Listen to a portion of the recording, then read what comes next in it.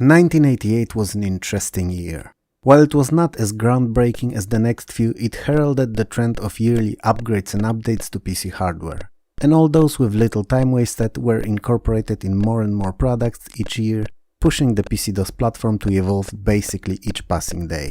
All because of how open and expansion-friendly the platform was.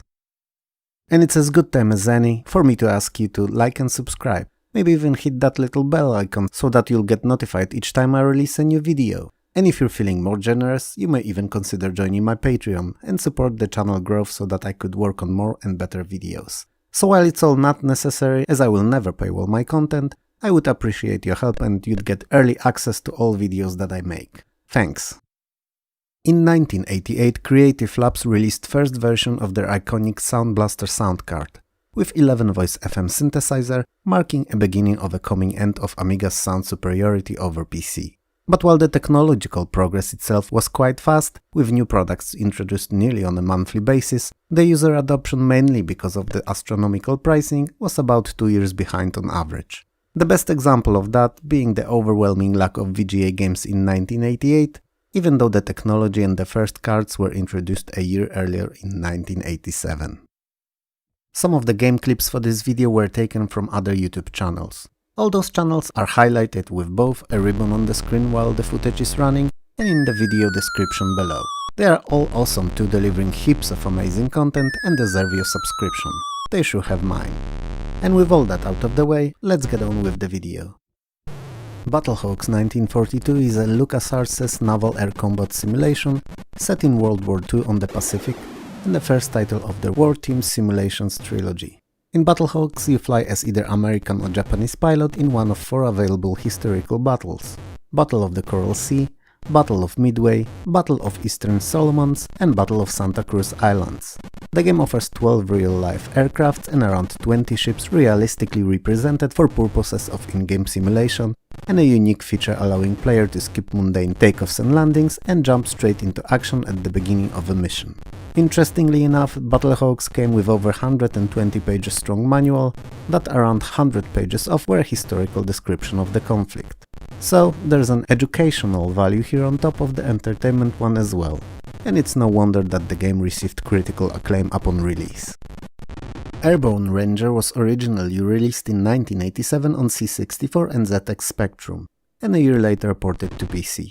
It's an action game developed and published by Microprose and places you in shoes of a sole US Army Ranger sent on a mission to infiltrate enemy territory.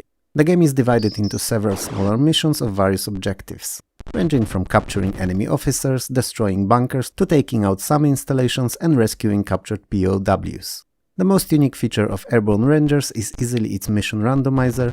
Each map objective and its location is assigned randomly at the start of the mission, so no two are the same, which obviously adds a lot to the replayability. Despite the simple graphics, the game was quite realistic for the time.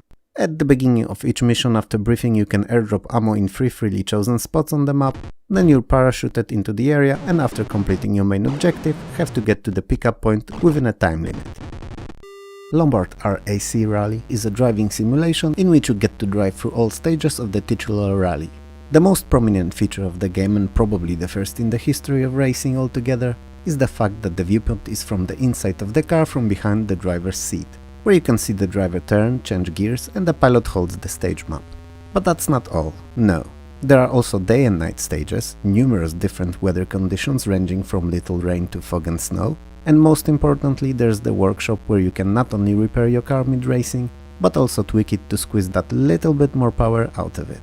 It's a really fun racer that's sadly best experienced on the Amiga, where it looks and sounds way better than on PC. Skate or Die is another of those 8-bit games that debuted on C64 and was later ported to 16-bit systems, thus being one of these. While there's nothing wrong with that process itself, those games rarely took advantage of new and emerging on PC market technologies like VGA graphics. All my complaints aside, Skate or Die is a sports game with skateboarding events on the forefront. And there's 5 of them: freestyle 4 points, high jump with an aim to jump on a ramp as high as possible, downhill race, that's, well, a race where you try to complete a course in 90 seconds, downhill jam, which is a multiplayer variation of downhill, and last but not least pool joust, which is very odd and could be described as skateboard jousting with a stick. While not exceptional, Skate or Die is a pretty fun title for a couple of hours and best enjoyed with a friend. Death Sword, released in USA by Epix and in the rest of the world as Barbarian by Palace Software, is an arcade versus fighting game for 1 or 2 players. In single player, you're placed in a series of versus battles against various opponent barbarians set by an evil wizard, all to rescue a captured princess. The game became famous for being one of the very first few depicting realistic violence in form of decapitations. While those early DOS games, or ports to DOS for that matter too, were not the best looking, often topping at 16-color EGA graphics, Death Sword is plain fugly. It uses CGA only in its 4-color pink-blue hell. Virtually any other version, be it 8 or 16-bit, looks better. But even though Death Sword's presentation on PC is awful, it plays as good as on any other system and it's just plain fun, especially against another player. 1988's Impossible Mission 2 is an action platformer with puzzle elements and a direct sequel to the first game. Once again, you're facing evil Elvin Atombender, who's seeking revenge for events from the first title and you're the only one to stop him. The game takes place in Villain's Fortress, which consists of multiple towers, each with a different specific theme. Corridors between those towers are locked and can only be opened with a numerical passcode that you have to figure out. And to get to the final, central tower, you have to unlock it with a password encoded in a piece of music, that you find bits of in surrounding 8 towers. 6 unique bits are required to complete the music piece. All the password bits and music pieces are found by searching through various objects in the rooms in each tower. It's a unique concept copied from the first game and makes for quite enjoyable experience. On a side note, Impossible Mission 2 is one of the first games to use VGA graphics mode. World Class Leaderboard is a golf simulation released in 1988 by Access Software of future Lynx fame on most 8 and 16-bit systems of the time. The game offers 3 real-life courses, Scottish St Andrews and 2 in the US, Cypress Creek and Doral Country Club. There's also a fictional course aptly named The Gauntlet, that's designed to be very challenging and a skill tester for most advanced players. And since all 16-bit ports include bunkers, water and rough, they're more advanced than the microcomputer versions are. PC Souting also includes a course editor that extends the replayability quite considerably, and the fact that the world-class leaderboard can be played by up to 4 players makes it probably the best golf game of the era, at least until aforementioned Lynx was released few years later. Graphics-wise, you can't expect much of EGA, but it's not terrible. This will be a mixed take on the game, cause Super Hang-On on PC looks, sounds and plays like an 8-bit game at best, and is just a marginal presentation update on C64's version, and only when run with EGA and not CGA graphics. Which, you know, for the time on PC was not unusual, given many games were extremely lazy interpretations of those that were released on 8-bit systems. But when compared to Amiga Souting that not only looks incredible but also sounds and plays very well, proudly representing 16-bit generation, this looks like a bad joke.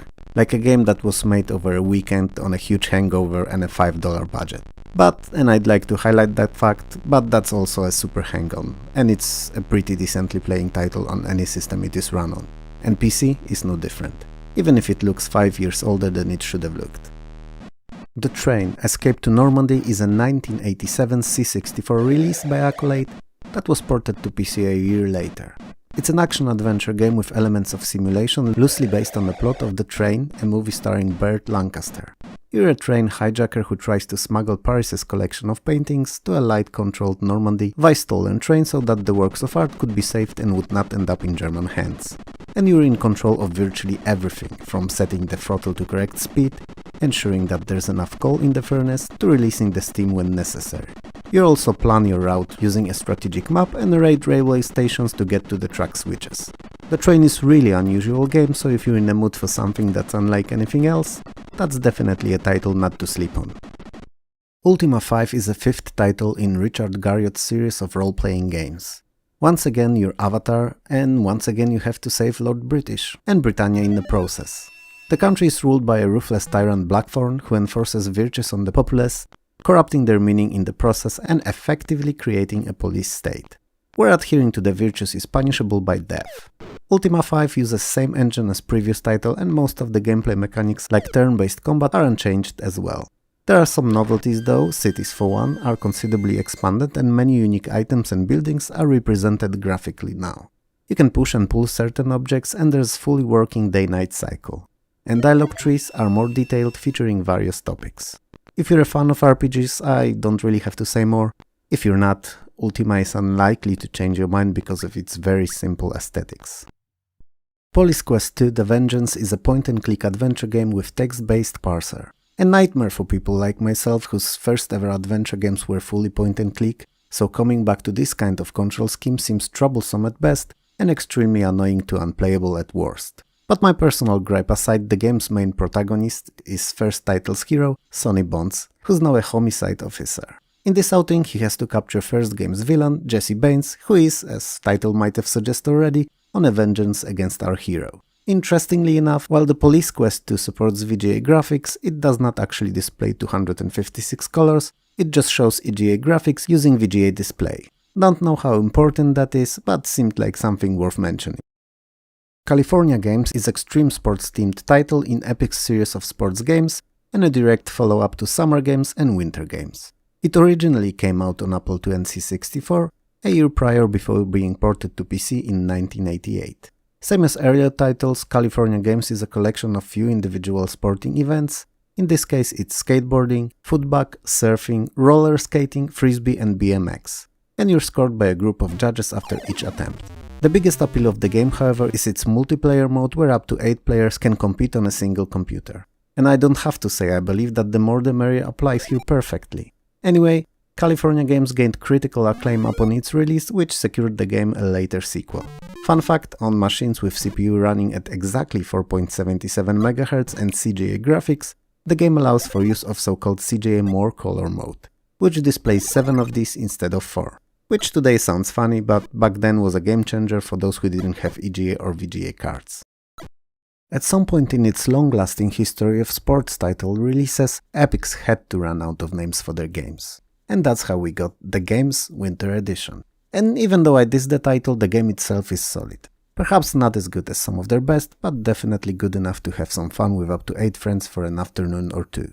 This time we're in Calgary and have 7 Olympic events to compete in. Figure skating, cross-country skiing, speed skating, ski jumping, slalom, downhill skiing and luge. Personally, I gotta say I'm a bit disappointed with the graphics, cause they're barely an upgrade on C64, and even though they're not bad per se, I would expect a bit more in 1988. But if you look for the best looking version of the game, definitely Amiga is the one to go for. Rampage is a multiplayer action ported from the arcades, where you and a friend, if you have one that is, are huge mutated monsters destroying the cities. The monsters are George the Big Ape, who has the highest jump, Lizzie the Lizard, that is the fastest, and last but not least, Ralph the Wolf, who has the strongest punch.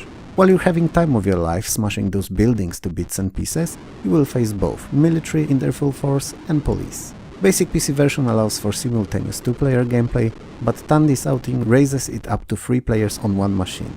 It's probably boring by now being mentioned all the time, but as usual in the late 80s, best looking version of the game other than in the arcades is on the Amiga. Incredibly long titled Battletech The Crescent's Hawk's Inception is a role-playing game with tactical turn-based combat and probably the most unusually designed game for DOS in 1988. What's so unusual about it, you may wonder? Well, the game's basically divided into 3 chapters, each of having different objectives and gameplay aspects. First is sort of a tutorial-like experience accommodating you to the controls and allowing you to earn in-game currency, which you should get as much as possible as it will be crucial in later parts of the game. It also takes place in the Citadel, where you're a cadet and are being trained in the use of mechs. During one of those training missions, the Citadel is attacked and the game mode switches to second chapter, which is more like traditional RPG, in which you travel around looking for people to join your party, finding better weapons and items to advance the plot, and you partake in numerous battles. And finally, the last chapter, which starts when you find means of entry to where the game will conclude, is a series of puzzles requiring a combination of luck and logic. If you're looking for a unique RPG experience, Battletech is definitely it. Pool of Radiance is SSI's party-based role-playing game with tactical turn-based combat set in Forgotten Realms universe. Also a first title in so-called Goldbox series of RPGs.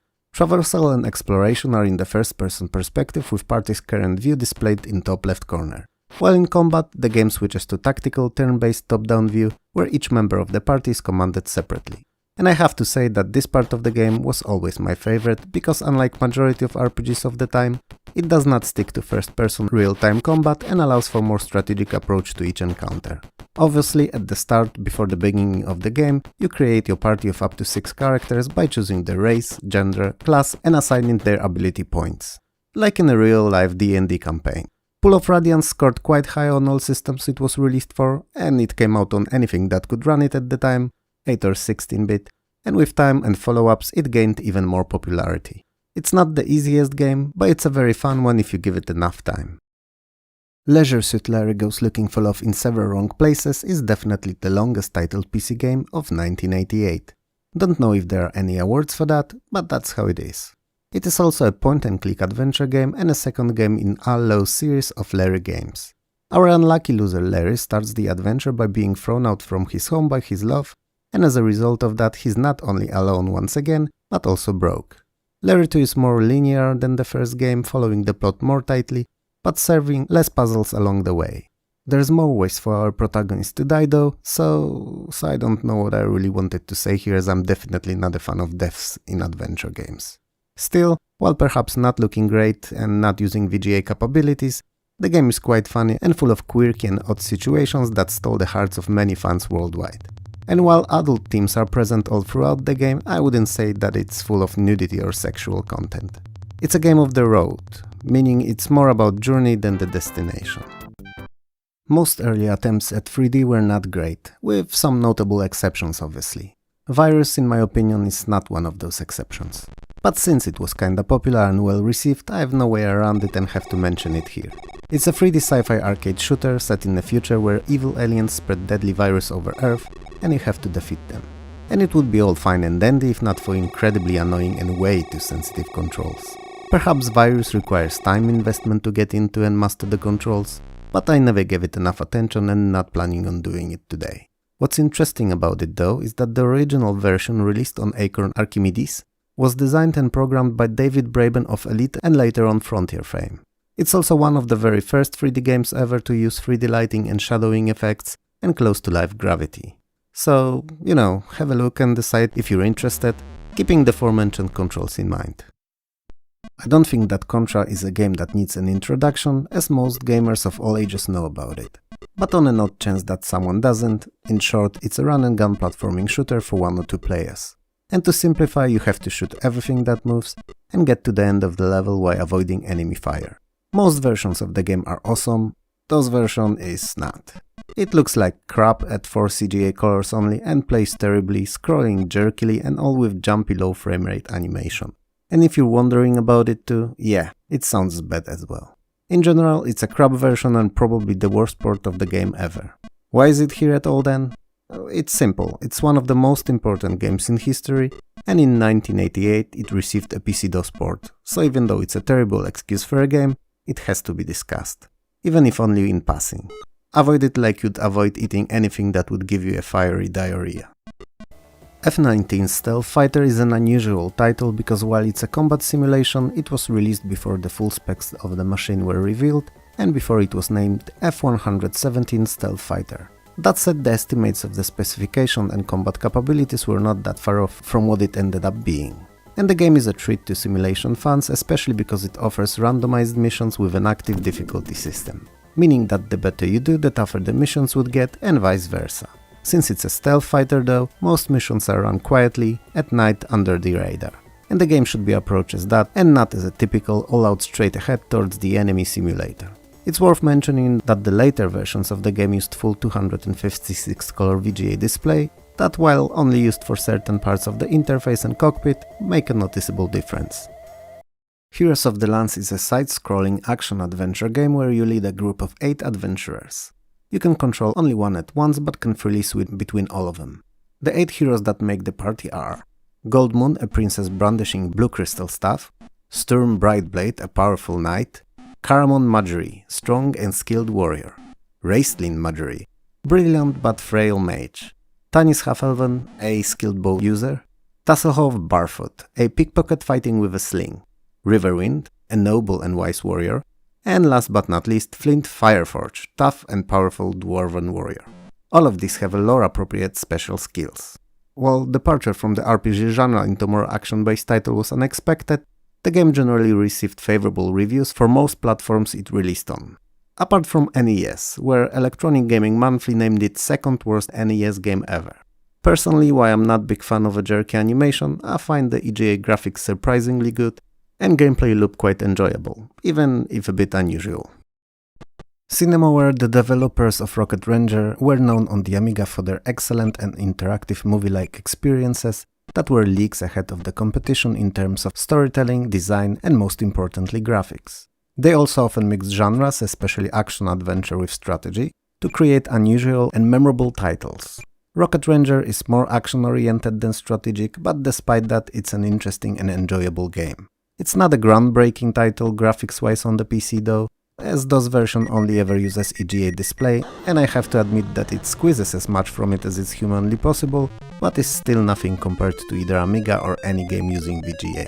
It tells the story of a lone, titular Rocket Ranger fighting against Germans during Second World War, and is loosely based on Rocketeer comic books. It's good, but not as good as Cinemaware's other games.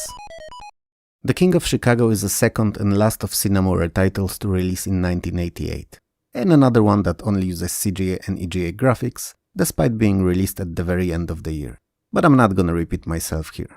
It's an interactive movie action-adventure game with strategy and management elements. A mouthful, isn't it? In short, Al Capone is gone and Prohibition-era Chicago is for grabs. Who will become the de facto underworld ruler of the city? Well, you, if you play your cards well. You have to increase the size and influence of your gang and defeat other mob bosses to do so. And you will partake in many criminal activities, so in drive-by shootings, bombings, bribing corrupt government officials, and running illegal gambling establishments among other. The game is plain amazing in its design and a real treat to most if not all gamers. I wholeheartedly recommend it, especially that it features many different endings, depending on the choices you've taken throughout the game. Grand Prix Circuit is Formula 1 racing simulator that actually, unlike most other games in 1988, was developed for the PC first and then ported to other systems. And it shows, cause maybe apart from the Amiga's outing that came a year later, DOS version is the best of the bunch. It looks as good as games can using EGA graphics and runs buttersmooth, provided you run it on at least 286 or even better 386 CPU and not on minimal required configuration. Grand Prix Circuit offers 3 different cars to choose from, McLaren being the fastest of all, Ferrari the easiest to handle and Williams sitting somewhere in between. And there are a total of 8 real-life tracks from all around the world, with Silverstone in Britain and Circuit de Monaco from Monaco being the most notable ones. It's a fun and frantic racer that requires a bit getting used to, but eventually is quite rewarding if you like racing games, that is. The Last Ninja first appeared on C64, where it was an astounding success. Beautifully looking, amazingly sounding, and on top of that, an awesome game in its own right. DOS version is no different, aside from not sounding great. Graphics are as good as EGA allows them to be, with a neat pseudo-3D isometric view, smooth animations, and big nicely animated sprites. Gameplay is a carbon copy of original and is addictive too. But despite all that, The Last Ninja was not a huge success under DOS. It's hard to tell why, perhaps it was the fact that it originated on 8-bit machines, or perhaps there was some other unknown factor. We may very well never know. The Last Ninja is a notoriously difficult game, so while I praise the fun factor, keep that in mind. And also, while the ninja can kick, punch and use various weapons, he cannot swim and literally drowns in any and all even tiniest puddles. Also something worth knowing. All in all, it's a good game and criminally underrated title on PC. I best remember Life and Death not from playing on my own PC but from school, where it was on basically all of the machines there, and whenever we had computer classes we spent more time playing this than actually doing our school assignments. All that said, Life and Death is a game where you're a doctor in a hospital and diagnose patients administering appropriate therapies. Even perform surgeries if patients' conditions call for that. While I wouldn't call Life and Death a medical manual, the illnesses and their symptoms are realistically portrayed in the game, and whenever you have to perform an operation of any kind, you have to strictly stick to all required procedures and maintain stellar hygiene. Whenever you fail, you're sent back to medical school to learn about your mistakes. Life and Death is an interesting game because apart from providing heaps of entertainment, it holds quite solid educational value. Not that I recommend that anyone should perform random surgeries left and right after playing, but you know what I mean. Anyway, the box states that it supports EGA VGA graphics, but it doesn't use their capabilities and only uses CGA for color display. Honestly, by now I can't wait for late 1989, early 1990, cause I'm sick and tired of those CGI graphics. They're terrible. But it's not the graphics but the gameplay that make or break the game. And Lords of Conquest, luckily, has a lot of it. Good gameplay, that is. It's a turn-based war strategy based on tabletop board game Borderlands and is similar to, but in the same time considerably more advanced than Risk. It puts a lot more emphasis on resource management and offers ability to erect cities on captured areas that double the production output of those areas. Additionally, there are 3 kinds of units in the game: infantry, cavalry and boats. So there's quite a lot here to tickle that grand strategy bone of yours. And all that coupled with a wide selection of pre-made maps, map editor and excellent multiplayer mode makes for a very good, even if ugly looking title. Microsoft Flight Simulator 3.0 is precisely what the title suggests, a flight simulation.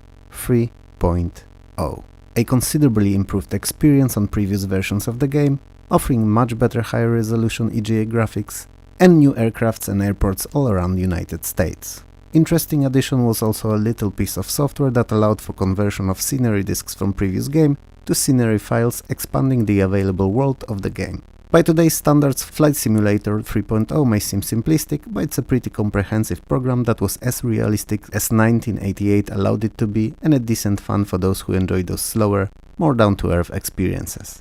Awful pun intended. Star Command is one of the most software-looking but also one of the most addicting titles of 1988. It's a RPG and strategy hybrid that is must-play for all fans of Star Trek and other spacefaring operas.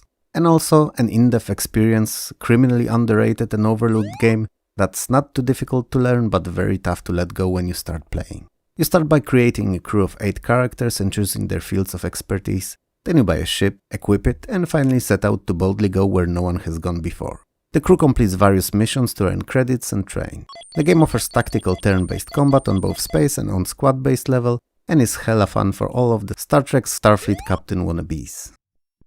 Despite looking like an 8-bit game, Paperboy on DOS is a very competent and fun conversion of an arcade title. And since it originated in arcades, where each machine is constructed in a way that would maximize profits, you shouldn't expect too deep of a story behind your in-game motivation. Basically, you're a paperboy delivering newspapers by throwing them into mailboxes. And you have to avoid people, miscellaneous objects and cars, all the while making sure that you don't run out of newspapers. Luckily, more can be picked up on the way. It's a simple at its premise but difficult to master and beat game that is surprisingly sparse in the sound department in this DOS outing. Platoon is a mixed viewpoint arcade action game that loosely follows the plot of the movie. You control all 5 guys found in a movie and they each act as a sort of life that has 3 hit points. The game is divided into 4 stages corresponding to important sections of the movie. So, in the first stage you're in a jungle in a side-scrolling shooter looking for hidden explosives. In second stage you're in first-person view navigating tunnels looking for a compass and a flare and disposing of any and all enemies. In third, you must survive the night in a bunker using earlier collected flares to light up enemies to be able to see them. And in the last stage you're in a third-person view in a jungle and you have 4 minutes to get through it, eliminating enemies and avoiding sniper fire, just to finally meet with the endgame boss. It's a fun but tough title. Toasty! Vermeer is my most favorite business management and trading game of 1980s. It came out on C64, Amstrad CPC, Atari ST, Amiga and DOS, and it's equally brilliant and identically playing on all of the machines. In short, you're left with a bit of cash and a target of recovering stolen arts by Vico Vermeer. And since paintings are expensive, you have to multiply your money, so you'll be building plantations, investing in stocks and trading various pieces of art. And quite honestly, the game is better if you ignore the fact that you're supposed to do something to end it. It's best played as an open-ended business simulation. And the fact that up to 4 players can compete simultaneously makes it even better. If you'd like to know more, I have a separate video review on it on my channel, and I'll link it in the top right and in the description below. It's Amiga's version review, but they're all virtually the same. Oh, and the game is in German only. I don't speak or read German, but I've played it so many times that I understand everything in it. And believe me, it's so good that it's worth just giving it that little time to get used to it, even if you don't speak the language. The Bard's Tale 2: The Destiny Knight is a party-based role-playing game and a largely expanded direct follow-up to the first title. It features large explorable wilderness, 6 cities, multiple dungeons, banks, casinos, and a new magic user class, an Archmage. And finally, as opposed to the earlier outing, it allows for use of long-range weapons and spells to hit enemies up to 90 feet away, which opens up a totally different tactical approach to combat encounters than previously possible. Ability to summon multiple creatures to join the party is also a nice change and something that players welcome. Obviously, you can either create a party of up to 7 characters at start, or import it either from the first game or from Ultima 3 Exodus. Most genre staple races and classes are in, so the fans of RPGs can have a lot of fun with this one. Renegade is a side-scrolling beat-em-up similar to better-known Double Dragon. While original takes place in Japanese city, Western release moved action to mean streets of 1980s Brooklyn, New York. The game can be played by up to 2 players at once and tells a story of main protagonist fighting his way through 5 battlefield levels to rescue his kidnapped girlfriend. Renegade offers quite a selection of moves for the time and plays decently well too. Interestingly enough, it offers full VGA support but only ever uses 16 color assets, having all that powerful hardware wasted on displaying subpar graphics. And don't get me wrong, it's not ugly, it's just not as good as it could have been. Mentioned just a minute ago, Double Dragon is a side-scrolling beat-em-up for up to 2 players. The main heroes in the post-apocalyptic New York are twin brothers, Billy and Jimmy Lee, and they're on a mission to rescue Marian, Billy's girlfriend, who's been kidnapped by a savage gang called the Black Warriors, led by a man called Willie. If there's a name that screams danger, it's Willie. Oh my god, I can't believe that's the name they've picked for the villain. Quite honestly, while I've played countless versions of Double Dragon, I never cared about the lore. And it seems that it was for the best. Anyway, while on any other system Double Dragon is better than Renegade, it's not the case on PC. It's actually a pretty disappointing port that not only suffers from choppy animation, but also is a victim of lackluster programming, where if you hold fire and not perform any special moves, all enemies walking into you will just be defeated with the most basic attack. Spy vs. Spy was a famous series of 2-player competitive arcade games on 8-bit machines. They place 2 spies, black and white, against each other, who have to find series of objects and then use them to escape the location that they're in. They can set up traps for one another to hinder opponents' progress, and even fight when they meet. In this, third and final installment of the game, spies are placed on an iceberg. And while playing with a friend can be a unique and enjoyable experience for a few times, because replayability of Spy vs. Spy is questionable at best, pitting yourself against CPU is not great. Still, while the game shines on 8-bit systems, this DOS release looks terrible in 4-color CGI graphics and sounds equally as bad. Personally, if not for historical importance, I wouldn't advise playing this version of the game and would suggest you try either C64 or Amiga's brilliant ports. I could tell you a whole story of nefarious Eurydium's plot that sees huge juggernaut ships attacking Earth to fill their fleet with biofuel. But I won't, because plot in a shoot-em-up is as necessary as cherry cakes are in a toilet. Sure, you could have one while sitting on a throne, but would you really? I don't think so. Anyway, Eurydium is a game that originated on C64 and that's where it plays best. But DOS outing is nothing to scoff at either. It's as smoothly scrolling and animated as original, basically keeping what made it great working here as well. With an exception of sounds, but PC speaker was never great, and C64's seed chip for a long while was something to marvel at. The game is horizontal, 2-way scrolling shooter where in each stage you have to destroy one of the Juggernaut ships and its defenses. Quite honestly, I don't think I recall any other shooter than both Eurydium titles and Defender offering simultaneous left and right scrolling on PC in the 80s. Everyone knows Tetris. And if the former sentence is factually incorrect, then everyone should know about Tetris. It's a puzzle/logic game that not only tests how keen your mind is, but also your dexterity.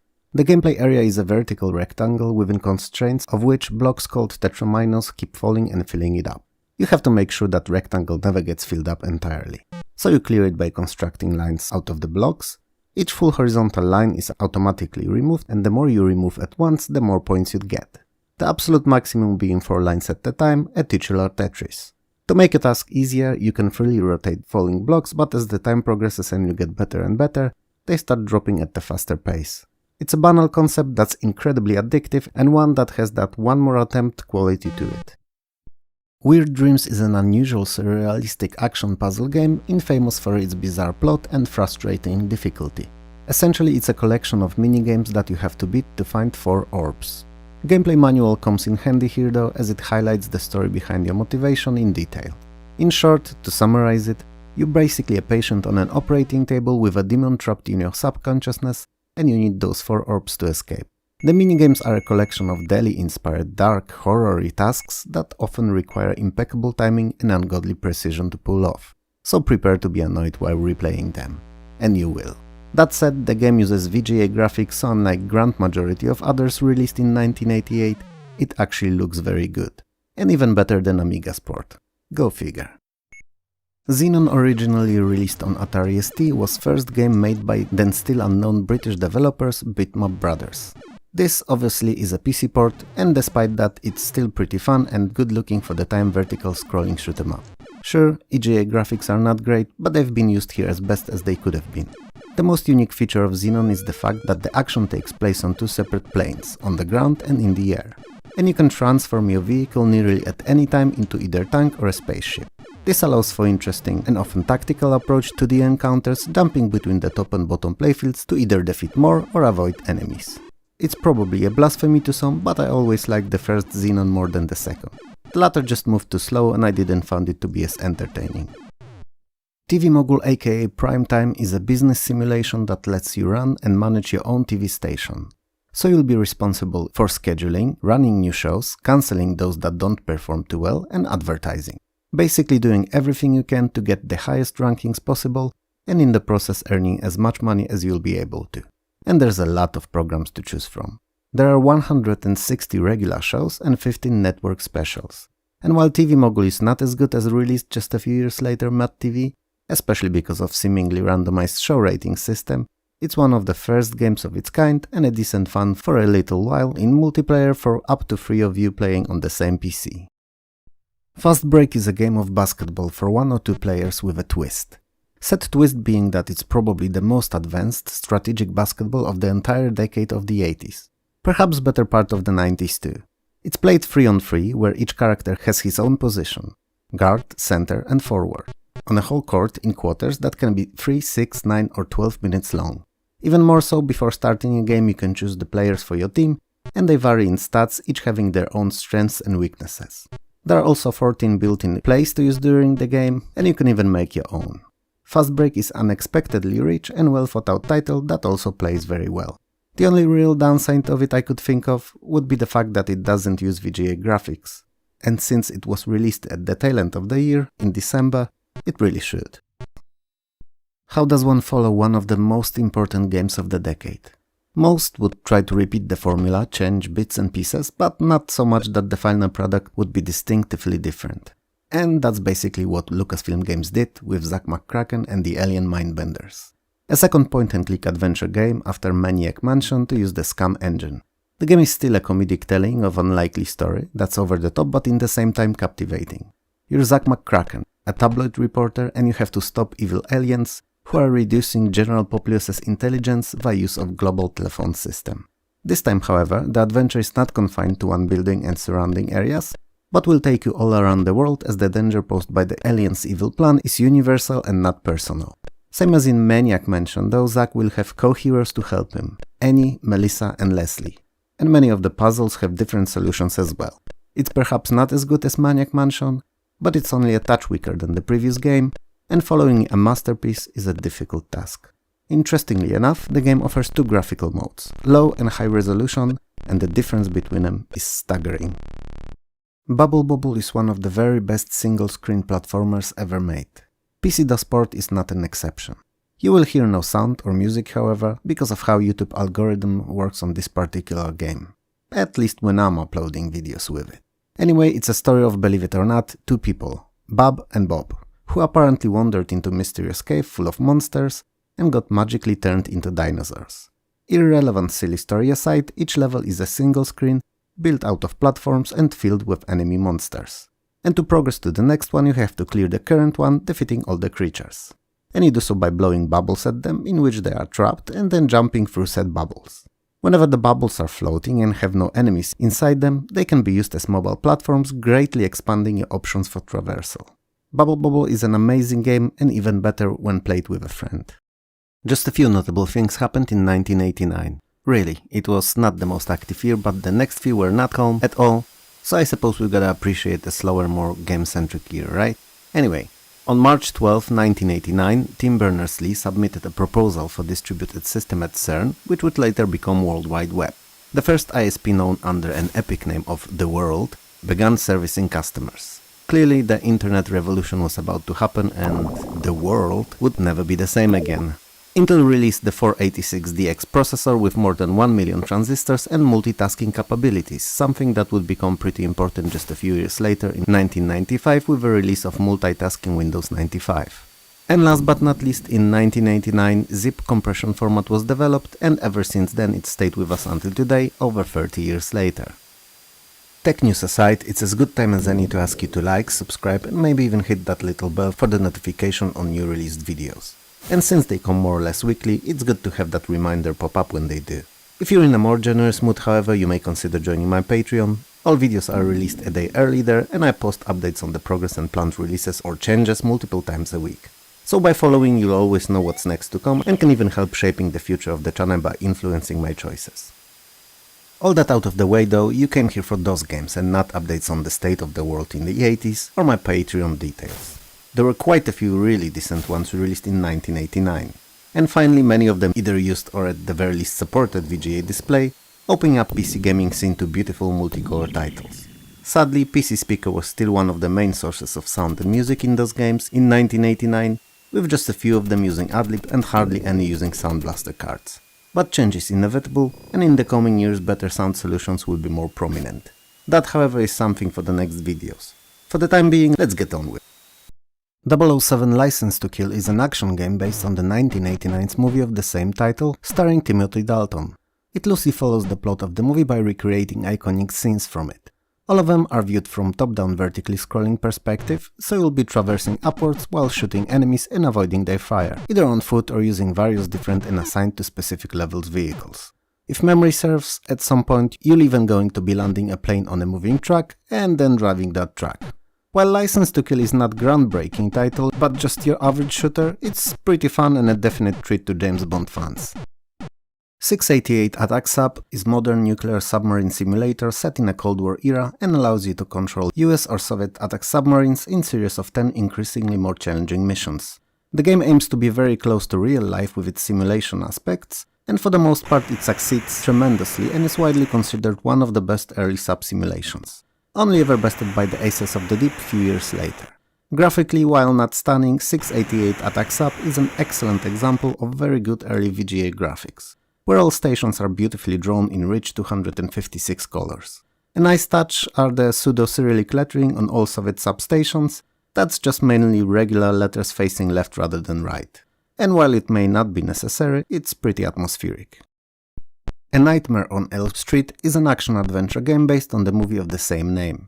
The aim of the title is to free your friends from the grasp of Freddy Krueger, and to do so you pick one of 5 available characters, each having different starting item, abilities and differing in appearance.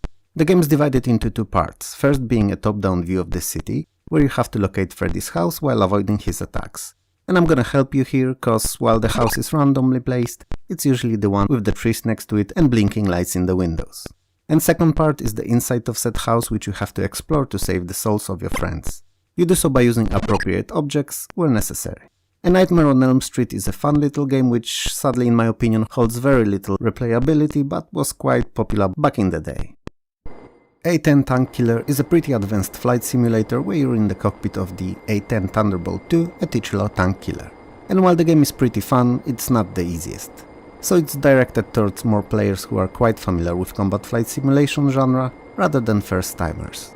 Also, a couple of years later a much improved 1.5 version was released, that not only updated the sounds and graphics considerably, but also added 7 new missions, one of them being Desert Storm scenario.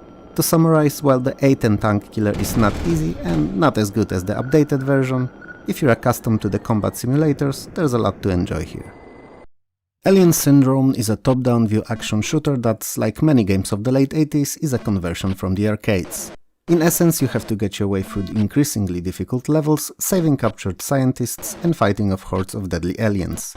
Each consecutive level is more demanding and each ends with a boss fight. All bosses being a unique and challenging experiences, worth seeing at least once. If I was to complain about something, and there is one thing, I'd say that the scrolling solution used in the game is criminal.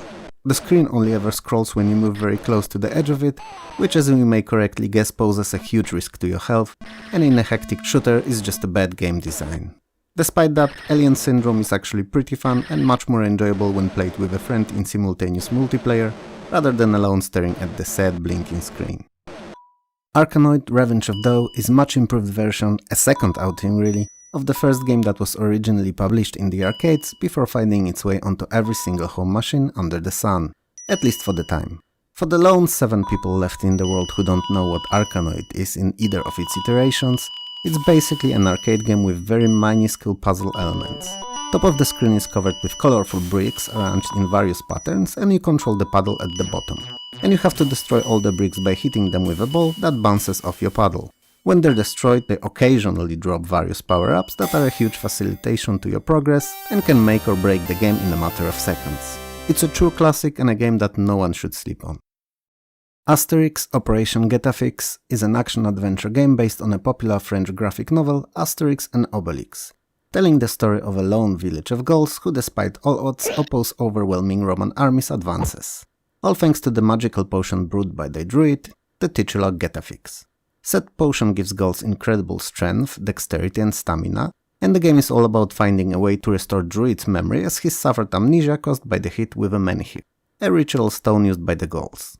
Operation Getafix is mainly an arcade title filled with various action sequences like fighting with Romans or boar hunting among others. But there are also slower paced parts of the game like the potion mixing sequence where you have to mix ingredients and test the resulting formula, or even a dice game. It's a neat but not great title that most likely holds most value to the fans of the comic book. Bad Dudes, as many games of yesteryear, is a conversion from the arcades, and a pretty good one at that.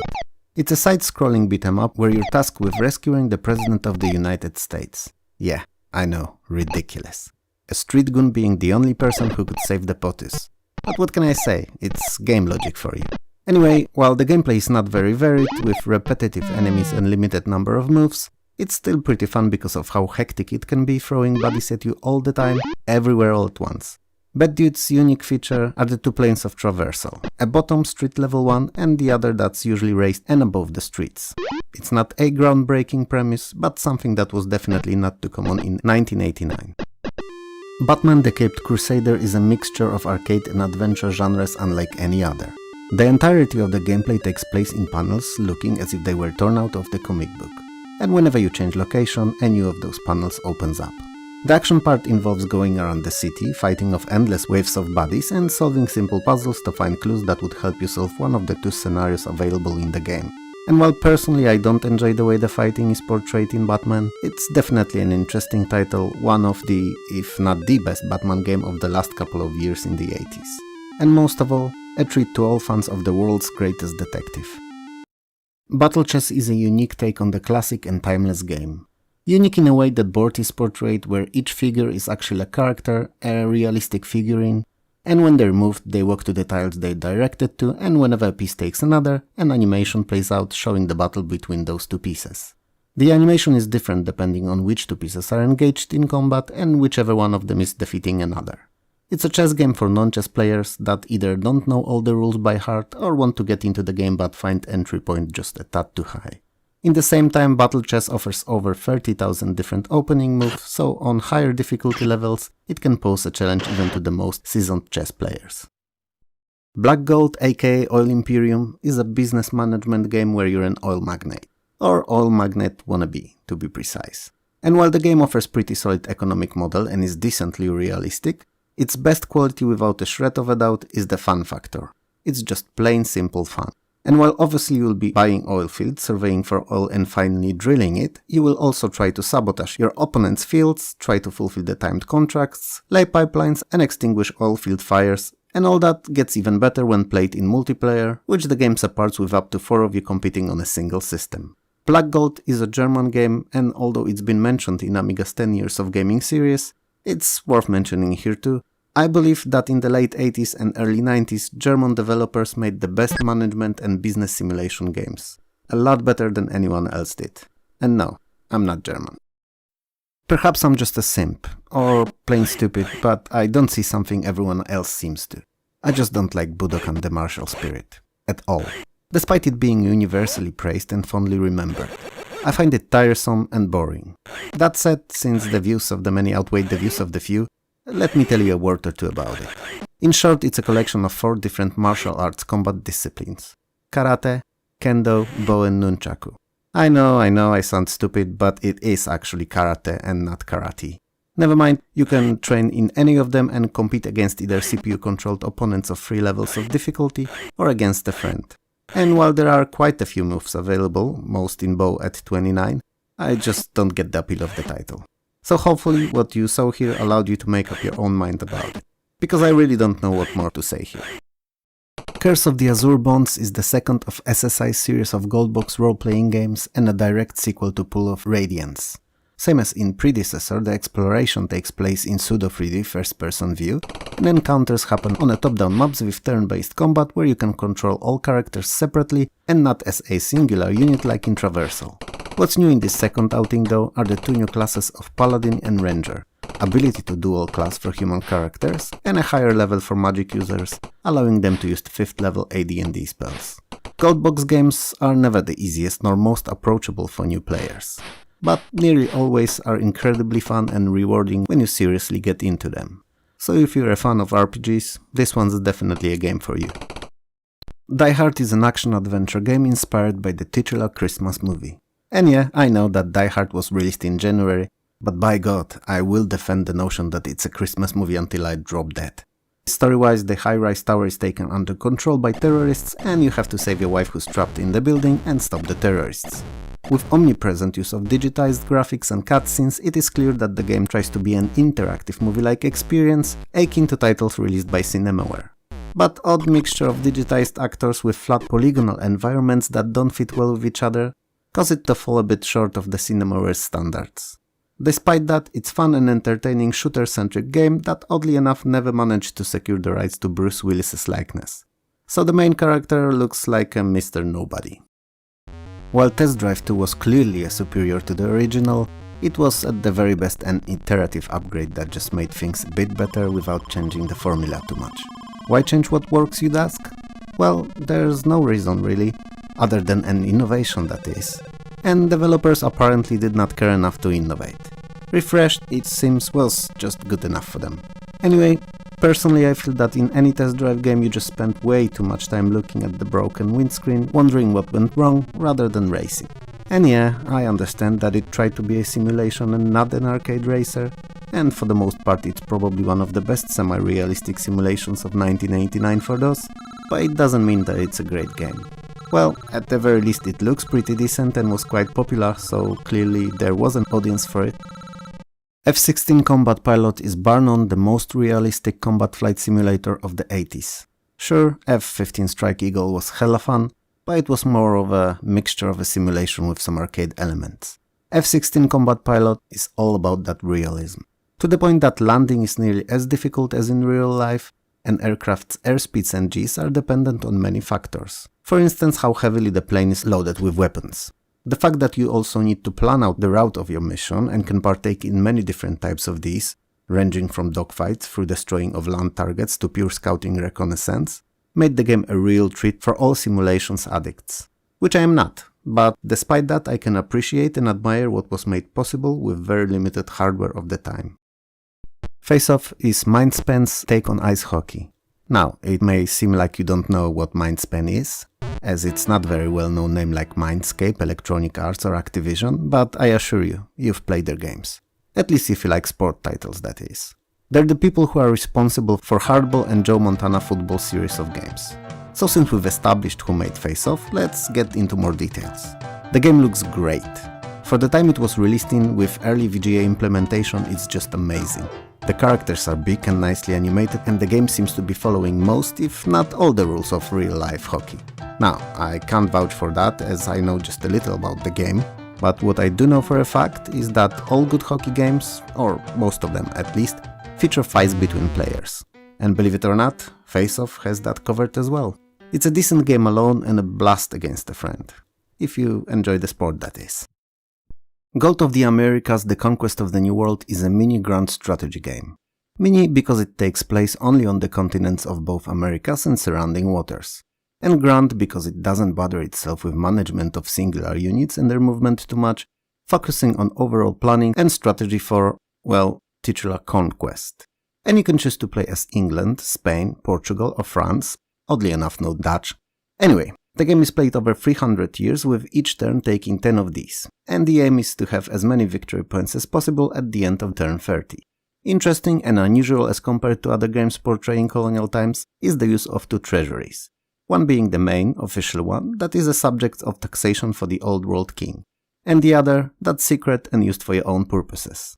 You have to manage the balance between them carefully though, so the size of the main treasury is not too suspicious to your ruler. I honestly see Gold of the Americas as an excellent board game, and it would be as playable as it is here in reality on somebody's kitchen table. Hardball 2 is a popular arcade baseball game and the first title in the series released on PC. It's not a simulation in any shape or form, but instead a very enjoyable and easy to pick up arcade sports title. As a direct follow-up to the first game, however, the developers didn't just copy the formula and added the extra digit to the title, but improved it quite considerably. Statistics are changed between the games and stored, there are pickoffs, league play, team editor, animations are more fluid and realistically looking, there are 7 different stadiums with 5 views and there's an instant replay feature now. While the graphics are EGA only, Hardball 2 is a complete package and one of the best baseball games for DOS. Harley Davidson The Road to Sturgis tells a story of you and your gang of bikers going to Sturgis, Dakota for a bike drop bash that's happening in just 10 days. So you'll be driving to get there as soon as possible, outrunning cops, avoiding road obstacles of various kind, and saving wayward girls. In towns that you'll pass by, you'll also upgrade your bike, arm yourself in the best 80s drip, and take part in various competitions. It's a game of the road and should be approached as that. It doesn't excel at any of its basic parts, but works well and is really fun as a whole package. Sadly, compared to Amiga, it doesn't look great and sounds just plain awful. That said, it's not the presentation but the gameplay that makes or breaks the game, so hopefully what I said here was enough to strike your interest. Sierra's Hero's Quest So You Want to Be a Hero is an unusual title, at least for Sierra. It's not just an adventure game like most of the releases, because it has some quite prominent RPG elements. Meaning that aside from your usual adventure foray, with actively hated by me word command parser, you'll also be partaking in combat and developing your character's skills. At the beginning of the game you pick a class out of 3, fighter, mage or thief. And that choice will not only influence combat, but also many events in the game, puzzles you will encounter and solutions to those puzzles. It's a unique and involving premise, and one that guaranteed title's success upon its release. Additionally, there's a full day-night cycle and hunger-tiredness system. So yeah, perhaps that's the only one of early Sierra's titles I could actually find myself enjoying to some degree. Hillsfar is an odd role-playing game. For one, it's not party-based as most other RPGs, instead you only control a singular hero. Secondly, depending on the game mode, it's played from 4 different perspectives: first person, third person, top down and side scrolling. Thirdly, choice of the class at the beginning of the game will influence the guild you'll be able to join, and as extension of that, also quests that will be available to you. And last but not least, unlike virtually any other RPG, we will not partake in combat in randomly generated spots against randomly generated enemies. Combat only ever occurs in the arena. Quests provided by your guildmaster usually consist of various minigames which can be fighting in the arena, completing an archery range challenge, exploring buildings or mazes, riding a horse obstacle course, or lockpicking doors and chests.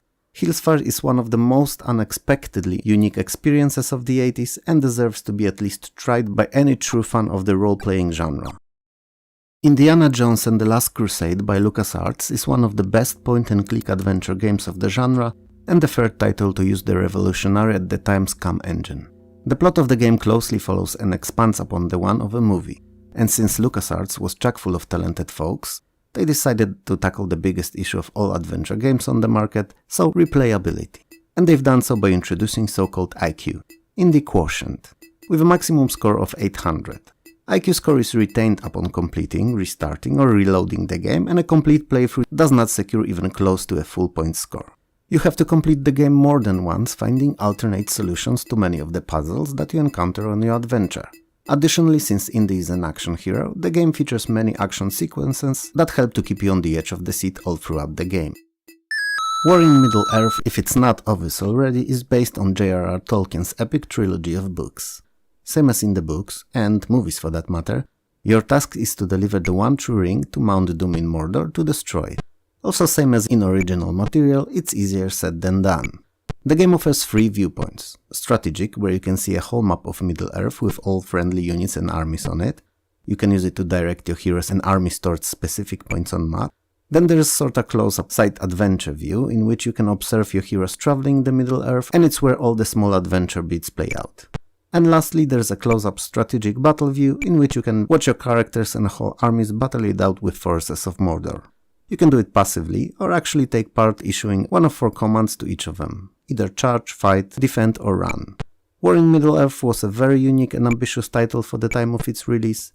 It innovated quite a lot, giving a player full control of all events in Middle-earth, while allowing for completion of the main objective in multiple ways. Lost Dutchman Mine is all about mining gold while searching for the legendary Lost Dutchman Mine that's supposedly filled with treasures. In reality, it's probably one of the very first roguelite games. Roguelites, not roguelikes to be precise and avoid any confusion.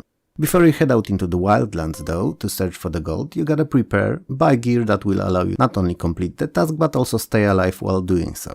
You'll need something to either eat, or even better, a fishing rod. Then there's also your best friend, a flask, and you gotta have one and make sure to fill it up as soon as you're at the river, to stay hydrated. After all, desert sun is scorching every single day without fail. You also need a source of light to mine in the dark caves.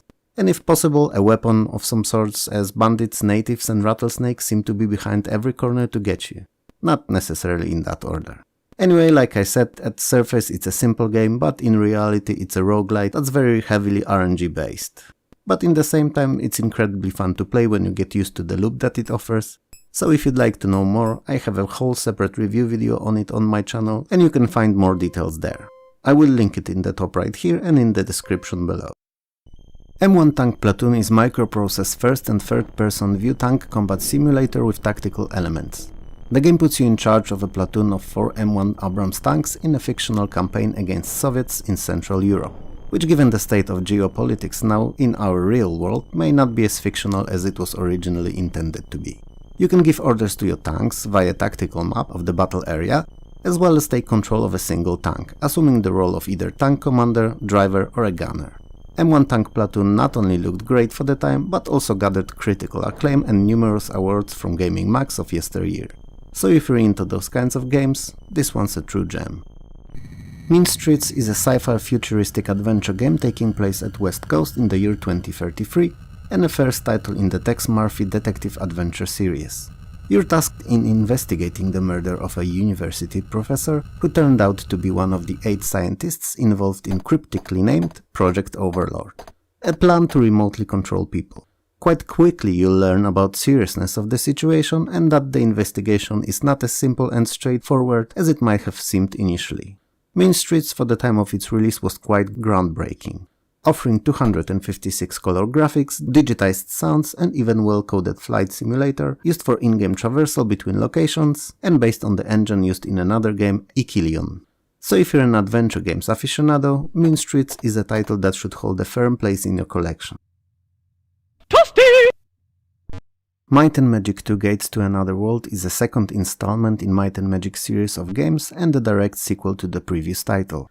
Same as in predecessor, you start by creating a party of 6 characters in one of 8 available classes: Knight, Paladin, Archer, Cleric, Sorcerer, Robber, Ninja or Barbarian, and in one of 5 races, picking between humans, elves, dwarves, gnomes and half-orcs.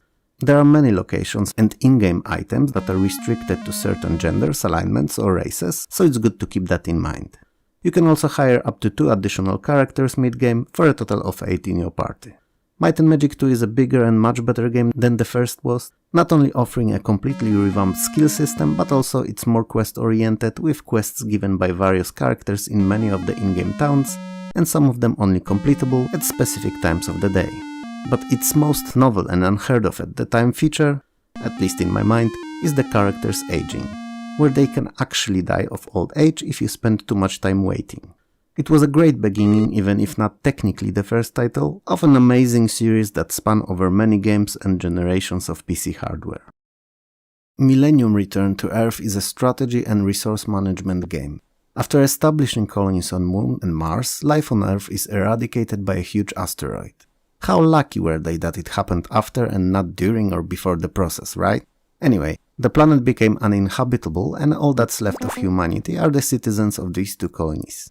And while moon colonists are all about finding new planets and moons to settle on, and eventually to come back to Earth when possible, inhabitants of Mars mutated over the span of their lives there and consider themselves now a superior race to base humans.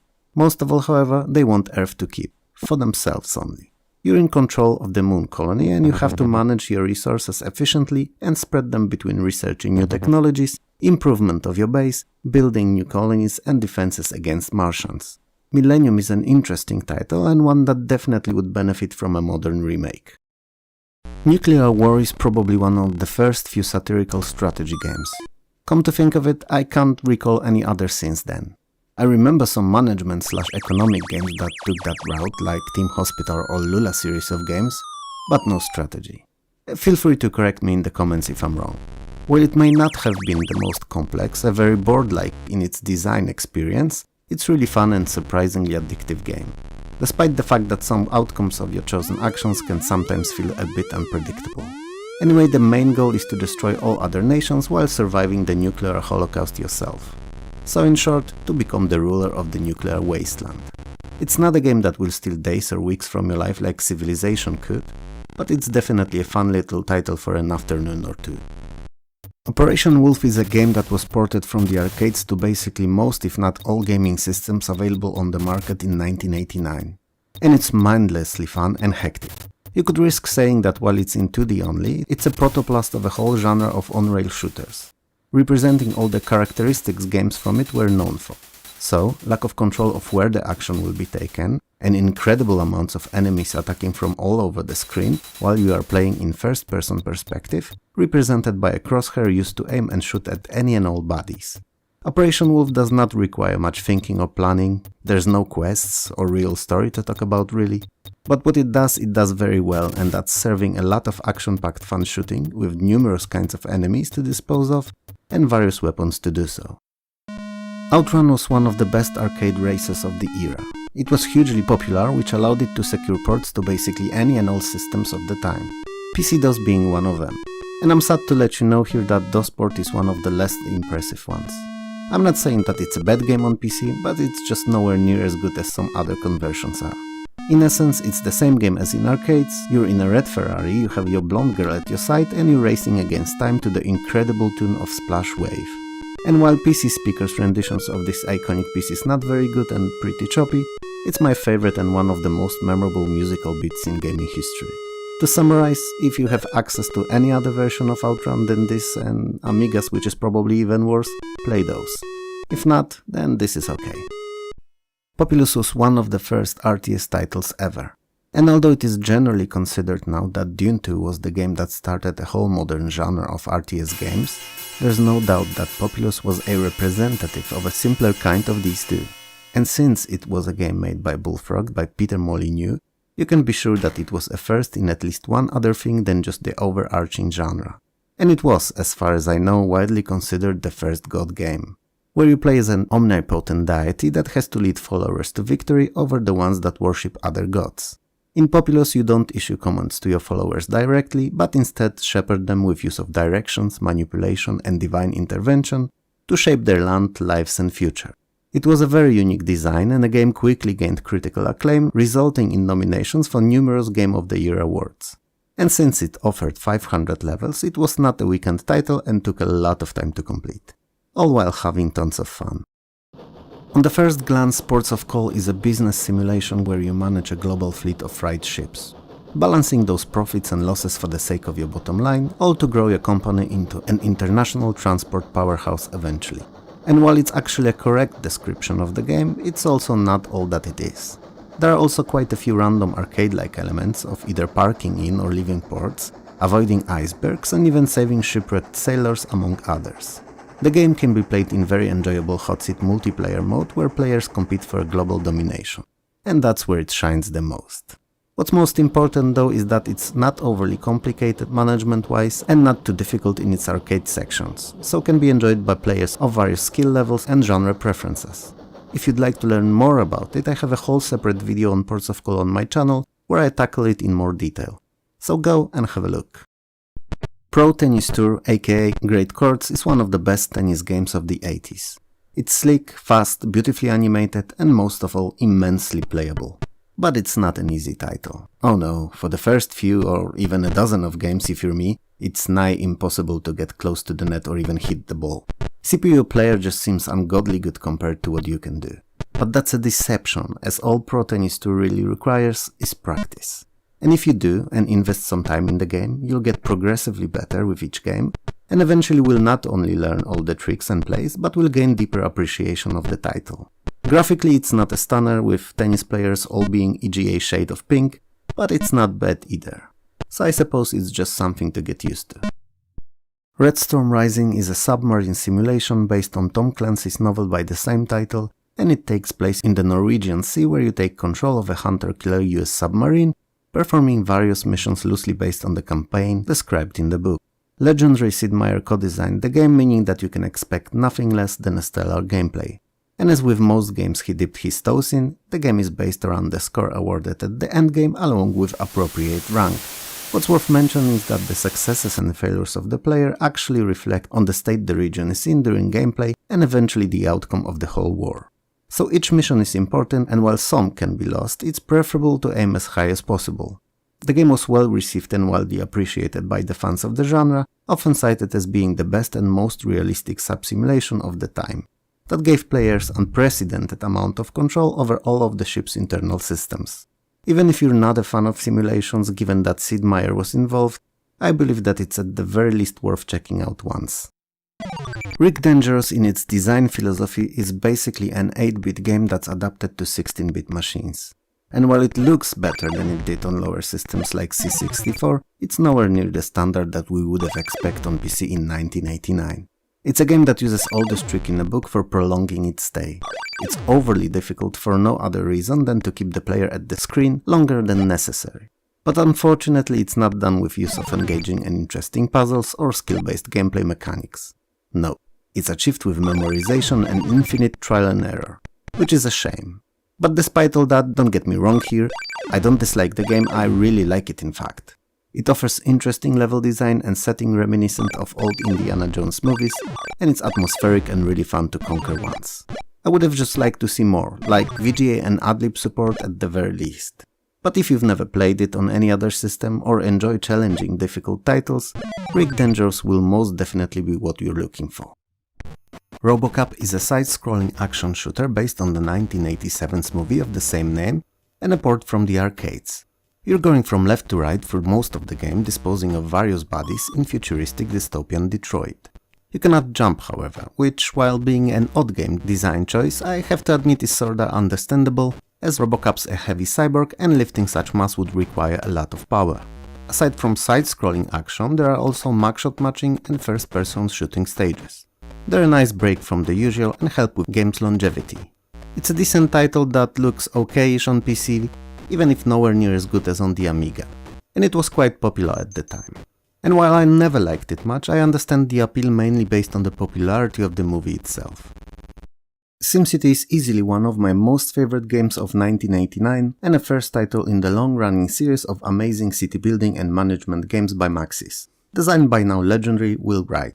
I have to admit I first played it on C64, then on the Amiga, and on PC I only ever played SimCity 2000 and later titles, but since all versions of the original, despite some graphical differences, are virtually the same, I feel I can talk about it anyway.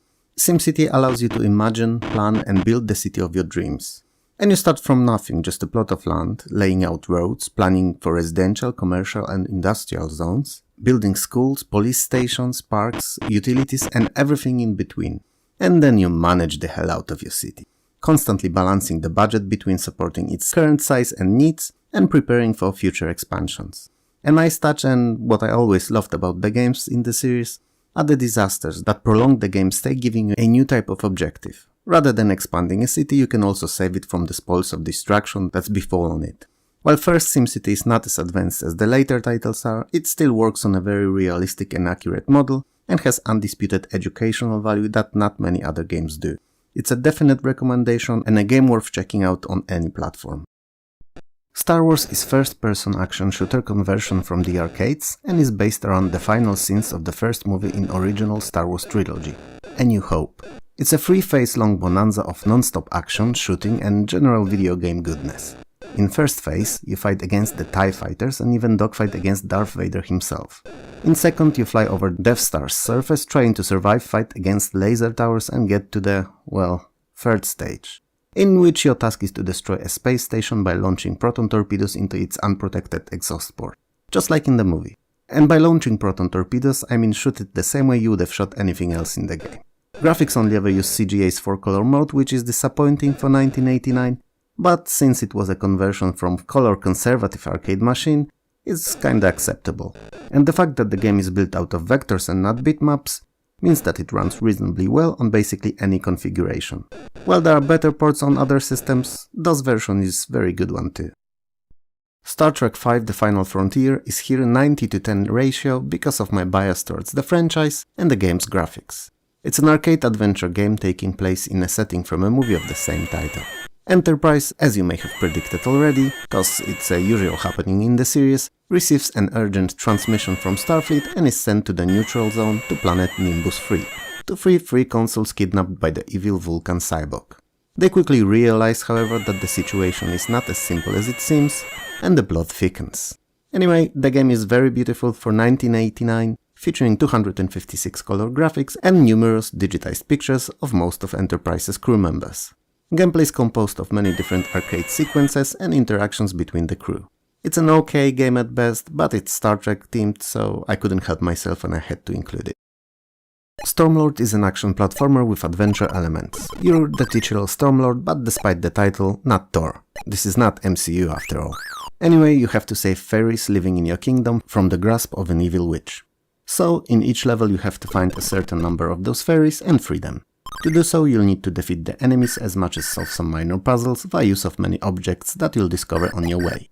Most of these puzzles are pretty simple and have very obvious solutions, like having to use the honeypot to lead the bees away from the fairy that they're guarding, but they're fine for what the game is. Stormlord is not the easiest of games, but it's pretty fun and definitely worth completing. Graphics-wise, it has a very Amiga-like quality to it, with a lot of attention given to all the character and enemy sprites, with plenty of colors, all sadly leaning towards the brownish tones and shades. Sounds and music, however, are way below Amiga standards, but in 1989 PC was still unsuccessfully catching up to Commodore's system, so it's disappointing but expected.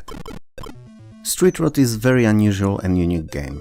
Everything about it is great, but the racing. Sounds odd? Well, in essence all the game features apart from the races are quite fun. Races themselves, while not the worst, are meh at best. The main attraction here is the fact that in Street Rod you buy your own cars, challenge other drivers for money and pink slips, and then use the money won on upgrading the hot rods, which requires disassembling them and putting back together all the necessary parts. No other game at the time allowed for freedom of tinkering and changing cars' performance to such a degree, and not many since. Pity though that the racing, so the main fare of the title, was not the best. In this, however, it reminds me of my beloved Fallout series. Most Fallouts in the series I love, but then came Fallout 4. And while it was really fun post-apocalyptic shooter, it was a terrible Fallout and not an RPG at all. Same here, great game full of novel and groundbreaking for the time ideas, but not a very good racer. Perhaps Strider's developers predicted the future, because the game tells the story of 2048's Russia's evil Grandmaster, whose insane plot is similar to the current happenings in Eastern Europe. He wants to take over the universe for himself only. His name does not start with letter P though, and is just plain simple mayo. Not like the condiment, more like a word of Far Eastern or Japanese origin. Still, regardless of his name, evil ruler needs to be disposed of, and you're the Strider, the only one who can do just that. The game is an action platformer and a conversion from the arcades in which you have to get to the villain by platforming your way through the increasingly more demanding levels and defeating countless enemies with your plasma sword. The most unique feature of Strider is the fact that you can climb walls and overhangs, which is something that nearly no other platformers did, or do even to this day. Stunt Car Racer is probably one of the most unique and unusual racers of the 80s, if not most even. The game is based around the Racing League, divided into 4 divisions. Each of these has 2 tracks and 3 drivers including yourself, making for a total of 8 unique tracks and 12 drivers. Every next stage is a bit more difficult than the previous one and often more interesting too. And it's all because the game's most notable feature are the elevated and daredevil-worthy tracks. They are in essence differently shaped ramps raised to ungodly heights with no railings on the sides. So there's nothing stopping you from just falling off or not making into a sharp corner and jumping off the track entirely. As you can probably imagine, it adds a lot to the excitement of racing. Stunt Car Racer also features a damage system where each bump with opponent's car or a bit too harsh landing from a jump increases damage, indicated by the cracks on the car's frame. If the car takes too much of a beating, it gets totaled, and that's an instant loss of a race. The game was released on all microcomputers of 1989 and received critical acclaim for all of these ports. Times of Lore is an action-adventure with some light role-playing elements. After the disappearance of the king, the kingdom of Albereth needs a new champion to save it from invading barbarian forces. And believe it or not, you're the one to do it. Either as a strong barbarian, armored knight, or a quick and nimble Valkyrie. The game is real-time and has a working day-night cycle. You could say that it's an early draft for what modern Ultima games would end up being. Anyway, on your travels you'll encounter various kinds of enemies like skeletons, orcs and rogues, and will collect potions, increasingly better weapons, and search for special powerful artifacts to restore the strength to the kingdom. Times of Lore is quite fun and definitely a game worth checking out. Even if one I haven't given as much time as it deserved back in the day. TKO is one of the most innovative boxing games of the 80s and the only one played from the first-person perspective that I know of. The game allows you to create your own boxers by trading off a mixture of attributes, adding some and subtracting others. It has pretty nice graphics with big sprites, which ends up being quite important as TKO settled upon displaying all the injuries on boxers as they're sustained. So, whenever you or your opponent gets a black eye, fat lip or a swollen cheek, or any other injuries really, they're all clearly visible. For the time it was not only innovative, but also quite realistic approach and made landing those punches just that tiny bit more enjoyable than they would have been otherwise. Most don't usually associate Cinemaware with sport titles, but here it is. TV Sports Basketball by the Amiga's masters of interactive movie adventures. Yes, Amiga, even though we're on PC here. Why? Well, just watch any of the countless comparison videos between Amiga and PC with Cinemaware games as a subject on YouTube and you'll know what I mean. Anyway, TV Sports Basketball is freaking awesome. Some would argue that not only it was the best basketball game of the 80s, but also one of the best to this day. I don't really subscribe to this notion, but here you go. The in-game perspective is from the half-court. Whenever player cross the half-court line, the animation cutscene plays showing them run and then it switches to the opposed half view. Other than the usual Cinemaware's outstanding presentation, the game rose above others with few additional novel ideas. You could choose, for instance, if you wanted to always play as the same player, or switch to the one that has ball at hand. Most importantly, you could edit all the players included in the game, recreating the teams or even the league of your dreams. If you've never played it, it's high time that you give it a shot, as it really deserves the praise it got over the years. Wasteland is a post-apocalyptic role-playing game set in California after World War III nuclear holocaust.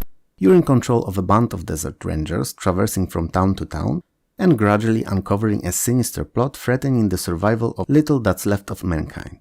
At start you can either create a whole party of characters or just main one and recruit companions along your travels from inhabitants of the titular wasteland. The game world is viewed from the top-down perspective and all the combat encounters are turn-based. There are many things that Wasteland does better than most games of the time, or even some of the modern ones too. For one, character development is not class-locked and instead you're periodically given points to redistribute among attributes and skills. More so, skills get better as you use them, same as in real life. And some encounters and engagements will allow for just a few or a single of your band members to partake in, making for a very individual feeling, even if party-based experience. It's one of the best games of the era and one of the most important ones in the history of gaming overall. Wings of Fury is an interesting title because it doesn't excel at anything at all. It's not the best looking game out there, especially not for 1989. It definitely does not sound best, and it's not the best gameplay wise. But it's decent at quite a few of things, and that is good enough it seems. Even if Wings of Fury gets a bit repetitive eventually. Either because you've done all that it has to offer numerous times already, or you're stuck and keep repeating the same things failing over and over as the game is brutally tough at times. But while it may seem that I've been dissing the game till now, it's not like that at all.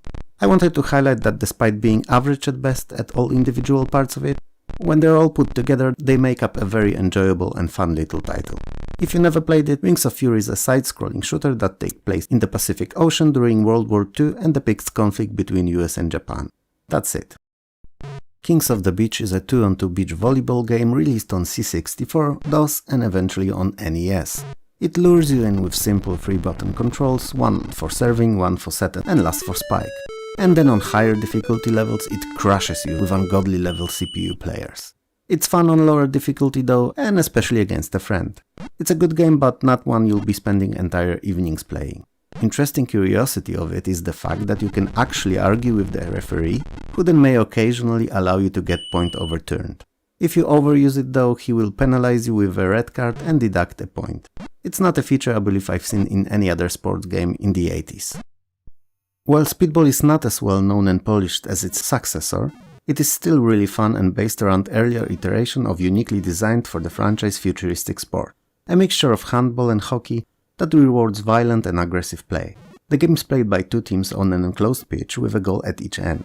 There are two pillars that bounce the ball and change the speed and direction it's going, and holes in the middle on each side of the court that teleport the ball between them. They serve as a sorta randomness-inducing element during matches. Speedball can be played in two modes. Knockout, where you face increasingly tougher teams, and League, which, well, obviously allows you to play out a league season. During matches, coins and power-ups appear randomly on the field. Coins can be used between matches to permanently upgrade your team or buy bonuses. Power-ups only work throughout the match they appeared in. And finally, the game is won by the side that scored most goals. Naturally, as with most games that have multiplayer built in, Speedball is best played against a friend rather than versus CPU. If I was to summarize DOS gaming of 1990 in one word, it would be VGA. While it was here and there a year earlier, sometimes properly represented in full color and more often just used as a driver for older 16-color design, in 1990 it's near everywhere. Grand majority of games supported it in one way or another and finally made Amiga owners look at fat grey boxes with envy. I was still one of them by then, so I know what I'm talking about. Anyway, in 1990 Tim Berners-Lee and Robert Kallio, both working at CERN, created HTML, a very base of the World Wide Web as we know it today. And a few months later, in December, they've even set up a first web server. Microsoft broke a record, they've hit a big B, meaning they've crossed $1 billion in valuation, becoming the first company to do so. Hubble telescope went into space and gave all of us, sci-fi nerds, another reason to revisit classic Star Trek and drool over numerous what-if possibilities, seemingly limitless and driven by our imagination. Obviously, we know now that not much has changed since then till today, and we've still not found any other life forms and haven't traveled to any distant planets, and are still stuck here with our earthly issues. And that's probably the best time catching you dreaming about space travel to ask you to smash those like and subscribe buttons, perhaps dingle that little bell there too. It'll let you know when I upload something new. And if you're in a more giving mood and just want to do something good, I'd appreciate a Patreon sub, as this would be absolutely fab. It would help me release much better stuff, cause my videos are now pretty rough. They're not terrible, I admit, but then could be better that little bit. With all that stuff out of the way, let's see what 1990 had to play. Altered Beast is a beat-em-up conversion from the arcades, and since it's been developed by Sega's own Team Shinobi, the quality is pretty decent. You're basically a warrior hero raised from the dead by Zeus to rescue his kidnapped daughter Athena, and you do so by fighting off hordes of undead enemies of various kinds that populate increasingly more difficult levels. Each of these levels ending with a special, more difficult than common enemy's boss. While you can't wield any weapons whatsoever and have a very limited repertoire of moves, you're not helpless against Army of Evil. As the title suggests, you can alter yourself to morph into other stronger beings, like bear, werewolf or a dragon, among others. You do so by collecting spirit balls that drop from two-headed wolves when they're defeated. Altered Beast, while quite monotonous compared to newer beat-em-ups, is an absolute classic, and for whatever reason I will never understand, a universally beloved game. And even if its presentation seems old and outdated compared to other games of 1990, the gameplay is pretty solid. Best in co-op with a friend, obviously. Big Business is a humorous business simulation originating from the country of best business games in the 90s, Germany. Seems like a joke, but those who've seen my 10 years of Amiga gaming series know very well that I'm quite serious about that. The best business games of the late 80s and early to mid 90s came from the country of the longest words. What do I mean by that? Well, they have a word that has 22 letters. Produktionbedingungen, which I probably butchered here to huge extent, meaning production conditions, and it's not the longest word and they are not rare. Anyway, big business lets you run your own manufacturing company and you compete against CPU or up to 2 additional players to acquire the greatest net worth at the end of the game. You're responsible for everything from advertising through research to development, and can also partake in morally greyish activities like hostile takeovers, initiating lawsuits, and creating unrest within opponent's workforce. It's a cool game that should have been more popular than it ended up being. Blades of Steel is an excellent port of one of the best and most memorable arcade hockey games on NES. Gameplay is raw, action-packed bash where you can play as aggressively as you'd like to, as long as it will allow you to win the game. You can only ever get seriously penalized after a fight, and only if you lose. There's no stats, no team customizations or management. The game is compressed into an essence of the sport with just 2 buttons to pass and shoot, and without all the unnecessary bloat, it ends up being pure arcade fun. Presentation is definitely not Blades of Steel's strong point, with old by 1990 EGA graphics and PC speaker sounds, but it's one of those rare titles that are so fun against a friend that you forget how awfully they look and sound. Buck Rogers' Countdown to Doomsday is SSI's role-playing game based on the same engine as earlier Pulse of Radiance. It is not, however, based in a similar fantasy setting, but in a sci-fi interplanetary future, years after the Earth was devastated in a nuclear war. The Earth is at mercy of Ram, a superpower based around Mercury and surrounding asteroids, that is largely exploiting the remaining Earth's resources. You, Buck Rogers, decide to join Neo, the last group of civilized rebels on Earth, to fight for it and its future. Unlike other Goldbox games, however, the classes you can pick from when creating your party of 6 are more futuristic. So, Rocket Jock, whatever that is, Warrior, Medic, Rogue, and Engineer. And from 6 races of Human, Desert Runner, Tinker, Venusian, Martian, and Mercurian. Buck Rogers is an interesting and unusual RPG, but one that fans of the genre should at the very least take a look at. PC's port of brilliant NES's Castlevania is an ugly looking game. The EGA colors are not the best fit for it, and they've been chosen, it seems, completely at random, judging by how they clash with each other. You know, there's a theory that if you give monkeys typewriters and unlimited time, eventually they will come up with whole works of Shakespeare to the letter, by just hitting keys at random. It's similar here. If you've given someone a box of crayons, they would have ended up with NES color palette for this game at some point. DOS version, however, is just a first pick, no iterations whatsoever. It's as if someone just randomly picked 16 colors and decided to just go to town with them, mixing and matching the coloring as he or she pleased. If that wasn't enough, the animation is pretty choppy too, nowhere near the standard set by Nintendo's 8-bit machine. And collision detection? Don't get me started on collision detection. Anyway, why is this game here at all? Well, despite all those issues, it's surprisingly fun on PC if, and only if, you learn to ignore them and if you forget that the NES version exists. Centurion is a de facto Total War game released 13 years before the first official title in the series was, and by a completely different developer. The main strategic map pictures Europe and North Africa divided into sectors that loosely correspond to kingdoms as they were back then. This is where you and your enemies command your armies into battle and conquest on both sea and land. Tactical battles take place in a Total War-esque environments, so battlefields, where each army has all their units present and they can be directed to take various formations and perform defense and attacks. It's definitely a highlight of the game, as it was one of the first titles, at least to my knowledge, that put so much attention to importance of units formation, flanking attacks and morale. Other than that, Centurion also allows for organizing of games in Rome, and they, in the form of gladiatorial combat and chariot races, are a nice break from gameplay routine. If played correctly, they can also prove to be a decent source of income for forming new armies. Centurion is a simple strategy with surprisingly deep tactical combat and a blast to dive into once in a while. Champions of Krynn is SSI's first in the famous Dragonlance Goldbox series of AD&D RPG games. It is widely considered a staple of computer RPG games and one of the most important titles in genre history. The plot follows your party's quest to finding the evil Myrtani and defeating him along with his forces. That's the short of it.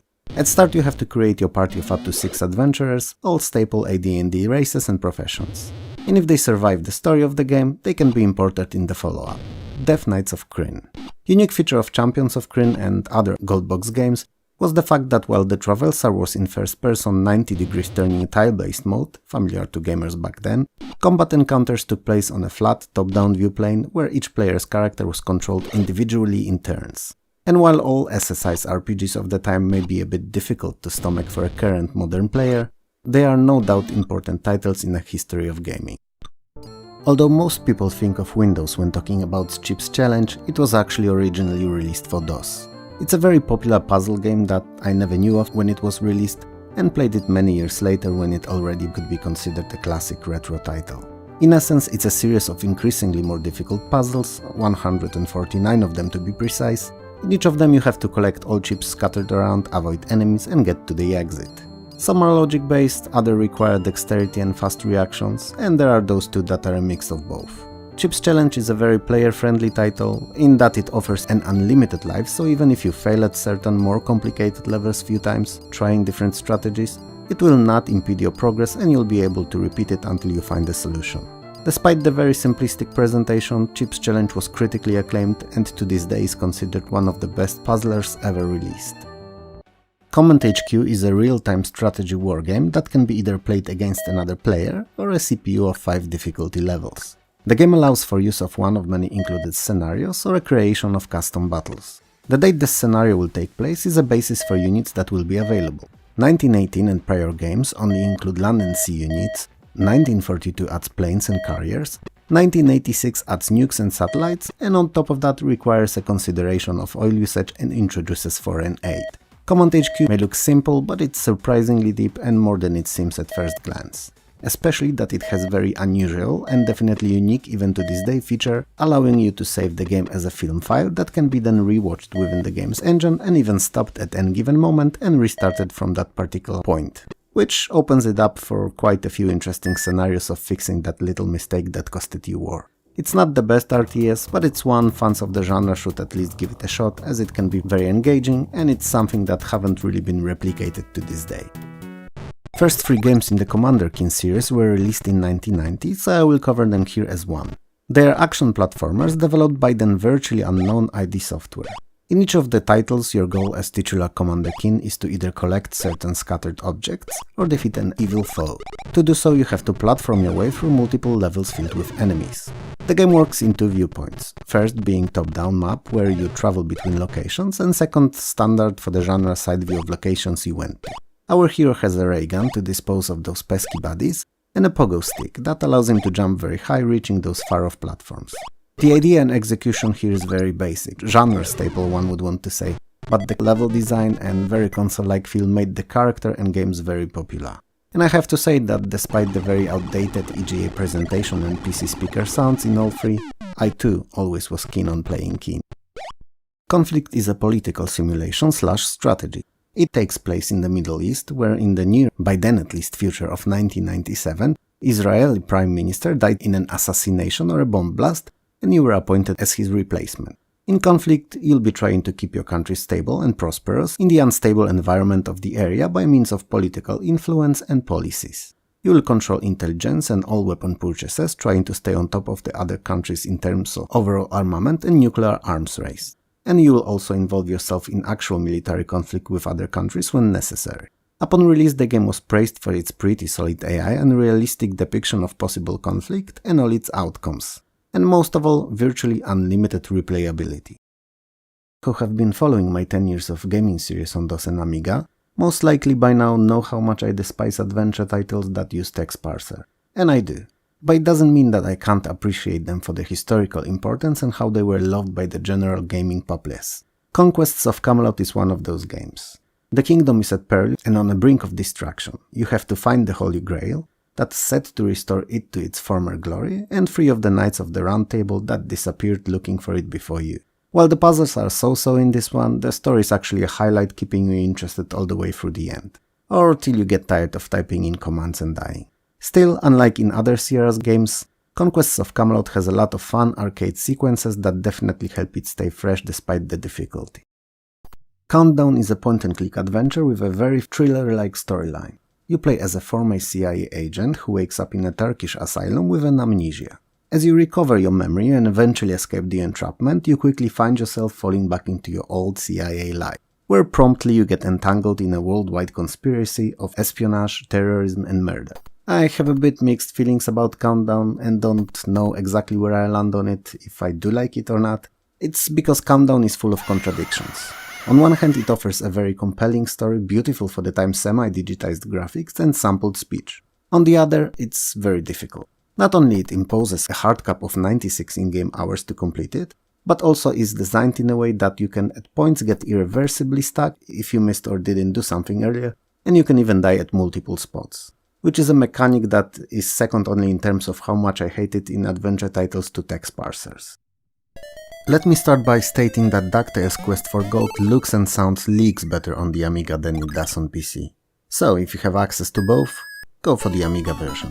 Now, since we've got this out of the way, DuckTales tells the story of Scrooge McDuck's bet against his longtime competitor, Flintheart Gloomgold, of which of them will accumulate more gold in 30 days. It's a mixed genre game as you can multiply your wealth in 3 ways.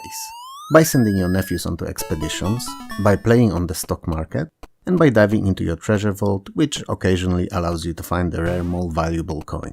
And while the latter two are self-explanatory, the expeditions take you to different parts of the world map where Huey, Dewey and Louie have to partake in many challenges in form of various minigames to earn money. On day 30, the winner of the bet is decided and the game ends. Crime Wave is an action arcade shooter that is clearly inspired by Arcade's Narc, and it's equally as bad game as that title. So why is it here at all if it's so bad? It was released in 1990 and it uses fully digitized graphics in high color mode, and well, it's actually worth at least checking out for curiosity purposes if nothing else. Story-wise, you're the only hero who can save President's daughter that's been kidnapped, and to do so all you gotta do is go through series of increasingly more difficult and filled with choppy animated body stages. I wouldn't recommend playing it more than once, but it's worth having a go just to see how a wasted opportunity for a decent title looks like. Dragon Wars is a fantasy role-playing made by now famous for the Fallout series Interplay. The game is your typical first-person perspective RPG with some interesting tweaks and changes. For instance, your party can have up to 7 characters at any given time, and this can be freely chosen out of any of the starting ones, recruited characters and even summoned creatures. What's more, when you begin a game you can either pick the default starting 4, create your own starting 4 or import them from Bard's Tale Trilogy. Yes, that Bard's Tale, a whole entirely different game Bard's Tale. Anyway, the plot is quite novel too, the magic was outlawed and you and your party are imprisoned for life in a palace called Purgatory, on a suspicion of spellcasting. And armed with nothing but your wits and said magic, you have to get out. While the character of Elvira was a comedic B-movie's persona, Horrorsoft's Elvira Mistress of the Dark is truly dark and campy horror role-playing. Cassandra Peterson reprised her role for the video game, and it is something that was actually not very common for the time. Elvira Mistress of the Dark follows up on the events of 1988's film of the same title. You as a player at the beginning of the game are captured by a wicked witch Emelda's minions and are shortly after rescued by Elvira, who in turn asks you for your help in getting back her powers. The title is a mixture of first-person role-playing with point-and-click adventure elements. It was very well received and universally praised for its gruesome atmosphere, excellent graphics and disturbingly good and dark soundtrack. In the same time, nearly everyone seems to believe that the combat sequences could be considerably improved. How about you run it and judge by yourself? Despite what it may look like, F-14 Tomcat is more of an action arcade rather than a simulation. It serves as an excellent introduction to light simulations for those who wanna dabble in a genre but find regular simulations intimidating or with way too high entry threshold. And I suppose that's what made it popular, and that it didn't really try to compete with hardcore simulations that oversaturated the gaming market by 1990. Instead, it offered similar, yet much more easily accessible, fast and frantic gameplay. F-14 Tomcat serves beautiful 256 color graphics, intuitive and easy to memorize controls, and plenty of excellent aerial combat, either in full-fledged campaign or as a series of single battles. F-29 Retaliator is a futuristic and in the same time unreal flight combat simulation. It's because specs of 2 planes available in the game, so F-22 and F-29, were not really a public knowledge when it released. It ended up having F-22 look like kinda rendition of a futuristic sci-fi fighter, and while F-29 was more down to earth looks-wise, it was still fictional as no F-29 ever really existed in the end. Despite that, it is pretty competent simulation, offering various air-to-air and air-to-ground missions in one of 4 theaters of operation: Nevada, Europe, Pacific and Middle East. F-29 is not overly complicated to control and serves very fun, easy to pick up, fast-paced and high-tech flight combat that not many games of the time did, usually focusing on current at the time fighters of F-15 and F-16. All in all, F29 is a fun title that fans of the genre should definitely keep their eye on. Golden Axe is one of the best early 90s arcade beat-em-up conversions on PC. Some cuts obviously had to be made to original, and henceforth some frames of the animations are missing and it's not as good sounding, but other than that everything is nigh perfect. All playable characters have been converted, same can be said about all special moves, stages and enemies. And two-player co-op is as good as it was at cigarette smoke-filled arcades of yesteryear. The VGA presentation is nicely implemented and Golden Axe definitely looks best out of all computers of the time. All in all, it's one of the better conversions of the game to any home system, and any real beat-em-up fan should do himself a favor and try it out.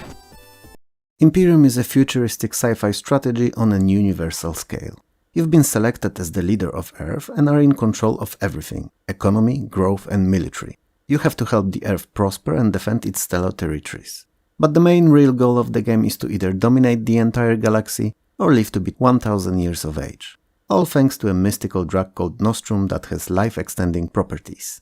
At first glance, Imperium may not seem like much, with very bare-bones presentation composed mainly of various windows filled with data and hardly any graphics. But it's an excellent example of a game that should not be judged by the presentation alone. If given a chance, despite its stat-high entry threshold, Imperium is a very enjoyable title that most fans of strategies should definitely try. Cinemaware's It Came From The Desert is considered their best game by many, and it's a B-movie interactive adventure set in Lizard Breath, small fictional desert town in California. And you play as Dr. Greg Bradley, who came to town to study meteor crash site. You'll quickly learn that the radiation from the meteor has enlarged a local ant population. From that moment onward, you'll have 15 days to find evidence of huge ants' existence to convince the locals and authorities that they need to be contained or will spread uncontrollably. To win in the classical meaning of the word, you'll have to locate and terminate the Ant Queen. Unlike other Cinemaware titles, It Came From The Desert is real-time, meaning the game time progresses constantly when running, regardless if you do something or not. It introduced interesting mechanic when your character should have died of something, he wakes up in a hospital and some time has passed, which considerably raises the difficulty of completing objectives in time. Technically speaking, the game is divided into two modes. One being classical adventure, where the story progresses and most of your time is spent, and minigames, that are sort of a solution to various events that are triggered in the adventure mode. It's a unique title and a crowning jewel in Cinemaware's game design. It's also one of the few titles used back then to telegraph Amiga's design superiority when compared to PC games.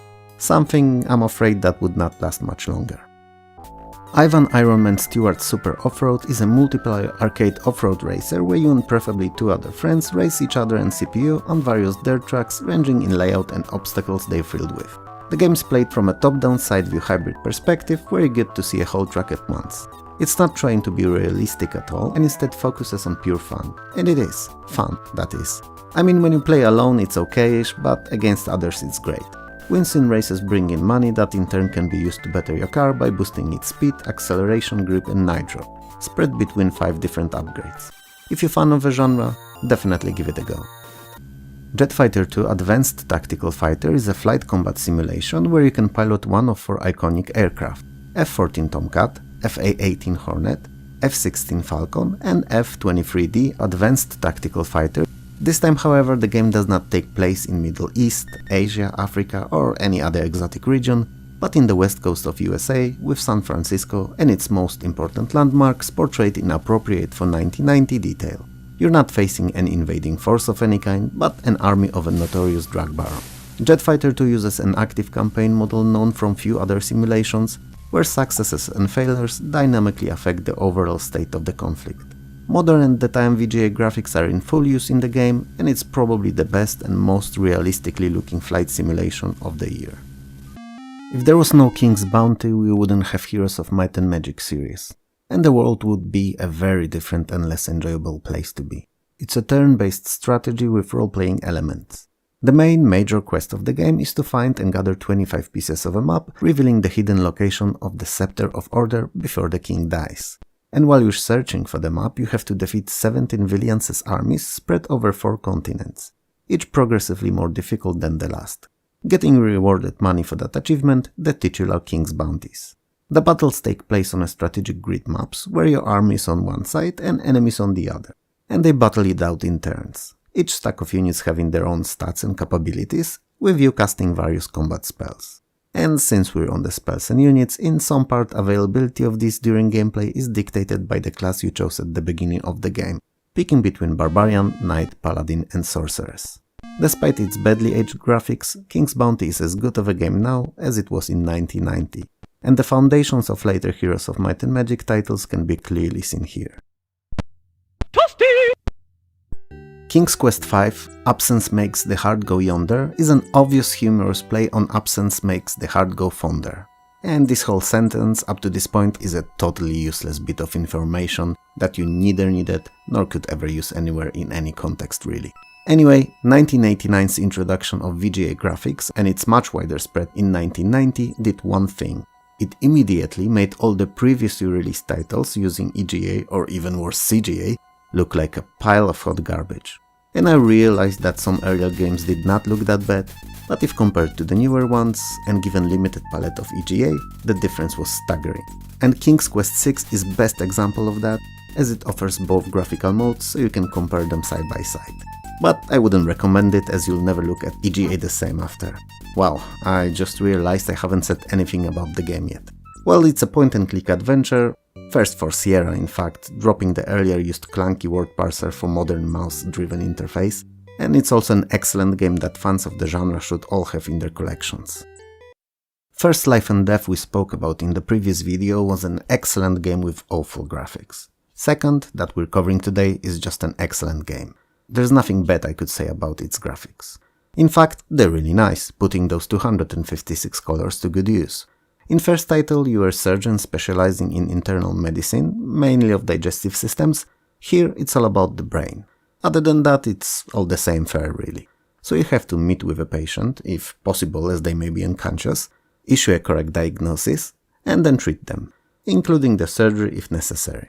While without a shred of a doubt Life and Death is just a game, it was designed by a real doctor and holds quite a lot of educational value, depicting real illnesses and conditions and realistic treatments. I don't have as fond memories of the second game as I do of the first, but that's because I played it way later at home, when I had more other games to choose from. First was one of the few available at our school, so I spent more time at it. It doesn't mean that the second is worse though. Link's The Challenge of Golf is a first title in a long-running famous series of golf simulations by Carver brothers who are known for earlier leaderboard titles. Link's aims to be as realistic simulation as possible, using high-color VGA display and making sure that all staples of the sport are represented. So trees, water, sand traps, fairway and rough. Ball physics are also quite believable, and ability to watch replays from different angles is a nice touch to help the game feel as close to real life as possible. Link's is an interesting title because when compared to even basic Amiga, it gets crushed color-wise. Because Commodore's system displays 4096 of these at once instead of only 256. But in the same time it demolishes Amiga gameplay-wise, running buttersmooth on many moderate configurations with very little load times out of hard drive installation. Amiga's outing is infamous for obscenely long load times, sometimes even lasting minutes on slower systems. So that's a win for PC if there ever was one. While original Lode Runner is not as good as released few years later in 1994 Lode Runner The Legend Returns, it's still genius in its simplicity. Each level is a small platforming puzzle to solve. Your aim is to collect all the gold, and when you do, exit opens up somewhere on the level and you can go through to the next. You are however always chased by the baddies that try to catch you, and when they do, you lose a life. You're not helpless though, and can spawn pits on your left and right, and they can serve either as means of traversal between the levels, meaning that you can jump down through them, or as traps for the baddies that chase you. Pits seal themselves automatically after a few seconds, and mastering the use of them is a key to success. Lode Runner is surprisingly fun and engaging experience, especially given how simple its underlying mechanics are, and how absolutely awful its CGA presentation and PC speaker sounds are too. Mega Traveler The Zodani Conspiracy is a space sci-fi role-playing based on Tabletop Traveler series of role-playing games, and it takes place in the official Traveler universe and features faithful to original character creation and gameplay mechanics. You control up to 5 ex-military adventurers and have to save the human civilization, which in the Traveler universe is called the Imperium. The neighboring race of aliens going by the name of Zodani is conspiring against the Imperium and seek its downfall. The game is played in real time and includes planetary and space exploration, combat and trading, and all that on 228 planets spanning 8 solar systems. Mega Traveler is an unusual RPG compared to others released in the early 90s, because being based on tabletop game, it focuses more on character development and combat rather than the main quest, which honestly is quite linear, short and pretty basic. Midwinter is a mouthful. It's a post-apocalyptic first-person action role-playing with strategy and survival elements. The game takes place in a far-off future of 2099, where after a catastrophic meteor strike in 2030 in Burma, world's covered in a thick layer of diamond dust in the upper atmosphere, causing a global cooldown and eventually permanent winter. All that in turn caused global instability and tumult. The game takes place on the titular island of Midwinter, and you play as Commander John Stark, who has to escape forces of villain General Masters units and recruit civilians and members of the military, effectively mounting a guerrilla force out of them to fight the evil general's invasion. The game is quite interesting as it offers many differently spec'd vehicles and personalities of your potential recruits. Midwinter sadly is plagued by confusing and non-intuitive interface, which is the biggest reason for it never reaching the heights it should. If more attention was given to how the game controls, it could have perhaps become more popular than it had. If you give it your time and patience, it will reward you with a unique experience that no other game in 1990 on PC offered. North and South is an action strategy by Infogrames, released on most major platforms of the time and based on a Belgian comic series, title of which roughly translates as Blue Tunics, and is set in the US during American Civil War. The game in its essence is a very simple board strategy similar to Risk and played in turns with real-time action and combat sequences. Mainboard shows central eastern part of US divided into separate regions, cause they're not really states per se. Some of the regions are empty and can be conquered by simply moving your pieces there, others require defeating units that are defending them. Special regions have train stations and forts. Capturing these requires moving there, defeating defending armies if any are present, and then completing a mini-arcade game of raiding and capturing the fort. Train stations regularly bring in money that's used for purchasing units, so are quite important grab as soon as possible. Battles between the armies are played on a side-view strategic maps that try to resemble the area they take place in. There are 3 types of units on each side: cavalry, infantry and cannons, and players or the CPU use those armies in real time simultaneously, trying to defeat the opponent. Battles are quite fast and hectic and can be a lot of fun when played against another person. Not so much against the CPU. To summarize, North and South is an interesting title with fun and easy to get into gameplay that's perfectly crafted for anyone and not only hardcore strategy fans. All's Well is a colonoscopy simulator. Yes. Well, no, but looks like it sorta. Anyway, it's an arcade title where you have to use your grappling arm on an expandable pipe to collect treasures in the maze. You have to however be wary of various creatures traversing the maze, and as much as you can destroy them with your grappling arm's head easily and carry on collecting the tissue samples, the treasures, yes, treasures. If they touch the pipe at any place you lose a life, and there's only 3 of those. Fortunately, the pipe can be near instantly retracted at the press of a button. All's Well is a risky medical procedure that you have to sign the waiver for. God damn it. All's Well is a game of risk. You decide how far you want to take it and how much are you willing to risk. It's fun, even if it doesn't look like it on a video, and it's not, let me repeat that, it's not a medical examination, it's a game. Supremacy, also known as Overlord, is a strategy galactic domination game where your goal is to create and protect a network of planetary colonies and defeat a computer-controlled adversary who's doing the same. Before colonizing, planets need to be terraformed, and you also have to make sure to provide enough food and energy to colonists who inhabit those. In time you'll need to start building planetary defenses and attack enemy battle cruisers. Supremacy was kinda infamous for being a spreadsheet with graphical layer on top of it. It required keeping track of numerous stats to win and focusing on number crunching rather than combat. But for those who enjoy that kind of a game loop, it's an ideal title to immerse themselves in.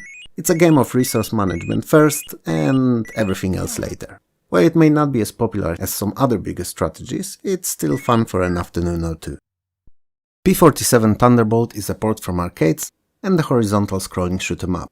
You're flying the famously tough P-47 used during Second World War and fight against countless hordes of enemies. I would have said squadrons, but they're not all aerial. So anyway, the game is your typical shooter, no different than the likes of Silkworm, just not as good. The difficulty is a bit too much for my liking and a lot on a tougher side, and even though you can play it in co-op, it's not any easier than whatsoever. You can supplement your starting weapons with spray missiles, multi-missiles and bombs, and all of these are upgradable too. PC seemed to have quite a few full-fledged simulations in the early 90s, but not that many good horizontal shooters. So I figured this one was worth mentioning. Panzer Kickboxing is one of my most favorite versus fighting games on the Amiga, and also the very best technical fighting game on the system. On PC, it's no different. It still offers heaps of various real-life kickboxing moves that you can assign freely to directional movements with and without button pressed. All fighters are smoothly animated, and it's a game that requires practice and training to be good at. Approaching it with a mindset of mashing buttons with random movements will end in a quick failure. In Panzer, you have to watch your opponent, react to his moves, and choose the best attacks for each action. Being able to train and micromanage your fighter was also a nice and welcome touch. Panzer Kickboxing is a game that was often overlooked for not sporting odd, colorful and fire-spewing characters, and not having explosive and unworldly special moves. But in reality, it's a gem that stood tall among many weak Street Fighter clones, being genuinely original and playable. PGA Tour Golf is a perfect golf game for those who don't like golf. It's not overly technical and has very low entry point, meaning anyone can play, especially that it's incredibly fun in multiplayer with up to 3 friends. In the same time, despite how easy it is to get into, it's really challenging to master. But if you give it enough time, getting better and one-upping your friends is very enjoyable and rewarding. The game offers 3 real-life courses: PGA West, TPC Avenel, TPC Sawgrass, and a fictional course of Sterling Shores. At the time of its release, PGA was widely considered as one of the best golf games, only challenged by Lynx. And easily the best one on competing with PC Amiga, as it was actually playable there unlike Lynx.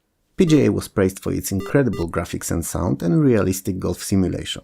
Which all may not be genre defining, but whatever you wanna say about it, PGA was polished and complete package for fans of the sport. Everyone knows Prince of Persia.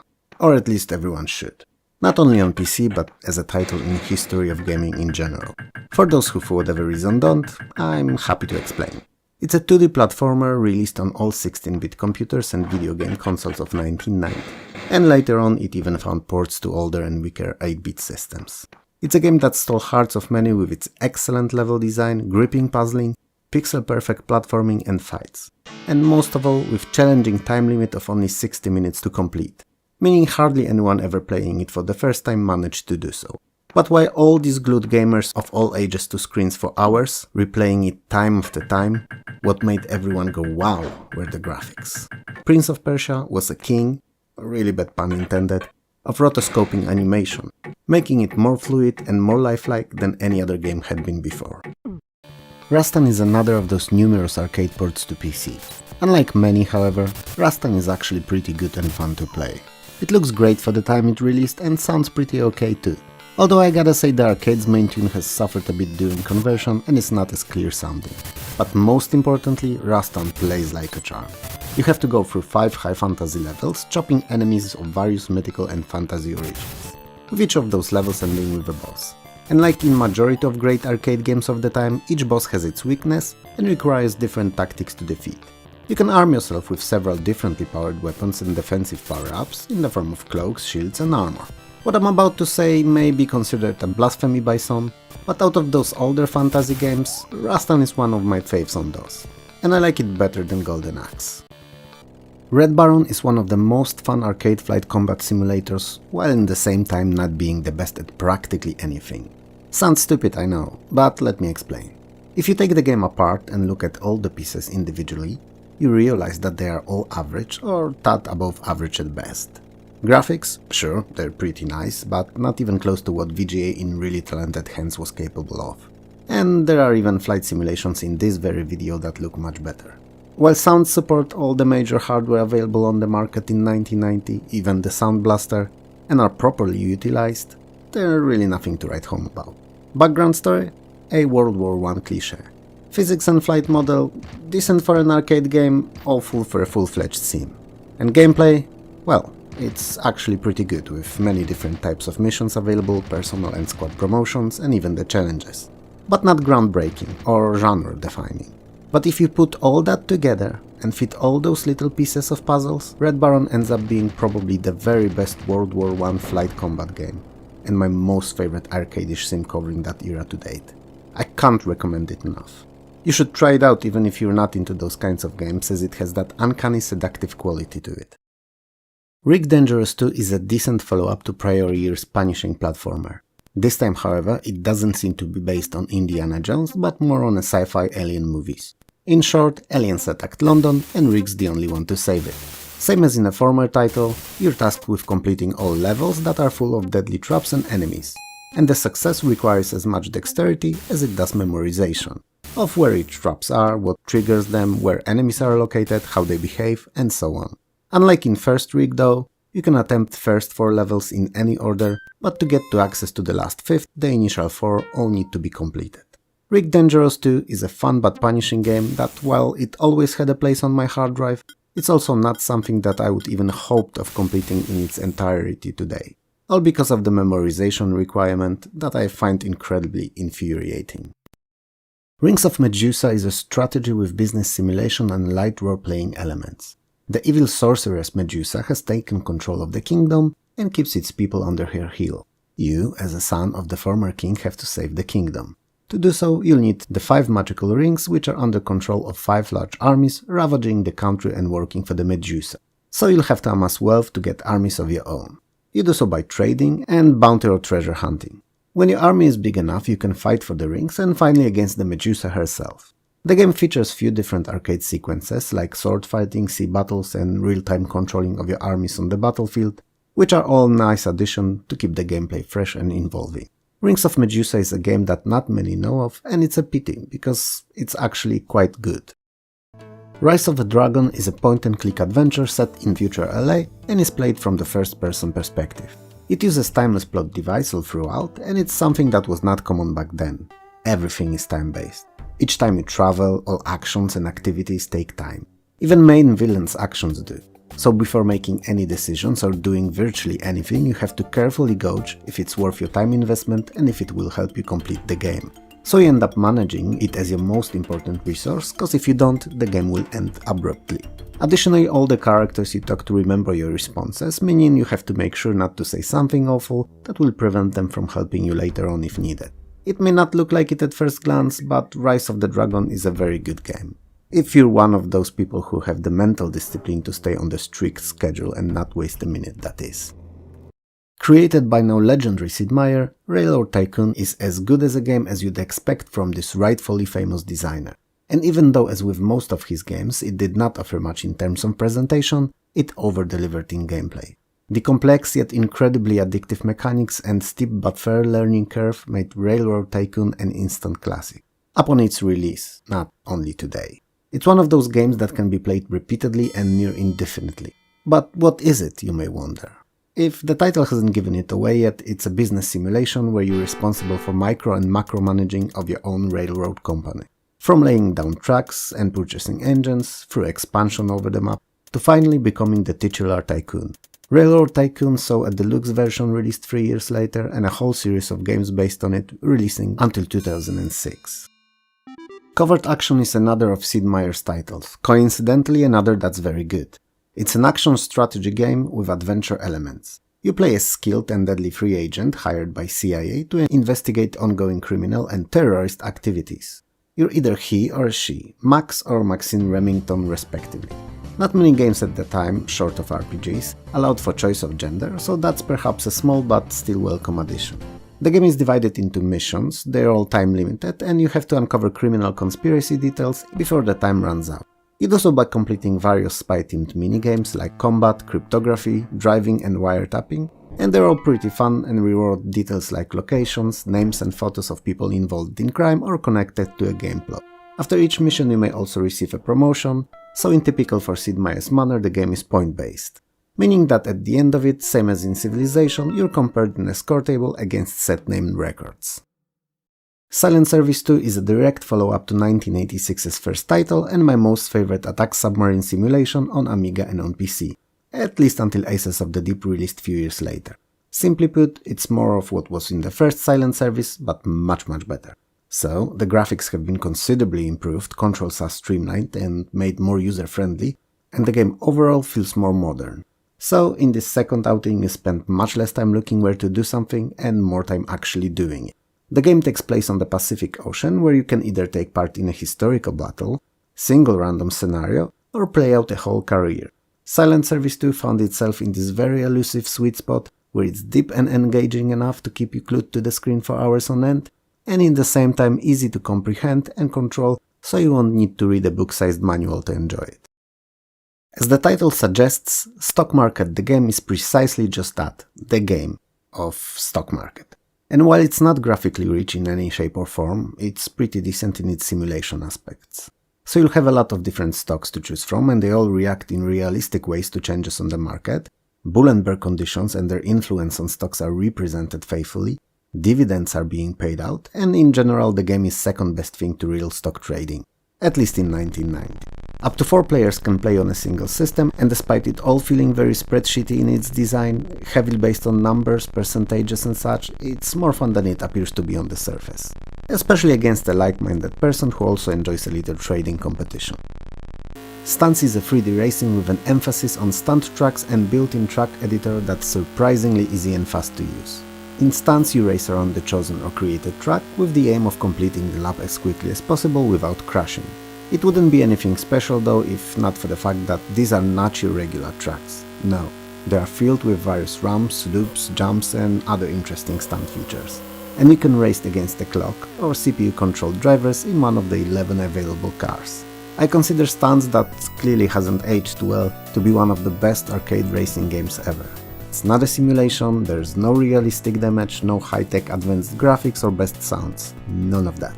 But near infinite replayability because of the included editor, and simple time trial mode that can be played against a friend nigh endlessly, stole countless days from my childhood competing against a buddy of mine that lived across from me. Bard's Tale 3, same as its predecessor, is a fantasy role-playing. Straight after conclusion of Bard's Tale 2, you receive a letter from a dying man saying that during celebration of your defeat of the evil wizard Magnar, his true master, the mad god Tarjan, destroyed the town of Shara Bra, and your task is to defeat the mad god. I don't know about you, but I just mentioned 3 names that meant literally nothing to me. Anyway, the game was considerably improved compared to previous titles and introduced, long awaited by the players, auto-mapping system and enhanced save game feature. Additionally, there were 2 new spellcaster classes, Geomancer and Chronomancer. And last but definitely not least, quests have more variety of puzzles, as finally ability to use objects and artifacts was added. Bard's Tale 3 is best out of all 3 games and definitely worth a look even today, especially if you are a fan of good, old-school adventure RPGs. The Oregon Trail is one of the very first few roguelites. Yeah, I said it. And it is if you think about it. You're going from Independence, Missouri, to Willamette River and Valley in Oregon. So you have to stock up on provisions, so that they would last as long as possible, and then while traveling plan out your daily schedule to take group's needs into consideration. So how much they should eat, when to rest, etc. You'll also hunt, cross rivers, and react to various happenings, good or bad, that will without a doubt sooner or later befall upon your group. Oregon Trail is one of the most influential games in history of all gaming, and countless kids grew up with it, learning about stock management, hardships of colonial times, and infamous dice entry. Not many people realize, however, that in reality, most of us either saw Oregon Trail Deluxe or Oregon Trail 2 growing up, rather than this first title, which compared to the other 2 is rather simplistic and poor in features. Secret of the Monkey Island is by far the best point-and-click adventure of the early 90s. And I will defend that notion for as long as I can or have to. There were games released before, in the same time and after. None came close to this brilliant gem. And in my opinion, short of much newer Life is Strange Before the Storm and Detroit Become Human titles, Monkey Island is still the best adventure game on any of the systems to date. Ron Gilbert is the iconic mastermind behind this incredible story and most other early Lucasfilm adventure games. Secret of the Monkey Island places you in the shoes of Guybrush Threepwood, a young pirate wannabe. And he will do anything to become one. So he sets out on an adventure that will see him completing series of pirate trials, finding love of his life and fighting against the terrifying ghost pirate LeChuck. The game is filled with humor and most puzzles are based on funny interactions either between characters or objects. Like the now famous sword fighting scene, for instance, where you have to defeat the Great Swordmaster. But unless you played the game before, you wouldn't know going for it that it's not your typical battle of strength and dexterity, but rather a challenge of witty remarks. Monkey Island looks great, it's incredibly atmospheric and has amazing and captivating plot. If you never played it, pause this video and do so, it's worth it. Trade Wars 2002 is a space trading game set in huge multiplayer galaxy, and up to 16 human or CPU-controlled players can compete for superiority in the game world. You'll be trading fuel, or food and equipment among others, and you'll travel the vast galaxy searching for most profitable trade routes. The wealth gained will be best spent on upgrading your ship with better weapons and defenses, so that not only you can survive the trading in cold vastness of space, but will also be able to fight for control of planets and star bases. Sounds fun? Good, cause it is. But it's not even the most prominent feature of the game, not in the slightest. Trade Wars 2002 does not use typical hardware graphical display, and all of its graphics are shown with ANSI characters. In other words, symbols that you can type in with a keyboard in text-based mode. And the fact that it actually runs on BBS servers requiring telnet connection means that it can run on the potatoest of systems imaginable, even those that struggle with the easiest to run titles shown in this video. Ultima 6: The False Prophet is considered one of the best and most important role-playing games in history of gaming. It offers pretty good graphics for the time with colorful top-down view. Also a vast and non-linear story and world as open as virtually none other at the time, in which you can immerse yourself in seemingly pointless tasks, living your life in a game, baking goods or fishing among many others. You don't have to follow the main quest line, it's advisable obviously, but not necessary. One of the biggest changes between Ultima 6 and earlier titles was the change of in-game perspective, which is now single-plane, top-down semi-isometric view without separate screens for towns, cities or dungeons. Instead of being icons on the minimap, locations are de facto parts of the map now. This choice makes Ultima a much more immersive than it would have otherwise be. It's an absolute classic and a title that most fans of the role-playing genre know about, and those that don't should definitely look it up. Warlords is an interesting title and has very Middle-earth-esque feel to it. It bears quite a bit of resemblance to Heroes of Might and Magic Series 2, albeit in much more basic form. You move your heroes on a map, and each of them commands an army composed of various fantasy units. The aim of the game is very simple: to drive your chosen race to victory by defeating all other opponents. And you can do it as one of the few staple fantasy races: humans, elves, orcs and dwarves among others. At first glance, combat may seem very basic as it's dice-based, but upon closer inspection as you play, you'll notice that it's surprisingly deep and takes many other factors under consideration, like individual unit statistics, heroes' modifications, artifacts, special abilities and terrain. Warlords is a game that doesn't look like much, but is really fun to play, especially in multiplayer where even up to 8 players can compete for the land on a single system. Wing Commander is a space combat simulation designed by then famous Chris Roberts. Now kinda infamous as his Star Citizen that's been in development for the bigger part of the decade and is still crowdfunded even today, is nowhere near the release it seems. But all that aside, Wing Commander has a story and presentation that seems to be Star Wars fans' space dogfight dream.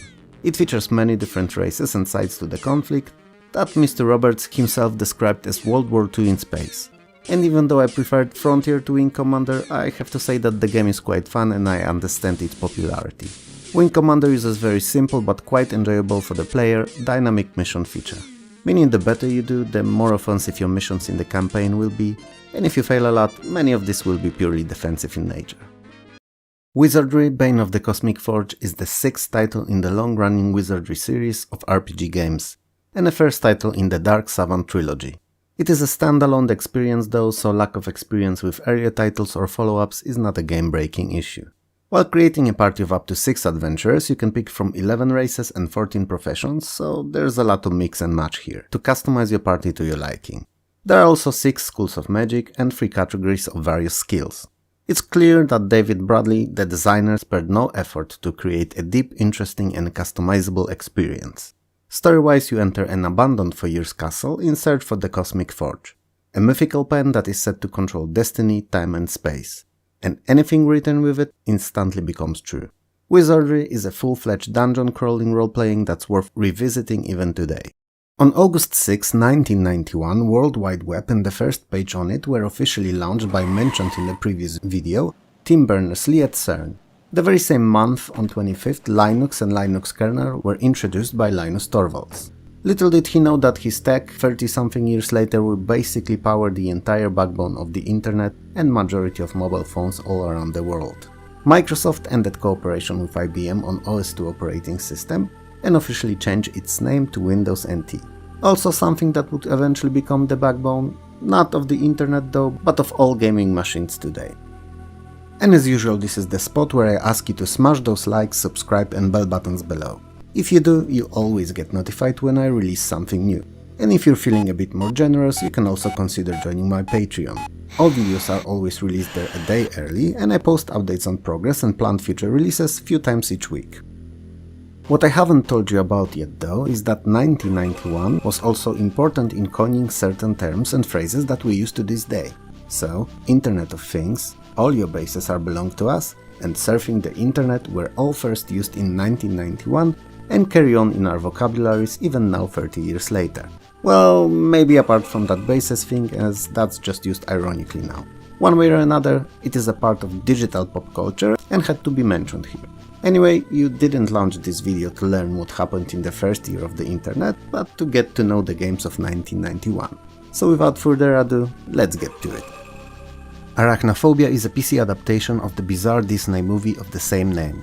You and your extermination firm are hired by the US Department of Agriculture to dispose of the deadly Spider Queen and her lethal offspring before they take over the country. Once the threat in the US is contained, you're sent off to the Amazon rainforest to destroy the entire herd. Now, if that doesn't sound ridiculous, I don't know what does. I've not seen the movie, but the story background of the game makes me want to. It sounds so bad that it may actually be pretty good. Anyway, the graphics, while only EGA, are pretty nice, and addition of sampled speech is a nice touch to round up overall presentation. The only real issue in Arachnophobia had to be the amounts of spider enemies in latter Amazon levels, where there's simply just way too many of them, to the point that the game can become rather annoying. Big Game Fishing is a really fun partly arcade, partly simulation game with incredibly stupid and unnecessary plot. You're a businessman on a vacation, but you're broke. So to have the vacation last longer, you have to catch fish and then sell it. And you need money to pay boat rental fees, gas, purchase bait and other necessities. Basically managing your expenses to have the vacation last as long as possible. Obviously the bigger fish net more money, but they also live near the deep waters that require more gas to get to. Big Game Fishing is a title not for the hardcore fans of fishing simulators, as it's definitely not one. What it is though is an entertaining and easy to get into arcadish fishing game that anyone can play and have fun, even if they don't know much about the sport itself. Blade Warrior is a stylish arcade adventure game set in a fantasy world. In essence, it's a hack-and-slash side-scroller with some adventure elements where you have to find and collect various items.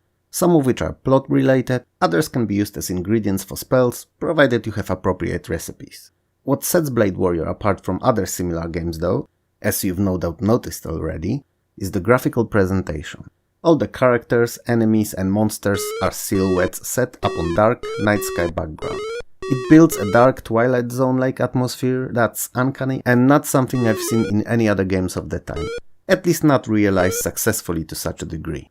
Arguably, Blade Warrior may not be everyone's cup of tea, but it's a one-of-a-kind title and an experience among many same-ish games in the genre. Champions of the Raj is a turn-based strategy with arcade elements. The game revolves around European imperialism and colonialism in India, with 6 factions competing over control of the country: British, French, Mughal, Sikhs, Gurkhas and Marathas. And at least 3 of these I've butchered here beyond recognition, I'm sure. The main 4 of the game takes place on a strategic map where players aim to conquer all territories of India, either by combat or peaceful diplomatic means. Diplomatic takeover is only ever possible if a player has high enough influence in the region. He is then invited to either take part in an elephant race or game hunting session. Success in either will guarantee uniting the region under players' control. All factions differ in their characteristics and units, so each will require different strategy to succeed. The graphics are pretty nice in Champions of Raj, they're rather colorful and very stylish, and it's one of those games that you would not think you would enjoy until you started playing, but given the time, it rewards players with fun and unique challenge. Chuck Yeager's Air Combat is a combat flight simulation famous for its unparalleled realism of controls, numerous different planes to choose from and nearly endless missions spanning over 3 theaters of operation. All that because Chuck Yeager did not only lend his face to the title but actually worked very closely with the developers, lending his experience to them so that the simulation could be as close to real life as possible. Some missions' successes in fact are largely dependent on whether you know the planes good enough to pick the right one for the job, as not all can be used for all mission types successfully. Chuck even insisted that the clouds were added to the game, something that most simulations completely overlooked as just part of presentation, when in fact, in reality, they serve a very important tactical advantage in many situations. Veterans of the genre most likely did not even listen here as they knew exactly how good of a game it is, but those who are on the fence should really give it a go, as it's definitely one of the best simulations released in the 90s. You may consider it the laziest of lazy reviews, but even though it will seem like it, it's totally appropriate and spot on. So, in the 1991, the second trilogy of Commander King games were released, and they were more of the same. That's it. End of review. Nothing changed the way the games looked, played, or how they worked mechanically, and you know what, other than the presentation, for everything else all I have to say is good, because you don't fix what's working. And while they may have not been the best platformers on PC, and definitely were not the best overall on all systems, not even close in fact, they were very competent and fun. And sometimes that's just enough to be successful. And since there was so many of them released in such a short span, players always had a title to look forward to. And if you add the fact that they were shareware games, meaning the first episode in each was totally free to play, it meant that more players saw it and more pulled the trigger on a final purchase, having experienced them firsthand. I remember as if it was yesterday seeing title screen of Conan the Cimmerian on a magazine's cover back in the day in 1991, when I still had my Amiga. And I was instantly jealous of what PC gamers had and I didn't. Little did I know that it also released on the Amiga, but since I wasn't aware of the fact, it was the first time I recall that I felt jealousy towards PC users, even if wrongfully so. Anyway, Conan is an action-adventure with some sparse role-playing elements. So you'll be traveling between towns and other various locations, breaking into houses and fighting off hordes of enemies on your quest for vengeance. On your way, however, you'll visit many different places like temples for quests, shops for weapons and other items, and inns to boost your health among others. You will also in time, with help of swordmasters, learn different fighting styles which should come in handy on your long, dark and bloody quest. Combat encounters are quite gory and can even end in enemies' dismemberment, so it's not a game for everyone. Looking at it now though, I have to say that despite its age, Conan the Cimmerian is a game that can easily be enjoyed even today. Conquests of the Longbow is a point-and-click adventure and an indirect follow-up to Conquests of Camelot. Like its predecessor though, it favors situation-based actions, puzzles and minigames over traditional inventory-based gameplay, meaning you'll spend more time talking to other characters, gathering information, making decisions in crucial moments, solving riddles or participating in earlier mentioned minigames, rather than juggling through hundreds of items in bottomless pockets. Many of the in-game situations can be resolved in few ways, each scored differently and with different outcomes, which all put together in the end allow you to reach one of the 4 game endings. Oh, did I mention that you're Robin Hood? I haven't? Oh, then you are, and you're raising money to free the king from captivity by the evil Austrian Duke Leopold. Conquest of Longbow is one of the most unique and fancier online titles, and a real treat for genre aficionados. Dragon Spirit is a vertical scrolling shooter and a port from the arcades. Main difference from any other games in the genre is that you're not piloting a ship but flying a dragon. The game offers 9 stages and numerous power-ups, as your basic attack is not overly strong.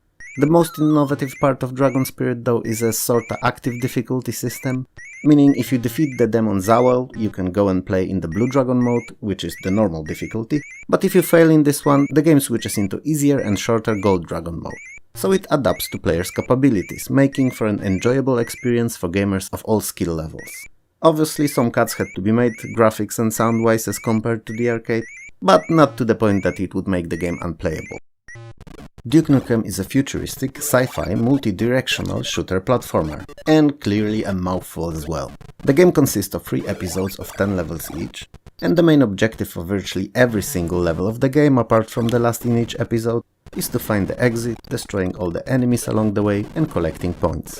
And since there are many power-ups or special usable items, discovery is not only encouraged, but recommended over going straight for the exit. Last levels of each episode don't have an exit, but require finding and defeating the boss, so-called Dr. Proton. Interesting addition to the game were the per-level achievements, each worth 10,000 points, and requiring fulfilling certain conditions within a particular stage. For instance, destroying all the cameras or boxes. Dusk of the Gods is an isometric view, non-linear action role-playing in an open world, taking place shortly before Ragnarok, an epic battle at the end of the world in Norse mythology. You're taking a role of fallen warrior sent out by Odin to change the destiny of the gods, to help them avoid their fall at the coming war. Unlike grand majority of titles of the time, Dusk of the God offers a non-linear gameplay and large fully open world that you can explore in any order and way you see fit. As you travel and combat enemies, you get progressively stronger and acquire newer and better weapons and armor. It's an unusual for the time role-playing that's sadly plagued by rather simple and blunt combat system. If it doesn't bother you too much though, the setting and the story is pretty interesting.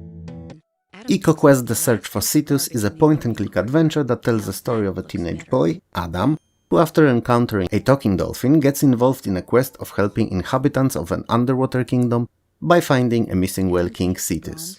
The game was designed from ground up as an educational title for younger audience, teaching them about importance of ecology, and lacking often used in Sierra's titles death sequences and points where you can get irreversibly stuck. And I suppose it's those two features that made it so popular even with more mature gamers.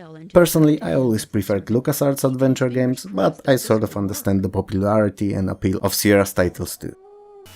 Falcon 3.0 was praised upon its release as bar none the most realistic combat simulator of the time. Now, I'm no expert at that, but it did look great. And as far as I remember, flying was quite fun too. That said, I only ever played it on AMD K5 PR133, so a rough equivalent of a Pentium 133, and Falcon 3.0 when it came out listed 286 as the minimum CPU for running it. Which, you know, technically speaking was correct, as it could be run in a glorified slideshow mode on that configuration. But I wouldn't attempt playing it on that ever. Even in low detail, it was a nightmare on anything other than at least 386DX. And to comfortably play it in high detail, in so-called high fidelity mode, 486 with a Mavco processor is a bare minimum. Falcon 3.0 was a huge step up over its predecessor, offering more in terms of both number and fidelity of design of missions, and allowed for linking of PCs or use of modem for multiplayer dogfighting fun. Grand Prix 502 is a fun arcade motorcycle racer with a really nice colorful VGA presentation and butter-smooth animations. It offers 4 bikes to choose from and 12 real-life Grand Prix racing tracks.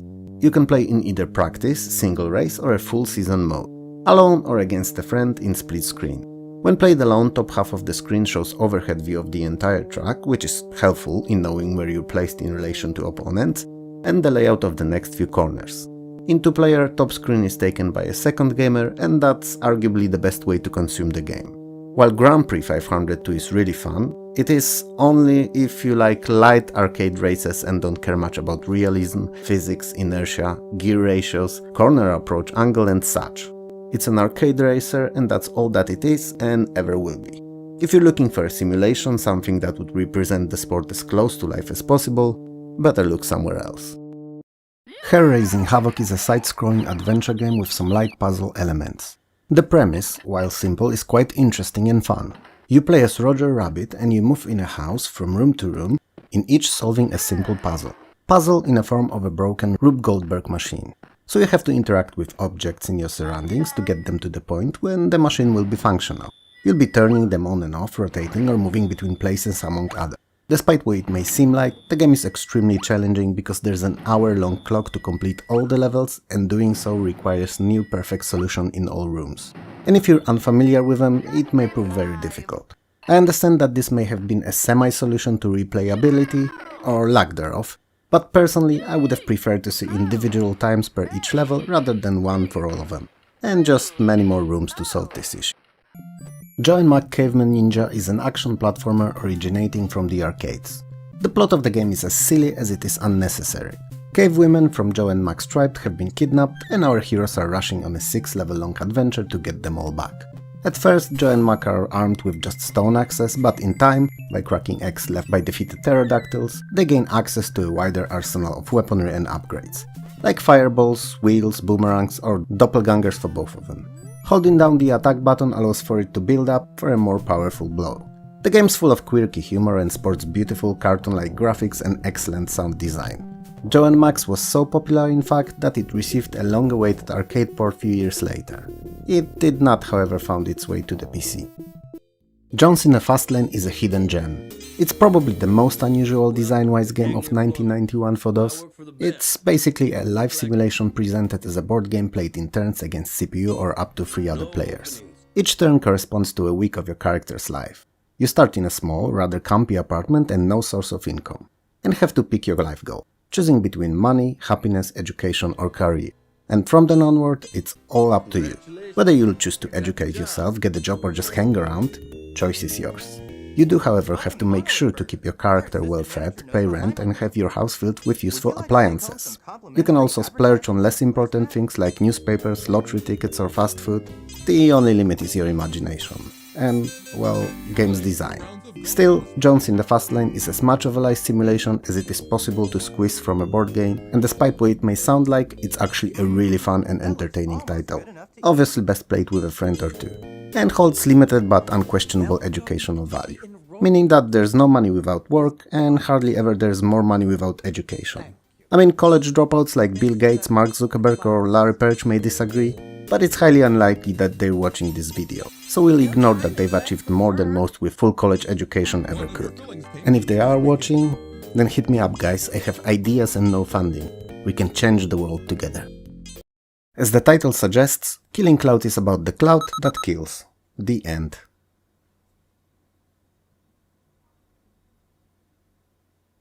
In reality, however, it's about toxic cloud released by a fanatical crime syndicate, the Black Angels, covering San Francisco in the unspecified period of 21st century. You're a SFPD cop who is sent on your hoverbike straight into the heart of the poisonous mist to solve its mystery and capture villainous Black Angels' ringleaders. You can upgrade your hoverbike by adding new weapons, extra fuel reserves and life support units, all to ease the task that's ahead of you. Killing Cloud is not a straight-up shooter, however, as some enemies, Black Angels to be precise, are better captured and arrested rather than killed, as they can be interrogated later on. The game is a fun package of incredible graphics and sounds, rounded up with entertaining gameplay and cyberpunkish sci-fi theme. Just a little while ago I mentioned that Jones in the Fast Lane was probably the most unusual design-wise game in 1991. Well, Lexicross is a strong contender, if not a winner. Winner winner, chicken dinner. Anyway, Lexicross is a futuristic TV game show with gameplay elements borrowed from Scrabble, Wheel of Fortune and Battleship. Saying that the gameplay itself is odd is an understatement. But it's interesting, and when you get used to it, it's actually quite entertaining. Each player or player and CPU has a grid of hidden tiles that conceal various words. They take turns revealing said tiles in an attempt to uncover letters or bonuses. Alternatively, players may spin the wheel to guess a letter. Whoever manages to form the complete sentence first wins. The gameplay idea may sound bizarre, but after a round or two becomes clear, and playing against a friend is really fun. Provided that you enjoy word games, that is. Martian Memorandum is a sequel to prior year's Mean Streets and a detective-themed point-and-click adventure set in a futuristic San Francisco. Between the events of earlier title and now, Tex Murphy that you play as is down on his luck, broke and desperately needing a new case to work on. Fortunately, he's soon to receive an interesting one, seemingly a kidnapping of a wealthy mogul's daughter. But as you work on it, you'll discover what really lies beneath, and that the fate of Earth will once more fall onto your broken shoulders. The graphics in Martian Memorandum, like in previous game, are a neat mixture of drawn and digitized assets. The sounds and music are appropriate, yet nothing to write home about. But most importantly, the acting. Quite fortunately, I might add, is as campy and cringy as it's always been. To the point that it's so bad that it actually becomes really good. And it's a definite highlight of the game. Don't let it fool you though, cause despite the acting, overall story is well written and interesting. What is annoying about Martian Memorandum though are the pixel hunting for clues, and that you can get irrevocably stuck if one of the characters that was supposed to reveal a clue gets upset with you, if you mistreated them or spoke to them in a manner that they did not appreciate. And while it can be argued that it's a realistic approach, it's not a good game design. Merchant Colony is an underrated and often disregarded title. Partly because it's flooded with way too many statistics, and partly because, just a couple of years later, more advanced games were released. But in 1991, Merchant Colony was probably the best colonial empire builder that there was on DOS. Unlike the title suggests, you're not only taking care of a singular colony, but are building an entire empire. So you will be able to found colonies, build ships and trade goods and commodities between your and other cities. Heck, if you feel like it and have the means to do so, you can even send soldiers conquering trade places to effectively gain monopoly on certain kinds of produce like tea, coffee, sugar or diamonds, among many others. Merchant Colony is a game that came and went largely unnoticed, and one that deserved much more attention as it was genuinely a little diamond in the rough. MiG-29M Super Fulcrum is a successor to Domark's earlier MiG-29M Fulcrum. The game is graphically rich, not only representing flat surfaces as most simulations of the time, but also depicting a whole range of other terrain features, even entire mountain ranges. This time, however, the game does not offer a series of single scenarios, but one big campaign, where your task is to represent the Soviet Union in a UN force sent to South America to defend a small country that is being threatened by a bigger and much stronger neighbor. Isn't that ironic? Doesn't it remind you of something awful happening just about now in Europe? Never mind. Let's get back to the game itself. In Super Fulcrum, you can choose one of three predefined loadouts, either air-to-air, air-to-ground, or a mixture of both, which is considerable expansion on what the first game allowed for, as there was only one static loadout. The game's engine is modified to offer even more realistic flight, and you can kinda tell. You, not me, as you're a simulation aficionado, and I'm just a Sunday pilot at best. Obitus is a fantasy role-playing with a sci-fi background and some arcade action sequences. The sci-fi bit is that the game starts in a real world, in our time, and the main protagonist, a medieval history lecturer, is transported to medieval times to Kingdom of Middlemere that's ruled by 4 rival brothers, and he has to find out how he got there and his way back. The gameplay is viewed from first-person perspective with 8-way movement and smooth scrolling when turning, which was not something often seen in 1991, where most games utilizing the perspective just instantly switched to appropriate view when turned. The arcade sequences are viewed from the side perspective and are horizontally scrolling. That's where you fight your enemies and explore castles. In the 1990s, Psygnosis, before being scoped by Sony for the PlayStation brand, was one of the most innovative devs who always introduced something new and unseen in other games, either graphically or mechanically, and Obitus is a great example of that. Definitely not a title to pass by if you like RPGs. Predator 2 is an arcade rail shooter unlike Operation Wolf, but based on a movie of the same title. You're Mike Harrington, LAPD lieutenant fighting off Spanish and Jamaican drug gangs. Sounds like profiling at its finest, doesn't it?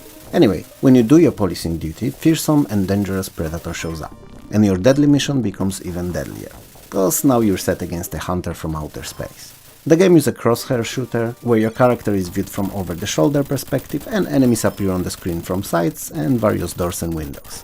As you clear sections, the game scrolls, moving the stage sideways ever so slightly with each passing second. Predator 2 is filled with both armor and weapon power-ups, and they are often the key to survival, so should be picked up whenever possible. You cannot, however, just spray the whole screen with bullets and hope to kill all, as often innocents pop up on it and they should not be attacked. You are a police officer after all. Predator 2 is actually better than I remembered it being, looking and sounding quite respectively on PC. Prehistoric is a platformer that's been ported from the Amiga, and despite that it looks and sounds surprisingly good on PC. It cannot obviously match Amiga's sound and music design, but other than that it's real fun and quite big, consisting of around 150 screens. Why some older games used screens to describe their size escapes my understanding. Perhaps it was something to do with the way scrolling worked, perhaps not. We may never know. Anyway, to complete a level you have to collect a certain number of fruit and then get to the exit. Simple as that. Fruit can be found in caves, but realistically is most prominent as a leftover after defeated enemies. So you'll do that too. Defeat enemies, that is.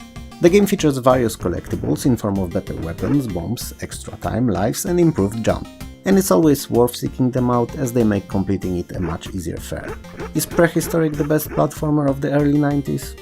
Definitely not, but its presentation, over humor and simple but fun mechanics make it a standout title. Romance of the Three Kingdoms 2 is a second in the long-running series of turn-based strategy games by Koei, taking place in ancient China and loosely based on the historical novel of the same title.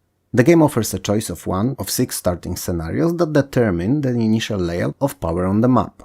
China is divided into 41 different provinces, and there are over 200 unique characters that can be influential figures in the campaign, each described with 3 statistics showing their capabilities and ranging from 10 to 100. The higher the better, obviously.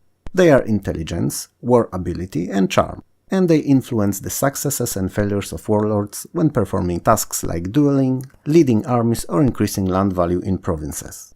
The game is won when one player conquers all of the China. Romance of the Three Kingdoms 2 is perhaps not the best out of all titles in the series spanning numerous games, but it's a very solid and enjoyable game for all fans of strategies. Scorched Earth is a versus tank game similar but much more advanced than 1982 Artillery. For starters, up to 10 tanks can take part in any single battle, and they can be any mixture of players and CPU-controlled opponents. Then there's the physics engine that is on another level when compared to the earlier mentioned oldie. It considers terrain, weather conditions and gravity, and does it more accurately than ever before. Weapons also destroy the terrain, changing its shape along with the progress of the battle, and since we're on the subject, there's a lot of weapons to choose from, easily over 30 different ones. And they don't only differ in power, but also in a way that they work. Some destroy everything in a radius, others drill in ground and attack from below, and there are those that roll on the surface of the land and seek enemy tanks, and even ones that cover enemies with dirt. There's a lot to choose from. Scorched Earth also features parachutes reducing fall damage, and various shields that have their own properties and working mechanics. Despite its age, Scorched Earth is probably the most playable game even today out of all released in 1991, as it offers madly fun gameplay that transcends the time. Along with Heroes of the Lands and Dragons of Flame, Shadow Sorcerer is SSI's third and last of the non-gold box AD&D titles, and arguably the most unusual out of all of them. The gameplay is in real time and viewed from an isometric top-down perspective, and that real-time aspect is probably the biggest issue with the game, as despite whatever you're doing, the time flies, and there's no way of stopping it or even slowing it down. You're in charge of a party of 4 adventurers who just rescued 800 slaves, and must escort them through dangers of wilderness to safety, while running away from constantly chasing you red dragon. So, that's your main task. Delivering as many ex-slaves as you'll be able to freedom. On your way, however, if time allows, you can explore dungeons and other areas of interest, searching for information and treasures. And if that wasn't enough, you'll also have to deal with freed refugees leaders, convincing them to keep following you in spite of all the hardships on the way. Like I said initially, it's the most unusual of SSI's games, but I feel that the choice of real-time gameplay was a grave mistake, and that the game would be much better played in turns. Sherlock Holmes Consulting Detective is a point-and-click adventure game unlike many. Even though there were detective adventures released before, Sherlock Holmes is one that focuses mostly on investigation rather than solving simple puzzles. So you'll be mainly traveling to different areas around London, interrogating suspects, gathering clues, and reading newspapers for hints on your investigations. When enough evidence is discovered and you're ready to make your call, you'll be presenting your findings to the judge, and he will decide if they're incriminating enough to consider the case solved. And there are 3 of these to solve: the Mummy's Curse, the Mystified Murderess, and the Tin Soldier. Sherlock Holmes the Consulting Detective is also one of the very first multimedia games, full of various shorter and longer video sequences, showing introductions during investigations of suspects and numerous cutscenes. Space Quest 4, Roger Wilco and the Time Reapers is the first Space Quest title to use 256 color graphics and point-and-click interface rather than the clunky text parser. And I have to say that the game actually looks very nice, utilizing the palette to its full extent. It didn't come for free though, as this presentation required 286 CPU, and realistically it was most comfortable to play on at least 386. The story of Space Quest 4 is bizarre too. The bar that Roger Wilco, the protagonist, is relaxing in, is raided by heavily armed soldiers who aim to kill him. He is saved by a stranger who helps him escape through a time rip into the future. Into fictional world of Space Quest 12, a dystopian future where the world is in ruin without our hero to lean on. And this is where your real quest starts. You have to avoid the antagonist's henchmen, fulfill your heroic destiny, and save the future. As in most Sierra's games, you can die at various points, which is a mechanic that I actively despise, and hence why I always lean more towards LucasArts games rather than Sierra's. But that's an issue on my side, I suppose. Spirit of Adventure is a little-known first-person perspective RPG that never got the recognition it deserved. Especially that it's a spiritual precursor to much more popular and recognized Realms of Arcania, albeit much simpler than that later title. A strange drug appears seemingly out of nowhere, with all leads pointing to a source being a single mysterious stranger, and spreads in the world uncontrollably, creating a huge addiction problem among the population. Your group of 6 adventurers sets on a mission to uncover origins of said drug and find the one responsible for this tragedy. Many of the puzzles and situations in Spirit of Adventure have more than one solution, which is always a welcome touch adding to the replayability, and the game has a very healthy balance between combat and exploration, with neither outweighing the other. Interestingly enough, Spirit of Adventure gender-locked its classes, which is an odd choice, but from a designer's point of view perhaps they had a thematic reason for it. The game originally came out in German and then was translated and released in English. So that English version is now quite difficult to chase down, at least in its original boxed release. Supaplex is a Boulder Dash clone. You're Murphy, bug hunter living inside a computer, and your aim in each level is to collect enough infotrons for the exit to open, and to get to it as fast as possible. The so-called infotrons are what diamonds were in Boulder Dash, so basically collectibles. Same as in BD, in Supaplex there are also enemies too, and zonks, which are mechanically equivalents of rocks from the earlier title. The game consists of 111 levels in total, and up to 3 of these may be skipped to advance further. Some levels have certain rules that they're obeying by, like gravity and such, but in general most follow same rules Boulder Dash 30 years earlier. Interestingly enough, Supaplex features player profiles, meaning few of them can progress separately using the same computer and the same copy of the game. And it's not a feature that I saw often back in the day. Team Suzuki is a surprisingly deep motorbike racing simulation. The game is viewed from the first-person perspective and uses 3D graphics for everything but the cockpit. It features 16 real-life circuits and races, of 5 to 50 laps in one of 3 power classes: 125, 250 and 500cc.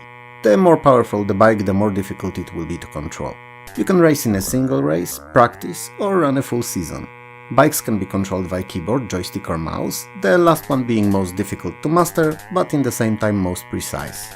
I was never neither good or interested in bike simulation, as I always preferred racing cars, but I have to admit that I always found Team Suzuki rather enjoyable in short bursts, and pleasing in its 3D design. Would I come back to it today knowing what games in the genre look like now? No, I wouldn't, but back then I don't think that there was anything much better. Console users of the late 80s and early 90s were lucky to get largely good Ninja Turtles games. Home computer owners, not so much. What we got was at worst terrible, at best acceptable if there wasn't anything else to play. Teenage Mutant Ninja Turtles Manhattan Missions is an excellent exception from that seemingly cardinal rule. It's a side-scrolling beat-em-up taking place in, well, surprise surprise, Manhattan. Shredder's devilish plan will allow him to seize control of New York City in 48 hours. And you, preferably with a friend, have to stop him. Each of the turtles has a nice set of unique moves using their iconic weapons, and each has their own stats of strength, speed and energy, that can increase the more the turtles fight. With certain threshold of strength passed, turtles gain access to additional attacks. The game is built out of 16 levels and they differ in design quite considerably. What I always found unique about Manhattan missions though was the 48-hour limit to complete it, because it's actual real-life 48 hours. Sure, you use up quite a lot of them resting between the missions, but it's rather unusual and original design. Sid Meier's Civilization is not only one of my most favorite series of games, but this, first installment, despite gamers' personal preferences, is arguably one of the top 10 most important games in the whole history of gaming. I don't think there's anyone who haven't heard about, or at least have a passing knowledge of Civilization, but just to be on a safe side, I'll try my best to explain. The simplest way of describing what it is to try to comprehend the encompassing meaning of the word itself, because that's what the game is. It tells a story, or more appropriately, you design with your actions and choices the story of your own nation, from prehistoric times to the future, through all the eras in between. So you build and expand cities, deciding what buildings and units should be produced in them. You'll exploit natural resources, expand into wider areas, explore the unknown, and finally exterminate any and all enemies if need arise. On top of that, you'll also be directly involved in deciding how your nation's technological progression should look like. You'll directly control all units, both during war and in peaceful time, and you'll be the one who'll lead your people to glory. Or failure. If any of that sounds interesting to you, you owe yourself to try this gem of a game. And since First Civilization is the easiest in the series, it's an ideal gateway drug to that just one more turn disease that so many of us suffer from. And there's no cure on the horizon, I'm afraid. Anotherworld is a near-perfect game. It's a cinematic adventure with incredible atmosphere and fantastic sci-fi setting. That's also complemented by equally outstanding animated introduction that you had the chance of watching at the beginning of this very video.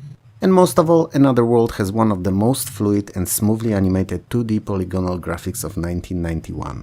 All throughout the adventure it feels like you're a part of a movie that has a beginning, middle and end, and all the plot you take part in you can actually influence with your actions. That imaginary but perfectly crafted feeling aside, the game's incredibly linear and very difficult, with literally any damage to your character always end up being a fatal one.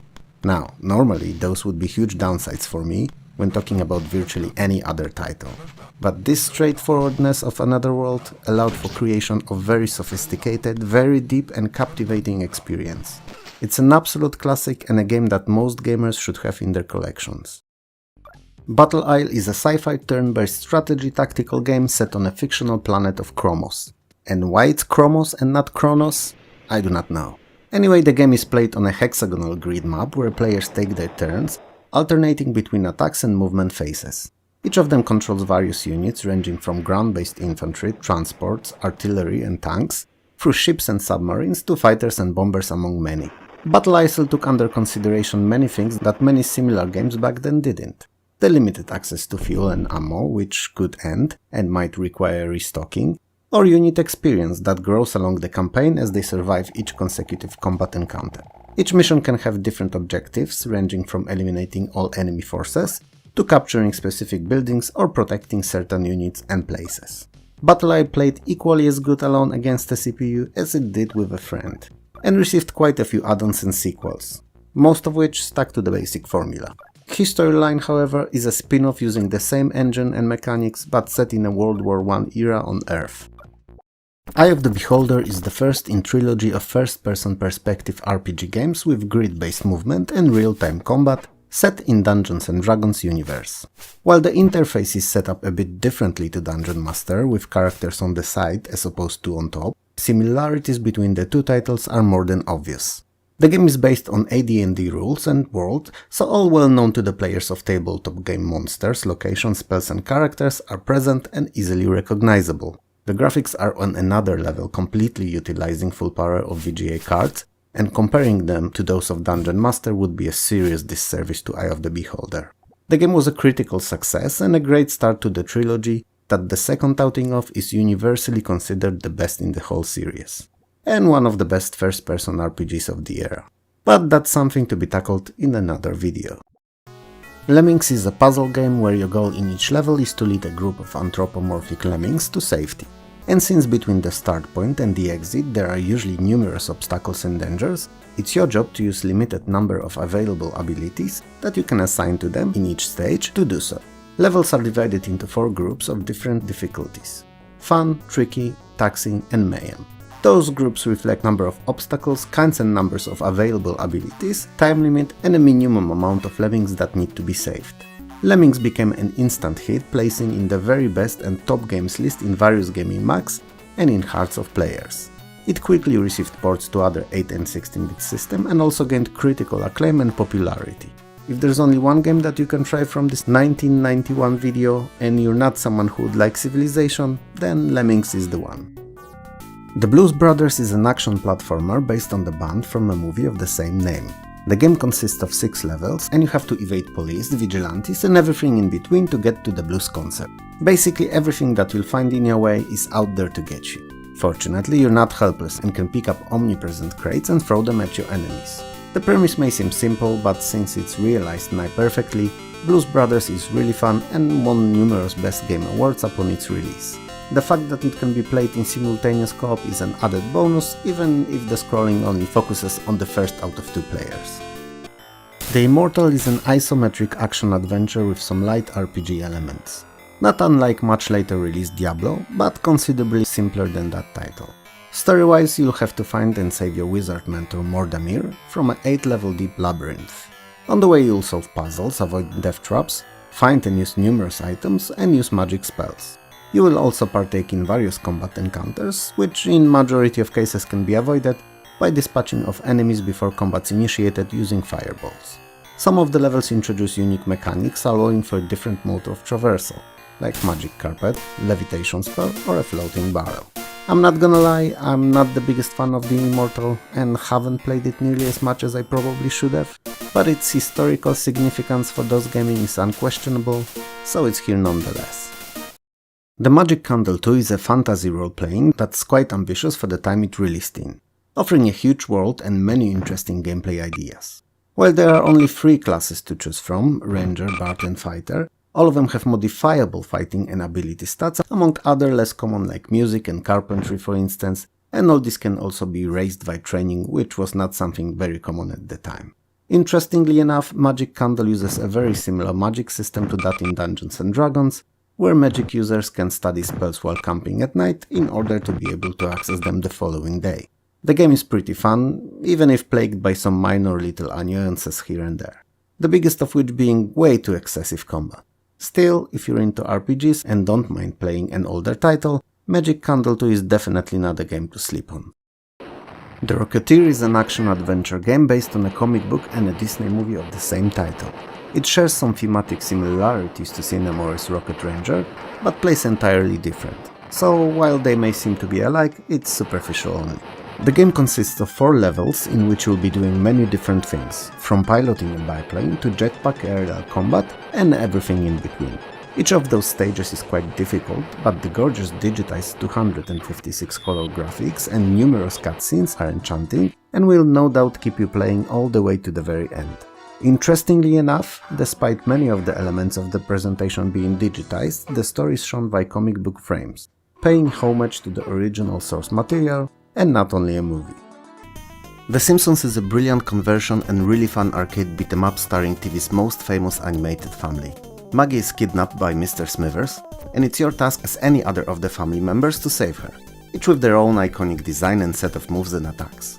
And since The Simpsons can be enjoyed in simultaneous two-player mode, it's obviously best played like that in a side-scrolling Springfield mayhem. Unfortunately, however, team-ups from the arcade were not converted to PC, so having someone there with you does not unlock new attacks. It's not a big one, but definitely a downside to this otherwise amazing title. Presentation is more than stellar, with all the locations and characters faithfully represented in high color and animated fluidly. If there's a case showing how arcade conversions should look like, it's the one. I'd even risk saying that The Simpsons are probably the very best arcade conversion to PC of the early and mid-90s. Top Gun Danger Zone is an arcade simulation based on the iconic 1986 movie of the same title, taking place on and around waters of the coast of Libya. The gameplay is actually kinda similar to Wing Commander. What I mean by that is that aside from missions that you'll be flying often, you can also socialize with other pilots on the USS Birgham, aircraft carrier that's the base of your operations. And you can challenge other pilots in dogfight trainings for the position on the Top Gun challenge board. While it's not necessary, it's a good practice, and since it's short, it doesn't feel like time wasted. There are just a few mission types: intercept, escort, clear airspace, provide air support, and run interference. And even though they don't seem like a lot, I feel that they provide enough variety, especially that the flight model is quite enjoyable. Not too realistic to be a hardcore simulation, but also not over-the-top arcadish to feel like a simple shooter. There are 2 aircrafts to choose from, quite old by today's standards but modern at the time: F-14 Tomcat and F-18 Hornet. First, with a radar intercept officer assisting you, and in second you fly solo. Top Gun is a decent game, and while not a full-fledged simulation, it's one for those that find overly realistic games too complex to enjoy.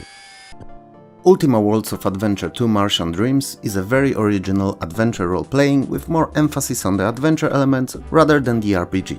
It's built on top of Ultima 6 engine and roughly works the same as original, with some small tweaks and changes. It focuses more on a story than on combat, meaning the conversations with other characters are much longer, more in-depth and satisfying, at the price of far fewer encounters.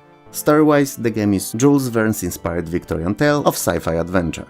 The rocket with 19th century scientific celebrities, for the lack of a better description, is accidentally launched towards Mars, and you're part of the rescue team sent after.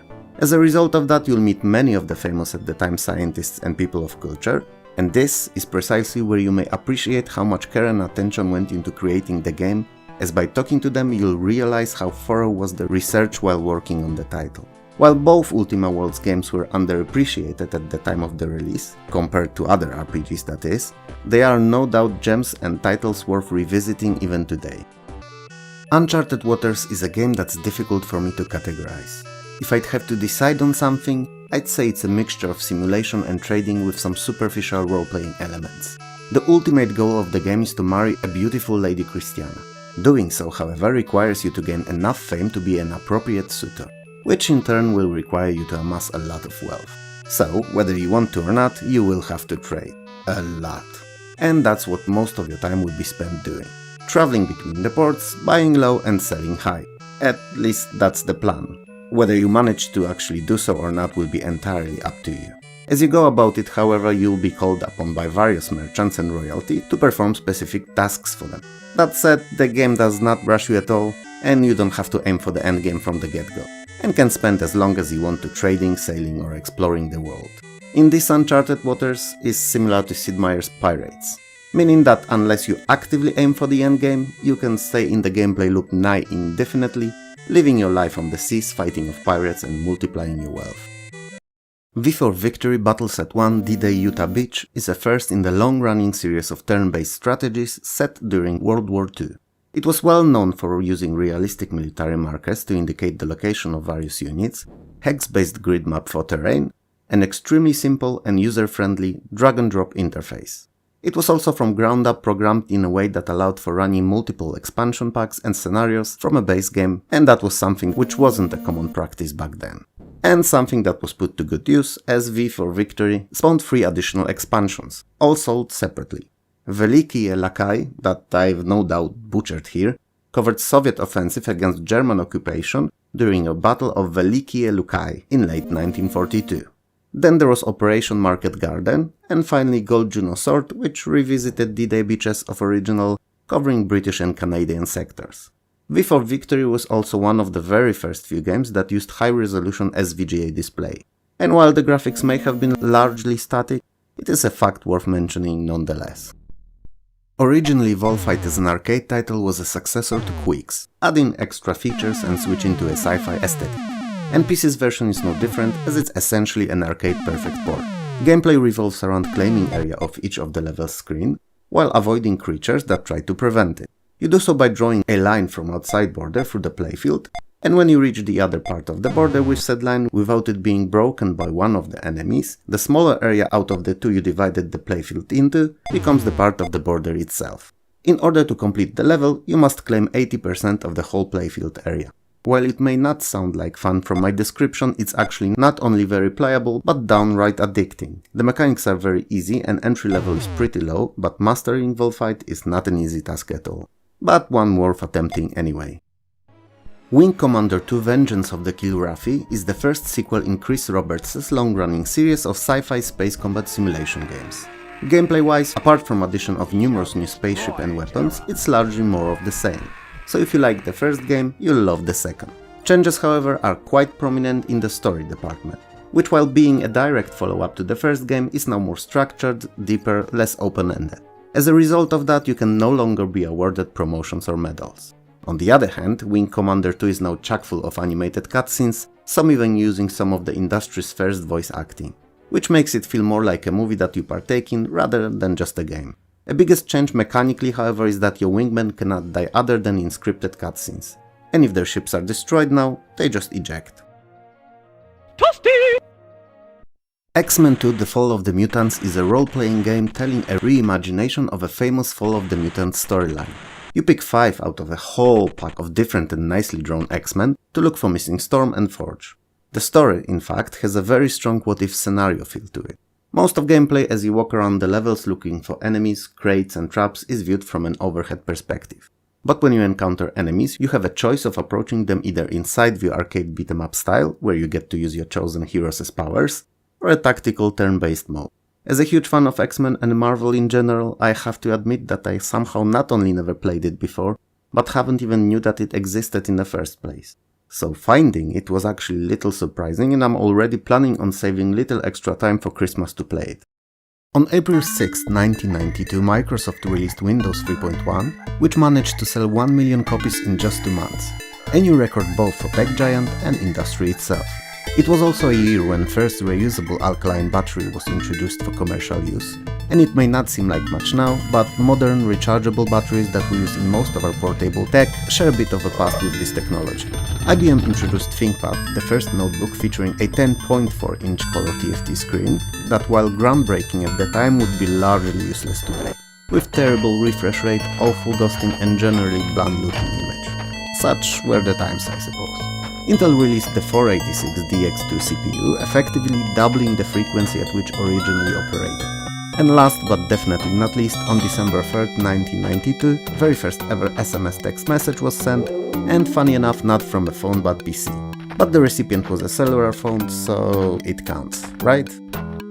And it's as good time as any to ask you to do that clickety-click-clack thing on those like and subscribes and share buttons below. It really helps a lot. And if you're feeling extra generous, you can consider joining my Patreon and help me make the channel even better. But you do you. All content here will always be free, just released a day or so later than on Patreon. Early 90s were an interesting time to be alive. World was changing faster than ever, with new technologies releasing seemingly daily. And gaming was no different. Hardware came and often disappeared as soon as it surfaced.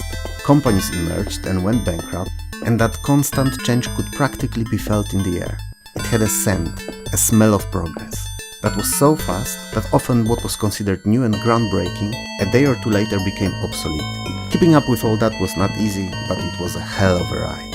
And while it could be argued that with each decade change became faster and faster, and frankly I don't disagree, 90s were the tipping point, where it all began and snowballing of creativity and innovation started. But you don't care about that. You're not here to listen to me babble about the times where we went from listening to buzzing modem sounds to ultra-fast cable connections, or from even minutes-long app and game loading to them launching in mere seconds. No, you wanna know what gaming was like in 1992. So, let's have a look. Airbugs is a light business simulation striving to capture the underlying workings of an airline industry. The game is not overly deep on the simulation aspects, however, trying to be more on the lighter side, focusing more on optimization and upgrades like arranging the amounts of seats per plane, deciding on quality of in-flight food and entertainment and such. Other than that, you'll be also designing global routes, paying for landing rights to unlock new airport destinations, and setting up prices for fares. The game can be played either by up to 4 players or with 3 CPU-controlled opponents. While it may not be as in-depth as some other latest simulations were, it's an enjoyable title and I never felt like I was wasting time playing it. Ultima 7 Part 1 The Black Gate is a vast and captivating role-playing, and a follow-up to the long-running series by now legendary Richard Garriott. It is also a first, or one of the first, in many things design-wise. It's the first Ultima using top-down worldview that fills up the entire screen. It's also a first to introduce such a deep and true-to-life NPC scheduling, meaning their lives are fully planned out, simulating real life. They go to work, after, they visit tavern for a drink or two, and finally go back home to bed. It may not seem like much, but back then, when NPCs in most games just stood around in one spot for days on end, this made you feel as if you were part of a larger living world that kept going whether you were there to witness it or not. Additionally, it was the first title in the series to introduce full mouse-driven drag and drop on all objects in the game and real-time combat, where unlike in previous games you only control the main hero, Avatar, and the rest of your companions act on their own. And last but not least, it's a first title that was not only split into parts, but each had a separate add-on expansion. Interesting fact, if Avatar and his companions don't eat regularly in Ultima 7, they will die. Oregon Trail Deluxe is arguably the richest and most advanced out of all classic Oregon Trail games. In its essence, it's an educational title created to depict the struggles of a group of settlers going from Independence, Missouri to Willamette Valley in Oregon via covered wagon in 1848. Over the years, the game became infamous for its unforgiving difficulty with in-game characters, deaths to dysentery even becoming part of a modern pop culture, appearing on t-shirts, in TV shows and movies.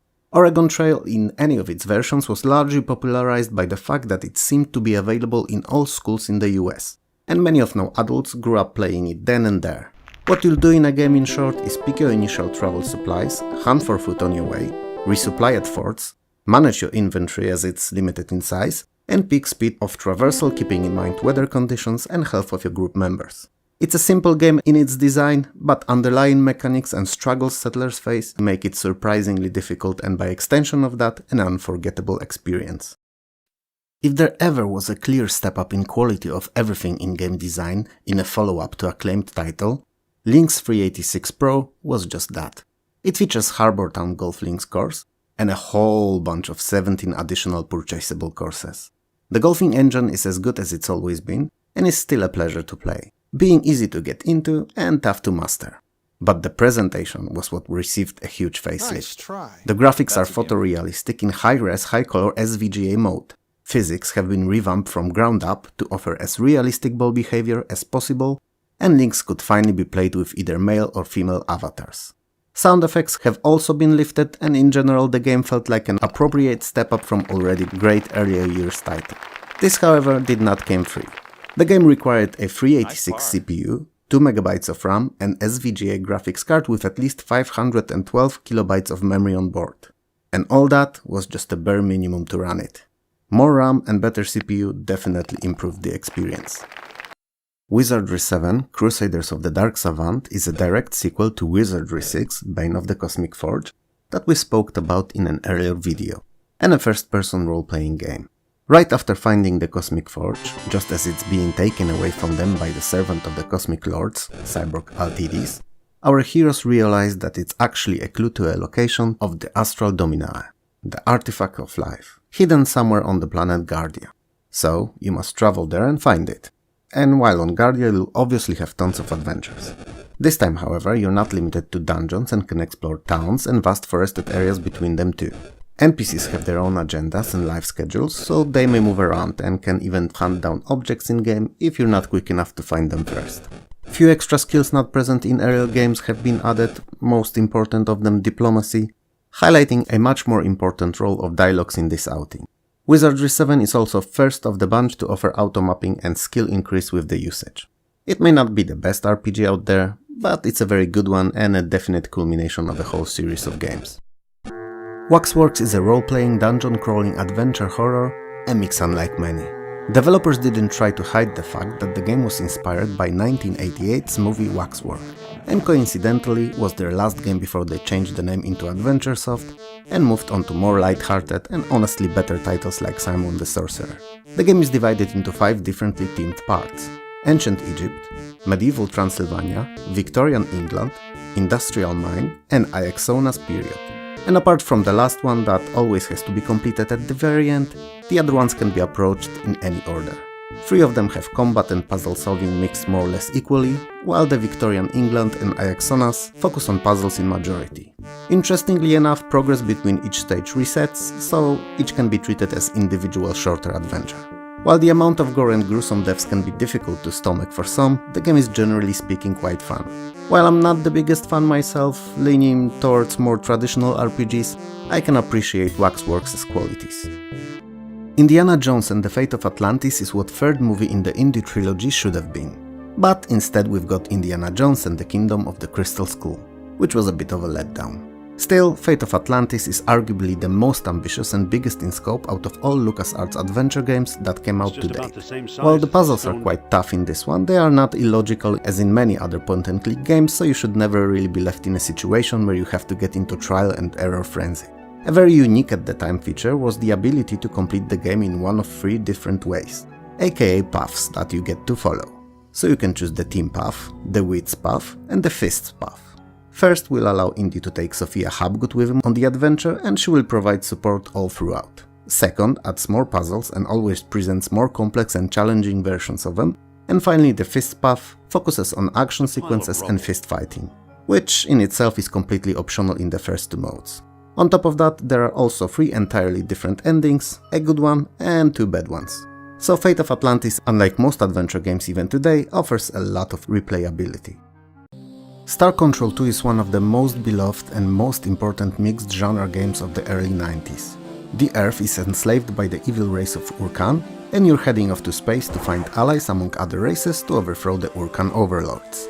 The game is part strategy, part role-playing, part adventure and part arcade shooter. It's everything and anything rolled up into one very enjoyable and very engaging package. The space is 2-dimensional in Star Control 2 viewed from above. You can travel between various constellations and planets and meet different aliens, each of them having a certain and indicated on the map sphere of control around their home systems. You can deal with them either diplomatically via dialogue or engage in more direct combat. First approach obviously is advisable in majority of cases, especially that completing quests for the other races may result in them joining your side. On your travels you also be upgrading your main ship, buying other smaller ones to accompany you and participate in combat, and hiring additional crew members, who funny enough work as HP points on the ships. And last but not least, you'll be scanning the planets and harvesting them for raw materials that act as money when buying things at star bases. Star Control 2 is a difficult game to describe in just a few sentences, but let the fact that it's still being remade, fixed and patched to this day, and even released for free as Urkan Masters, speak to its timeless quality. The Locomotion is a fantastic puzzle game that's also quite challenging, but not in a frustration-inducing way, more in a I know I can do better next time way. While the premise is simple, the fact that the game runs in real time makes for very adrenaline-filled puzzling. There are letter-named train stations and trains are moving between them. Challenge comes from making sure that the tracks are correctly switched to get the trains to their destinations without crashing. And since they all run at once, it can become hectic easily. Even the third level poses much bigger challenge than the first two do. As much as I don't care for trains or Twitch arcade games, there's just something about Locomotion that makes me really enjoy its gameplay loop. UG, or however you wanna call it, is not your everyday platformer. In fact, you don't walk around platforms at all. Instead, you're a pilot picking up and delivering passengers between them. And as much as it may seem odd and boring, the gameplay is extremely addictive. There are numerous enemies and environmental obstacles, and the platform placement along with the time limits prove to be a great formula for progression. UG is a really cool game and one that everyone should try, as it's a hidden gem among hundreds of semi-platformers of the early 90s. It can be found on many different platforms apart from DOS, but I'd say that the DOS is probably the second most playable, just after Amiga. Let me start by saying that while Dune 2 is the more popular of the two games, I consider the first Dune to be more memorable title. It's a masterpiece that effortlessly blends the adventure, strategy and economic genres for a very enjoyable experience. The game loosely follows Frank Herbert's novel, with you placed in the shoes of Paul Atreides and a goal of driving the House Harkonnen from the planet Dune. In the adventure sections, you'll be talking to various characters found in a book, and they will push the plot forward, while providing story background to all the strategy elements that you'll be in charge of. You'll mine spice, wage war, and even work on ecological issues with the Fremen, all to exploit the planet for the priceless spice and to get rid of the Harkonnen.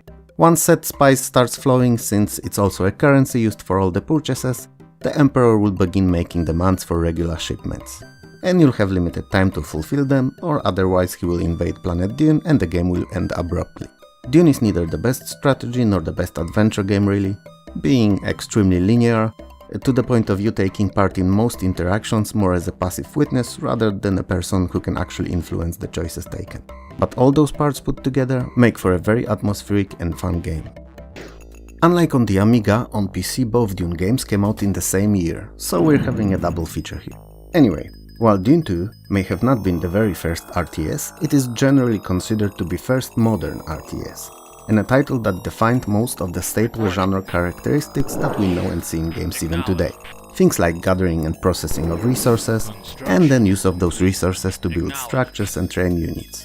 Point-and-click commanding of armies, and the need to protecting gatherers as they're crucial for progress while being fragile and powerless in the same time. And finally the circle of power, meaning that each unit had a weakness that other unit could exploit. So knowledge of the army's composition was a key to success. It's a great and enjoyable title that did not age well sadly. Some design choices are clearly outdated by now, for instance the fact that you can't control more than one unit at a time. Nonetheless, despite my complete indifference towards it, Dune 2 is one of the most important games in history, and as such its place in this video is mandatory. BAT2 The Caution Conspiracy is a futuristic point-and-click adventure game with some light role-playing and action elements. You take a role of an agent of a Bureau of Astral Troubleshooters, in short BAT, or BAT, sent off to Roma 2, the most important city on the planet, which name I will no doubt butcher now badly, Shedishan, where you're supposed to investigate mysterious and unexplained murder of your fellow agent Sylvia Hatford, who was actually a main protagonist of the first BAT. The game mixes adventuring with bits and bobs taken straight out of other games. So while you work your way on the case in the usual point-and-click 2D style, you'll also engage in ship-to-ship 3D combat, and can even play games in the arcade. Presentation deserves special recognition, as many of the backgrounds are animated, featuring characters moving about and just living their lives. It makes the areas you visit feel more natural, more plausible, if you will. B82 is a title that no doubt deserves a whole video of its own. Will it ever get it on this channel though? Honestly, I don't know. When making this DOS-centric gaming history series now, I can compare them to the earlier released Amiga ones. And it's easy to notice that while DOS had many more slow-paced, strategy or management games released, well, at least up to 1992, Amiga reigned when it came to platformers, having dozens if not hundreds released by then, usually of very high quality in terms of graphics, sounds and gameplay. PC wasn't as fortunate. But what it did get, especially in the 90s, was largely pretty good. And Titus the Fox is no different. It's an 8-way scrolling, 15-level strong platformer that is said to be 1000 screens big. I mentioned it in the last video and I will repeat myself here, but describing game size in screens is just plain odd. Anyway, you're the titular fox and you have to save your beloved Susie that was kidnapped. Each level consists of multiple objects you can interact with to either progress further or defeat enemies, hidden secret rooms and a boss at the end. Simple as that. Graphics and sound-wise, it's also a very well-crafted title and definitely a platformer PC gamers shouldn't be ashamed of. Armageddon is an Amiga original ported to PC and an unusual mixture of strategy and 3D simulation. Your task is to destroy the powerful laser weapon that is to be used to destroy the Earth. So you get to choose up to 6 different vehicles and then lead them to victory, by destroying power lines and eventually the laser beam's generator. Throughout the game you pick various targets yourself and then decide if you want the chosen vehicles to attack it on autopilot or would you rather control them yourself. If this description seems a bit vague, then good, cause I'm not gonna lie. I've never played it, even if I had it on both Amiga and PC. I just never gathered enough interest to try them out when in the same time I had so many more so much better titles at hand. Was I wrong and did miss something special? I may never know. But perhaps this footage will strike your interest and you can let me know later on in the comments below. I'm not entirely convinced that Stunt Island is a game at all. I mean, sure, there's a stunt competition you can partake in for money, but in reality it's much more than that. It's a stunt flying simulation mixed with a movie maker of sorts. There are over 50 different flying objects available. Yes, objects, cause not all planes, there's a duck and space shuttle among them to name a few oddities, and more than 1000 props. And that's actually where the magic of Stunt Island really lies. You can arrange and fly various tracks and stunts with an unparalleled 3D engine control of viewpoints, camera positions and prop placements, and then save that flight to a file that can be shared and viewed even by those who don't own the game. It's definitely something that was not only uncommon but entirely unheard of in 1992, and the most interesting feature of this little title. I'm a huge Star Trek fan. I consider its vision of peaceful future, where we're no longer members of individual countries but just Earthlings, citizens of utopian vision of our planet, and the founding members of the United Federation of Planets, to be very enchanting, and something we in real life as species should strive for. Is this ideal version of us even possible? Hard to tell. In Star Trek's universe it wasn't either, at least not until the first contact with other species, which opened our eyes, or their eyes, to the fact that we're not the center of the universe and that there are other, often much more advanced and developed beings. Star Trek is a subject I could talk about for hours, so I'm gonna stop now, before this video becomes something that it wasn't supposed to be at all. So, coming back to the game, Star Trek 25th Anniversary is an adventure game where you play a role of Captain Kirk and along with your crew from original series, you're on an episodic set of missions of diplomacy and exploration. Each episode offers different problems to be solved and throughout the game you'll use skills and abilities of all crew members in different capacity where they fit best, preferably in Federation's integral goal of avoiding combat and violence as much as possible. So you'll be flying USS Enterprise through the galaxy and controlling different crew members individually during the missions. Star Trek 25th Anniversary is a good adventure game, but not better than the best in the genre. Unless, that is, you're a Star Trek fan, then obviously there isn't much that can hold a candle to it. Castles 2 Siege and Conquest is a perfect example of a follow-up well done. It expanded on everything that made original Castles fun in both scale and scope. This time, you're not a noble defending his own territory, but aiming to conquer historical Britain.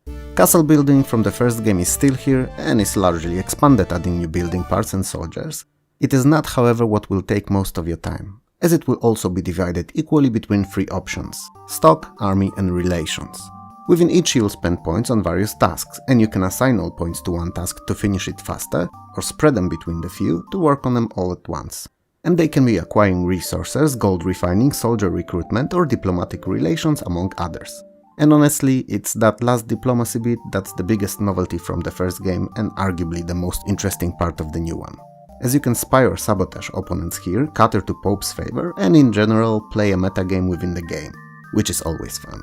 Same as in first castles, you'll also be periodically asked to make a decision out of available few, and it will influence the remainder of the game in varying degrees. Battles have been considerably improved as well, allowing now for a full unit by unit control as opposed to former watch whatever happens and hope for the best approach. Overall, Castles 2 is a much better game, even if castle building itself has been relegated to just one of the many tasks that you'll be working on. If you like strategy games set in medieval times, you'll have a hella good time here. Dark Queen of Krynn, same as its predecessors, is a Dragonlance Advanced Dungeons & Dragons RPG and the last part in the Krynn trilogy of Goldbox games. It's virtually the same as the other two and a decent conclusion to the long story. If you've played the earlier ones, you'll want to finish the narrative and see how it all ended here. And to be honest, apart from interface being cleaned up, not much has changed from previous outings. For better or worse. It's still same good old RPG with tactical turn-based combat. And a title that's, while difficult, is also incredibly fun and enjoyable to complete. Megalomania is a real-time strategy, but entirely different than Dune 2. If I was to explain the game to someone who never played it, but has a basic general knowledge of most popular video games, I'd say that it's a real-time equivalent of Civilization spread over multiple maps, where each 3 consecutive maps correspond to one era, and conquering them allows for promotion to further ones. With the exception of the last one, where there's only one huge map as opposed to 3 smaller. The game starts in 9500 BC and ends in 2001 AD, so you'll go through most of our real history, even though Megalomania is not supposedly set on Earth per se. So yeah, nuclear weaponry. The Patrician is another unquestionable proof that in the 16-bit era, German developers were absolute grandmasters of trading and management games. It's an incredibly deep and well-executed trading game that simulates very complex and dynamic economy, where nearly everything from supply and demand to investments and actions of all players influence it in one way or another. While your ultimate goal is to become the leader of so-called Hanseatic League, I prefer playing Patrician as an open-ended title where you grow your empire and amass wealth.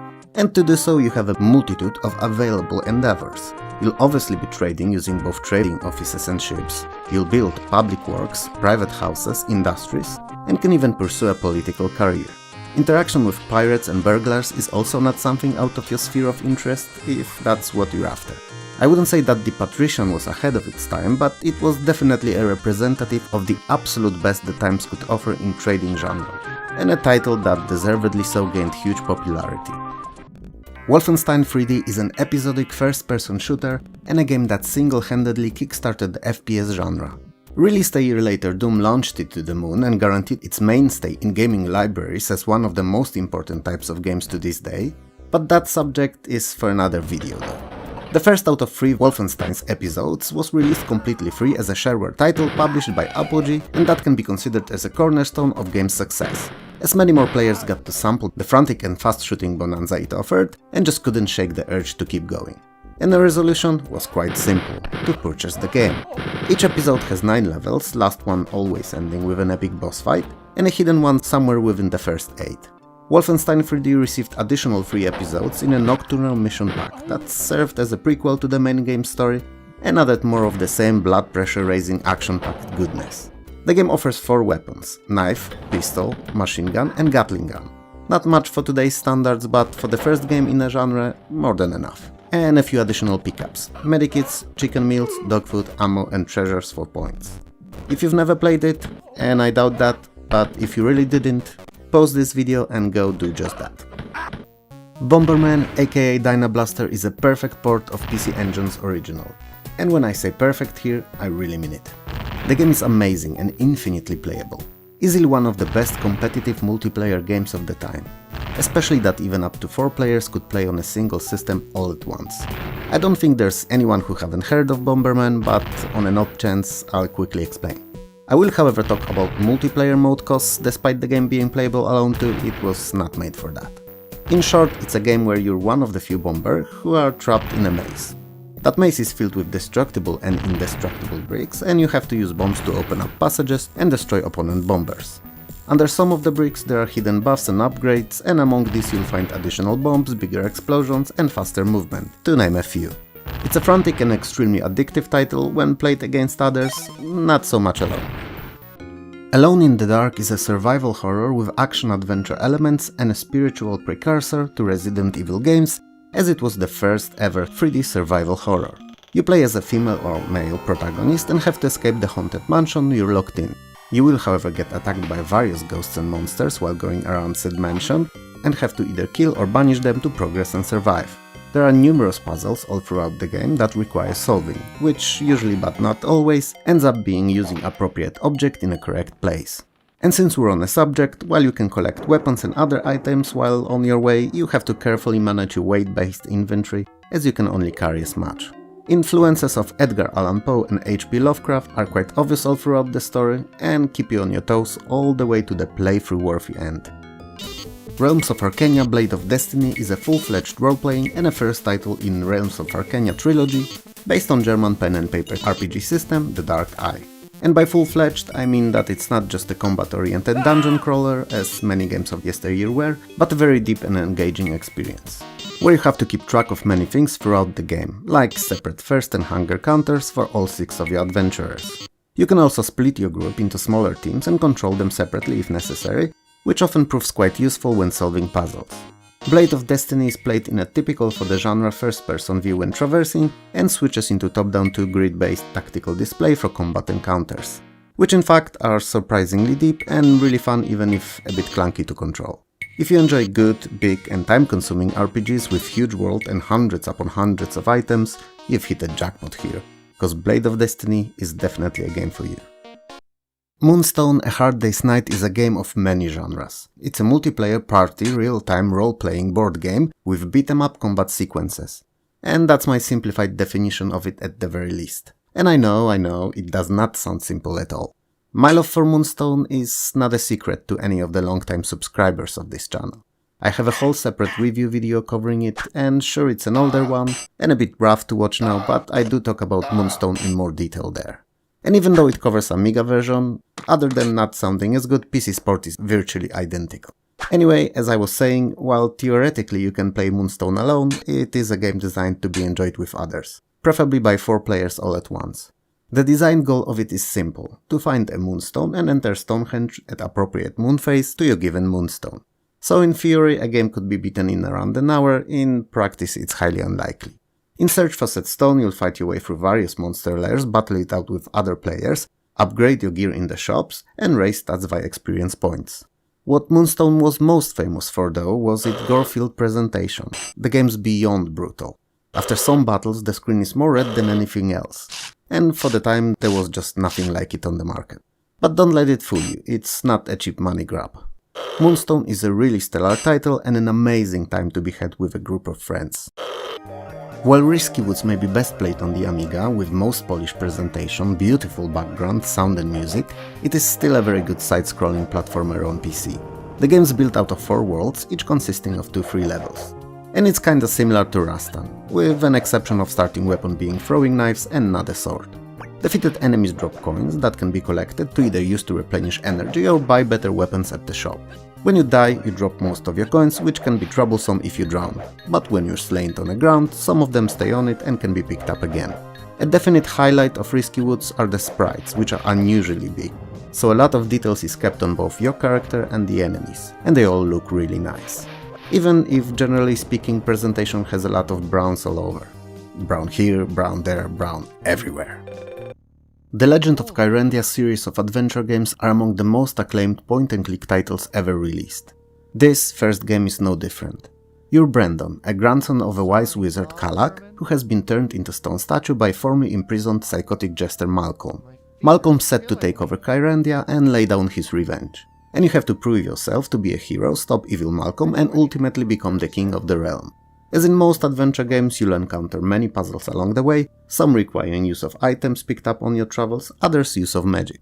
And even though some of these will be slightly randomized, requiring a little trial and error at times, they won't be overly difficult and won't discourage from completing the game. Legend of Kyrandia is full of quirky humor, interesting characters, and tells a captivating story that you will no doubt seek to complete if you only start playing. Especially because the point-and-click interface has been simplified to the absolute minimum, reading off all the buttons with descriptive actions and instead offering a simple click-to-perform action controls, getting completely out of the way to immerse the player in this enchanting world as much as possible. B-17 Flying Fortress is a flight combat simulation unlike most. First of all, you're not behind the steering paddle of a nimble and fast fighter, but a huge and heavy legendary World War II bomber B-17. Secondly, you're not alone, as a craft of this size requires a full set of 10 crew members, each of them described with a set of ratings in piloting, bombing and gunnery, and each assigned to appropriate positions by you. So picking the right people for the job have never been as important as when flying this beast. And last but not least, and that's also something that made B-17 Flying Fortress a game more interesting than most in the genre, is the fact that you can actually take over control of any of the craft stations. So you can man the guns, or bombing site, or even pilot the plane yourself, and switch between those stations in real time as you see fit. The fact that the game looks pretty good and was very playable was just a cherry on this already sweet cake. All fans of simulations who happen to have an Amiga or PC back then no doubt know of it, and those who don't would definitely enjoy it, even today, more than 3 decades later.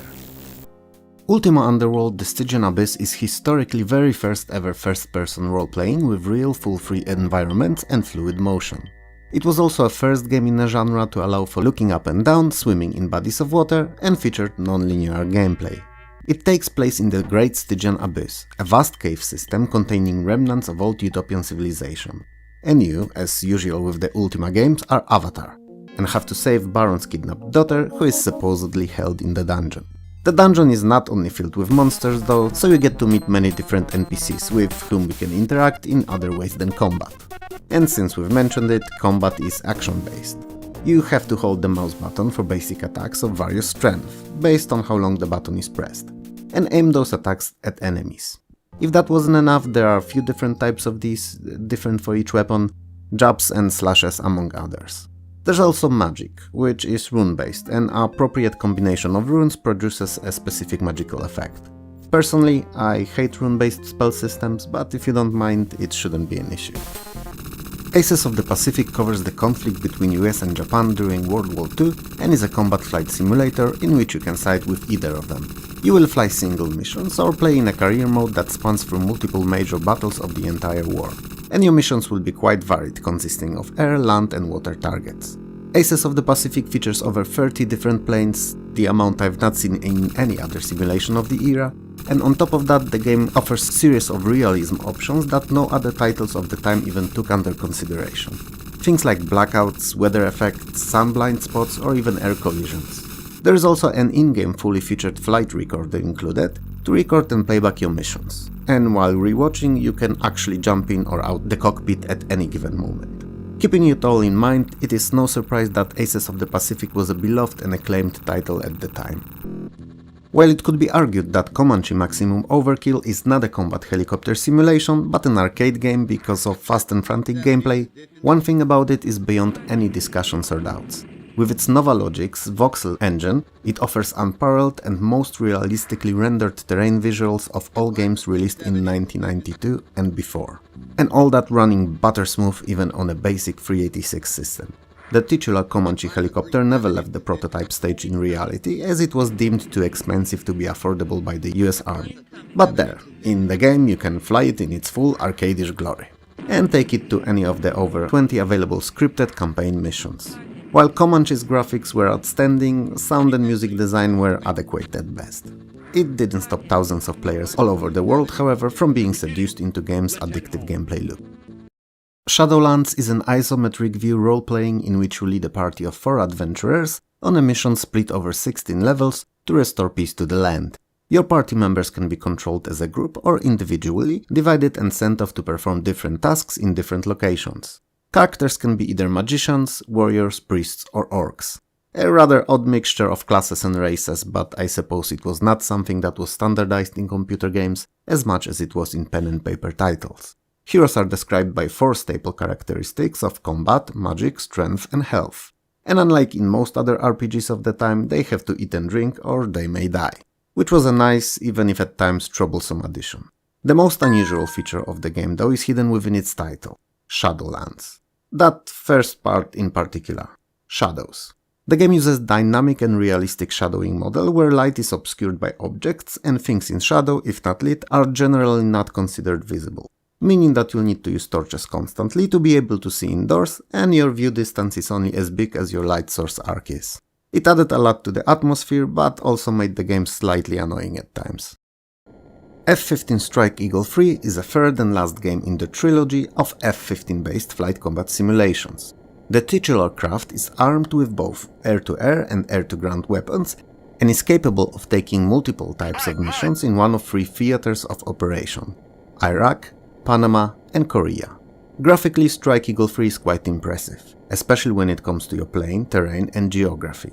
In fact, most of the in-game locations building landmarks are faithfully represented in size and placement, like the Iraqi presidential palace in Baghdad for instance. Sound design is pretty good too, definitely one of the best in the genre for the time, with all the beeps, creaks, swooshes and booms sounding the way they should, at least to my untrained ears. But most of all, Strike Eagle 3 was praised for its gameplay and cited to be the definitive version out of all 3 games in the series. Laser Squad originally released in 1988 on ZX Spectrum and C64, and a year later ported to the whole line of other 8 and 16-bit machines, PC being one among them, but years later. It's a turn-based tactics game designed by Julian Golob, who you may know as one of 2 Golob brothers and a design mastermind responsible for later UFO Enemy Unknown, aka XCOM UFO Defense. Coming back to Laser Squad though, it's a game of 5 unique missions. Well, 7 if you count the expansion pack available only on 8-bit machines. And each of those missions is different in its theme, but mechanically works the same. All units in your squad have set number of action points and use them to move, perform various actions and shoot. What's most notable about Laser Squad though is that it introduced a simple morale system. So if one of the units keeps missing shots, getting wounded or witnesses a teammate's death, he can become shaken and panic. While panicking, he will run out of your control, which is not something that you want to happen. Laser Squad was a cornerstone on which most other notable future turn-based tactic games were based on, and as a first game in the genre, it's a pretty good one I might add. Lure of the Temptress is a point-and-click adventure game with few and far in between, but nonetheless still present, arcade battle sequences. But that's not the only unique feature of this title. Arguably, aside from its odd mixture of humor and serious storyline, the most prominent feature is its virtual theater engine, which allowed in-game characters to wander around the game world independently of each other and players' actions, performing their everyday tasks. This made the game world feel more alive, more natural, and was used in some other future titles, namely Beneath Steel Sky and first 2 Broken Sword games. Story-wise, you're Diarmid, a peasant and a beater for the king's hunting party, and by a series of unfortunate events that led to King's early demise, you're the only one left to defeat the evil enchantress Selena, the titular Temptress. Mega Man 3 is probably the best example of how to botch the license and release mediocre title even though the tech required for an amazing game was readily available. It's an action platformer and a wasted chance. The graphics are beyond terrible, only supporting CGA and EGA, when not only most titles on the market by then used VGA, but also games supporting SVGA started popping up here and there. Actually, there's 2 of these in this very video. If that wasn't enough, the game was not a port of NES title, but original production using novel mechanics of transforming into different types of robots. Which, you know, was not a bad idea at all, but in the same time not something that the potential audience expected from a Mega Man game. Toyota Celica GT Rally, in spite what the developers might have hoped to achieve, is not a simulator. It's a fun arcade racer where you run series of races, each divided into smaller stages on gravel, asphalt and even ice. Each stage is timed and after completing it, your time is compared to those of other drivers. You don't have to play it alone and up to 4 of you can have fun on a single system, racing in turns. Toyota Celica features a co-driver that is feeding you pace notes, letting you know about upcoming corners and such. Unusually for the genre, you can actually adjust and specify what information that he provides mean and how early his warnings should be given. The steering is quite odd and I never really got used to it, to be honest, especially in the auto-centering mode, but since the game is not very difficult, it was not an issue that would render it unplayable. Personally, I was never a fan of those older 2D first-person perspective racers and learned to love them with an inception of 3D gaming, but if you don't mind, Toyota Celica GT Rally is not a game to avoid. RoboCop 3 is an entirely different game to the previous two side-scrolling 2D outings, and perhaps it's for the best. It came out a bit before the third movie did, so it's not related to it in any way other than the title.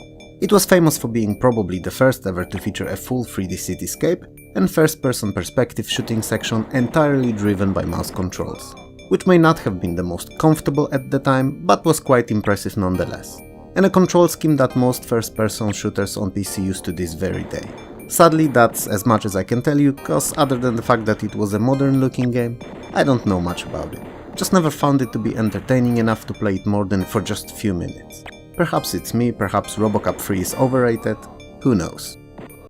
To simplify, Caesar is a SimCity game in a less open-ended and more mission-based format with addition of sparse military battles. You're in control of your given province and you have to raise it to the point where you'll get promoted to another one, usually bigger and more challenging. And to do so you have to make sure that your province becomes a prosperous and a happy metropolis. So you'll need to build appropriate and sufficing infrastructure, both industrial and service-based. You'll trade with neighboring provinces and battle against enemies, usually invading barbarian hordes. And this is where Caesar offers something that no other game did at the time. You can interlock Caesar with Impressions' other game, Cohort 2, and that allows for all battles that happen in-game to be controlled by Cohort's engine, which gives you incomparably larger scope of control of tactical battles as opposed to just learning the results that the base game displays. Come to think of it, I can't recall any other game that does it even today. Might and Magic 4 Clouds of Xin is another innovative role-playing game on this list. Fourth in a series of 10 games spanning 3 decades and covering numerous settings and plots, and most of all responsible for inception of the brilliant heroes of Might and Magic. But that's a subject for a later video. Distant lands of Xin are about to fall under control of a villain known as Lord Xin, who had imprisoned a local overseer Crodo in a tower and is unleashing havoc across the lands. You and your band of local adventurers gets involved in the mystery and have to solve it, and, well, as usual, save the proverbial day. World of Might and Magic 4 is huge, even if rather devoid of excessive NPCs. And although it's not my favorite outing in the series, it's an engaging and full of interesting stories game nonetheless. The innovative bit I mentioned initially is that Clouds of Xin is best played when joined with its successor, Dark Side of Xin. Together they form a new behemoth of a game, World of Xin, effectively more than doubling the size of either and more importantly offering much better gaming experience. It not only mixes some of the quests from both, but also offers access to some new areas that, while included in both games, were inaccessible without first being joined into singular title. Powermonger is a real-time strategy built upon the engine used in Populous. The goal of the game is simple. On each map, and there are over 250 of these, you must capture most cities and defeat enemy captains. Captured cities can be used to draft units to armies, and you can have as many armies as you have the captains to lead them. Most unique, although often overlooked feature of the Powermonger is the artificial life engine, that simulates life of each and every person on the map, and they go about their daily lives without players' input. So they work, fish, farm, collect wood or make items. A little later, Bullfrog released expansion for Powermonger that took place during the First World War, and was as well received as the base game. First Samurai is a pretty good early 90s home computer platformer, even if it's a bit odd. It's also one of the very few taking place in feudal Japan, where you have to take on other swordsmen and weird enemies to become the titular first samurai. Goal of each level is to collect 4 items in a set and then use them to get access to the end of the level boss area and then defeat him. Even if First Samurai's graphics are not the best, they are pretty decent for the time, and the mix of regular enemies and mythical creatures is fresh and entertaining. Odd use of unexpected sound clips like Hallelujah feels a bit out of place at times, but not to the point of discouraging from playing. It's a very competent action platformer that, despite being a bit too difficult, is rewarding to progress in and eventually complete. Believe it or not, but Overkill is a vertical scrolling shoot 'em up with a story. I'm not saying that it's a good story, but it's there, and provides background to all the shooting. Your home planet was destroyed and evil alien race enslaved the neighboring 6 others. You're out for revenge, but first have to free the 6 captured planets. The end. I mean, I've seen 80s movies with worse story than that, but this is pretty bad too.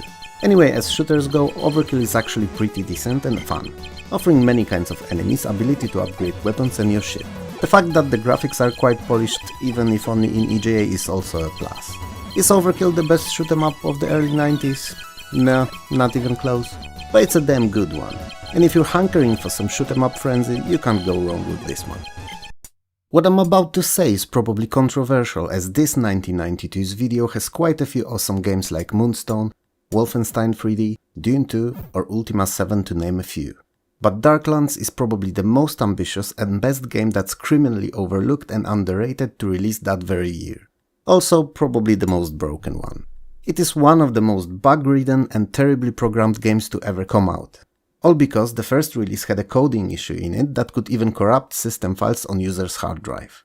It was obviously fixed with re-release, but bad taste prevailed, it seems, and the game never received recognition it deserved.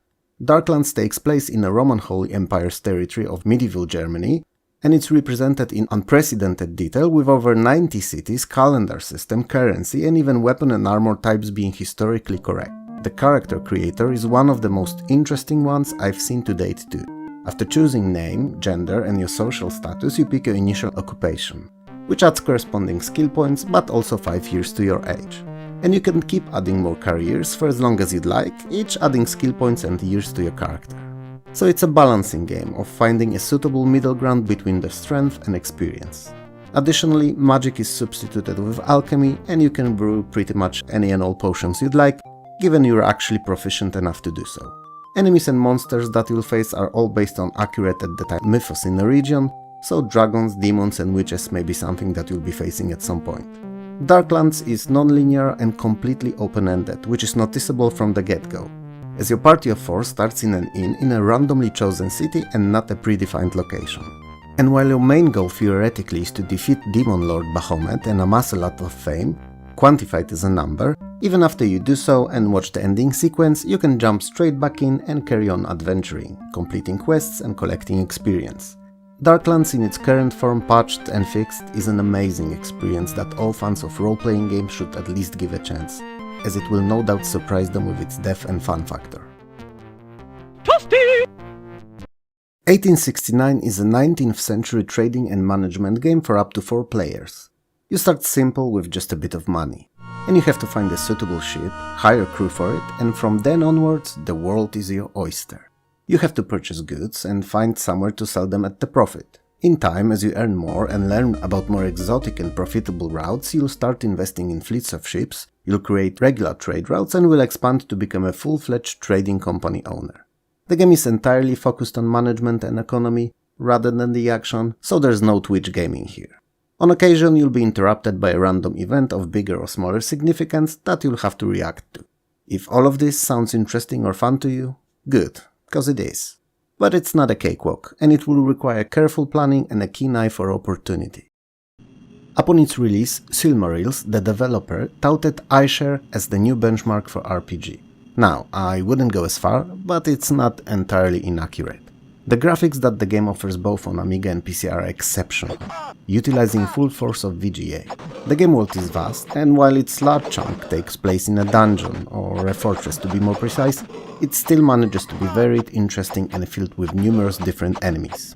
Many of the puzzles have alternate solutions, which increases the replayability factor quite considerably, and every single of the possible party members have their own unique personality and temperament. Your warrior Aramir, and you along with your group of courageous adventurers have to defeat Krov, an evil sorcerer and spawn of Morgoth and Morgula, villains from a previous title, Crystals of Arborea. Krov killed Lord Jarl, a ruler of Island of Kendoria, and to defeat him you have to travel through the whole island while meeting and recruiting surviving companions of Jarl along the way. iShare is a great start to an amazing trilogy, or a second title in quadrology. Depends how you want to look at it. But most importantly, it's a title, if you have time that is, that's worth revisiting even today. In terms of story design, Captive is probably one of the most unique and ingenious games of the 90s.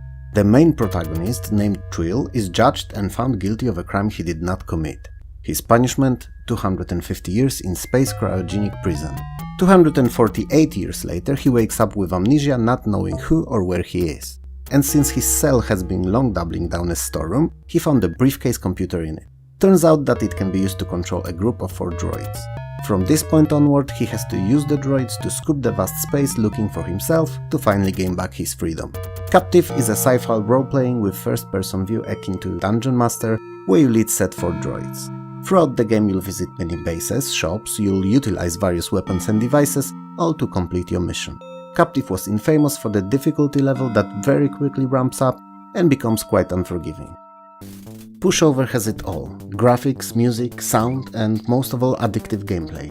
The Quaver's chip's product placement is largely irrelevant, as it doesn't affect the gameplay in any way. The idea here is simple: all yellow dominoes have to be knocked over in each level, always ending with a very specific one. And since there are many different kinds of these, each with unique behavior, the gameplay is challenging but incredibly fun, not only to play, but also to figure out. Great game and a hidden gem that many don't know about. In the end, even though it may not be as remembered as some other games in the genre are, for me, this, along with One Step Beyond, are few of the best puzzle games of the early 90s. Alcatraz is an action-adventure title where you're a SEAL Marine sent on a special mission to neutralize drug baron who with his army of goons took Alcatraz prison under control. The game is played from 2 viewpoints. Side-scrolling when outside, where you have to take a stealthy approach while getting into each of 3 buildings in the game, and first-person view when inside said buildings. To get rid of the drug baron, you have to find incriminating papers in first building, then you need to plant a time bomb in a second one, and finally make the arrest in final third. It may sound simple, but you only have 2 hours to complete all these objectives, so completing the game on first approach is quite unlikely. Anyway, you're not helpless though, and you've access to a whole assortment of various weapons, from pistols through machine guns to flamethrowers and even bombs. Alcatraz features smooth VGA graphics, a nice mixture of stealth and action, and a lot of fun and engaging combat. It's a title that most players looking for fun but not silly action games will not be disappointed with. The Adventures of Robin Hood is a greatly underrated and often overlooked adventure game, which is odd because it's one of the most fun and innovative ones in the genre.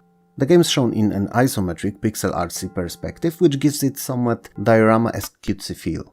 On top of that, it's not linear at all. You can solve puzzles and pick up small quests in whichever order you like, and not feel as if you're led by a thread to conclusion. The game seems totally open-ended.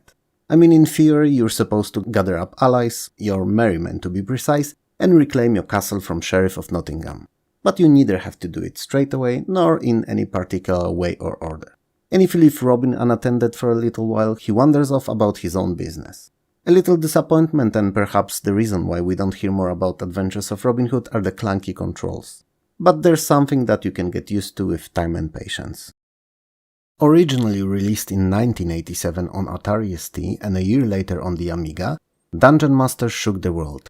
It redefined, perfected and standardized the first-person dungeon-crawling genre of RPGs. It was the first title to really popularize real-time combat in RPGs using this perspective, and also chose having party members' skills grow and upgrade by using them rather than basing their effectiveness on abstract experience points and levels.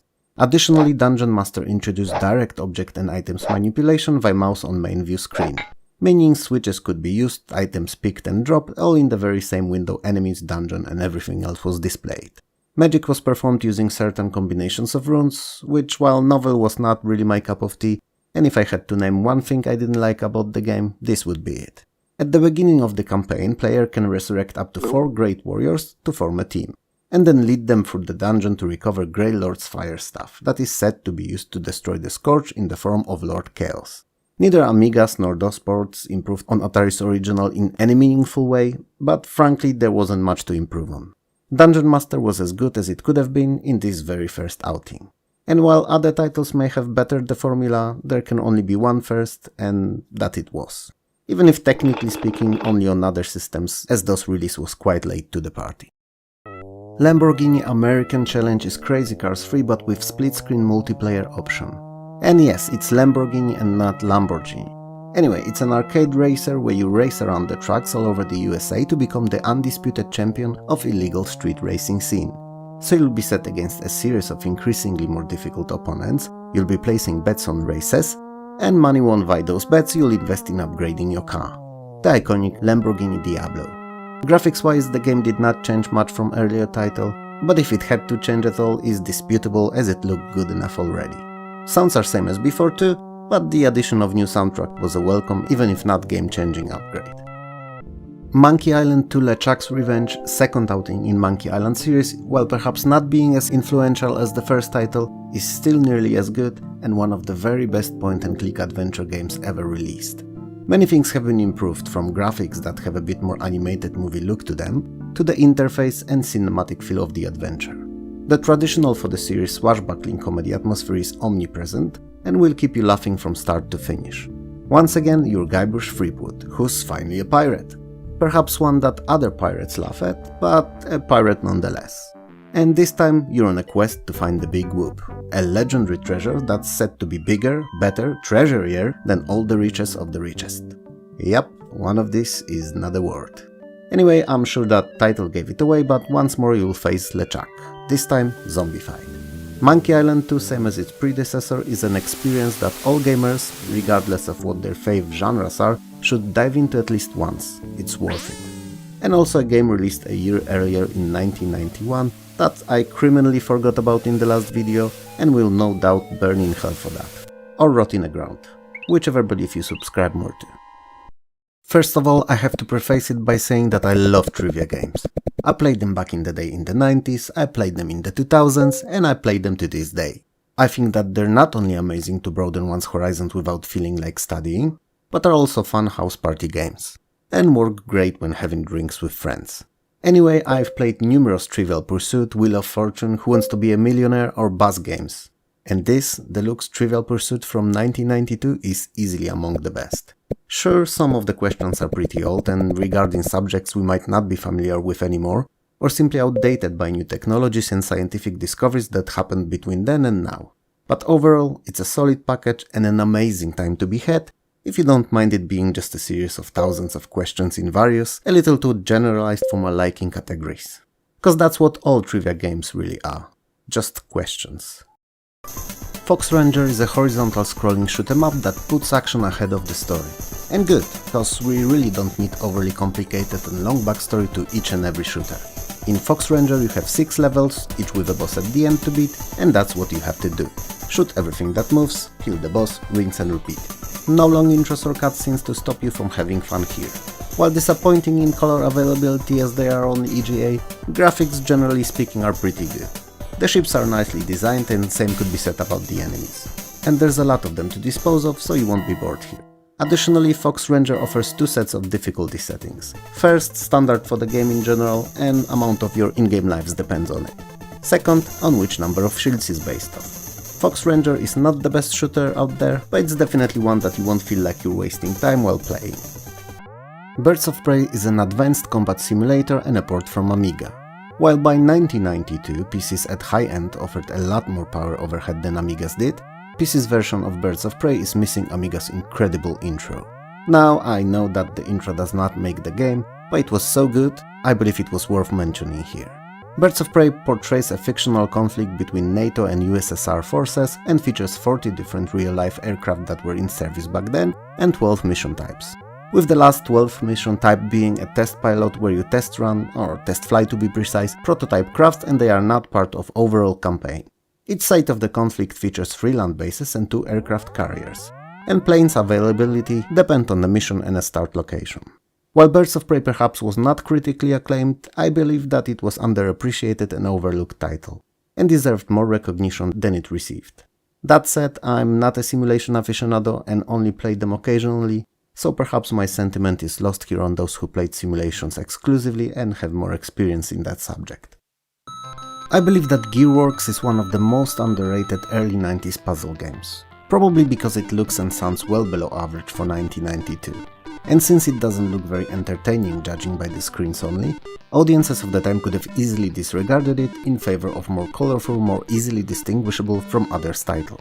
It's a mistake though, as Gearworks is actually a pretty good game and a very enjoyable puzzler. Sure, it may not be the most difficult one, at least initially, and quite repeatable at that, but I always thought of it more as a relaxed puzzler. One you can just get into, go through level after level, letting your mind wander, rather than flexing all your brain cells all throughout. If you're looking for a bit of R&R and just don't dig high-octane action games, Gearworks may actually be something for you. Teenage Mutant Ninja Turtles, also known as TMNT, the arcade game, is, well, just that. The arcade game. Or port from the arcades to be precise.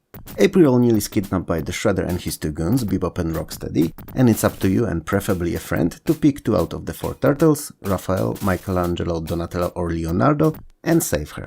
Most of the enemies and villains are well known to Turtles fans and taken directly out of the animated TV series.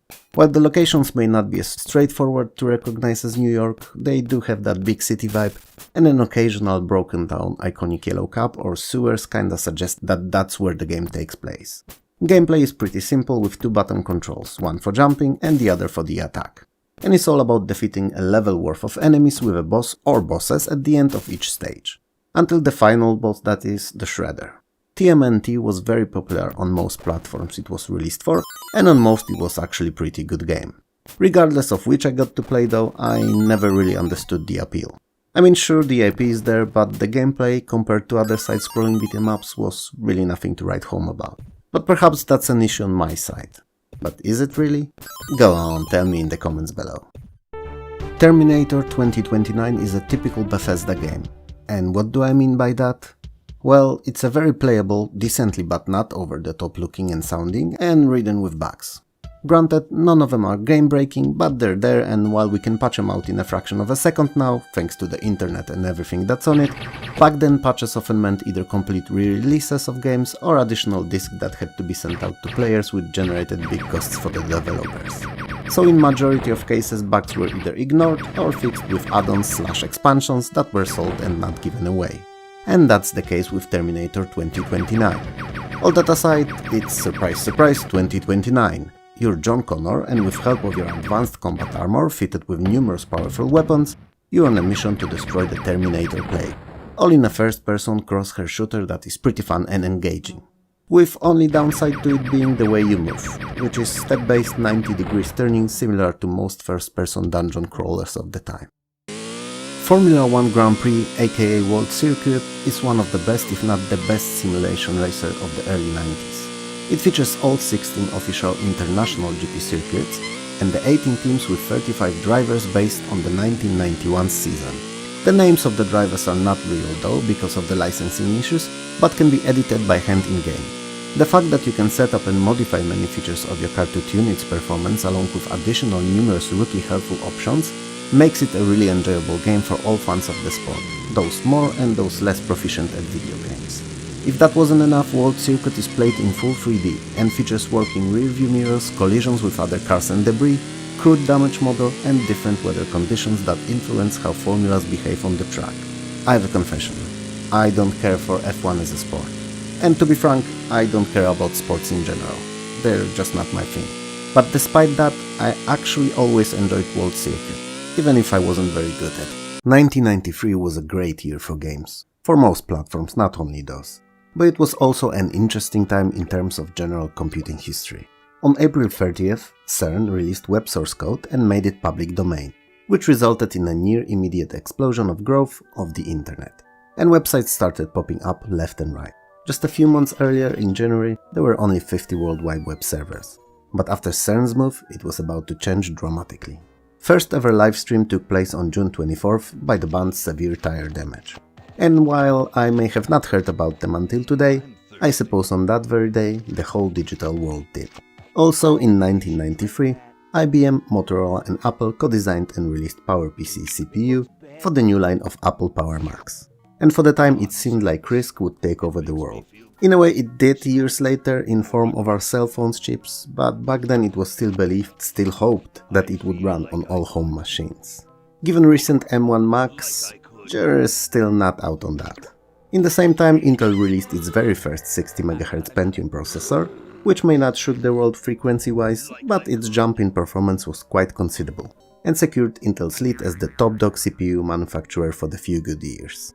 And last but not least, the general proof-of-work concept was introduced in 1993 by scientists Cynthia Dwork and Moni Naor, which may sound like gibberish to some, but is in fact an underlying concept behind how money is made today on mining cryptocurrencies. Like Bitcoin, for instance. 1993 was a very special time in our history, and games you're about to see are no exception. And in grand majority are exceptional for one reason or another. Now's the time to ask you to do something completely new. Hit that like, subscribe and share, and I think it would be fair. It may not seem much to you, but will really help me to get that extra viewer too, and for that, I thank you. If you're in more giving mood and think my videos are good, there's a Patreon I use, if that's something you would choose. It would help me cause it's rough to release much better stuff. All the videos land there first, to fulfill that retro thirst. In the end it's up to you, do whatever you choose to. Videos here are always free, for all viewers here to see. Oh my god, that was cringe. I gotta form a mental note to never do that again. Poet, I am definitely not. On the other hand, it serves as a reminder that to learn if something works or not, you gotta try it first. At least we've got an answer to this single unasked question. Anyway, let's get back to our scheduled programming. I mean, our video. While Transarctica's similarities to 2013's movie and a recent Netflix series Snowpiercer are uncanny, that's all they are, similarities.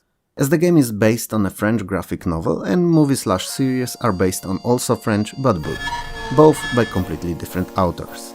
The world is at its end and there is a permanent winter. There are but a few small settlements of humanity left connected by long chains of train tracks that are traveled by armored trains.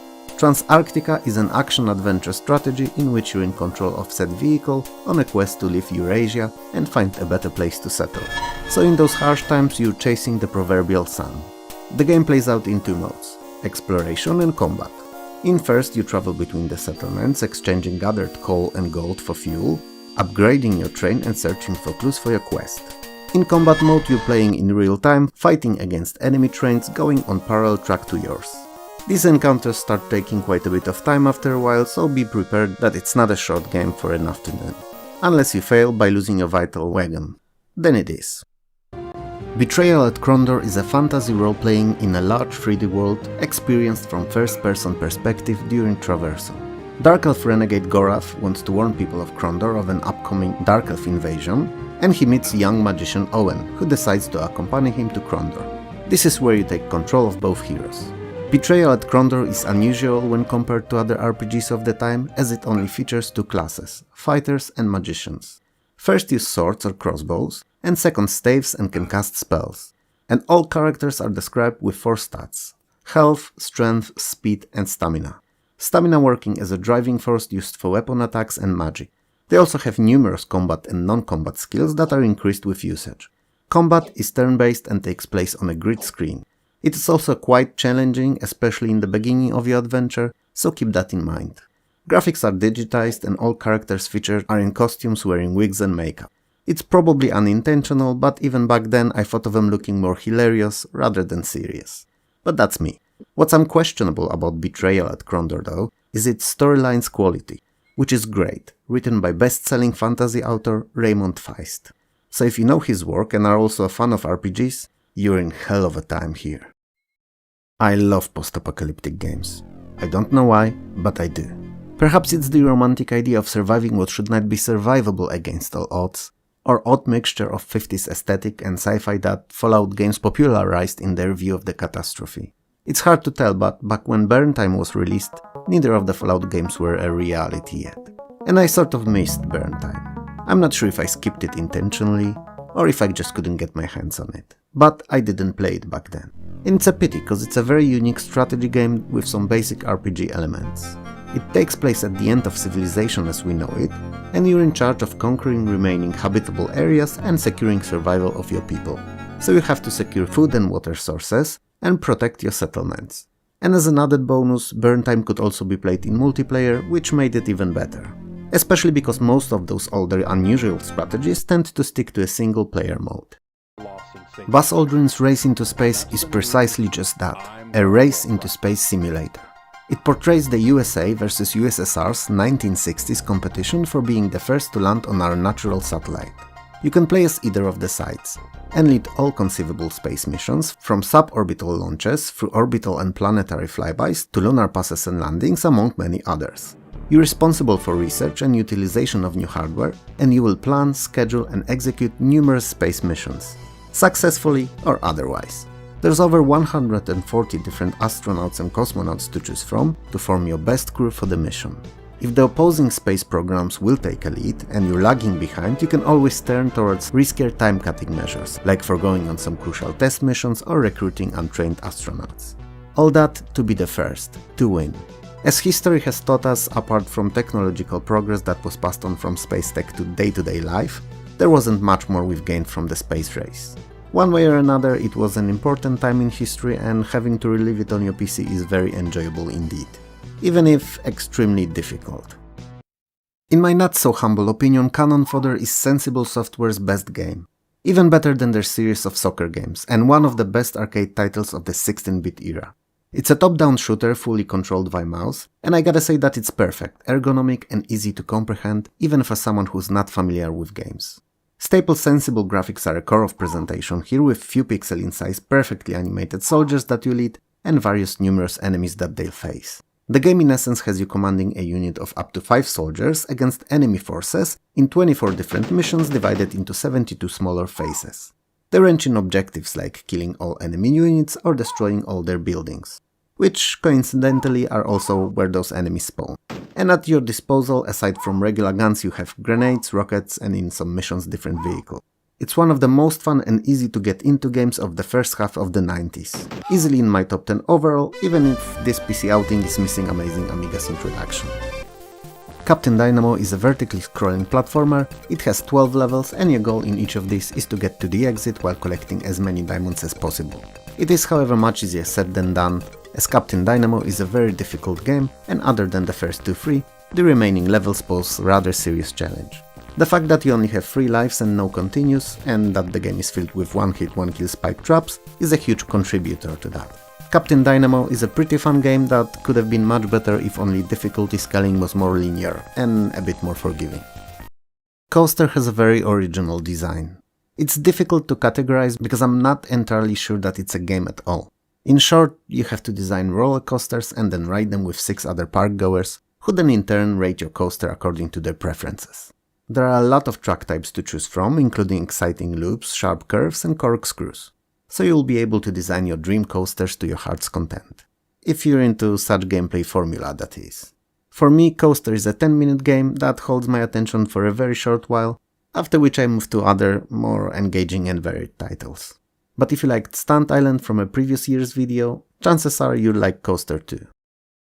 Once peaceful world of Atas has been drained out of its vital energy and turned into a desert wasteland by evil and power-hungry sorcerer kings who enslaved the population.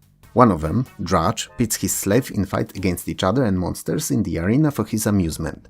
One such group, however, manages to escape, and you take control of it in the Dark Sun Shattered Lands, a top-down view RPG with tactical turn-based combat. At start you can either use pre-generated party or create your own. There's 8 available races to choose from, some of which are quite exotic and rarely seen in typical AD&D RPGs, for instance insect-like Fry Kreen, and there's also 8 classes: Fighter, Ranger, Gladiator, Cleric, Druid, Psionicist and Thief. So the amount of combinations possible will allow for creating a very unique party for each playthrough. After completing the first 2 areas, the game pretty much opens up and allows you to visit all available locations. Only certain parts of the main quest need to be followed through in order, the rest can be approached at your leisure. Dark Sun does not prioritize combat, and many of the confrontations, if approached correctly, can be solved peacefully. It's definitely one of the more unusual RPGs, and a game that the fans of the genre should not skip. First, there was nothing, and then there was Doom, and the world changed forever. Year prior's Wolfenstein 3D was perhaps technically speaking first real FPS game, but Doom was the one that everyone remembers, and not for no reason. It took everything that Wolfenstein did and made it better. Bigger, faster and more technologically advanced. Stages could be of different height, even if with use of tech trickery, and stairs and lifts were omnipresent. Walls could be aligned to each other at any angle and not only at 90 degrees, and there is also a pretty advanced for the time lighting system, with some rooms in pitch black, others lit just by a few small sources of light. Finally, there are outdoors, pools of water and lava, and inclusion of automap, which, to be frank, is a godsend in some more complex areas. There's a lot of weapons in Doom, each with their own drawbacks and advantages, and each deadlier and more iconic than the previous. Unlike in Wolfenstein, there are no lives in Doom. You have one, and that's it, and it's gonna last you throughout the entire game. You can, however, find various buffs and boons like med packs, armor and berserk pack to survive it all, but you gotta be careful nonetheless. What I always found most captivating about Doom though was the atmosphere. Sci-fi mixed with demonic, all dark, gritty and with plenty of jumpscares and gruesome looking foes, often spewing demonic fire at you from afar, or rapidly closing the distance between you and them to attack from melee range. There was just nothing like it back then. But while it was all undoubtedly amazing, it still wasn't the most important thing that Doom did. Not even close. Even if we assume that it wasn't a first FPS title, it was first online multiplayer FPS game. And even better, offering two completely different modes of play. Campaign co-op, which was even more fun than the base game, and more popular, more widespread and played, deathmatch, with players fighting against each other for frags. I mean, whole campuses played it, people organized LAN parties and tournaments just to play deathmatch. Doom craze took over the world. And even when the game itself became largely forgotten, deathmatch mode in FPS titles stayed with us to this day, even if in heavily modified modern form. Dungeon Hack is a first-person perspective role-playing dungeon crawler. Basically a NetHack or Rogue, but seen from a perspective of Dungeon Master or Eye of the Beholder games. But if that was all I had to say about it, it wouldn't have sounded interesting whatsoever. The main difference from two mentioned classics of the genre is that you don't lead a group of characters through the monster-filled dungeons, but are a single adventurer. A solitary soul on a quest to... well, yeah, and here's where the second difference lies. All dungeons are randomly generated, guaranteeing near-infinite playability. And as developers themselves stated, over 4 billion different map layouts are possible. Interestingly enough, all generated dungeons have seeds, meaning players could share those that were especially interesting or difficult, to face similar challenges and enjoy similar adventures. And last but definitely not least, Dungeon Hack offers permadeath mode, so when the character dies, the game ends even deleting the save file, so that the player cannot spam save load to go through more dangerous encounters. It's definitely a breath of fresh air among dozens of semi-RPGs, even if more action-based and with a tad weaker than average story. The Blue and the Grey is a historical turn-based strategy depicting the American Civil War. The game starts in 1861 and you can take control of either of the sides, Blue or Grey, Federal or the Confederate respectively. And from then onwards you have 4 years to win the war. The game uses gathered historical records to make certain kinds and numbers of units available for recruitment, so that each side has access to historically correct reinforcements. The Blue and the Grey takes place on 2 layers. First, strategic with a view of the entire campaign map, and second, close-up, when 2 forces meet for battle and miniature units fight with each other and you can only issue very basic commands. I remember seeing the Blue and the Grey in gaming mags back then, and being as avid fan of strategies as I am, I really wanted to play it, but to no avail. As much as I had access to pretty much any and all games I dreamt of, this particular title for whatever reason was nowhere to be found. Perhaps because it covered a niche in Europe subject of American Civil War, perhaps I was just unlucky, or perhaps something entirely different was the reason. I'll never know. And to be honest, if not for this very video, I didn't even remember it ever existed. The game, not the war. I love good pinball games on home systems. Games like Pinball Dreams, Pinball Fantasies, or even newer Zen Pinball. And in my eyes, Epic Pinball is just not that. I can't put the finger to where exactly it fails me in my expectations, but it's just that little short of being good enough to warrant me enjoying it to the fullest. The graphics are fine and all, even if not groundbreaking. Sounds and music are quite good actually, definitely they were not the issue. It had to be the gameplay then, because if not, then what else? As I think of it now, I recall always feeling that the ball reacted with all the bumpers and other elements of the table, and how it moved didn't feel right, at least compared to Digital Illusions' games. Clearly an issue on my side, especially because general public seemed to really love it. What I will give it though is that it was distributed in an interesting way, on discs in 3 different separate packs, each containing 4 tables. So collecting them all resulted with a pinball game with 12 tables in total. Sort of a Pokemon of pinball games. To summarize, Epic Pinball is an okay pinball game that people liked and I didn't care about in the slightest. So let this video and the background gameplay be a decisive factor for you, if you should play it or not. I realize that it will sound like lazy work, but Eye of the Beholder 3 Assault on Mythdrunner is more of the same. It's a third and final installment in trilogy of first-person role-playing games, and a conclusion to a long story that your party of adventurers went on. The only real difference from previous games is that you can now command your team to attack all at once. Other than that, it's the same graphics and sounds, same gameplay mechanics and same storytelling approach. And while it's not bad per se, games like released a year earlier Ultima Underworld and Shadowlands showed us both, that the technology was there to create more immersive worlds, and that the gameplay mechanics could introduce more lifelike worlds and questlines. Still, if you played earlier two parts, it's obvious that you should complete the trilogy with this outing.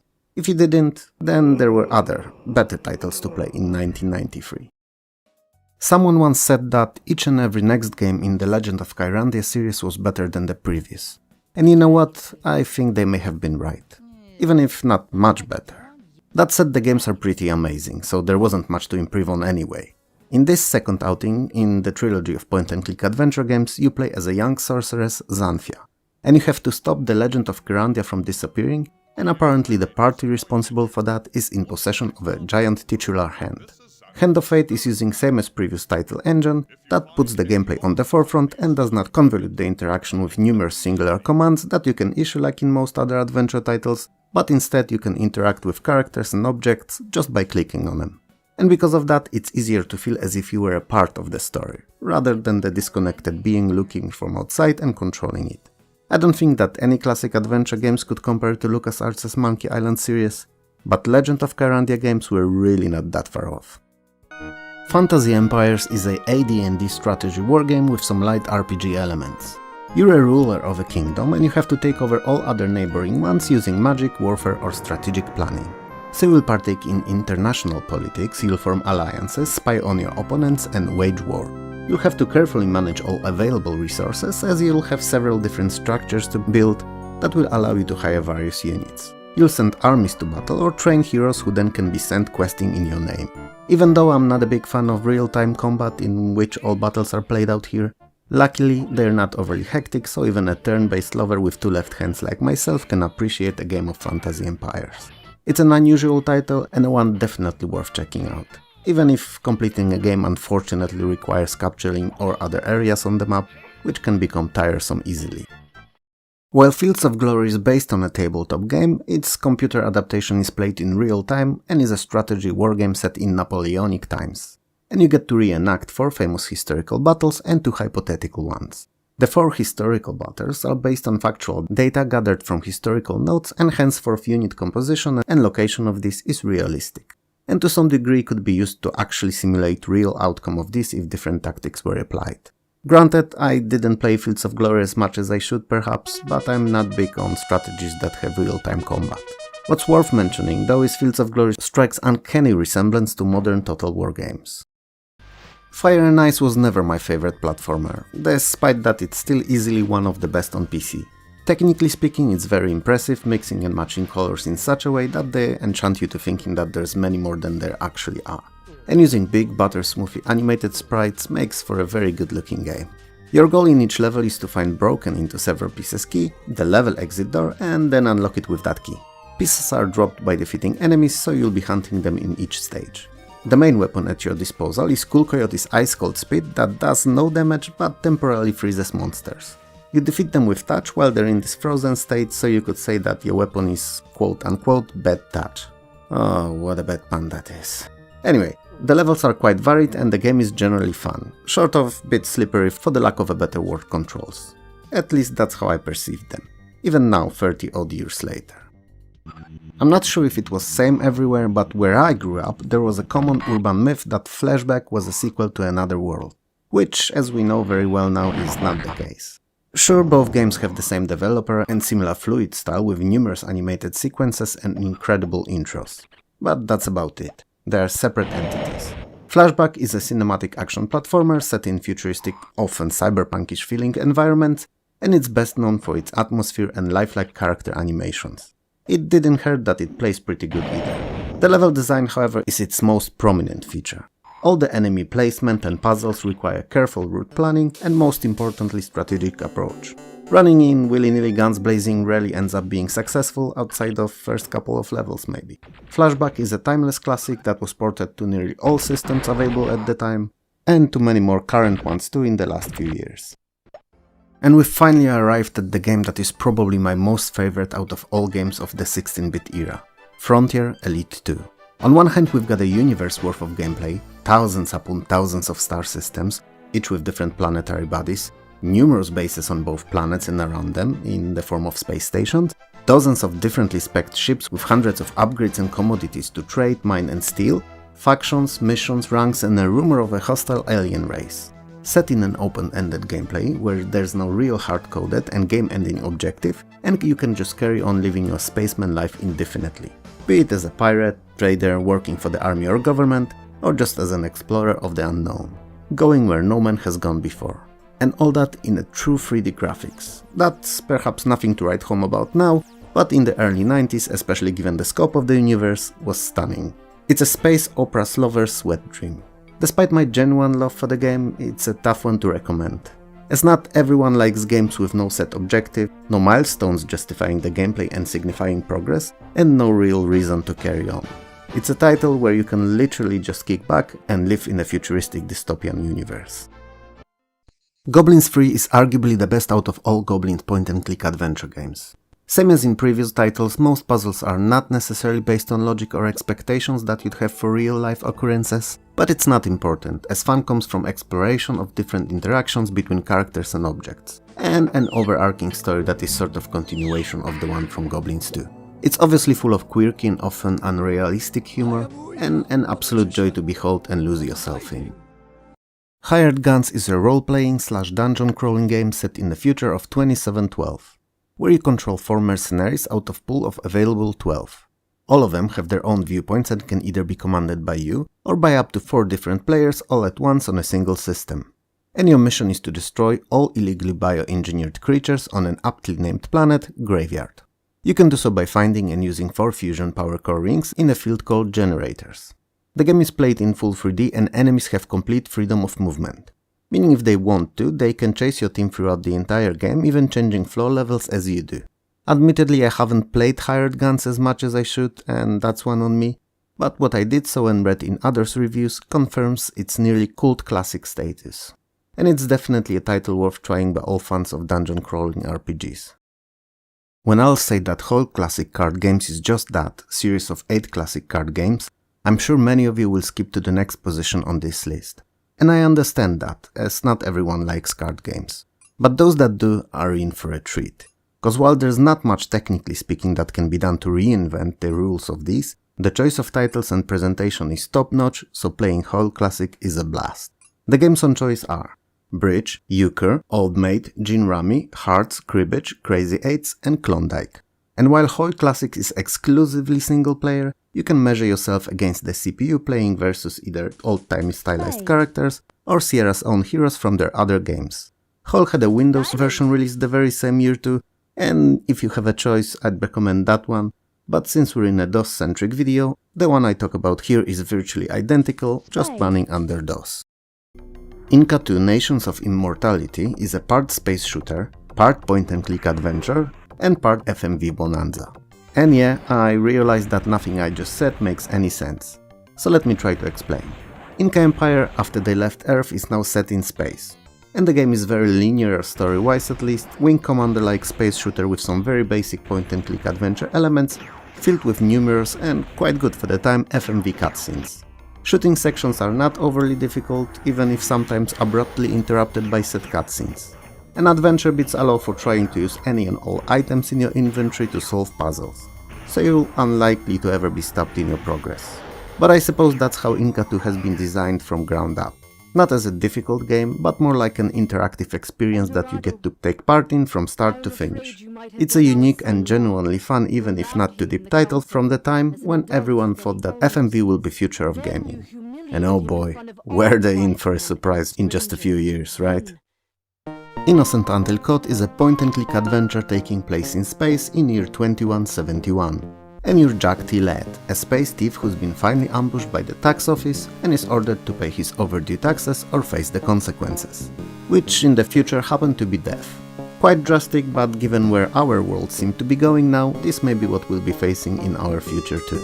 Anyway, the game is pretty good story-wise, but a bit infamous for the difficulty of its puzzles and the fact that some of them don't seem to have any logical solutions.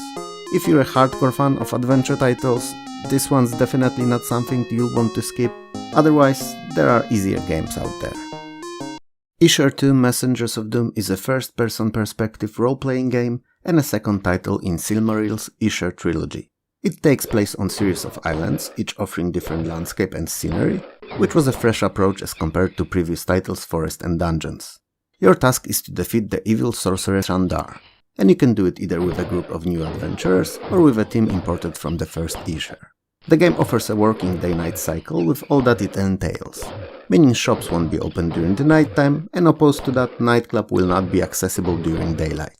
Issue 2 features a bank building that allows players to store their valuables, which was a welcome addition from previous game because it fixed the issue of losing gold upon saving.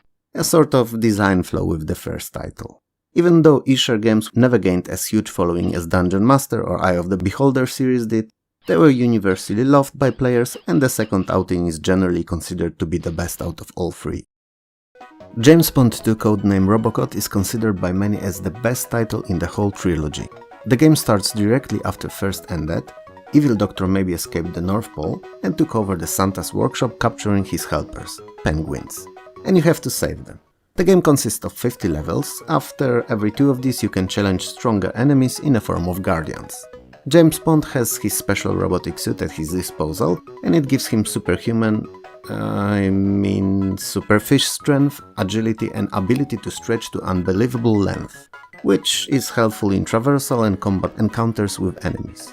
The game is universally loved and considered one of the very best games on the Amiga. And on PC, surprise surprise, it's equally as good. And now time for the kicker. I don't like it at all. Don't like the candy-like themes, hate the controls and find the gameplay look boring. It's just not for me. Gym Power: The Lost Dimension in 3D is an expanded and enlarged port of Amiga's original Gym Power in Mutant Planet. It's a run-and-gun action platformer that's very console-like in its design and quality, meaning it's fast and frantic, incredibly colorful with huge sprites that are butter-smoothly animated and full of beautifully designed levels. It offers flying shooter sections every once in a while to stay fresh, and huge boss fights that heavily rely on pattern memorization. Gym Power is not the best playing platformer on the system, as it originated on Amiga where it was much better fitting title, but it's definitely one of the few with truly immersive presentation on PC in 1993.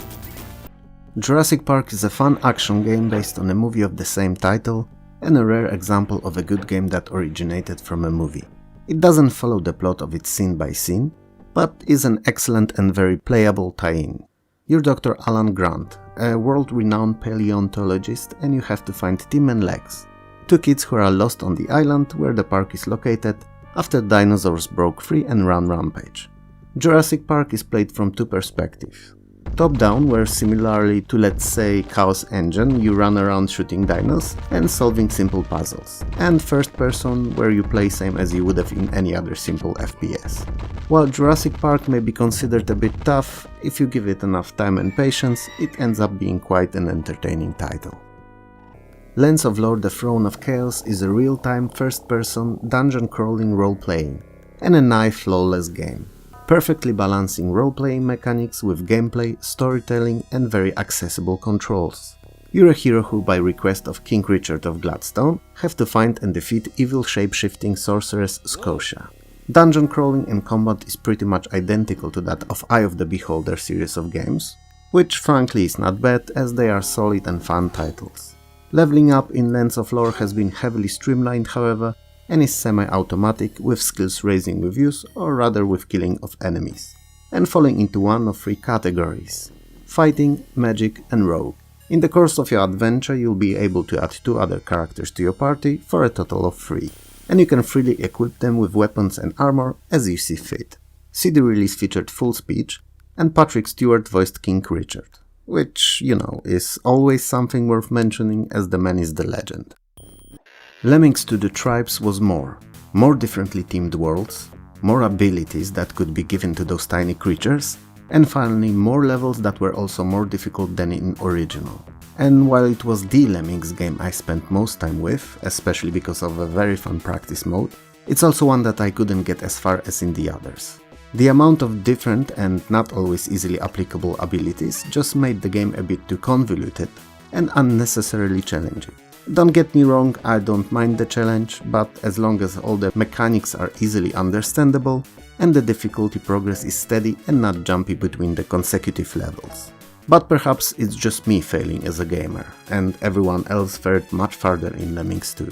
Well, let me know in the comments below. While most people consider Lotus 2 to be the best in the series and the best arcade racer on the Amiga, I think last third installment is equally as good. PC Sport renamed to Lotus The Ultimate Challenge is no different. It runs super smooth, scaling those car and background sprites beautifully. It's also quite huge as compared to previous two games, offering 13 different types of scenery and 3 cars to choose from. The 2-player split screen is obviously still here, and it's as fun as usual. New and welcome addition is Rex, or RECS, a sort of simple track editor that extends the life of the game considerably, near infinitely in fact. Maniac Mansion Day of the Tentacle is a well-deserved sequel to 1987's Maniac Mansion, and an excellent point-and-click adventure game. Purple Tentacle accidentally drank some of the contaminated water spilling from a titular mansion. As a result, he mutated into superior in terms of dexterity, as it grew hands, and intellect, Tentacle, and aims to take over the world. Dr. Fred, a villain from the first game, sends trio of our heroes, Bernard, Hoagie and Laverne, a day into past to prevent the incident. But since the time travel, as we all know today, obviously requires a use of a diamond, and Dr. Fred, being cheap as he is, substituted it with a fake, our heroes are sent into different periods in time, both past and future. So our adventure takes place in the very same place, but in 3 different times. And it's up to you not only to save the world, but also eventually get all 3 characters back together in the present. Many of the puzzles are based on an interesting mechanic where you have to send objects between different time periods using the time machine to solve them. And it's not something I've seen anywhere else. But to be frank, most of the new design or mechanic ideas introduced by LucasArts' games at the time were either the firsts or genre-defining changes. To summarize, Day of the Tentacle is amazing. Pause this video, waste no more time and go play. Master of Orion is a turn-based 4X strategy set in space where you lead one of 10 races to domination of galaxy, through either conquest or diplomacy, all the while discovering, exploring and exploiting other star systems and making sure that you progress technologically as fast as you can. Each of 10 races have their own weaknesses and specialities that they're proficient at, and the universe is generated randomly at each game start. While Master of Orion's game map and setting are entirely different from that of Civilization, it's in fact the closest title that it could be compared to in terms of gameplay. And it's a good analogy cause many people believe Master of Orion to be as good of a game. Heck, even as good of a series. I don't. I think it's excellent, but it's not Civilization. And sure, argument could be raised that the first Civ was pretty simple in its design, and perhaps not even as deep as the first Master of Orion was. But as a series, hands down best strategy crown belongs to Civilization. Microsoft Flight Simulator 5.0 is the last and arguably the best DOS outing of the game. All the future releases were Windows only. Well, at least until 2020, when latest version also landed on Microsoft's new consoles. Anyway, this 5.0 version includes numerous fixes and changes, effectively ending up as the very best non-combat flight simulation ever released for DOS. It improved on the physics, finally added high-resolution SVGA graphics, textures in some formerly blunt areas and sound card support. And last but not least, Paris and Munich as 2 new built-in areas. Well, and New York and Japan as additional expansions. I'm sure that I don't have to say that approaching it with the minimum required 386 is a mistake, and in reality anything under 486 does not guarantee comfortable play. Might and Magic 5 Dark Side of Xen is a direct follow-up to year prior's Clouds of Xen, and as mentioned in a previous video, when they are installed together they form World of Xen, a singular, bigger game composed of 2 smaller ones. And you can not only move between the 2 game worlds via use of teleportation pyramids, but they also feature new additional separate and crossover quests and areas. The idea behind it was quite brilliant, ensuring that the fans of the first game will definitely purchase the second, and have a free additional content for both, just by having them installed at the same time. This 5th title closes the overarching story started in the first game, concluding all the open threads and storylines. If you like good and atmospheric party-based RPGs, you'll love it. Although I wholeheartedly recommend playing it together with the previous game. D1, the only, the Mortal Kombat.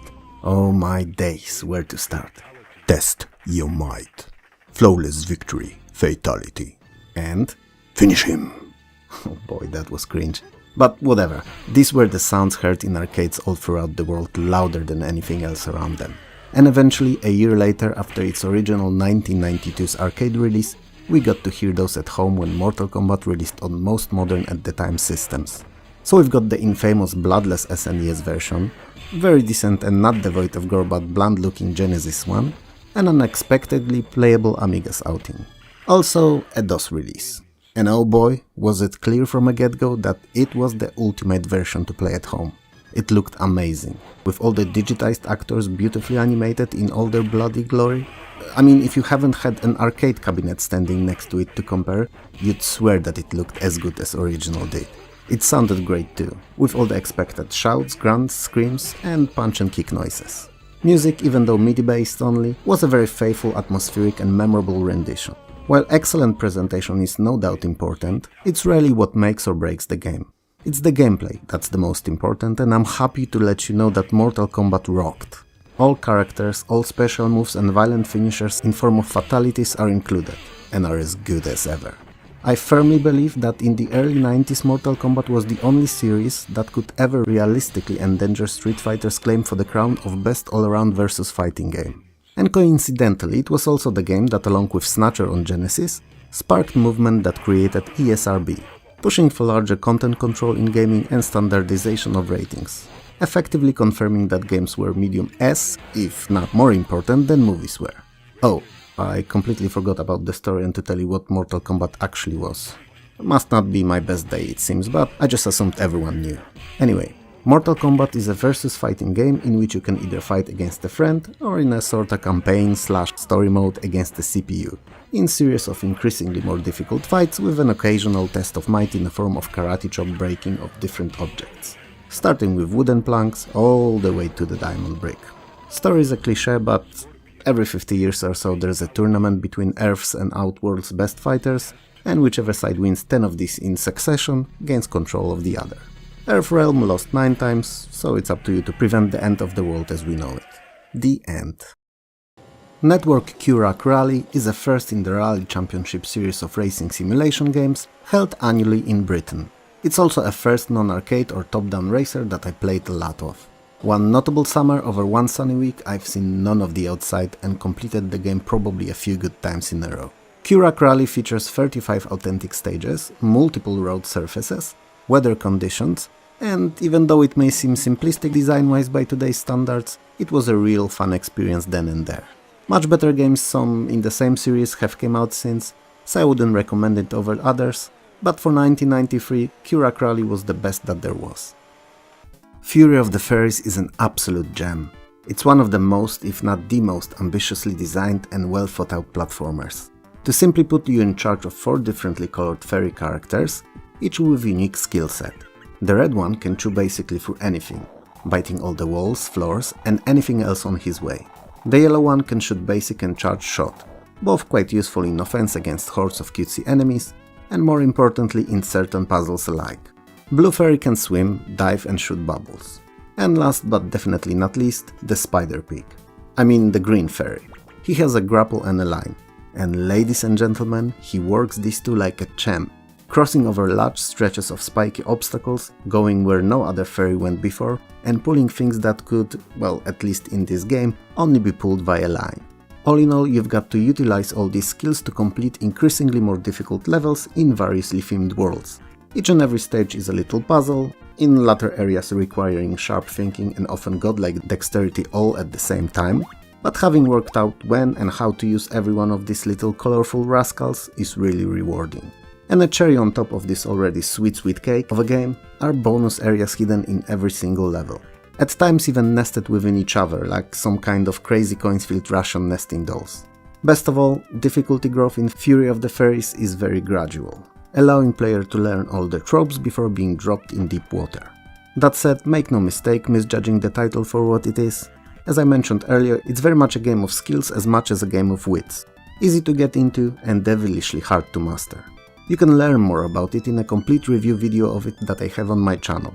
It may be for the Amiga's version, but the game is identical on both systems, so everything said there we apply to PC Sport too. One Step Beyond is a sequel to The Pushover and an arcade puzzle platformer. And that's a spoiler if there ever was one. Anyway, all aspects of presentation are top-notch. The game overall has a very cartoon-like quality to it. Gameplay is based around the idea of closing platforms that the main character Colin is jumping on. Challenge comes from the fact that he has to end up on a very specific one, and the ones in between first and last often have different qualities/effects assigned to them. Like for instance propelling him automatically in a certain direction or closing other platforms around them. It's a really fun game worth playing and in my opinion one of the best puzzlers of the early 90s. Pinball Dreams is one of my most favorite early pinball games. Also most likely first real pinball simulation I ever played, with earlier attempts being lackluster at best and terrible at worst. This Digital Illusions' title is very solid all throughout. It offers 4 differently themed and playing tables: Ignition, a rocket space traversal themed table, simplest in design out of all 4. Steel Wheel, my personal favorite, Spaghetti Western table, Beatbox, a modern music themed table, and last but not least Nightmare. Horror, death and all kinds of monsters is what it's all about. While the ball physics are not perfect yet, they are believable and lack of impossible ramps, platforms or features on all 4 tables makes Pinball Dreams a pretty realistic experience. Pirates Gold on PC is probably the very best version of the game ever released other than the Amiga's original Pirates.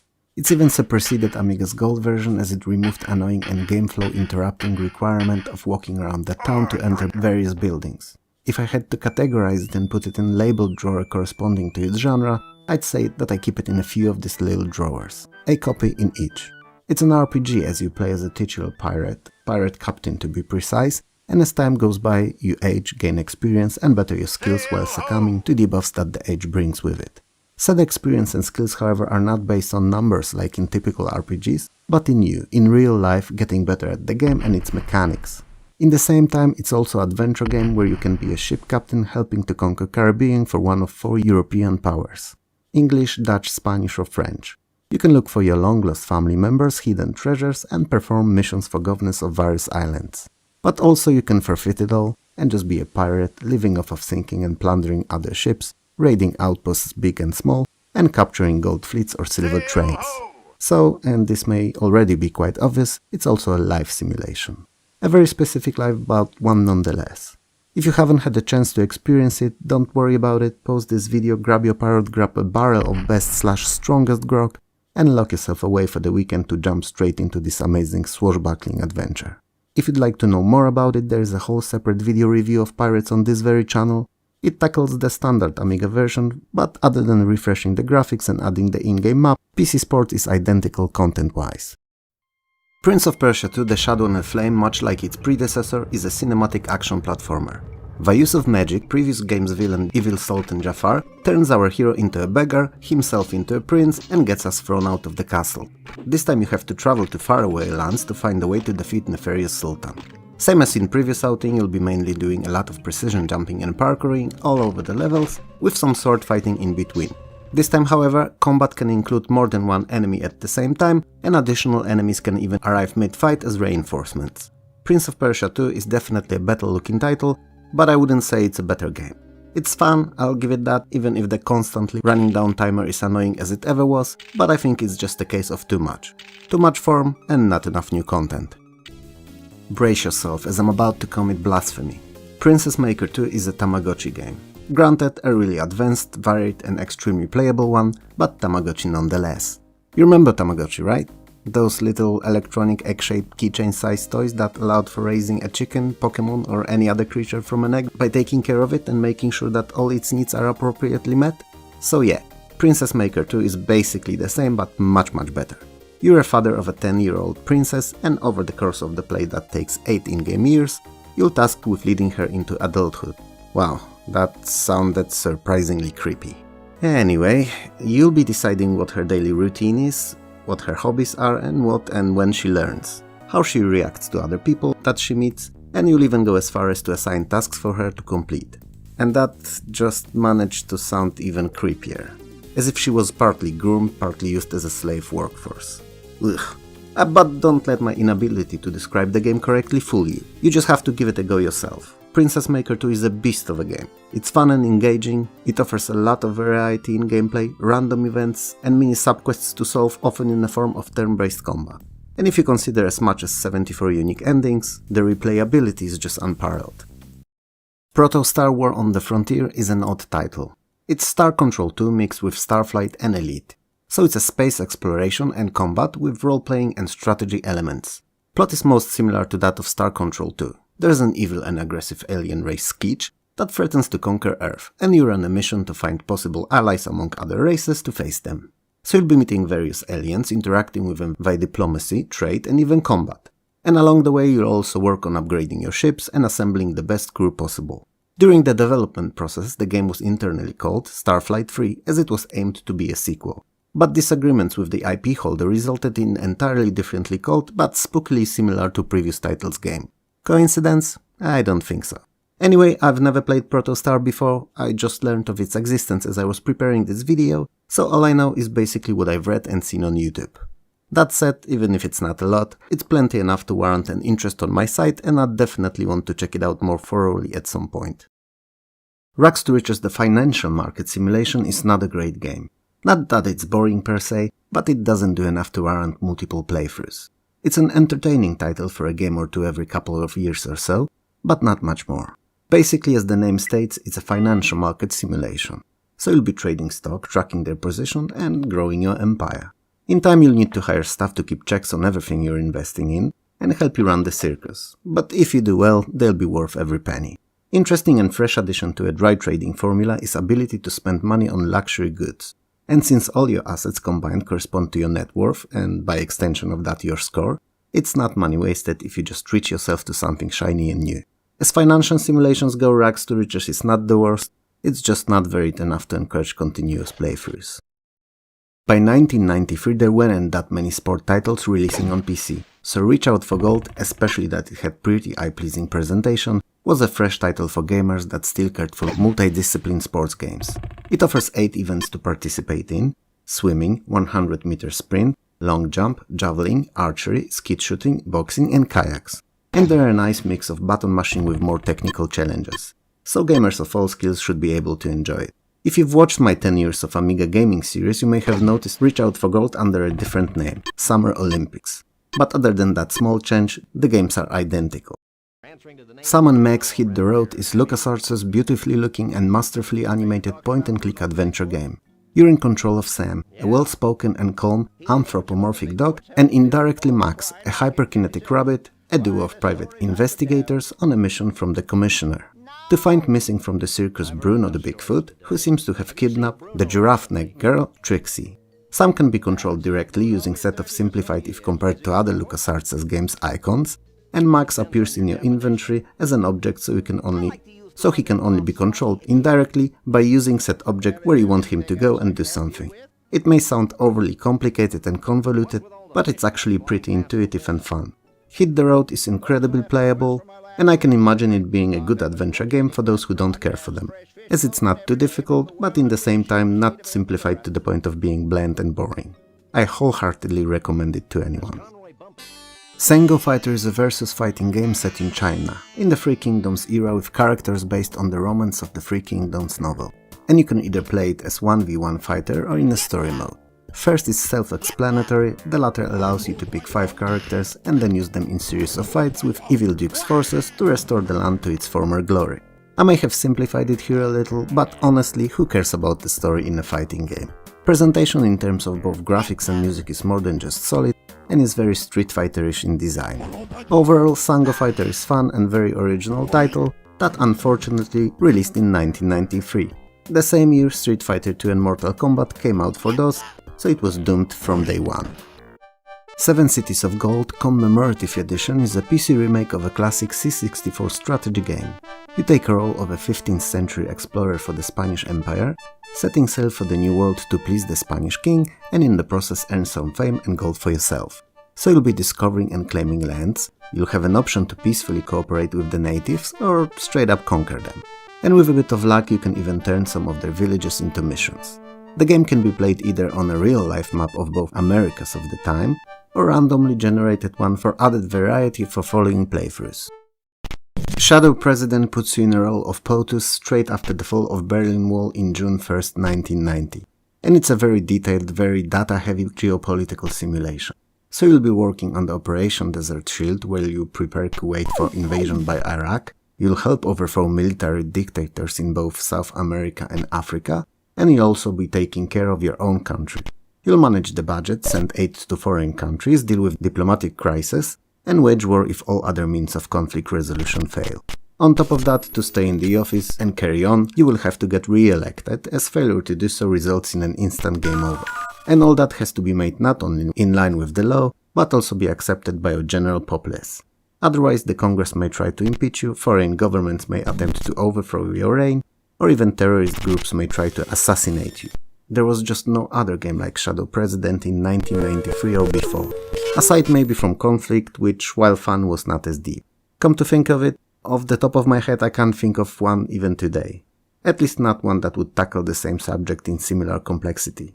So it's definitely a title worth checking out. For all intents and purposes, Silver Ball is earlier mentioned Epic Pinball, just with another set of tables. So nearly everything said about that title can apply to this one. It uses Epic Pinball's engine and features 4 tables in its basic retail version. They are Fantasy, Blood, Snooker Champ and Odyssey. In Silver Ball Plus 2 edition there are 2 extra tables, Duel and Warbot, which are reskinned versions of Epic Pinball's Magic and Excalibur tables. As pinballs go, Silver Ball is pretty good. Not as good as Pinball Fantasies, but that game came a bit later in 1994. If you're a fan of a genre, you'll like it. If you play it occasionally, better stick to other games. SimCity 2000 is a sequel to original SimCity, and as the title suggests, a city building simulation. It was also the very best version of SimCity until SimCity 4, which came out many years later. Some believe that it's the very best overall, but I suppose it's down to personal preferences. Anyway, it's a much improved title when compared to original, as it was hugely expanded and improved upon, both in terms of substance and presentation. The game is played from an isometric top-down perspective and features beautiful, extremely detailed graphics and memorable and atmospheric, even if only MIDI-based soundtrack. Gameplay-wise, SimCity 2000 was so expanded that it could be considered an entirely different game. Underground map was added for water pipes and subway lines, there were numerous new building types, like prisons, schools, libraries, museums, marinas, hospitals and arcologies, which were sorta modern ecological near self-sustained cities within cities. You can now build highways, bus and train depots, railway tracks, seaports and airports. And there are 9 differently spec'd and working power plants. Most of them have a lifespan and either need to be rebuilt when said lifespan ends, or you have to risk possible explosion, fire or meltdown. One of the biggest changes, however, are the city ordinances, which allow for setting up certain rules, or laws if you will, that your city will follow, and in turn they offer benefits to it. To summarize, SimCity allows you to build and expand your city from ground up, connect it to your neighbors and watch it grow to become the metropolis of its inhabitants' dreams. And you're responsible for everything: budget, planning, expansions and damage control in case of any of the possible disasters. It's a game that stole hundreds, if not thousands of hours from my life, as even today whenever I launch it for whatever reason, be it a video or just because, I can't help myself and end up playing it for hours on end. But you know what? Not a single of those hours feels wasted. SimFarm is SimCity's smaller cousin. Instead of building cities, however, you construct and then manage a farm.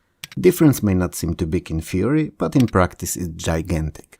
Where SimCity is a very proactive game where there's always something to build, bulldoze, move or repair, in SimFarm, where you design and build your farm, before you're ready for expansion there's a long period of planning, planting and waiting. When you plant crops and have to wait for them to mature before harvesting an eventual sale, there's not that much to do other than planned crop rotation and future expansions. So it's a slower, more reactive game. In a way it's similar to idle games of today, where you issue a series of commands and then wait much longer than the playing itself took for them to be processed before issuing new ones. And to be honest, I'm not a big fan of that. Anyway, aside from crops, you can also partake in husbandry, raising cows or pigs among others, but if you ever played SimFarm before, you'll know very well that while it seemingly adds another layer of gameplay having to fulfill animals' needs, it's not very profitable. All that said, while it's obvious that SimFarm could never overtake SimCity in popularity or depth, it's not a bad title to play every once in a while, as in general, despite many small issues, it's pretty fun. Carrot. Simon the Sorcerer is a humorous point-and-click game that's universally considered as one of the best adventures of the era. The inspirations by the Discworld novels are quite obvious, and there are also parodies of other famous books within the title, like The Lord of the Rings and Jack and the Beanstalk, to name a few. Story-wise, you're, surprise surprise, Simon, a teenage boy living in our world who shortly after his birthday is transported into a parallel universe of magic on a mission to save the wizard Calypso and defeat the evil sorcerer Sordid. The game engine used by Simon the Sorcerer is similar to the Scum engine used in LucasArts' games, being based on word commands. Inventory is at the bottom of the screen with game window above it. Presentation-wise, Simon is one of the best looking 2D games in the genre, and it's one of the most fun and enjoyable adventure games not only on PC, but of the whole 16-bit era. Space Hulk is a first-person squad-based real-time tactical strategy. Wow, that's a mouthful. It's based upon 1989's board game of the same title and set in fictional Warhammer 40,000 universe. You're in charge of genetically enhanced space marines, and you battle your way through hordes of deadly aliens aboard huge derelicts known as Space Hulks. You can command your entire squad using an overhead maps, or each marine individually via first-person view interface. The stark contrast between heavy armed and slowly moving marines and fast and deadly aliens results in a very horror-like atmosphere full of jump scares. Each mission starts with your marines in one of two start points, while the enemies spawn continuously from pre-established numerous entry points. Since having to manage all those marines at once is a lot, some of the weapons offer an automatic overwatch, so marines armed with these would assume automatic overwatch shooting at enemies that enter their view paths. You can also temporarily freeze time to issue commands during those high-stakes battles, but the time of that pause is very limited, and to replenish it you have to stay appropriately long in real-time mode. Space Quest V: The Next Mutation is a sci-fi, futuristic and humorous point-and-click adventure game, and an obvious spoof of Star Trek's themes. This time, after traveling back and forth through time, our protagonist Roger Wilco is back in the Starfleet Academy, where he is both a cadet and a janitor. After cheating his way through Starfleet aptitude test, he is finally given a captain rank, janitorial ship to command, and a mission. It won't be long before he discovers galaxy-wide biohazardous trash dumping scheme, solve the mystery of disappearance of a fellow Starfleet captain, and encounter an agent of his old nemesis. As in most other Sierra's adventure titles of the time, story is quite fun and compelling, and the game's filled with quirky humor. But also, as most of their games, death is behind every corner. And dying in Space Quest V is as easy as it's always been. Perhaps it's something that Sierra's the only one to bank on back in the day, but quite honestly that's the single-handedly second biggest reason why I tended to favor adventure titles from other developers. First being text parsers used few years earlier. Star Trek Judgment Rights is a point-and-click adventure game following the courageous crew of the Starship Enterprise on 8 brand new episodic missions of exploration, scientific discovery and cooperation with new and exciting species. And it's also a successor to year prior Star Trek 25th Anniversary with slightly better graphics, music and sound, all working on earlier game's engine. The biggest difference between the two is that this time all episodes are not singular adventures. One of them is a direct follow-up to last episode from previous game, and half of the rest are following one bigger and ongoing story arc. Other than that, it's all the same again, with you controlling Captain Kirk and interacting with other crew members to solve various issues on the adventures that the Enterprise faces. If you're a fan of the show or general ideology behind Star Trek, you'll love it to bits. If you aren't, then it's just another adventure title that's pretty solid playing and with a decent presentation. Definitely one of the better ones, but not the best in the genre. Star Wars X-Wing is a space combat simulation set in the Star Wars universe. You get to pilot X, Y and A wing fighters against Galactic Empire forces. The graphics are full 3D, with flat shaded polygons and bitmaps only used for explosions and cockpit. It provides a very modern and realistic look for the game. For the time at least. X-Wing's gameplay is built out of 3 campaigns, called Tours of Duty, each with around 12 missions. And while you can complete them in any order, it's advisable to go through them from first to last as they build on each other story-wise. Missions themselves are also quite varied, from strike attacks through escorts and defense assignments to reconnaissance flights and capture operations, all eventually culminating in the famous attack on the Death Star. Even though I always preferred Star Trek to Star Wars, I have to say that X-Wing is quite good, so if you're at least a little bit inclined to play space shooters, there's definitely fun to be had here. Stack the Slack is a puzzle platformer in which you have to make sure to feed your younglings to complete each level. You feed them with grubs, and you have to guide those grubs through each level directly to your hungry children. You do so by blowing on them or nudging them past any obstacles. To complete the level, certain number of your young ones must be fed so that they would go to sleep. Many different mechanisms and machines are spread between the stages, and you usually have to use them appropriately to complete the level.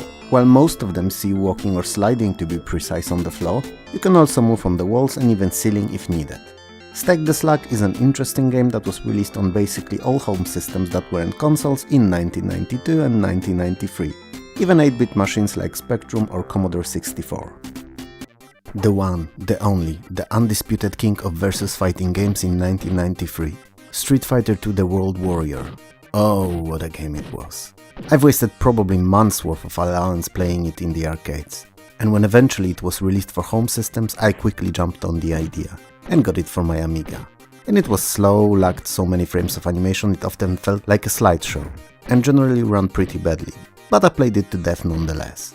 Few years later, when I got my first PC, I obviously tracked Street Fighter II down, and while it was not great, it was much better. Sure, calling it arcade perfect would be a stretch, but it was heaps ahead of the Amiga. The graphics were beautiful in full 256 colors with huge sprites and detailed backgrounds. And not being able to compare it screen to screen, I considered it identical to the arcade original. Music was as good and memorable as I remembered too. All 8 playable characters were included with all their regular and special moves, shouts, grunts and iconic stages.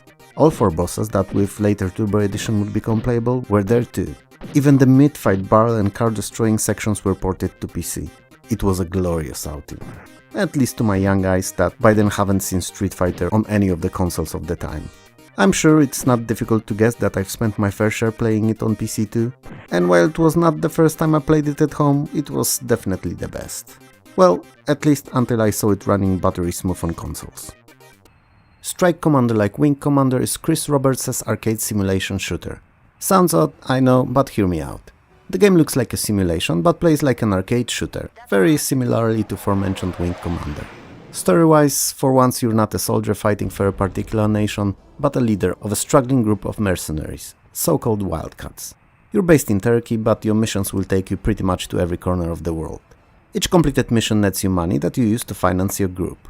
Oh, did I mention that the game takes place in alternate 2011, where global superpowers collapse or were severely weakened and fight for control of the remaining oil and petroleum sources?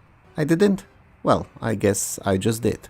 Strike Commander's presentation is stellar. It may not be the very best looking flight combat game, but it's definitely one of the lookers among many samey ones. While technically speaking DOS had its own port of Amiga's Body Blows, Super Fighter, aka Fatal Encounter, was PC's answer to that very game. So, trying to cash in on Street Fighter's popularity while not offering gameplay of similar high quality. Unlike Body Blows though, Super Fighter actually offers interesting set of special moves for all available characters, big nicely designed sprites, interesting background locations and a pretty decent gameplay. Nowhere near the one offered by Street Fighter II, but in the same time not as bad as the one in Body Blows. And longtime subscribers of this channel know how much I dislike Body Blows for its uninspired and boring gameplay and very limited moveset. As with most versus fighting games, Super Fighter is best played against a friend, and that's how I recommend approaching it.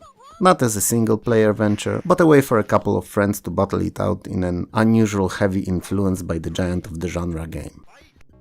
Back in the day I loved Syndicate. Its cyberpunkish futuristic setting coupled with simple strategy layer and mixed with action-packed squad-based arcade shooting was what I was definitely into. The future is dark and the world is run by corporations. You work for one of these and have to lead a team of cybernetically modified and heavily armed agents on a series of missions to take control of target countries so that they would fall under your corporation's control. These missions can vary in objectives and can range from capture or rescue of specific people to assassinations. Before each and every one of these you have to arm and cybernetically enhance your team to prepare them for what's to come. So understanding what was required for each mission to be completed successfully was a must.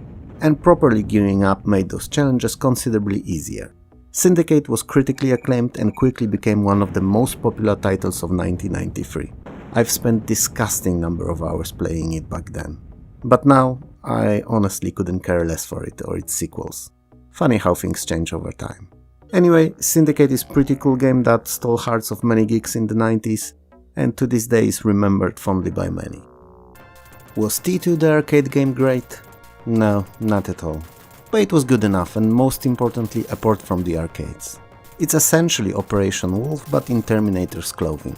So you have to kill all the bad Terminators charging and attacking you, using various weapons level after level. Occasional boss and driving sections are a novelty to keep the game fresh, but that's all they are, a novelty.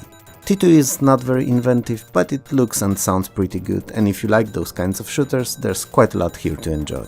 And if you have an hour to kill and don't mind spending it mindlessly shooting all over the screen, you'll have a pretty decent afternoon. TFX, aka Tactical Fighter Experiment, is a combat flight simulator. It offers 3 aircrafts to choose from: Eurofighter Typhoon, F-22 and F-117, and allows for customization of payload for each of these. The game can be played in either instant action arcade mode, custom missions, or in a campaign that takes you to Colombia, Somalia, Libya, the Balkans and South Georgia Islands. Interestingly enough, while there are 3 planes to choose from, there is just one kind of cockpit for all of these, which kinda breaks the immersion as they originated from totally different companies. While the realism of simulation can be questioned in TFX, the graphics cannot. For the time they were excellent and pretty detailed. I wouldn't go as far as to call them breathtaking, but they definitely stood out, and were the highlight of the title. It did not come cheap though, and 486 is more than advisable as the very base for running the game smoothly. I was enchanted by the incredible machine when it came out, or when I got to play it to be precise, which was probably a year or 2 later. In essence, it's a collection of numerous levels with a puzzle objective in each to complete that has to be solved by use of limited in number items. So you arrange set objects all around the game screen to fulfill the required task. You're basically assembling a Rube Goldberg contraption to do so. And while most objectives are as simple sounding as put the basketball in the basket or turn on something, with each passing level completing them becomes more challenging. Especially that after a while some levels feature special conditions like different gravity or air pressure than that found on Earth. The incredible machine is just that. Incredible. It's equally as enjoyable for a grown-up to stretch their brain muscle as it is for kids to have fun coming up with ridiculous contraptions that, while may not always work, are pretty much always fun to tinker with. I despise, dislike and generally would not recommend The Lawnmower Man to anyone. Why is it here then? It's a movie tie-in that's also an interactive movie type of a game, where most visuals are streamed directly off CD, while playing with a very limited input from a player. So it's a novelty, both technically and design-wise. The game portrays the conflict between Dr. Angelo and his creation, evil cyberspace god Job, both taken straight out of the movie. In short, it's a series of various mini-games that are not connected thematically to one another. They can be either simple brain teasers, chase sequences that require precision timing for jumping and ducking, or a tunnel flight on a virtual jet as seen in the movie. Now, if you ever played an interactive movie game, you know very well how unfriendly they are in their design in most cases. Meaning missing a hit of a button in appropriate place and time can often result in straight up game over sequence. And sure, games are all different, some more, some less forgiving. The Lawnmower Man is the latter, I'm afraid. Which would be forgivable if it played well or had captivating story, but it doesn't. And it's only here because the whole design concept behind it is interesting. If you can, avoid it at all costs. If you can't, well, also avoid it. The Lost Vikings is an interesting title. It's a mixture of sorts, between the classic platformer and a puzzle game. The main trio of characters all have their unique skills and usage scenarios, and it's your job to lead them to each level's end by utilizing those skills to the best of your abilities. Coincidentally, they also pretty much sum up a classic golden trio of MMORPG parties. Obviously, The Lost Vikings is not a MMORPG, but to be quite honest, I'm already way too deep in this thought process now to stop it. Henceforth, why I'm going to follow this spot path to its very end. So, the red-haired skinny guy can run, jump and headbutt walls when sped up enough. It's obvious that he's our typical dexterity-based rogue/scout, quick-acting character. Then there's the stocky tank with a shield that might not seem like much, but it can be useful twofold, as shield god's intended for personal and party protection, and also as a sort of parachute to safely glide down from ever-present heights. Finally, the muscled mustachio has a sword and a bow, representing DPS warrior class like a boss by spreading them left and right. The fact that he can activate faraway switches with targeted arrow shots is just an added bonus. The main quest of our 3 heroes, as in many Tales of Yore, is simple: to come back home to their loved ones. Now, That's definitely not going to be easy, and with each and every encounter they will face more overwhelming odds and tougher puzzles to solve. The Lost Vikings is a fun game. If you never played it, I'm sure you'll love it, and if you know it, then you probably already do. The Terminator Rampage is a first-person shooter and a third Terminator licensed game by Bethesda. Story-wise, as you can probably guess, it either takes place in 1984 or the future of 2029, as all games in the series do. This time it's the earlier period. And you're sent into past to assemble the VTech plasma rifle and destroy the Skynet's metanode that's hidden in Cheyenne Mountain. Not the greatest background, but frankly it doesn't have to be. The game sits comfortably somewhere between Wolfenstein 3D and First Doom, meaning that it looks considerably better than the first, but is also limited by many design choices of it, like walls only ever being at exactly 90 degrees angle. In the same time, it's far off when compared to Doom, both gameplay and graphics wise. As one of the first few real FPS games, Rampage is not bad, but it's definitely not one of the best. Tornado puts you in IDS Tornado, a modern European fighter bomber. At the time of release, the game received positive acclaim for being both very realistic and incredibly playable. Now, I'm not really versed in flight simulations, so I can't vouch for that, but it does look interesting, to say the least. Tornado takes place in 3 fictional theaters of operation in Europe and features a dynamic campaign, meaning if you manage to fend off enemy forces from all theaters, the game will be won. And all previously destroyed structures will not be featured in the locations in future missions. Campaign contains a full-featured mission editor which you can use to plot and synchronize multiple attacks, and is nearly as fun as the simulation itself. And I can pretty much guarantee that you'll no doubt spend a lot of time there. Ultima Underworld 2 Labyrinth of Worlds is a first-person perspective, smoothly animated fantasy role-playing and a successor to year prior's first game. After saving Britannia in first title, you're visiting the King's Castle, and as you do, the whole place is encased in an unbreakable shield, leaving all inside to die. And the only way to save yourself and everyone inside is to travel to numerous different worlds/dimensions, where you'll be locating important items and performing various tasks to weaken and eventually destroy the barrier. Generally speaking, Ultima Underworld 2 is identical gameplay-wise to its predecessor and only improved upon in terms of graphics. And even that, just slightly.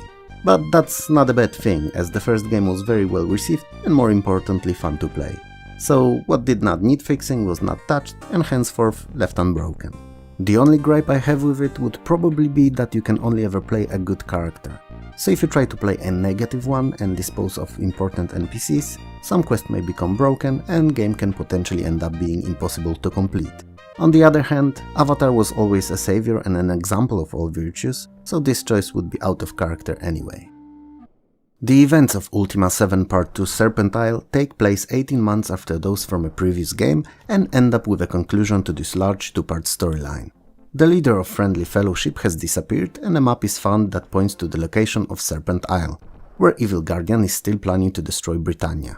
Lord British once again sends Avatar and his companions to solve this hot mess. Serpent Isle uses same slightly modified engine as its predecessor did, and is also a real-time top-down view role-playing. It is however a bit more linear and requires some of the tasks to be completed at specific points for the plot to progress, which was not something earlier games did. Other than that, everything is as it was in earlier outing and culminates with a conclusion to this large 2-parter of a story. Serpent Isle is obviously best played after completing the Black Gate because it's a direct follow-up to it, but if you love RPGs and haven't played the first game, second can theoretically be experienced as a standalone title too. Unlimited Adventures is not a game, and yet it is a game. Hear me out. Unlimited Adventures is a tool, a creation kit if you will, that allows for creation of your own role-playing adventures using engine and assets straight from SSI's Goldbox games.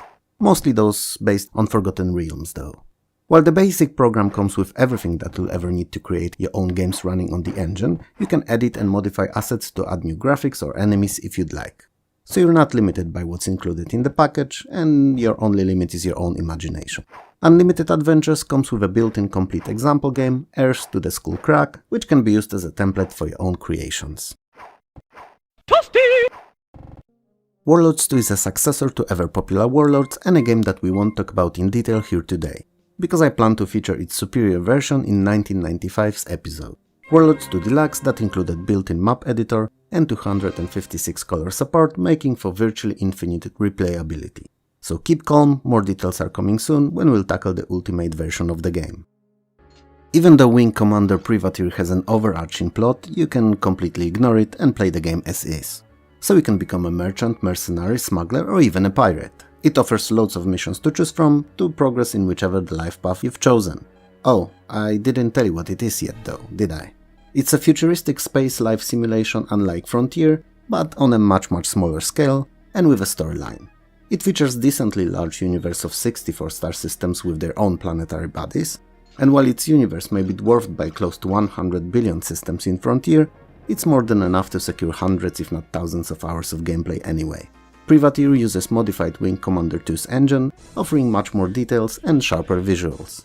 Combat and spaceflight are virtually identical to Wing Commander, which is both a blessing and a curse, depending how you wanna look at it.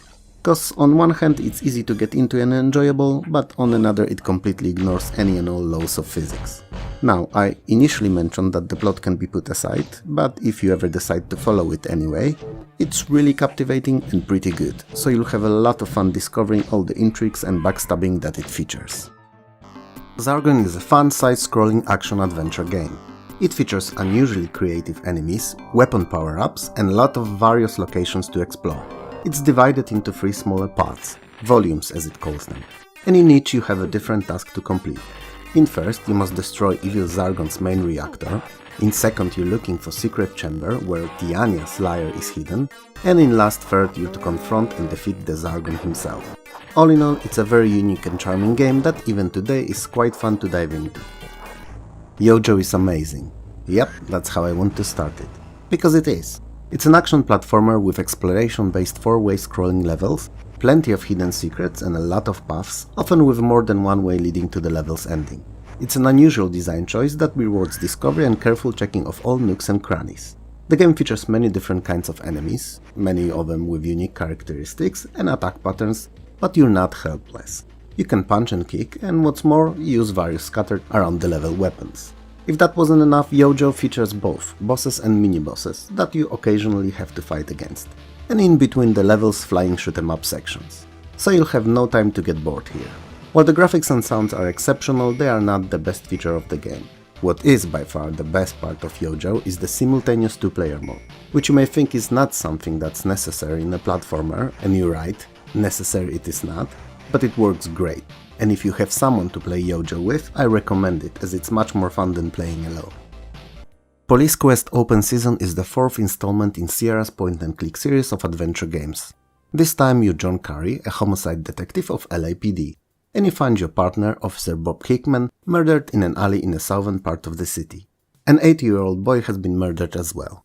You begin investigation into the case that eventually leads into deep criminal belly underworld of the city on a hunt for a maniacal murderer. This time, even more than in previous games, focus is placed on realistic police procedures, so you'll spend a lot of time examining crime scenes and questioning suspects. Which, I suppose, at least for me, is half of the fun. The presentation has been considerably improved and the game now offers fully digitized locations and characters, adding to the realism and tension of each investigation. Typically for Sierra, there are sections in-game where you can find yourself doing something that will result with your character dying, and unlike in all other Sierra's games, however, I can thematically see a reason for that, so it doesn't bother me as much. If you're into adventure games or, well, police work, Open Season is definitely worth a look. Michael Jordan in Flight is one of the first sports games to use 3D Engine and offer SVGA support. It features digitized court and player graphics, and obviously the Air Jordan himself. The game is free on free only and doesn't feature NBA license or players.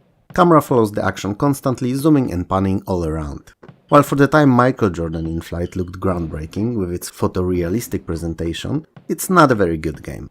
Simply put, it's not fun. Additionally, it only offers mouse and joystick controls with no keyboard option, reducing potential player base to a fraction of what it could have been otherwise. And if I'm to be honest here, it's only mentioned in this video because of digitized Michael Jordan and its Video Edit Lab feature that allows for creation of your own highlight films. Something that was unseen in other sport titles in 1993. While 1994 saw some excellent gaming releases with many of fan favorites and hidden gems dropping throughout the year, I wouldn't say that it was jam-packed with stellar titles as 1993 was. Nevertheless, a lot of my beloved games released in 1994, and it's a year that I look quite fondly now. But beside games, other important things happened in the computing industry. Both PHP and CSS were conceptualized in 1994, and they are cornerstones of modern website design. Intel released second generation of Pentium processors, which was a big thing for them, but little did they know that a bit later in the year, in October, Professor Thomas Nicely would found and publicized a mathematical flaw in Pentiums involving the CPUs not performing floating point operations correctly, which then led to Intel recalling millions of processors. A huge hit both financially and to their image. Talking about image, PNG graphics format was developed in December as a response to so-called GIF taxing scare, an announcement informing that use of GIFs would require paying licensing fees. It ended up backfiring as people just moved to PNG, a more modern and better format. Apple used PowerPC CPU for the first time in their new line of Power Macs, and IBM premiered the Simon Personal Communicator, a first de facto smartphone, that no one today remembers even existing. Al Gore coined the information superhighway term in one of his speeches, Sony released its iconic PlayStation, and Microsoft dropped beta version of its upcoming Windows 95, codenamed Chicago. It truly was a busy year. But as much as it may sound interesting, it's not what you're here for. You're here for the true classic games of 1994, and I am happy to deliver. Aces of the Deep was my most favorite submarine simulation in the 90s. Partly because of how easy it was to pick up and just start playing, partly because it was unparalleled when it came to realism, and finally because it took a little while to master. Since you can pick the exact start point of your campaign, you could in theory play through the whole World War II, starting in smaller U-boats, and along the way while getting promotions gain control of better submarines. And yes, mention of U-boats is not a mistake, as this time you don't play on Allied side, but take control of a German sub. Graphics wise, I gotta say that despite the low resolution, it still looks great today, and sounds are as realistic as I could imagine them being in a submarine. Sure, I've never been in one, but that's how I imagine it sounding with all the beeps, bops and dings. If you're in the market for a good sub-simulation, there's hardly anything better available. Al-Qadim, The Genius Curse is an action role-playing set in Al-Qadim's offshoot of AD&D campaign. After years on the sea with Sinbad, you return home to wed your beloved Kera, Caliph's beautiful daughter. But when you come back, you realize that not everything is as it should be. Al-Qadim is your typical RPG with many characters to meet and talk to, different locations to visit and explore, quests, simple moral system, and dungeons to fight your way through. Leveling up allows for raising stats, and special items can also influence this in a positive way. You can use melee weapons, slingshot for ranged attacks, and cast magic spells. Al-Qadim is a very unique and worth revisiting title if you don't mind a bit demanding combat. Alien Legacy is a trifecta. Part global strategy, part colony simulation, and part game of planetary exploration. The game is divided into rounds, even though it's in real time, so each round covers a period of roughly 2 weeks, and the time runs whether you're active or not. In Alien Legacy you'll be discovering new planets and colonizing them, you'll invest in research, constantly striving for new tech, and eventually will have to face various crises that will no doubt happen, as they're scheduled to start when certain in-game conditions are met. Alien Legacy is a very unique, if often overlooked title that has been criminally underrated when compared to more popular, but much simpler and less entertaining Outpost. Eureka! Alone in the Dark 3 is the last in the series of survival horror adventure games. After surviving the first 2 cases depicted in previous games, Detective Edward Carnby is called to Slaughterhouse Gulch after learning of disappearance of Emily Hartwood and her crew. She was one of the main characters from the first game. Carnby is soon met by Stone's Zombies cowboy gang and has to fight his way through them to save Emily. The gameplay is virtually identical to previous 2 games and based on solving simple puzzles using items found throughout the game and fighting off enemies with either melee attacks or other weapons. These, however, are always very low on ammo. If you liked previous 2 games, you'll like this one. If you didn't like or play them, I don't think that it's worth starting with the third. Arcade Pool is my most favorite pool game of the early 90s. Its counterpart, Arcade Snooker, is my favorite snooker, but that's cause it's virtually the same title just focusing on different billiards game. Come to think of it, I believe that Arcade Pool may be my most favorite pool even to this day, 30 years later, as I don't remember ever playing a game in a genre I would enjoy as much. Graphics wise, it's nothing to write home about, but there's quite obvious care put to it, so everything looks really nice and is animated smoothly. Top-down view is definitely the right choice as all pool balls are in the view at all times, and it makes those difficult shots easier to plan out and pull off. Sounds, well, I don't want to repeat myself, but are also nothing special. They're serviceable at best, but they don't need to be over the top in a game like that. And since we've got the technicalities out of the way, let's tackle the most important thing: playability. In single player it's okay and a great way to spend an afternoon, but in multiplayer that supports up to 8 people, it's just amazing. I wouldn't say that it's as good as playing the game in real life, but it's damn close. Especially that you can run your own tournaments while having drinks and chatting with friends. Well, at least that's how I envision playing it. Archon Ultra is a modern version of a classic 1984's Archon. It's a 2-player game, at first glance very similar to chess, with light and dark pieces occupying opposite sides of the game board. Light represents good and dark stands for evil. Both sides have differently looking but comparably spec'd pieces. When 2 of the opposing pieces meet on a game board square, they move to the separate arena where they battle each other in real time. Meaning that while stronger pieces are obviously more likely to win, it's not decided upon entering combat, and skilled player can defeat stronger unit with a weaker one if he's proficient enough at Archon. It may not seem like it at first glance, but Archon Ultra is very playable, and especially fun if you can find someone other than the CPU to play it with. Battle Isle 2200 aka Battle Isle 2 is the second and arguably the best in the whole series. It's a futuristic sci-fi turn-based strategy set on a planet Chromos, where evil AI took over and you battle against its forces. Other than being expanded with more units, larger newer maps and support for up to 8 players multiplayer, the game plays identically to the predecessor. And it's okay, cause that was a very fun game too. And I remember first seeing Battle Isle 2 in a gaming mag back in the day and being totally overwhelmed by how fun the strategic layer looked. With hundreds of pixel-perfect depictions of various vehicles, and inclusion of land, sea and air units in its campaign, I just had to have it. And a little while later I did. And it did not disappoint. Its portrayal of battles with untextured 3D polygonal shapes may be simple by today's standards, but then it felt incredible. It's a title for all those who enjoy good militaristic strategies, and if they also like clean pixel graphics, it's an added bonus. Cannon Fodder 2 had very big shoes to fill from the get-go. After all, not only first Cannon Fodder was universally praised and immensely popular among both players and critics, but was also straight up a really good game. And yeah, one does not always guarantee another. Look at Body Blows for instance, they're universally praised really bad games for the Amiga. Cannon Fodder 2 had to follow one of the overall best games of 1993. And how do you do something like that? You innovate and change only little itty-bitty bits and pieces, not to break the winning formula. And that's precisely what Sensible Software tried to do.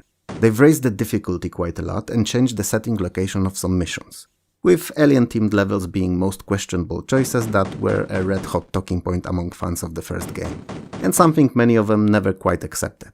It's not a bad game, it's really good actually. It just suffers from sequel syndrome, which hardly ever allows for a follow-up to be as good or better than a genius first outing was.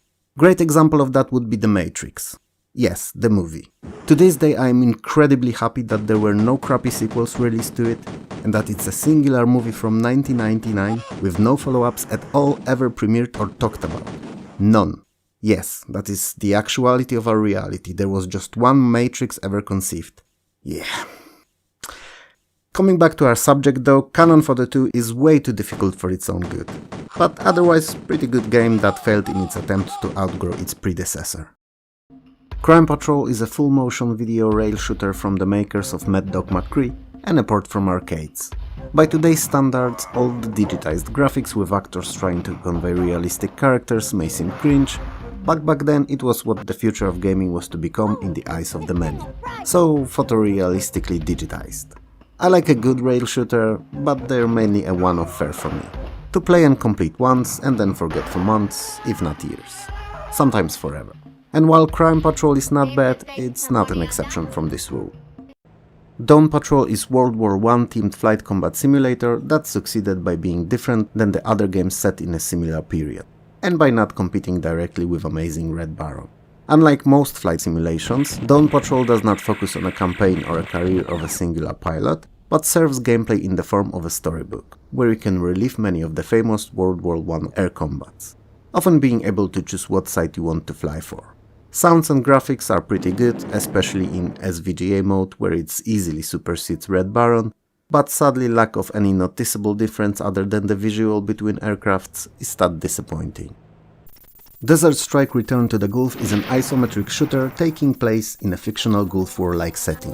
You're in control of an Apache helicopter with a tail of Comanche, a concoction like no other, and an odd choice that escapes my understanding. Unless there were some underlying licensing reasons, but I have no way of knowing that now. In Desert Strike you will perform various missions ranging from destroying enemy installations to rescuing hostages, and have free weapons at your disposal to do so. A machine gun, Hydra, and even more powerful Hellfire missiles. Since all these and fuel are limited, however, you have to keep either finding containers with gas and weaponry, or come back to beach drop-off point near start location from time to time. This PC outing is excellent, even if a bit overshadowed by a near-perfect Amiga version. If you ever wondered how it was to be Henry Ford, car manufacturing magnate, wonder no more. Detroit is a game that will place you in shoes of such individual, or wannabe with a bit of cash and plans and hopes for the future. As you start at the bottom, and the road to the top is not a short or an easy one in the slightest. Detroit is a title for those who love graphs, numbers, stats, and a lot of planning, as that's what you'll mainly be doing.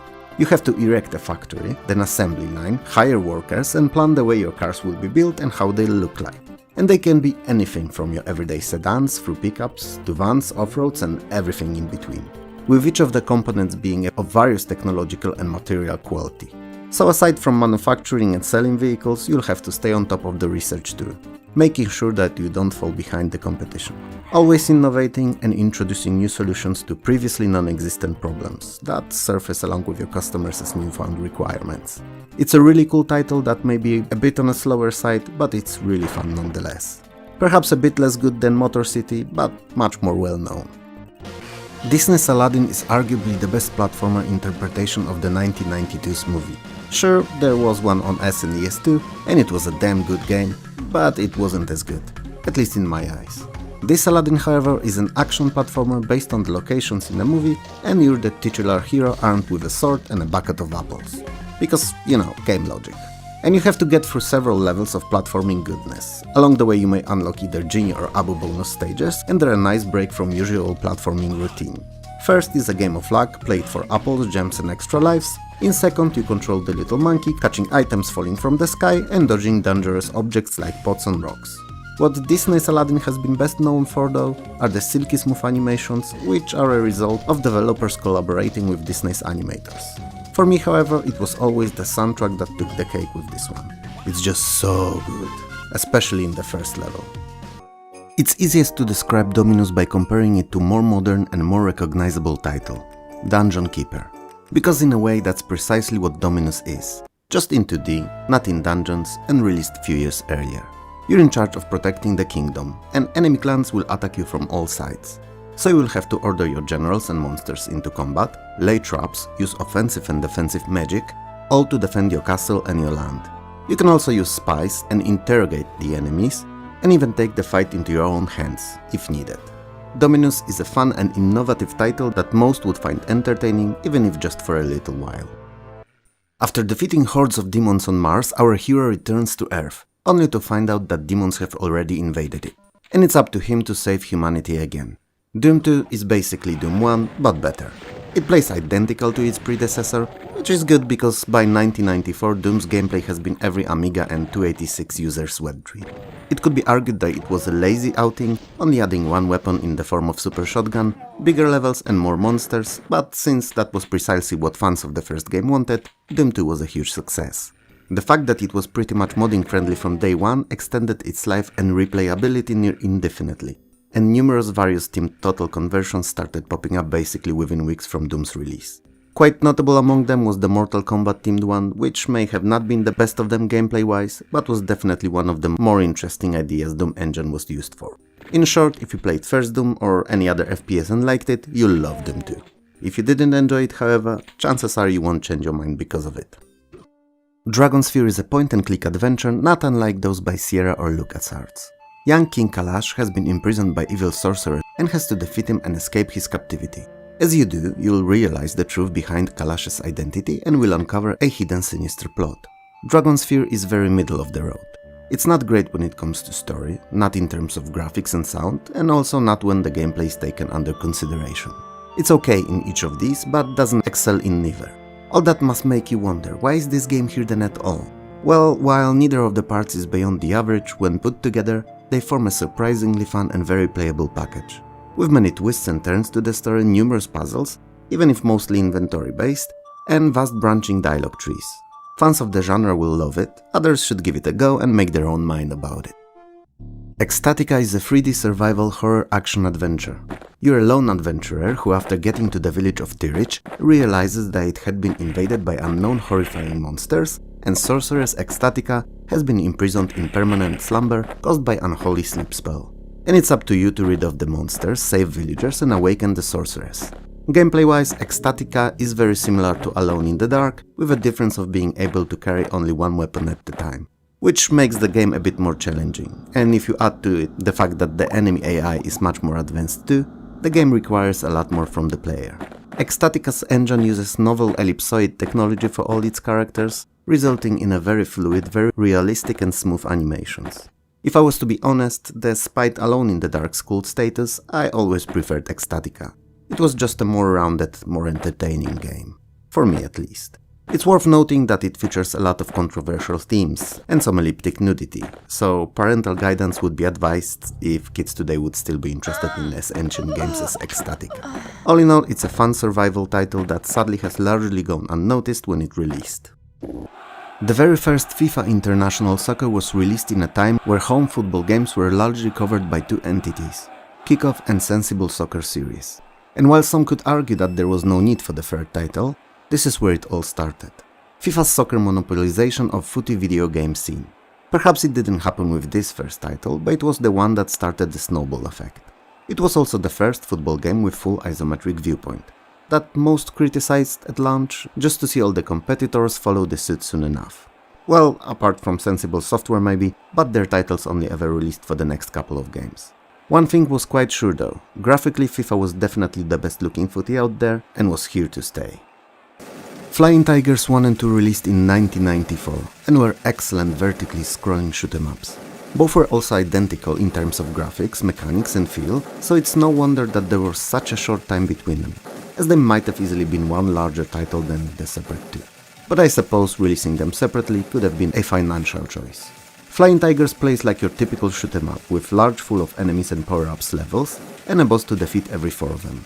As in most titles in the genre, you can shoot power-ups before picking them up to change weapons that they enable after collecting. What was not common in other titles, and was Flying Tigers' original mechanic, was that each weapon upgrade picked up also healed your craft a little. While I was never incredibly versed at shoot-em-ups, I always loved them, and both Flying Tigers games are exceptional. So if you're into shooters, you'll have a lot of fun here.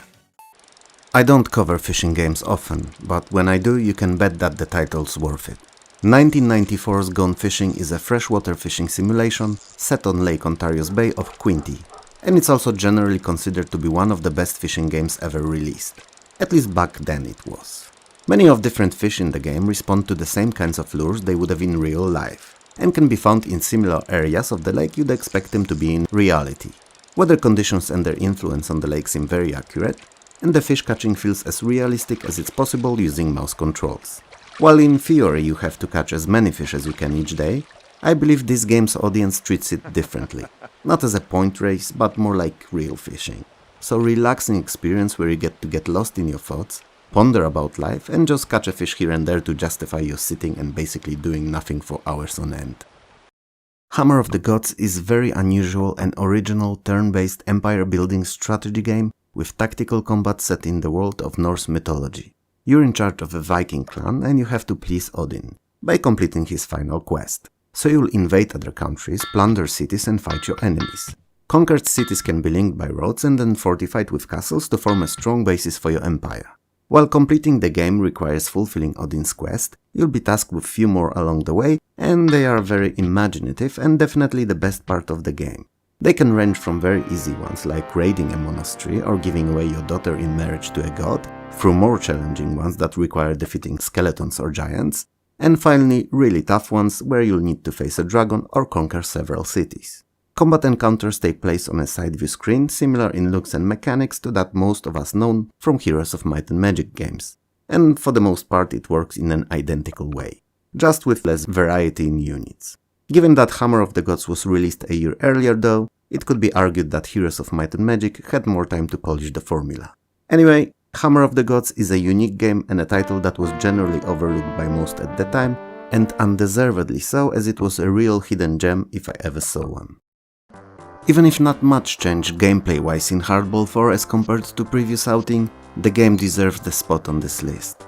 It was, at the time of its release, and for many years to come for that matter, the very best baseball simulation available on PC. It features 28 Major League stadiums represented in unprecedented detail, down to billboards and their actual specs and digitized players' graphics. And since we're on the subject, it's the graphics that are the strongest point of this title. The game not only supports but requires SVGA to run, and while not everyone had access to such high-end hardware in 1994, those that did were rewarded with arguably one of the best-looking games on the market, regardless of the genre. City Elves are the only ones immune to Serpent Raiders of the Abyss's influence, and you're one of the last remaining few, and you're left with no choice but to go for the Disparil, one of the Serpent Raiders left behind by the pack to oversee the conquered region. You're the only one who can get to him and defeat him. You're the only hope that this world has left. Pressure much?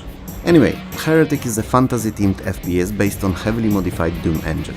Although it seems to be forgotten today, it was an important milestone for FPS genre, introducing many things that we take for granted today, like interactive environments, an inventory that can hold various weapons and power-ups, and most importantly, ability to look up and down. Sure, fantasy themes may not be the best setting for an FPS, but believe me, Heretic is better than it may seem. Sensible Soccer International Edition was released alongside 1994 World Cup, and was the first title in the series to feature teams from outside Europe.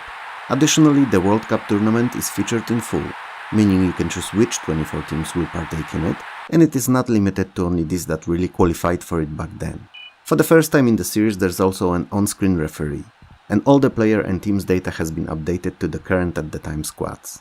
Gameplay-wise, it's the same as it's always been, so a very fun yet challenging game. And an ultimate version of it too. Well, at least before the first sensible World of Soccer was released a year later. Iron Seed is a game of exploration, trading and strategy set in a distant future in a faraway corner of the Milky Way galaxy. As in many of the games in a similar setting and genre, your overall main task is to unite the three worlds to defeat the alien invaders that threaten the galaxy. You will meet different alien species, engage them in diplomacy or combat, and research new technologies. You will also get new ships, upgrade them, and find ancient alien artifacts, all to complete your mission. If it sounds like something that you've heard before, you shouldn't be surprised, as it seems that I've been covering thematically similar games at least once in every of the few last videos. I'm lost here, guys. Is it Aisher or Isher? I don't know. I'll stick to one as it's something that I will never be able to pronounce correctly, it seems. So Aisher 3, The Seven Gates of Infinity, is universally considered the weakest outing out of all three games in the series. But it does not mean that it's a bad game. It was just unlucky to follow the best second title without innovating and changing anything for the better. As with the previous game, you can either create a new party at start or import one from any of the previous titles. The semi-open world of the second game was dropped for this one, and instead it came back to the roots of dungeon crawling, offering 5 different mazes, each in a different location. The puzzles are a bit on a tougher side too, meaning they will require a bit more thinking or a lot more trial and error, whichever you prefer. If you played the previous two titles, you'll know everything that there is to know about this one. If you haven't, it's best to start with the first one anyway. Because of how fast he moves and how quickly he gains momentum, Jazz Jackrabbit is often compared to Sonic the Hedgehog. But in reality, apart from the speed, they have nothing in common. And good, cause while this may sound controversial, I prefer Jazz Jackrabbit games to Sonic. They're just more varied in their design. Anyway, the game is an action platformer where you're a, well, rabbit armed with a blaster and have to dispose of tons of enemies in very colorful and well-designed levels. Along the way you'll collect various power-ups and weapon upgrades, as each consecutive level is more and more demanding. Oh, and did I mention bonus levels that play entirely in 3D? I didn't? Oh, well, in bonus levels you'll race headlong through a racetrack, amassing points in given time limit. Jazz Jackrabbit is beautiful, full of charming looking and smoothly animated characters and beautiful backgrounds. Honestly, other than Super Frog and Fury of the Fairies, which are just groundbreaking and there's no competition with them really, Jazz Jackrabbit is probably the best action platformer on those in the first half of the 90s. And every fan of the genre should check it out. If you liked Wings of Fury, you'll love Jet Strike. It's a more varied, bigger, and in my opinion better game. Sure, the controls are not as intuitive and not the easiest at start, but when you get used to them, they feel very natural. The game offers dozens upon dozens of various real-life planes from different eras, copters, and other not necessarily realistic flying vehicles and creatures. And a campaign composed out of loads of missions. There are quite a bunch of weapons to choose from too, and in general the game plays like a charm, if you pass that initial high entry threshold. Which is also a reason why Jet Strike in eyes of many gamers is disregarded as unplayable. Because it requires that time investment that not many are keen on giving. Especially today, when we're used to games leading us by hand through all of their mechanics in easy-to-digest tutorials. Kingmaker is a true-to-the-source material PC conversion of Avalon Hill's board game. You play as either York or Lancaster in the famed War of the Roses in medieval England. Your main goal is to have your faction secure a royal heir, get them crowned King or Queen of England, and then keep them alive until all other pretenders to the crown are eliminated. While combat is present in the game, it's clear that it's an afterthought, as its interface is rather simple. The main strategies of conflict and achieving what you strive for are politics and dirty tricks. Despite being conversion from a board game with hardly any noticeable additions, Kingmaker plays really well, and the fact that it features really decent AI makes it an interesting title to fire up every once in a while. Loadrunner The Legend Returns is a perfect example of how all sequels should be made in an ideal world. It's an extension and expansion upon original idea, but not to the point of feeling like a completely different game. It features incomparably better sound, music and graphics, and a high-resolution SVGA display so that all levels fit on a single screen. There's also more tools at your disposal than there were in original, so you have small and big bombs, a drill for harder surfaces like stone for instance, booby traps and others. It's basically the same first Loadrunner at heart, but modernized and expanded. It even includes a very simple and easy to use level editor. Loadrunner The Legend Returns is a complete package and the very best iteration of the game to this day. Oh my god, those goddamn cows again. Anyway, Lords of the Realm is medieval themed strategy where you compete against CPU or other players for the right to becoming King of England or King of Germany. On the main map where you manage your lands and population, the game is played in turns, allowing for planning out your grand strategies for victory. Battles however take place in real time where you can control all your units individually or as groups in RTS style. There's also an option for automatic determination of combat encounters for those who don't care for real-time wargaming, so players like myself. But trust me, as much as it's not my cup of tea, it's always better to approach those battles yourself rather than leave resolution in digital hands of CPU. Lords of the Realm gathered overwhelming acclaim at launch and was generally very positively received by both players and reviewers. So if it sounds interesting at all, give it a go. 3DO's original Mad Dog 2 The Lost Gold is a sequel to Mad Dog McCree and an on-rail western-themed full-motion video shooter. Same as in all other games in the genre, you're a moving crosshair and you must shoot bodies in appropriate time frame before they go off the screen or kill you. For the time, the tech seemed groundbreaking even if limited by genre's gameplay possibilities. Today it looks meh at best. Still, the game as is actually quite fun to complete, and since there's 3 paths that you can choose, it's worth having a go at it at least thrice. Is there enough substance here to warrant subsequent playthroughs? For me there isn't, but I'm not big on on-rail shooters, so consider potential purchase at your own discretion. Magic Carpet is a first-person, 3-dimensional flying shooter in Far Eastern fantasy setting. The game consists of 50 levels, and in each you have to collect enough mana to progress to the next. Some mana is just flying around in the form of golden spheres, but a lot needs to be collected from defeated enemies. You don't keep it on yourself though, but in your castle, and it can only hold as much, so periodically you'll have to cast so-called castle spell to extend its size so it can hold more. Enemies are either various fantasy monsters or rival mages, and you fight them using variety of magic spells like fireballs, lightning bolts and meteors. There are also protective spells like shield, teleport or heal, and support ones that create volcanoes, summon armies of undead skeletons among others. So there's a lot to do here. At the time, Magic Carpet was praised for its graphics and incredibly fast 3D engine. It may not hold as well today, but it doesn't look bad either. Master of Magic is Civilization but in fantasy setting with tactical combat battles. And that's the best way I know to explain what it is. You'll spend majority of the game on a 2D top-down view map similar to that of Civilization, and you will move your units and armies over that map. uncovering terrain, fighting monster enemies for treasures, or capturing nodes. Secured nodes provide mana, which is used for researching new spells. You will also build and expand cities so that you could train new and support existing armies. I suppose it's no surprise now that the city management is near identical to that of Civilization. Battle encounters take place on a semi-isometric view battlefields, kinda similar in presentation to those of Centurion, but play out in a more tactical, less rushy way. The game ends when your home tower is destroyed, when you banish all opposing wizards, or when someone casts the spell of mastery. Which sounds simple, but is anything but. It's difficult to talk about such a vast in scope and gameplay game in just few short sentences, but if there's anything worth taking out of this, it's that Master of Magic is excellent, better than the first Civilization in my eyes. Even if not as popular and not based in reality at all. And sadly, never gained big enough popularity to secure a reasonable direct follow-up. Spiritual successors were released by other companies years later, but that's a subject for another video. If there is one thing it could improve on, however, it would be the addition of multiplayer, as it's only single player and it's a waste. Micro Machines proved that games don't need groundbreaking graphics or the orchestral soundtrack to be amazing. In the end, it's gameplay that's all that matters. And Micro Machines has it in heaps. While as a single player title it's not great and just your run-of-the-mill top-down view racer, in multiplayer against a friend it's amazing. Racing those tiny toy vehicles on kitchen counters, pool tables, sandboxes and many more locations around the house is hella fun. And the fact that each car handles differently and every track is a unique location extends the life of this tiny racer considerably.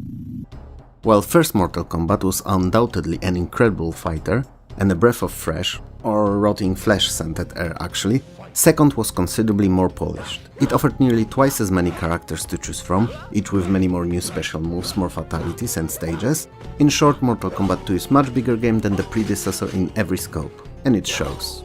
It's not all sunshine and rainbows though. Mortal Kombat 2 has a huge, gigantic issue.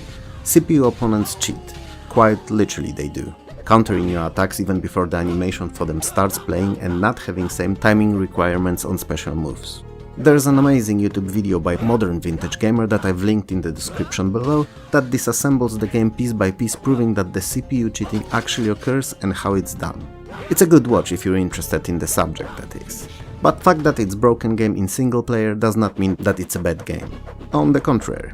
Mortal Kombat 2 is incredibly fun to play against a friend when play feels fair for both players. And one versus fighter that I've probably played the most in early 90s with friends against each other, as we all had that arcade Mortal Kombat fever. It goes without saying that presentation is beautiful, near arcade perfect in fact. And the game runs like a charm on 486, and some faster 386s too. Motor City is like Detroit, but arguably better. Although most people never really knew about it, as it had a very limited English release, being mostly sold in German. That said, it's a very good business simulation when you run a car company, starting at the beginning of 20th century and going all the way through to the modern age.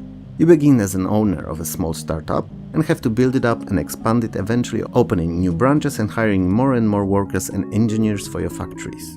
You'll design cars, research new technologies and will try to better the competition. Motor City is a definition of a hidden gem, very sparsely known but fun, and surprisingly deep, especially in its business and financial layers. NASCAR racing was groundbreaking when it came out.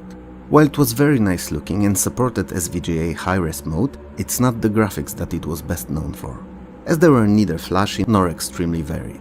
These were, after all, stock NASCAR cars on round tracks, so not much could be here to show off. Anyway, what NASCAR racing was best known for was its simulation realism and ability to tweak it to individual gamers' skills. So even those who were not versed with realistic racing games could enjoy. On the other hand, hardcore gamers had the most authentic NASCAR experience money could buy. Other than the real thing, that is. Centrifugal force, drifting, collisions, damage model and even drafting were included and properly simulated. Upon its release, NASCAR racing was incomparable to any other racing game available. I don't say it often about those early 3D and racing games, but NASCAR racing is quite fun even today. Nova Storm is a sci-fi space on-rail shooter with live motion backdrops.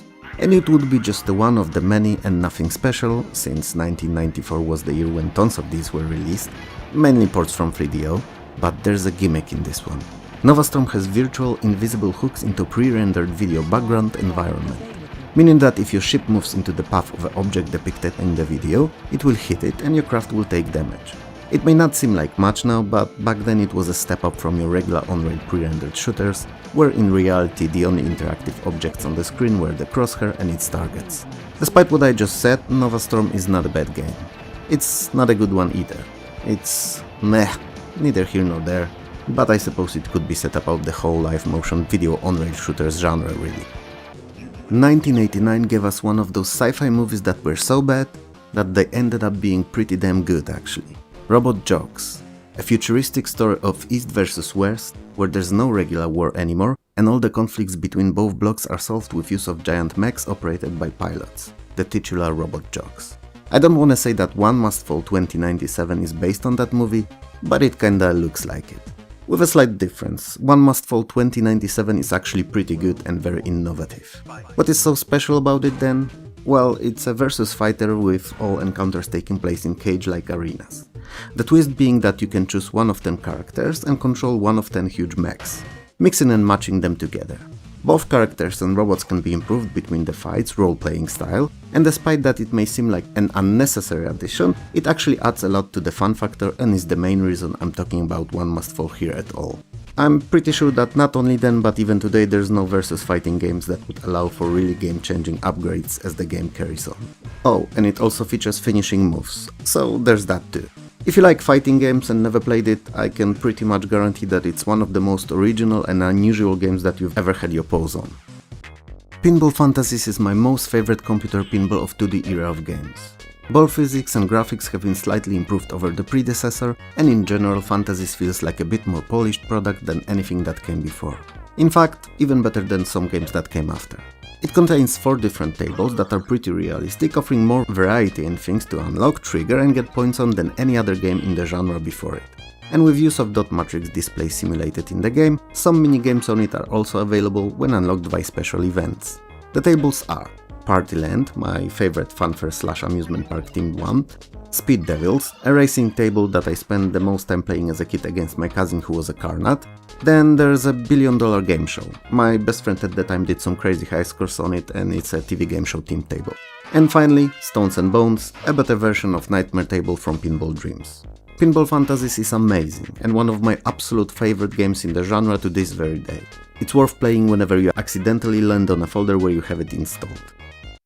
Pizza Tycoon is a humorous business simulation and management game made by Software 2000, a German-based surprise developer. You know, this began as a running joke some videos ago that the German developers made the best management games in the 90s, but as we went more and more in depth with them throughout the Amiga Gaming History series, and now DOS one too, it became clear that if it was anything, it definitely was not a joke but a rock-solid fact. And Pizza Tycoon is another incredible example of that. And also one of my absolute favorites at the time. On the surface, you're a restaurant and in-time chain of restaurants owner in a city either in Europe or US. And you're responsible for everything from renting or buying a building for your pizzeria, through getting all the equipment and furniture, to hiring staff and even designing your own pizzas. Based on the taste and needs of local neighborhoods residents, of course. If that wasn't enough, you have to advertise your business, can take part in pizza competitions or even deal with shady types or sabotage your competition by peaceful or brutal means.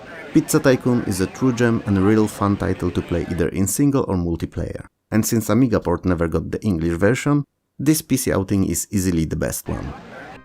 The Settlers is probably one of the most innovative titles of the whole 16-bit era. When it came out, there was literally nothing else like it, and nothing could even compare to it. To simplify, it's a real-time kingdom builder with strategy and management elements.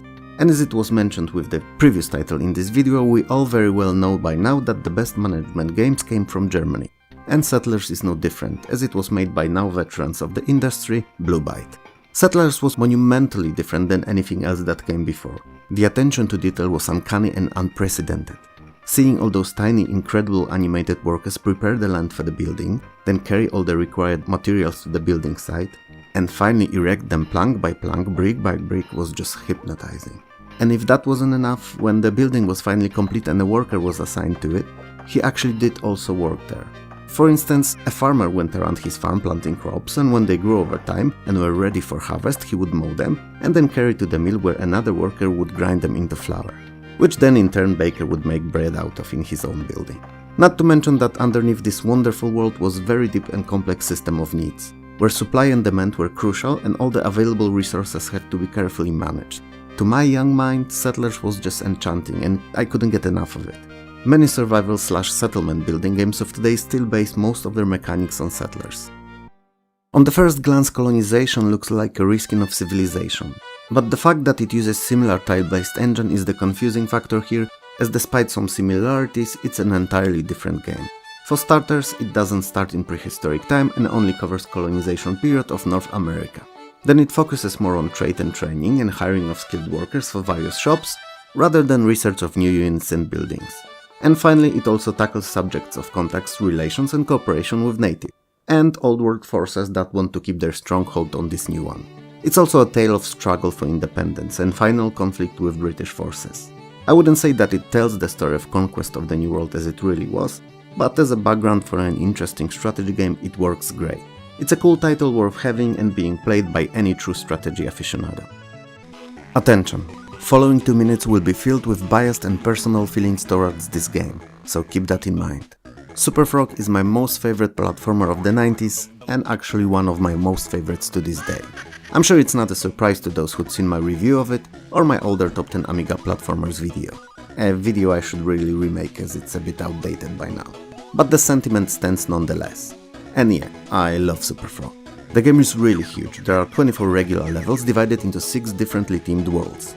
2 special horizontally scrolling shoot-em-up sections and a final boss fight against the antagonist of the game, the Evil Witch. The levels scroll in all 8 directions and often backtracking is required to collect plenty enough coins to open the end level door. Super Frog is just chock full of hidden areas and coin caches. In virtually every single level there are numerous hidden passages that you have to hunt down and uncover, and coins stuck in least expected places like unusual cloud formations, oddly placed mushrooms or paintings. The enemies are aplenty and different in each world, divided into those that can be defeated by either jumping on a Mario style, or with a use of your collectible yo-yo like green projectile, and those that are indestructible and simply have to be avoided. All of them often have their own patterns of movement and attack, or other underlying mechanics that are worth keeping in mind. And finally, Super Frog is, well, super, but only because it can use many of the spread across all levels pickups. Some of them are speed up or speed downs, others are energy refills, but the most important are a green projectile, wings and invincibility in the form of invisibility. Whatever you do, however, whichever power-ups you had, remember that spikes always equal instant death. Period. Super Frog is the bomb, and one of the best, even if that underrated games ever. The Clue is by far the most unusual and perhaps ambitious title of 1994, and one of the more important games in history, even if it's largely ignored, forgotten or even worse, unknown. It's a very complex but brilliantly executed mixture of strategy, management and adventure. In short, it lets you live out your wildest Ocean 13 dreams of being a master thief. International burglar with a skill and team to pull off even the biggest heists. And as with most best management games of the era, The Clue 2 is a masterwork of a German developer. But by now I'm sure it's not a surprise to anyone watching those videos.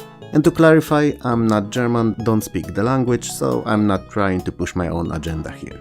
Anyway, in The Clue you start small, with minor thefts for little profit going bigger and bigger with each job, until you finally tackle the ultimate grab of the game in the form of Royal Crown Jewels. It's a game that requires heaps of patience, as you have to assemble a team for each job, get appropriate tools and then carefully and thoroughly plan out the heist. Step by step. Literally. I'm not exaggerating. But if you do give it time, remember about location surveillance, pick the right team and tools and plot the perfect theft, The Clue is incredibly rewarding when everything goes as planned. Watching it play out perfectly gives satisfaction hardly any game offers, even to this day.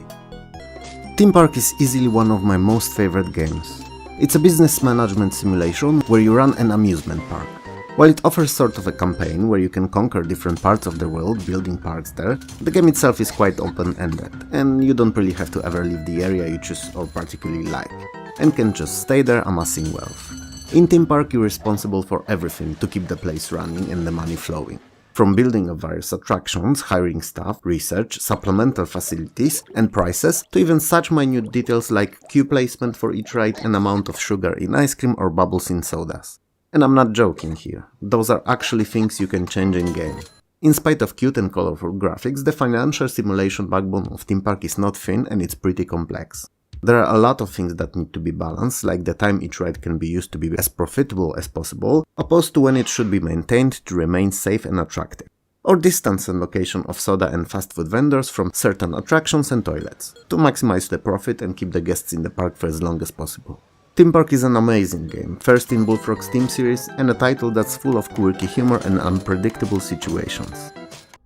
UFO Enemy Unknown is one of the most important games of all time, and a start to the series that I still play to this day, albeit in newer modern outings of XCOM and XCOM 2 by 3-Axis. It's a mixture of grand strategy with tactical combat encounters and base management. Explosive mixture that delivers a lot of fun given its run on appropriately fast system. Today, UFO is probably best played using either Steam or GOG versions, as they run excellently on any piece of hardware from last 20 years, and can be enjoyed on even the potatoest of machines. Yep, I'm aware there's no such word. Or there was no such word, cause there is now.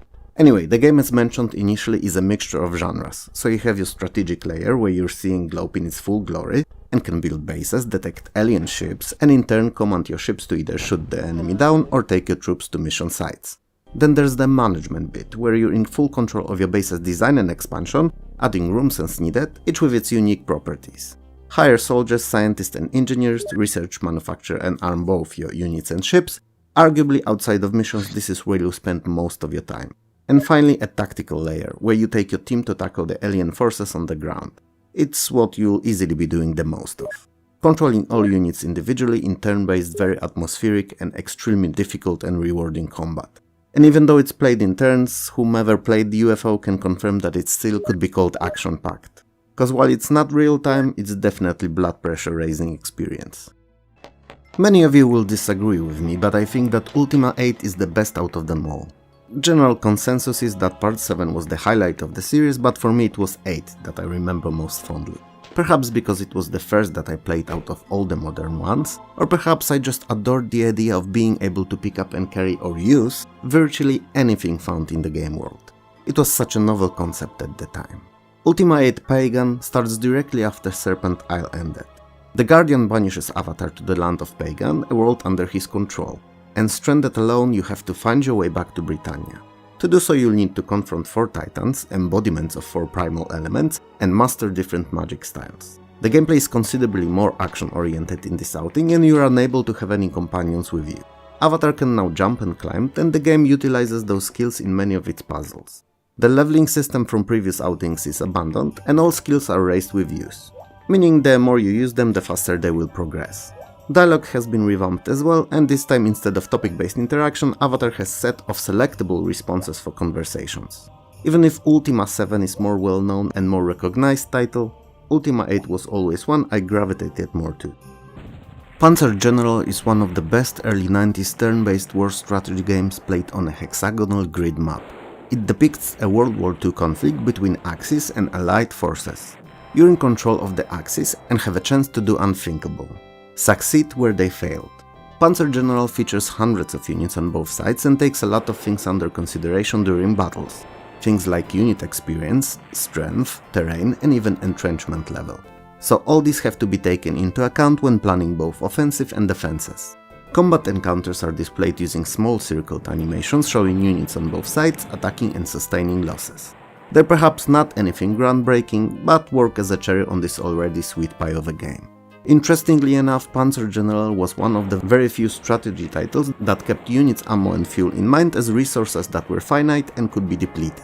It was a truly amazing title that started a whole series of games, spanning numerous other entries.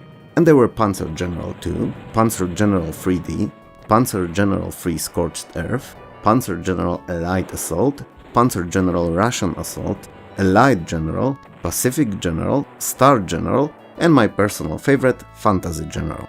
Some of this we'll talk about in future videos. That said, this huge franchise was very unique in that basically all titles in it were pretty good, and that's not something that's easy to achieve over so many games.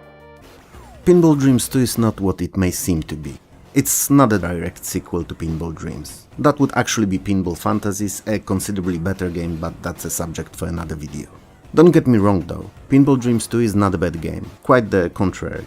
It's pretty fun, featuring 4 uniquely looking and playing tables: Neptune, Safari, Steltern, and the best of all, Revenge of Robot Warriors. Generally speaking, they're all quite enjoyable and following the simulation spirit of the original well. But when you play Pinball Dreams 2, you just can't shake off the feeling that something's off. It's hard to pinpoint what it is, but it's there and just makes the whole experience feeling odd. Perhaps it's because it was the only outing in the series that was not made by Digital Illusions, but Spidersoft. Perhaps something else. But while being a decent game, Pinball Dreams 2 never reached the heights others in the series did. Raiden is a vertical scrolling shooter and a conversion from the arcades. A pretty good one at that, if I say so myself. But I suppose the source material was very good too, so it was just a matter of a decent port. While Raiden is not as fun as its successors are, it's pretty awesome nonetheless. It offers two kinds of upgradable weapons and two kinds of missiles, regular and homing. You start the game with few bombs that instantly clear the screen of all enemies, and more can be picked up throughout the game. Each level culminates with one or more bosses, and generally speaking, Raiden is an excellent example of a properly done and really fun shoot 'em up. There's hardly many better ones. This is where I bite my own tongue, because Raptor Call of the Shadows is actually a better game than the first Raiden was. It's also a vertically scrolling shoot 'em up with incredible graphics and super smooth animations. It features many different kinds of enemies on ground, air and the sea, and an original soundtrack. After each level you can upgrade your ship with various powerful weapons. Keep in mind, however, that not all weapons are universal and can hit all targets, some only target ground or air enemies. Other than the weapons, there are also other power-ups, like shield for instance. Something that most shoot-em-ups didn't do and Raptor did, being a PC original, was save games. And you can save between each level, which is a huge quality of life improvement over standard ports from the arcades, and makes Raptor just that tiny little bit better than it would have otherwise been.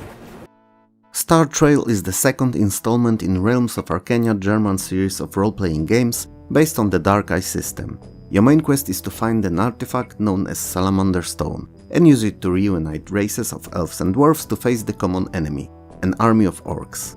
Gameplay-wise, Star Trail is very similar to the previous entry in the series, offering 3D town and dungeon traversal, and isometric top-down view tactical battles. This time, however, the game is much more vast, offering numerous additional side quests and many more adventures to be had. I always enjoyed Realms of Arcania series, being a fan of tactical turn-based combat, but its slower pace may not be for everyone, and those that prefer action real-time battles should really steer away from the title. Relentless, aka Little Big Adventure, is an action-adventure game viewed from top-down isometric perspective. On a beautiful planet of Twin Sun, 4 races lived in peace and prosperity, until an evil mad scientist, Dr. Funfrog, invented cloning and created an army of clones to take over control of the planet, effectively becoming a dictator. One night our young hero dreams of a goddess Sandel, who is prophesied to save the Twin Sun. He is then arrested for having the dream, and this is where your adventure begins. You have to free yourself and eventually the planet. As in most adventure titles, many of the puzzles are solved either by dialogue or use of gathered items, but not all, and your character can assume one of 4 stances. Normal, which is self-explanatory, aggressive, in which he can fight with other characters, athletic, that allows him to run fast and jump, and finally discreet, which for all intents and purposes is just a stealth mode. The game is very unique and offers quite a few novel concepts. It's one of those titles that was not very popular but deserved much more recognition than it ever received. King's Quest VII The Princeless Bride is a point-and-click adventure with beautiful SVGA presentation and the 7th part of ongoing King's Quest series of games. By a set of unfortunate events, Queen Valanis of Daventry and her daughter Princess Rosella are transferred to another world, ending up in 2 different parts of a land known as Eldritch, with Princess Rosella unfortunately being transformed into a troll. They must find each other and eventually defeat an evil sorceress who plots to ruin the kingdom. Unlike in previous games, icon-based interface is dropped in favor of smart cursor that clicks of are used for interaction with all characters, objects and environment. The game is divided into chapters, alternating between the queen and princess as protagonists. King's Quest VII is a pretty good game with an incredible cartoon-worthy presentation. Robinson's Requiem takes place in a far future when humanity achieved faster than light travel, but still haven't explored the galaxy in its entirety. So, to chart new and unknown areas, explorers named Robinsons are sent on scouting missions. Most of the time they are criminals and in general individuals deemed dangerous to society. Even more so, their ships are usually sabotaged so that they could never come back. You're one of those Robinsons stranded on a remote alien planet with a mysterious telepathic woman, As it turns out, she knows the way of the planet, so you'll have to work together to escape. Robinson's Requiem mixes pre-rendered sprite character models with voxel terrain environment and is played from the first-person perspective. At any given point, the game keeps track of over 100 variables, from your character's temperature, through any potential illnesses like flu or malaria, to injuries, which untreated may become infected and even lead to an amputation or death. All the tools that you need to use to achieve your final goal you'll have to make yourself. And overall the game is a mixture of survival simulation with crafting. Robinson's Requiem is one of the most unusual and unique games not only of the time, but to this day. So if you enjoy novel titles, it's definitely not one to sleep on. Rise of the Triad is a first-person shooter based on modified Wolfenstein 3D engine, which allowed it to incorporate multiple height-in levels, stairs, and boost platforms that launch players upwards. Story-wise, you're trapped on an island in dangerous madman's fortress and have to escape it shooting your way through thousands of bodies. Rise of the Triad offers a lot of different regular weapons to find and use, all with unlimited shots, and special stronger ones with limited supply of ammo. Enemies, while mainly humans, have different weapons and very varied attacks. Some of them can steal your weapons, others shoot net traps that you have to get out of, and so on. They're all digitized sprites, so at least for the time presentation-wise, Rise of the Triad was a looker. Now I'm not gonna lie to you, it's not Doom and there are far better FPS games out there, but in 1994 Rise of the Triad was definitely one of the more interesting ones. Star Wars TIE Fighter is a follow-up to earlier X-Wing, and a space combat simulation set in a Star Wars universe. It offers 7 campaigns spread over more than 50 missions. Throughout the game you'll get to fly many of the Imperial ships either alone or more often with your wingman at your side. And as a member of Imperial Navy you'll be fighting with the Rebel Alliance to strengthen the influence and power of the Imperium in the name of Emperor and Darth Vader. If you like the previous title or enjoy combat flight simulations, especially those that are sci-fi and set in space, you'll love it. Superhero League of Hoboken is a humorous role-playing adventure hybrid. The northeastern United States is reduced to post-apocalyptic toxic wasteland and you're Crimson Tape, a leader of a group of superheroes. You will have to complete increasingly more difficult missions assigned by the Commissioner to eventually face and defeat evil Dr. Entropy. As you progress through the game, more heroes with hilarious powers will join your team. And some of these powers are really something else, like the ability to see through pizza boxes, or Aura of Lethargy and Dullness that can instantly put many opponents to sleep. Overworld traversal is done in top-down view and combat encounters play out in first-person turn-based mode. Superhero League of Hoboken is honestly one of the most original and unique games, and all fans of RPGs should do themselves a favor and give it a go, cause it's probably one of the best sleeper games released in 1994. Toasty! System Shock is a cyberpunk first-person shooter with some puzzle-solving and role-playing elements. You will have to traverse through 10 levels of a citadel located on a space station. It has been taken over by so-called Shodan, who aims to use space station's mining lasers to eradicate life on Earth. Your mission is simple, to stop Shodan. On your way you'll face many different enemies ranging from robots through cyborgs to straight-up mutants, all of which can be fought with various weapons. It's worth keeping in mind that certain weapons work better on specific enemies, so the key to survival is learning which works best against whom. If that wasn't enough, you can also find and install various pieces of additional hardware in your body that will unlock new abilities for your character. The backstory of Shodan is mainly told via emails and logs scattered around the station. System Shock was critically acclaimed and is considered a cult classic, one of the best games ever made. The Elder Scrolls Arena is the first in the series of role-playing games by Bethesda, set in a fictional world of Tamriel. Elder Scrolls series are known for having their own extensive lore and history, and are not based on any of the well-known RPG systems like AD&D and such. As in all games in the series, you play as a lone character and must rescue Emperor Uriel Septim VII from a dimensional prison by recovering 8 pieces of the Staff of Chaos. Saying that Arena is huge is an understatement. At the time of its release, it was probably the game with the biggest world ever, if you don't count games taking place in space like Frontier, that is. It contains over 400 cities and villages to explore, and you can visit pretty much all of Tamriel, unlike in other games in the series, which are usually limited to just one province. Interestingly enough, the world is generated semi-procedurally, so you can walk in any direction indefinitely, but you will never reach any town this way. Cities and towns can only be reached by fast travel. While this is the first game in the series, many of the staples of the later titles could be seen in it, and it's one of the most important role-playing games of the decade. The Horde is a mixture of strategy and action, and a bit of tower defense as well. With no tower though. You're Chauncey, a lowly servant boy who has become a knight after saving King's life from asphyxiation, which is quite funnily acted out in the introduction. The game's divided into two phases. In first, you always build up traps, extend your village, build houses and farms, all within very restrictive time limit. In second phase, monsters attack and you have to run around defending your settlement. The Horde is quite ingenious, balancing the arcadish fighting with strategic planning and expansion of both your village and its defenses, while in the same time making sure that all the taxes to the king are paid in time. The Horde was criminally overlooked by majority of gamers when it came out, as it's a true gem, and a title worth not only revisiting but also completing, as there isn't much like it even today. Transport Tycoon is an amazing title that we will not discuss it here in much detail today, because a year later it was released in its ultimate form of Transport Tycoon Deluxe, and that's the version that we will cover more thoroughly. In short, however, you're in charge of the transport company, starting in the midst of the Great Depression and going through the ages amassing wealth and expanding a firm. You'll be managing road, rail, sea and air vehicles against a number of computer-controlled opponents. We'll get into it in the next video though. Under a Killing Moon is a third and arguably the best outing in the adventure series of games featuring private investigator Tex Murphy. At the tail end of his 30s, Tex is tired with life, wrinkled and has a bad back. All the years of smoking, drinking and poor diet are taking their toll on him too.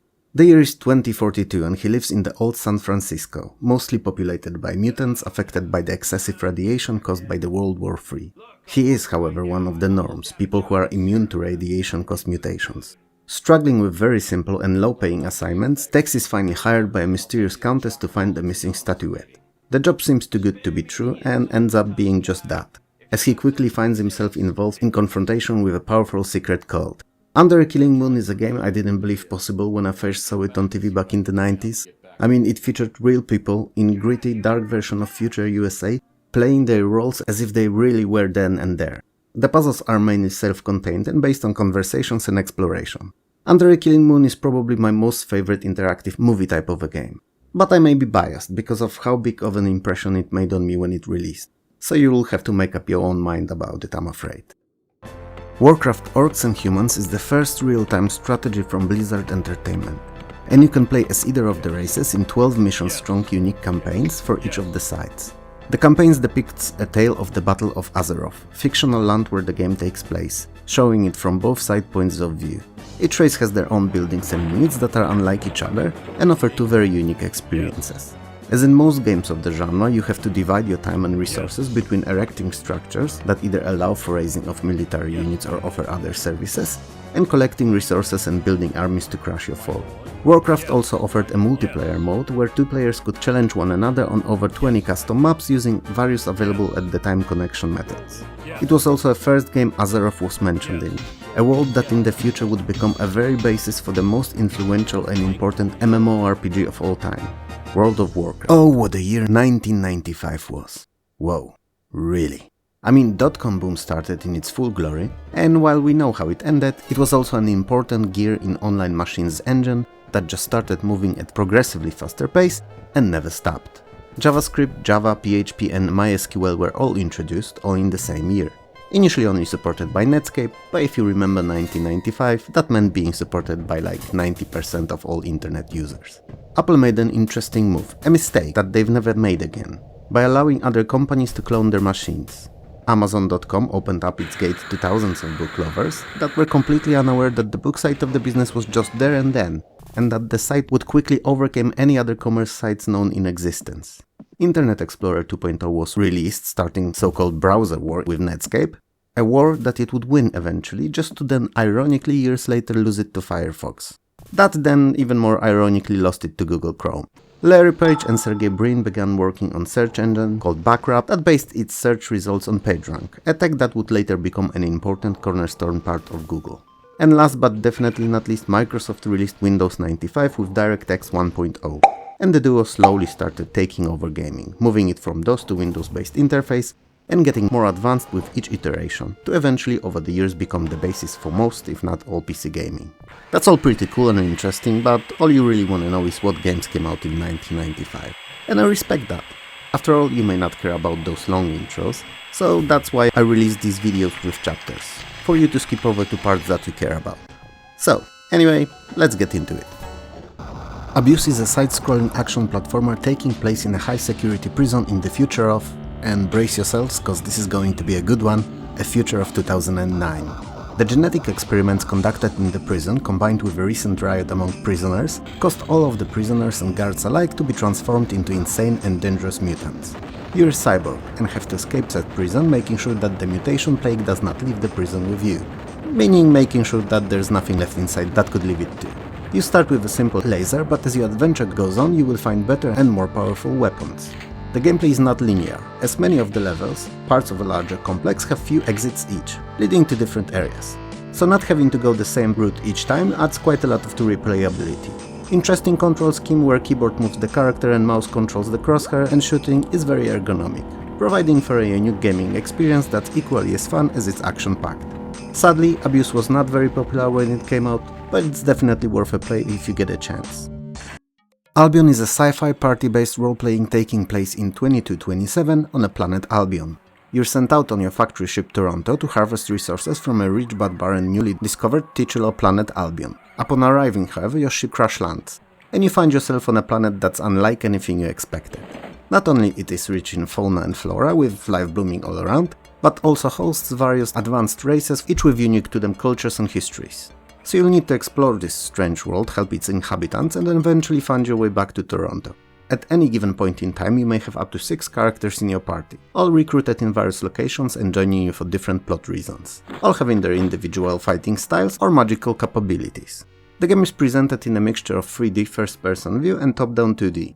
An experience like in most games in the genre is gained in majority by defeating enemies and solving puzzles, which, since we're on a subject, are much more interesting than your typical at the time, looking for a hidden button or defeating set number of foes.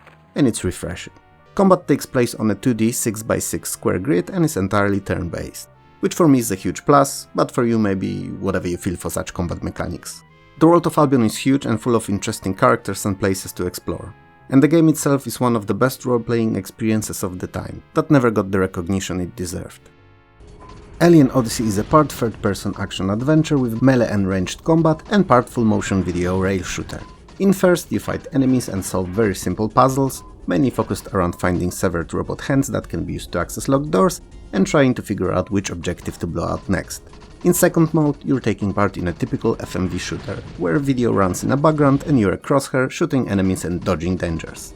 Now, what Alien Odyssey does and most FMV games don't, is that in its shooter section it actually randomizes to a certain degree the path you're taking, building it from hundreds of small clips, meaning that each and every playthrough is considerably different in those parts of the game. Is it enough to warrant unlimited replayability? Not even close, but it's not your typical 1-2 playthroughs FMV shooter either, and it's worth highlighting as it offers at least some uniqueness and longevity. Ascendancy is a very ambitious and innovative space strategy game that sadly upon its release was largely disregarded because of atrociously bad AI. Fortunately, the AI patch that solved the issue completely was released after a little while, and while it may have been a bit too late to save the game then, it makes it highly entertaining and fun today. In Ascendancy, you get to pick one of many alien races, each with their own individual abilities and character traits, and set off to explore and conquer the universe. You'll get to erect colonies and specialize them based on the resources available in their locations, build a huge fleet of ships, and even engage in battles when you clash with opposing aggressive forces. The biggest highlight of the game, however, is in its research tree. That's unlike anything seen in other games. For one, it's full 3D and can be rotated in any direction to reveal correlations and interdependencies between technologies. It's a novel and remarkable concept that quite honestly should be emulated in more games, as it's not only informative but also intuitive to operate. Sadly, I don't think I've ever seen it in another title. So in the end, it died along with Ascendancy, largely forgotten by the gamers of today. A religious extremist group known as Mondites is on a campaign to conquer the galaxy. Their philosophy is based on the idea of evolution through cybernetically implanting humans with machine parts. You're one of the victims, stripped of your memories and molded into cybernetic killing machine by evil Dr. Mastaba. I swear to God, those villain names in games are getting more and more ridiculous with each next one. What's next to come? Mr. Wabadabdab or Dr. Kung Fu? Never mind. You have to explore the complex you're locked in, discover the secrets behind conspiracy and hopefully escape it alive, uncovering who you are along the way. Bioforge is a 3D textured polygonal action-adventure, kinda similar in the way it works to Alone in the Dark, with 3D characters and objects on flat pre-rendered backgrounds. You'll be collecting items and solving puzzles, all to figure out secrets of the complex you're locked in and to flee the captivity. Many of the combat encounters you'll partake in require smart tactics rather than brute force to win, so keep that in mind while playing. Bioforge is one of the more interesting titles from 1995, especially because of its involving story, but also one of the most notoriously difficult games of the time, so that's something to take into account too.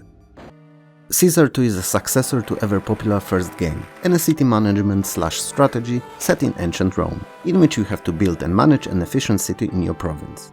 In time, you'll gain control of more provinces and will be able to try to become the next Caesar. As in most games in the genre, having a city become prosperous and run like clockwork is not an easy task, and will require making sure that it's properly supplied with all the necessities, policed so that it's safe from internal and external dangers, and that the citizens are happy and have access to all amenities they'd need. So, education, entertainment, baths and temples. You also need to create industries around your city, in neighboring villages that have access to natural resources like stone or grapes, and then transport those to sell in the market in your city. It's a balancing act. From time to time you'll also be raided by invading tribes and will have to defend your province. Do that well and create beautiful and successful city and you'll be able to move to more challenging new provinces. Capitalism will only be mentioned here in passing because its expanded and ultimate 90s version, Capitalism Plus, was released a year later in 1996, and in a video for that year we'll cover it in more detail. That said, it's a real-time management strategy game where you're a CEO of your own corporation. Upon its release and for the next couple of decades, Capitalism Plus was the most realistic, in-depth and following real-world economic simulation of an open market business. At least until the same developer released Capitalism Lab over 25 years later. In capitalism you control all aspects of your business, research and development, industry, marketing, transport, stock market and hostile takeovers. What to buy and where to sell, and if it should be bought ready-made or in parts and manufactured and then sold by you assembled. All that is in your hands and all will be discussed in another video. Everything that made Dune 2 great makes Command & Conquer even better. It is perhaps the second after Warcraft real RTS game. The game focuses on conflict between two fictional forces, the Brotherhood of Nod and the Global Defense Initiative, and you can take control of either of the sides for 15 strong mission campaigns. Each of the organizations has different buildings and units, infantry, artillery and tanks among others, and the gameplay loop is based on supply and demand, so you need to build your base, then build refinery and send out harvesters to collect precious resource known as Tiberium, and it is then converted in refinery into money that can be used to erect more structures and build new units. Quite obviously, Command & Conquer supports online multiplayer of up to 4 players, and even better 2-player mode where one copy of the game can be used to play on 2 PCs connected locally, all because the game came on 2 separate CDs. Something that not many developers did, but it was definitely a very gamer-friendly move by Westwood. Crusader No Remorse is a 2D isometric shooter and a first title in duology of Origins games. You are a so-called silencer, an elite soldier working for World Economic Consortium, in short WEC, whose skills are utilized in hunting down the resistance rebels. And you're good at it. That is until one day after unexpected WEC Smeg Patrol attack, that you're the only survivor of, you realize that you've been working for the bad guys all this time. And this is where the game starts. Gameplay comprises of 16 missions which must be completed in order. Objectives of these are very varied and can range from destroying WEC's refineries through prisoner rescue raids to kidnappings of consortium officials. But objectives aside, most of your time realistically will be spent shooting at anything that moves. The arsenal of available weapons is pretty impressive. There's a lot of them, from regular assault rifles, shotguns and grenade launchers, to more exotic lasers, EMP dischargers and plasma cannons. And each and every of these works differently and often features different death animations for your enemies. Most of the environment is also fully destructible, but I wouldn't recommend going crazy with it, as there are usually a lot of interesting pickups to be found. Carefully placed shot in an explosive object may however help you out of a sticky situation from time to time, so that's worth keeping in mind too. Mining operations run by Post-Terran Minerals Corporation, in short PTMC, have been hacked, and all of its mining robots went rogue and took human workers present at the sites hostage. You're given a modified Pyro GX ship and are sent out to clear and destroy the mines by any and all means necessary. Descent that you're watching on your screen is a 3D first-person, full 720 degrees movement shooter. While you start with a very basic weapon, there are many more to pick up along the way, and all are a definite upgrade over the first one. Most of them use your ship's energy supplies, however, so have to be used reasonably. Each level's main goal is to locate and destroy mine's main reactor, and when completed you're left with only 45 seconds to find the escape hatch and exit before the mine explodes. Interesting novelty not found in many other games of the time was the fact that AI adapted to your strategies and gameplay style in time, offering challenge along the way and requiring you to constantly switch your tactics depending on the situation you'll find yourself in. I'm not sure if the video gives it away, but Descent is a really fun title, and if you like free movement shooters that aren't on rail, you should really give it a go because there's hardly any better. Destruction Derby is an arcade racing game with semi-realistic damage model where totaling your opponents and surviving yourself is as if not more important than winning the races. The game features 5 tracks for you to race and smash opponents on, and a special 6th one called The Ball, which is not a start to finish track but circular arena that pits you against 15 other drivers bent on destroying each other. Your goal here is not racing at all, it's a survival where racking up points for collisions and crashes with other cars. It's a free-for-all and the last one standing, or driving actually, wins. A nice addition to it all is the way the car responds to damage, meaning its handling will be impacted along with its sustained damage. And if I can drop a single hint here, I would suggest switching to driving backwards as soon as possible in the ball, saving more fragile front of your car for as long as you can, and then when most of your opponents are close to being totaled, switching to driving forwards. Because having your front untouched, regardless of how weird I hear it sounding now, means that getting rid of opposition shouldn't be an issue. While well known by hardcore fans of the genre, Discworld was generally speaking underappreciated and underrated. The game is set and based in Terry Pratchett's Discworld, which is a flat disk that the world is on, that is in turn carried by 4 giant elephants, which themselves stand on a back of even larger turtle. I know, crazy. But that's what you should expect here, a crazy over-the-top and hilarious adventure filled with humor to the brim. You're Rincewind, the most expandable wizard of the Unseen University, and you're given a task of getting rid of the dragon that's terrorizing the city-state of Ankh-Morpork. And it's like a 5th take here, cause all I ended up saying numerous times before was more pork. Because you know, bacon. And I love bacon. Anyway, at this precise point, your point-and-click adventure begins. The game follows the tropes of most other in the genre, with a couple of notable exceptions. First of all, your personal inventory is limited to 2 objects only, and the majority of your belongings are stored in a luggage, an intelligent walking chest with dozens of little feet. Then there's the puzzles, some of which are really deviously designed. They are logical though and not unfair in the slightest, so no trial and error should be necessary. And finally, solving some of them will require travels to past and back, which is something that I'm not sure I've seen anywhere else apart from Genius Day of the Tentacle by the famous LucasArts. If you're a fan of a genre and never heard of Discworld, I envy you, cause you're gonna have an awesome time with this one. If you're not, try it out anyway, it's odd enough that it may actually be something you'll enjoy playing. Dungeon Master 2 The Legend of Skullkeep is a tough cookie. Old, crusty and really hard on your teeth. Not because there's something wrong with it inherently, it's just unlucky really, that's all. Because not only it came out so many years later after the original, but also in a time when not only the market was flooded with many dungeon crawling RPGs, it was saturated with tons of Doom clones that were the new it. So Dungeon Master 2 was doomed from the start, pun intended. While it was a considerable improvement on the original in terms of everything from story and gameplay mechanics through presentation that was finally very graphically impressive, with some nice rain and thunderstorm effects, and 3D sound that added to the immersion immensely. It failed to do one thing: show up to the party on time. 1995 was too little too late. Similar games were everywhere already, and titles like Ultima Underworld or Elder Scrolls games offered similar if not better experience in real-time rendered full 3D dungeons. A clear technological step above Dungeon Master. So even though it's a really good game, it failed to gain critical acclaim and sales due to bad timing. Such is life, I suppose. Earthworm Jim is an action platformer where you're the titular worm in an advanced spacesuit that grants you arms, legs and a gun to spread destruction and domination all around. When necessary and you have no other choice, you can also use your worm body in a variety of ways to overcome obstacles, such as whip your enemies into submission, or as a grappling hook to swing from them, or have them spin like a helicopter blades to hover for a short time, which is more smart than just straight up falling from heights. While most of the levels are your typical platforming fare of going from start to finish with an occasional boss at the end, some have special conditions to be completed, like escorting a specific character, protecting them along the way for instance. Every few levels there are refreshers in the form of space racing sequences or bungee jumping competition, which may not seem necessary, but is a nice addition. Frantic gameplay and variety of gameplay styles keeps Earthworm Jim interesting and fun all the way through. The fact that it looks and sounds as if it was taken straight off the cartoon is only a cherry on this sweet pie.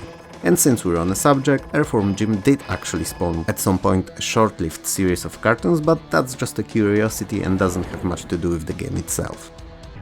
EF2000 is made by people responsible for TFX that we've spoken about in a video covering games for 1993, and it's a flight combat simulation set around Eurofighter 2000 jet. The story background for the game is a hypothetical conflict with Russia that is trying to seize control of Norway and Sweden as foothold to a complete full-on invasion of Northern Europe. The game's campaign is built out of randomly generated missions ranging from simple patrols to ground strikes, which keeps the gameplay fresh even after hours of playing. EF2000 features many different multiplayer modes and is just a treat to play against friends or in co-op. I'm not great at flight combat simulation, but EF2000 is actually quite fun.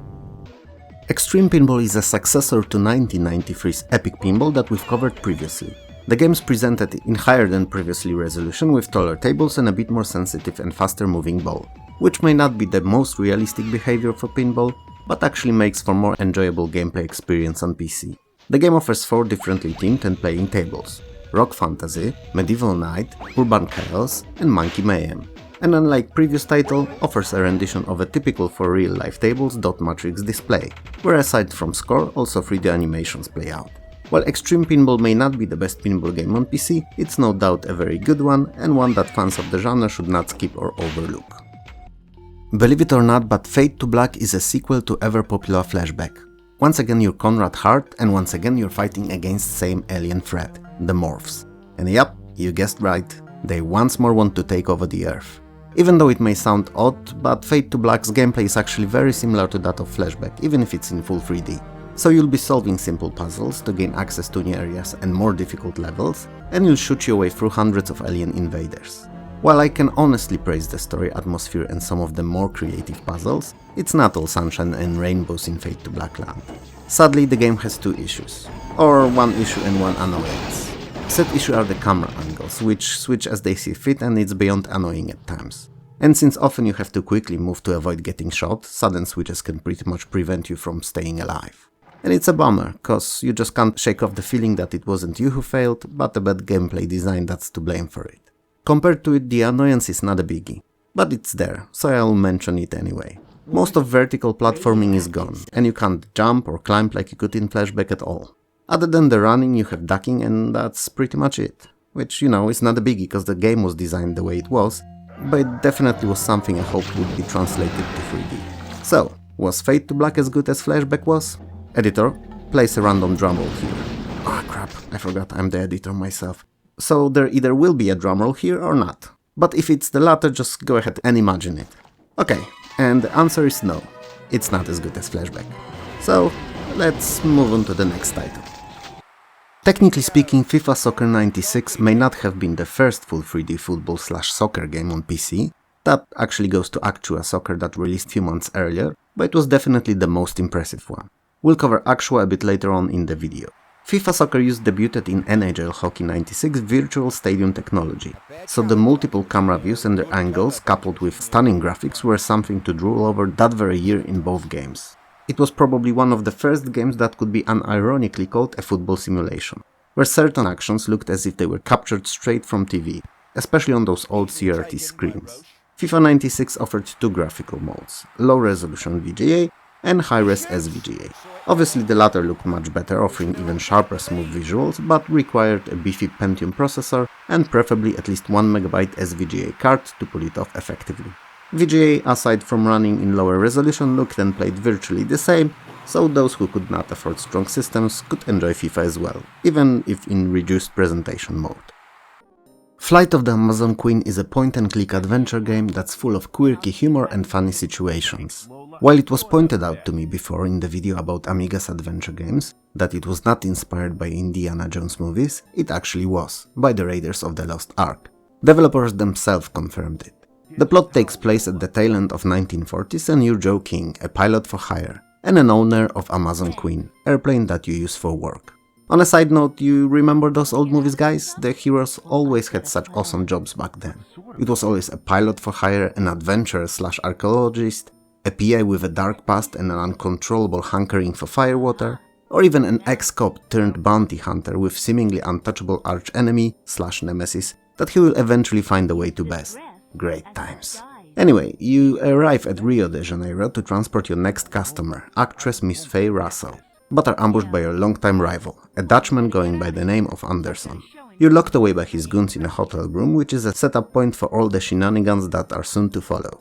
Flight of the Amazon Queen's graphics were made entirely in famous Amiga's graphics software Deluxe Paint, which, given that it was also released for PC, is an interesting fact, as Amiga version displays only 32 colors, while this PC outing offers as much as 256. Still, it's a beautiful looking and great sounding title that's a treat to any and all adventure game fans.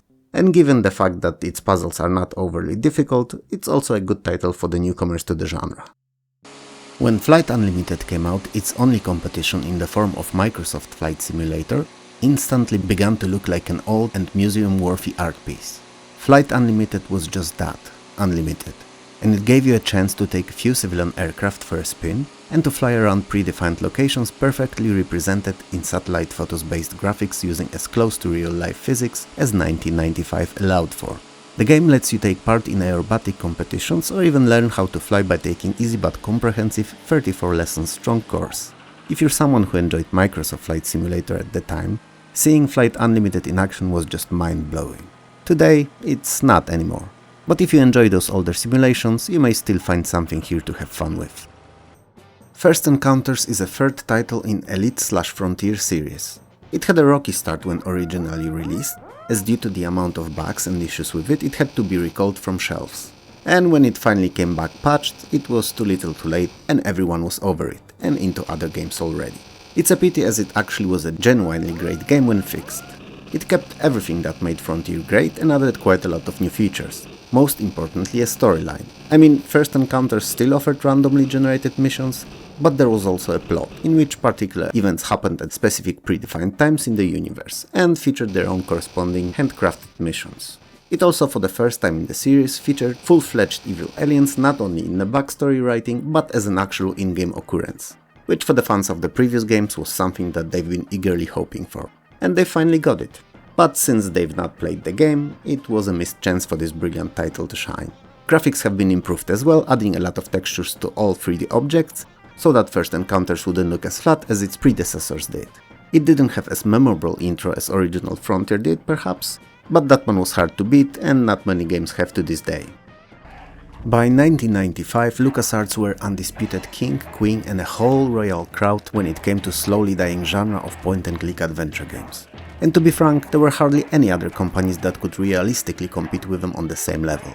Full Throttle was their latest outing, and a game that was supposed to shake the pre-established gameplay and interface formula that LucasArts years before defined for the whole genre themselves. The game is much more like full-motion cartoon than any other before, featuring many fully animated cutscenes and streamlining interface and puzzles to suit this form.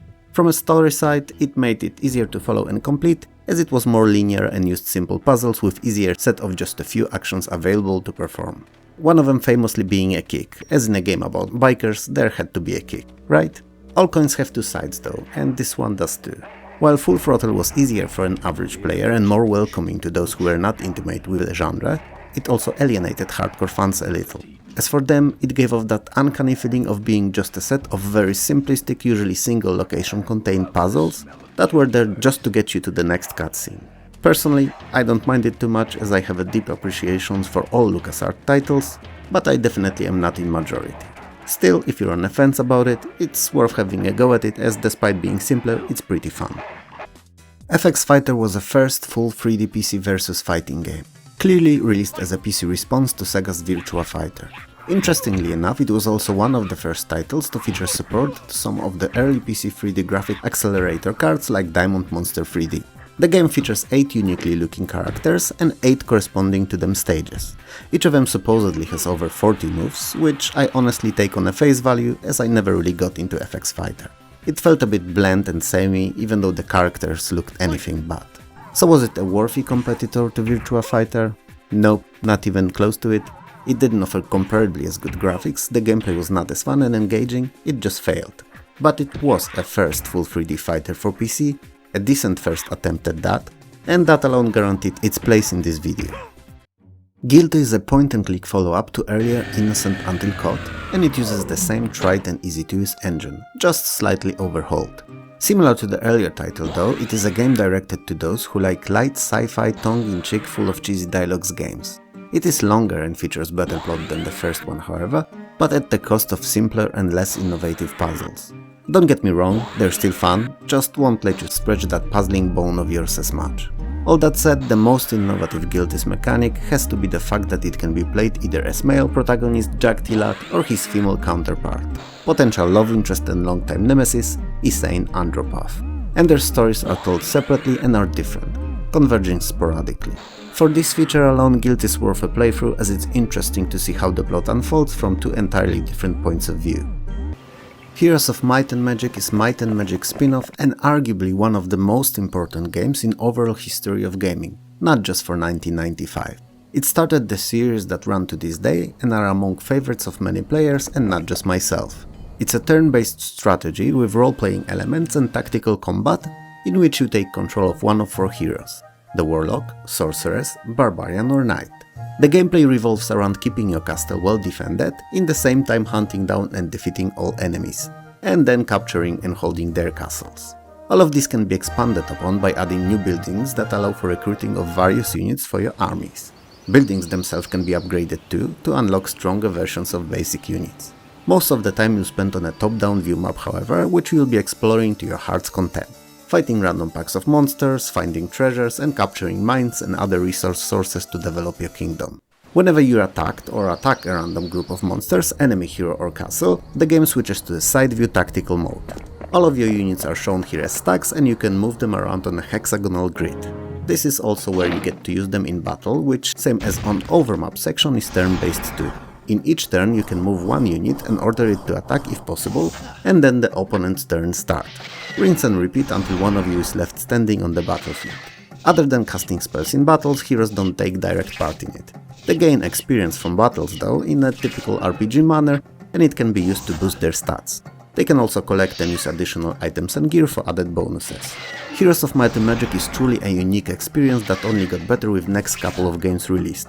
But that's something we'll tackle in a future video. I tried to keep it cool up until now, but that last sentence is like a third or fourth take, as for whatever reason instead of tackle I kept saying tickle. And that would have made for an entirely different video, definitely not fit for a gaming section of YouTube. Heretic's sequel Hexen, simply put, is much better and enjoyable experience. It kept all the modifications to original Doom's engine used in the first game and added more new stuff. Most importantly, Hexen features 3 classes of characters to choose and play as: a warrior, mage or cleric. Each of them have 4 different weapons to unlock and use throughout the game, and their own unique stats of speed and armor. So each class seems to have its own feel and playstyle. While technically aiming to be more of an action RPG, Hexen was the very first FPS to feature this, as no other title in the genre offered totally different playing characters to choose from. Other, smaller yet notable additions were weather effects, jumping, earthquakes and destructible objects such as trees and vases. But while nice additions, they were not necessary. And last but not least, scripted events and sequences, which allowed for much more complex puzzles and storytelling. To summarize, Hexen was another step up in evolution of FPS and one of the best early 2.5D games in the genre. High Octane, as the title gives it off, is, well, a high-octane racer, similar to Wipeout series of games. It uses modified Magic Carpet 2 engine and is arguably the best use case of said technology. The gameplay is as simple as they come. And good, cause with a title like that you just wanna jump in and have fun, rather than learn complicated controls. So directional keys control acceleration, deceleration and turning, and 3 additional keys are for minigun, missiles and boost charger. The minigun has unlimited ammo, because game logic, but fuel, armor and missiles have to be replenished by passing over marked areas on the track and picking up power-ups scattered around or left by destroyed opponents. High Octane offers 9 tracks and each of them has a number of shortcuts or alternate routes with power-ups. There are also 6 differently spec'd vehicles to choose from, each with their own strong and weak sides. While totally futuristic and not based in real life at all, High Octane is one of the very best racers to release on PC in 1995, and a treat to all fans of original Wipeout, which coincidentally will also be featured in this video. Jagged Alliance is a turn-based tactical strategy with some light role-playing elements. It combines excellent tactical squad-level ground combat similar to that of XCOM, with unprecedented level of personalities and RPG elements. Story-wise, you're tasked with recapturing an island of Metavira from an evil man called Lucas, who took it over for himself to harvest extremely rare and profitable sap from trees growing on it. You are, however, working on a very limited budget that is entirely dependent on the amount of sap that is extracted from recaptured areas. The game is divided into two parts. First, strategic, shows the map of entire island divided into sectors, and your actions here, like moving your mercenaries between sectors for instance, all happen in real time. And second is turn-based close-up top-down view tactical layer that the game switches to for combat and mission encounters. Each of your mercs has a limited set of action points per each turn of combat, and they can be used for anything any number of times as long as they're still available. The mercs are hired for a set period of time and paid on day-by-day basis. They are not, however, faceless soldiers, but individual characters from around the world, each with their own personality and quirks. Some are cowardly, others maniacally bloodthirsty, and they will all react differently throughout the combat in response to its progress. And that's just the tip of an iceberg, as they all, being a part of an international merc guild, also have opinions and rapport with each other, and can straight up refuse to work with one another, or work especially well together if their personalities align. While not unknown per se, Jagged Alliance was often overlooked in favor of other titles. And that's a mistake, as it's a gem unlike many. Does that sound interesting to you at all? Yeah? And what if I tell you that I haven't even mentioned dozens upon dozens of available weapons and special items, different mission types, improvement for stats for mercs after missions, an excellent enemy AI that responds to situations in a natural and intelligent way, and the plot that organically reacts and unfolds in response to your progress in a game? Yep, that's Jagged Alliance. One of the very best games not only of 1995, but of all time. Kingpin Arcade Sports Series Bowling, or in short Kingpin Bowling, is my most favorite bowling game to date. It's the same thing to real bowling as what Arcade Pool was to real pool. So it's not a simulation per se, and not an arcade title either. It sits somewhere in between comfortably, in the zone where it's challenging enough not to get boring, especially when enjoyed with up to 5 other players, while in the same time it's not discouragingly difficult. It's a fun and fast approximation of a sport that works best in a group of friends when drinks are involved while playing. The only downside really would be its questionable longevity when playing alone, as then it loses a lot of its appeal quickly. Magic Carpet 2: The Netherworlds is a sequel to the first Magic Carpet and arguably a better game. It uses a new 3D engine, allowing for much more detailed and better looking graphics. It feels, however, like an iterative upgrade rather than entirely new game, as while it adds a lot of new monsters and spells, it's just an addition and not innovation. So perhaps calling it Magic Carpet 1.8 would be more fitting. I'm picky, ignore me. Anyway, the gameplay still revolves around defeating monsters and enemy mages while flying on a magic carpet in FPS action. All to collect precious mana to upgrade your castle and spells, and eventually move to the next stage. Gimmick, same as in first game though, is that rather than using weapons, you use various spells for attacks. So fireballs, meteors, lightning and tornado among others. It's a good game, don't get me wrong, but not good enough to warrant a 2 after its title. I'm not gonna lie to you, I've never played MechWarrior games, and this second outing is not an exception. So I can only pass what I gathered online about it and saw in gameplay videos. Keep that in mind. MechWarrior 2 is set in fictional Battletech universe, and at the time of release was praised for its excellent graphics and phenomenal audio, coupled with addictive for the fans of the Battletech gameplay. You can choose to side with either Wolf or Jade Falcon clan, and pursue your clan's chosen agenda against so-called Inner Circle and other clans. Where most other games based on Battletech tried to be many things and in effect excelled at nothing, MechWarrior focused on combat simulation only, and its perfect execution made the fans of the universe love it. While Micro Machines 2 Turbo Tournament may have been a slight disappointment when it first released on PC, offering only 5 stages, this special edition comes with 50 of them and a built-in Track and Cars editor, more than making up for the shortcomings of the first release.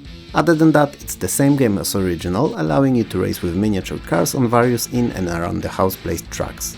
Graphically, sound and gameplay-wise not much has changed from the first outing, but that aforementioned built-in editor is the true star of the show, extending the life of Micro Machines 2 quite considerably. Multiplayer mode supports up to 16-player tournaments with 4 players simultaneously at max.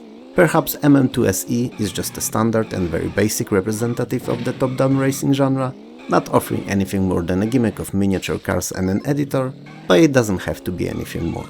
If you like the genre, you'll love it anyway. And if you don't, you wouldn't bother with this game one way or another.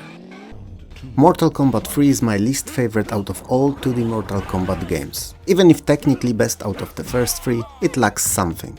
Something that's hard to put the finger to, especially when it's not there. But it just feels off. Perhaps it's out of place because it overdid on some aspects and under-delivered on others. I mean, did we really need combos counters displayed on the screen when it worked same as in other games? They just did not advertise it? And animalities? I mean, sure, babalities were unnecessary stretch already, but adding more of what does not work is not the solution. And worst of all the sins they could have committed was removing one of the staple fighters of the whole series, Scorpion. I mean, Scorpion and Sub-Zero are like yin and yang, a generic representation of good and bad, not being totally different, just two opposing sides of the same coin. I mean, I know he's been brought back in Ultimate Mortal Kombat 3, but that's a different game and not one we're covering here today. It wasn't all bad and sour though, and there were some good sides to MK3, namely addition of multi-level stages, which while not game-changing was a very nice touch, and some of them even featured new stage fatalities, which are always fun. And last but not least, an introduction of new warriors. Nightwolf, Striker, Cabal, Smoke, Sector, Cyrax, Shiva and Sindel. It was also a game where Kano returned, although at least for me he didn't felt as good as he did in the first title. MK3 was not a bad game overall, just not as good as it was expected to be. NBA Jam Tournament Edition, a very faithful if not better than original port from the arcades, is by far the best and most importantly most fun arcade basketball game of the mid to late 90s. It features very fast, very action-packed 2-on-2 gameplay with no fouls and very easygoing approach to most rules of the sport and realism. But who cares about all that? After all, everyone likes to pull off those fiery 30-meter long dunks, right? The tournament editions introduced few changes to the typical arcade game's formula. The ability to choose 3 as opposed to 2 players for the game, for substitutions between quarters, injuries caused by shoves, hotspots on the court that are randomized but allow for scoring of extra points, even up to 9 per shot, power-ups, juice mode, increasing the speed of the game by a factor of 4, and many more. Not to mention that there are several hidden players that can be unlocked by typing in their initials in a certain manner. All in all, best aspect of NBA Jam is its approach to gameplay. It's very easy to get into, it seduces you with that simplicity in fact, but mastering it is another thing and requires some time and patience. It's probably my most favorite basketball game to this day, and I don't play basketball games. Unlike its sister counterpart FIFA Soccer, NBA Live from EA does not feature a full 3D engine. It doesn't mean that it's a bad game in no way, just perhaps not as graphically advanced. It features all licensed players from 94-95 season, along with all-star teams from East and West, all represented with up-to-date at the time statistics. Unlike NBA Jam Tournament, however, NBA Live is not an arcade game, but a full-fledged simulation that lets you play seasons worth of games and trade all players. All that in isometric view supporting high-res SVGA graphics, digital sounds and a lot of full-motion video clips. As basketball simulations go, this is probably the best one that was on the market by 1995. So if you're a fan of a sport, it may be something down your alley. Uncharted Waters 2 New Horizons is a little like Sid Meier's Pirates, but just a little. It's a hard game to compare to anything else rather than that or its own earlier outing. It's a sailing simulation with a bit of strategy, a sprinkle of role-playing and a serving of tactics. At sea your speed is affected by wind and the currents, and you can sail anywhere to conquer the titular New Horizons. There are a lot of interesting landmarks and ports to discover, and upon arriving at such you'll be able to enter many town buildings such as the inn, item shop, shipyard, tavern, castle, church, merchant and finally the harbor. To stay proverbially afloat, it's up to you to earn enough gold to keep your fleet repaired and your crew fed and paid. So you'll be trading a lot, accepting and fulfilling jobs from the guild, and, well, piracy. You can also gamble, but I wouldn't advertise that as a viable option for a steady and secure income. Combat encounters are turn-based, top-down view and are a mixture of good old ocean shootouts with enemy shipboarding and even possible captain versus captain duels, pirate style. While the gameplay itself is pretty open-ended, there's also an overarching plot that is not necessary to complete the game, but is present nonetheless. You can also develop your character's career as an added role-playing background. New Horizons is a game that was not very popular in the West, and it's hard to tell why, But in the East, in Japan, it gained cult following. Also hard to tell why. Ocean Trader is a definition of a hidden gem. Nope, not true. Nope. A definition of a hidden gem is that it's a gem that's there, but no one knows where, cause it's hidden. Oh dear. Anyway, Ocean Trader came from the same company that gave us Pizza Tycoon, so you can rest assured that the quality of that title translated here perfectly. It's a shipping simulation in which you're a manager of a global shipping business. So, in this, it's similar to mentioned in one of the earlier videos, Ports of Call, but more realistic and less action-based. You're responsible for buying ships, sending them all over the world while balancing speed and fuel usage, and taking and fulfilling freight contracts. And since there are 100 ports and 32 different commodities to trade with, there's a lot of fun to be had here for those who are into this genre. That said, while the game is definitely not a hardcore management simulation, the underlying economic model is pretty solid and honestly quite decent. From time to time you'll also be tasked with dealing with random events and occurrences that will befall upon you. They are solved in a more realistic way in Ocean Trader than they were with arcade minigames in Ports of Call. Presentation-wise, the game is near entirely static, with no animations whatsoever, and all the graphics represented with pictures. They are however in SVGA, so they look nice and clean. PGA Tour 96 is a very decent and fun golf simulation.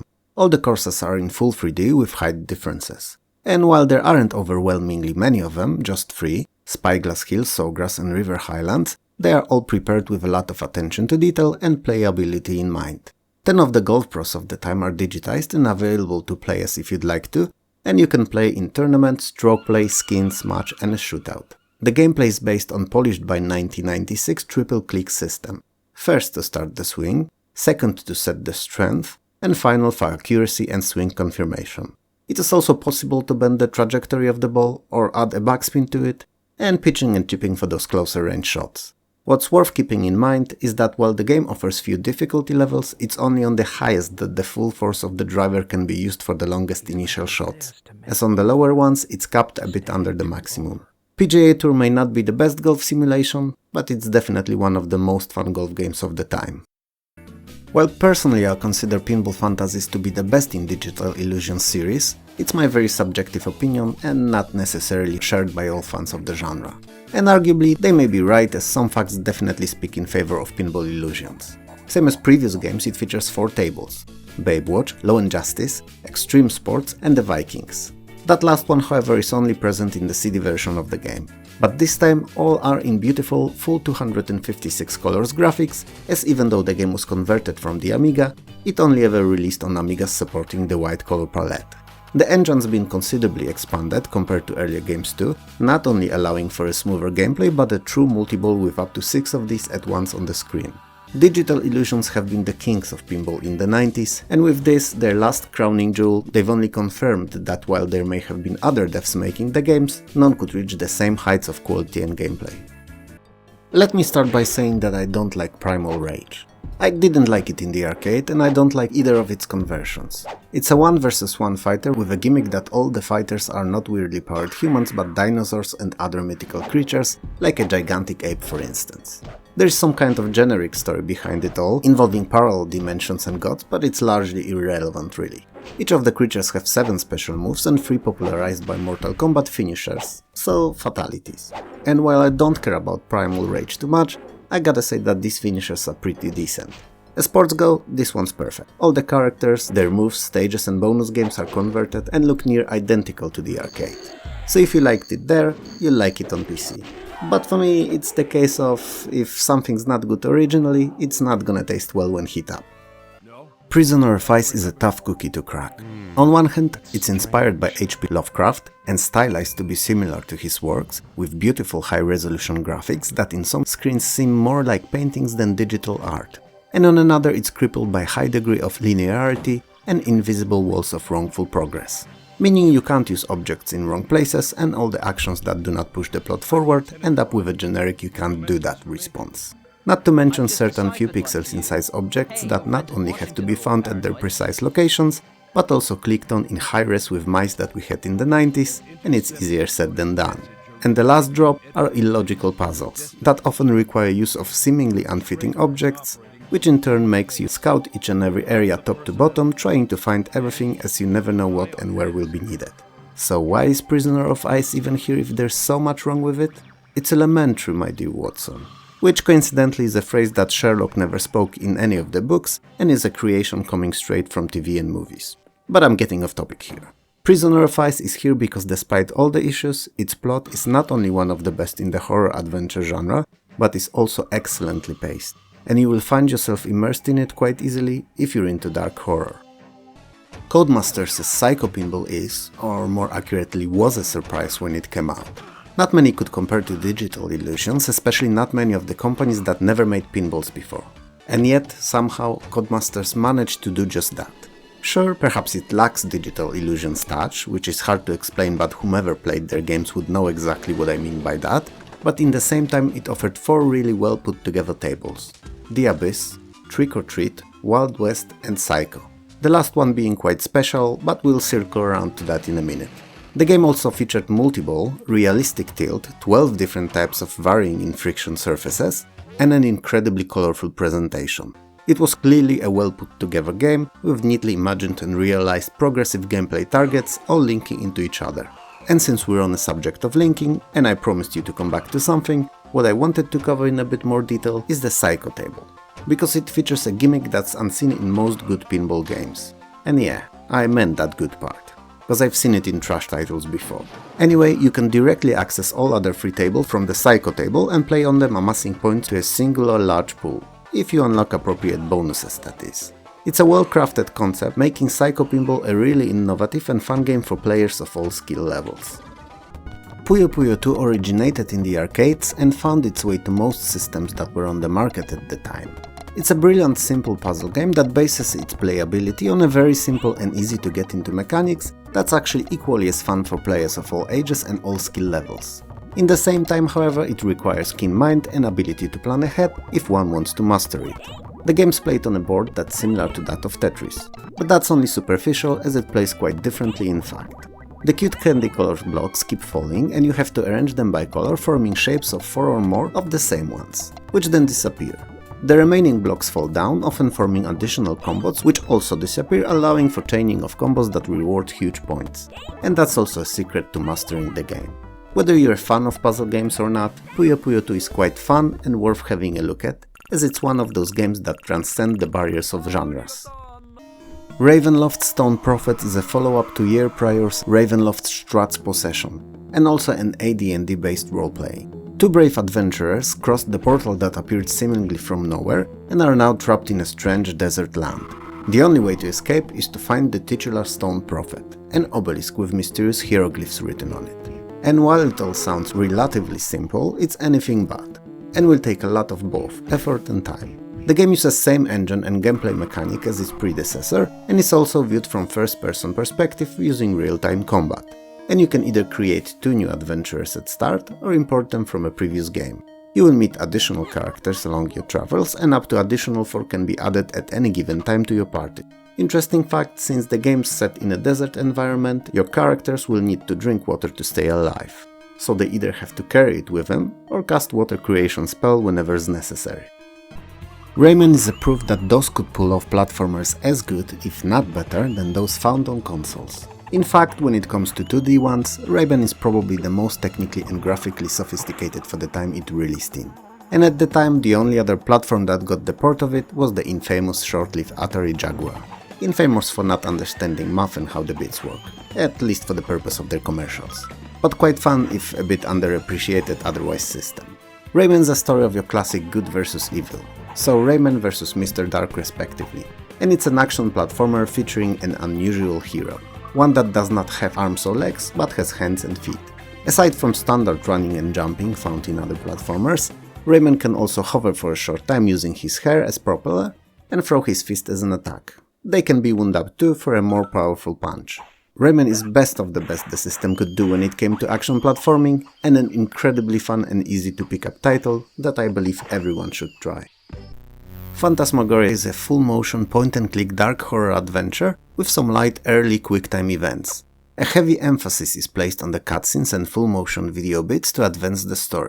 The main character, Adrienne, is fully digitized and displayed on a background of a pre-rendered house inside which majority of the game takes place. It's an old mansion that she just moved into with her husband Donald, a photographer, but shortly after moving in she starts experiencing horrifying nightmares and her husband begins to change, for the worse. So she must discover the secret of the mansion before the evil that's within consumes her husband entirely. While Phantasmagoria is a classic adventure game offering puzzle solving as most games in the genre do, their amount is heavily reduced as compared to other Sierra's releases. Instead, focus is placed on full motion action sequences. It doesn't change the fact that typically to Sierra's games your character can actually die in many situations. This time, however, given the story and the background, it's quite fitting, so I'm not complaining. All in all, next to Under a Killing Moon, we spoke about in the previous video, Phantasmagoria is one of the better examples of well-implemented full-motion videos in games. Screamer is incredible arcade racer, similar to Ridge Racer and Daytona USA, but better. Not as good as Screamer 2 that came out a year later, but that's a subject for another video. Screamer was a game that proved that arcade-style racing with beautiful modern fully textured 3D presentation was not only possible on PC but could run well and most importantly be hella fun to play. And it delivered on all fronts. All cars and trucks are well designed and nicely rendered, especially if you switch to much more demanding high-res SVGA mode. And each and every available car feels a bit different when driven. All trucks are unique and can be raced backwards too, effectively doubling their number. And the engine used in the game is very competent, offering very smooth gameplay in low-res high detail on basically any 486. High-res requires a beefy Pentium and a decent at least 1MB SVGA card, but seeing the game in motion at those specs is well worth it. Sensible World of Soccer was arguably the best football game on the Amiga. On PC, it's one of the many. Sure, it's translated from Amiga basically 1-to-1, offering everything that that version did, so most major football leagues from around the world, most important national and international competitions, a 20-year-long manager career mode, and real-life players from 1994-95 season with their stats more or less realistically represented in the game. And last but not least, in career mode you could switch between player-manager and manager-only mode before each match, so you could but did not have to take active part in each of your team's games. 24,000 players in a game could be traded between teams, and having them play well in matches could improve their stats further. Sensible World of Soccer is the best, the most complete game in the series, and a really fun title. And its player manager mode is a really nice addition to the basic gameplay formula. Unfortunately, it also came out in 1995, same year Actua Soccer and FIFA Soccer 96 did, and they were both in full 3D. So despite how well SWOS played, seductive quality of 3D had most players swayed towards those more modern titles. Slipstream 5000 is a futuristic racing shooter, if that's the right way to describe any game, in full 3D textured graphics. The gameplay is very fluid, albeit a bit slow, but there are a lot of courses and vehicles to choose from, so it makes up a bit for the lack of actual speed. On the other hand, since it features weapons, the limited pace may actually benefit the gameplay. Hard to tell. I haven't worked on any games for years now, and even then neither was a racer, so I would have to do a little research before even attempting to write a game design document for it. Oh my god, I'm so off topic, it's crazy. So let's get back to it. Slipstream 5000 is very, with levels beautifully rendered, even if without support for 3D acceleration, and many enemy ships to race against and shoot at, making it a truly unique and enjoyable experience. If you like games like POD or Wipeout, Slipstream 5000 is definitely something that you should consider taking a look at. I love Star Trek and all that it represents, and that is why Star Trek Deep Space Nine Harbinger is here. It's a first-person perspective adventure game with some light action elements, taking most its place on board the Deep Space Nine space station. You're controlling an alien envoy who unwillingly becomes involved in a murder plot, which leads to a very serious conflict with a new and dangerous alien race. Several cast members of the TV show reprised their roles in the game as voice actors, and they are doing a hell of a job of it. Kudos to them, really. That said, generally speaking, while Harbinger may not be good enough to stand on its own as an adventure without the encompassing license, if you're a fan of the show you'll have a decent time with it. Sure, there are better Star Trek games, you'll even hear about one in a minute or so, but since there's just a few of them overall, each and every one is usually at the very least accepted by the fans of the series. To summarize, Harbinger is not great, an average title at best, but if you're a fan, you'll most likely find it in yourself to complete it. Since we've covered a Star Trek game that was not great, why don't we tackle one that's actually pretty good? Star Trek The Next Generation: A Final Unity is a hybrid adventure game with some light strategy elements. In this one you're a legendary Enterprise D captain, Jean-Luc Picard. The gameplay is composed of traditional point-and-click adventuring with freeform space exploration, diplomatic encounters and tactical ship-to-ship combat. As in earlier mentioned title, the cast reprises their roles, and believe it or not, they're even better than before. Well, arguably the Next Generation was more iconic show than the spin-off Deep Space Nine was, but actors in both were pretty good for the time. Story-wise, Enterprise, while on a routine patrol around the Romulan neutral zone, intercepts a distress signal of a Garidian ship seeking asylum in Federation space. They are in search of Garidian's legendary Fifth Scroll, which could prevent the war on Garith. Upon closer investigation, Captain Picard agrees to assist them. The gameplay is divided into two main sections. First, on board of the Enterprise, where you're basically waiting for the Enterprise to arrive at the next chosen destination, and can use various areas of the main bridge and seek advice of your crew members. Second are away missions, where you'll be visiting different space stations and alien worlds. This is where you control the away team. This part is pure point-and-click adventure and follows all the tropes of the genre like inventory management and puzzle solving. While story parts of the game are mainly linear, they can branch out a little bit depending on the choices made during conversations. If there's only one Star Trek game from 1995 you'd like to play, definitely pick this and not the Deep Space Nine one. Not many know about it, but work on Dark Forces actually began before the one on Doom did. It was delayed by LucasArts, however, because they wanted to polish the engine and add features. Features like jumping, crawling and ability to look around, something that Doom did not have. Dark Forces does not recreate the story of any of the movies, but instead features original plot. You're Kyle Katarn, a former Imperial officer turned mercenary who joined the rebellion. You're initially hired to steal the plans for the Death Star, but soon discover the existence of mysterious Dark Troopers, a new stronger version of regular Stormtroopers. And believe it or not, but I haven't got a single bad thing to say about this game. It's just great. The story is interesting and spans over 14 missions that require both keen eye to shoot all the baddies and ability to solve some very simple puzzles. Graphics and sound are just amazing for the time, with many well-known characters represented in full detail and easily recognizable. Levels feature lore-friendly and well-known to fans of the movie's areas too, like Imperial Star Destroyer for instance. Star Wars Dark Forces is polished and well-executed game that fans of both FPS games and Star Wars will no doubt enjoy a lot. Stonekeep is a first-person real-time dungeon crawling RPG with digitized graphics to represent all the in-game characters. The entirety of the game takes place in the dungeons of the titular Stonekeep, and you're Drake, a pre-made, non-editable character who's on a mission to find and rescue Terra, who has been trapped by the evil Shadow King. Stonekeep is incredibly immersive, as not only the world it takes place is represented in great detail, but also the atmosphere of it just spills from the screen with each new section of the map, secret or new item found. There's also an in-game journal in which you can add your own findings and notes about anything in the game. This attention to detail just keeps you not only glued to the screen, but feeling deeply involved in the story. Even more so you Drake, and that is precisely who you are, no one else. Meaning that while up to 3 others may join you throughout the game for various quests, you only ever control Drake, and can just observe reactions and how other characters fight without ability to control them in any way. This realistic approach was very novel and another great thing about Stonekeep. The gameplay is not overly complicated, making Stonekeep an ideal choice for players of all skill levels, and the plot develops at a steady pace from somewhat cliché premise initially to an incredible fantasy tale of power and deceit.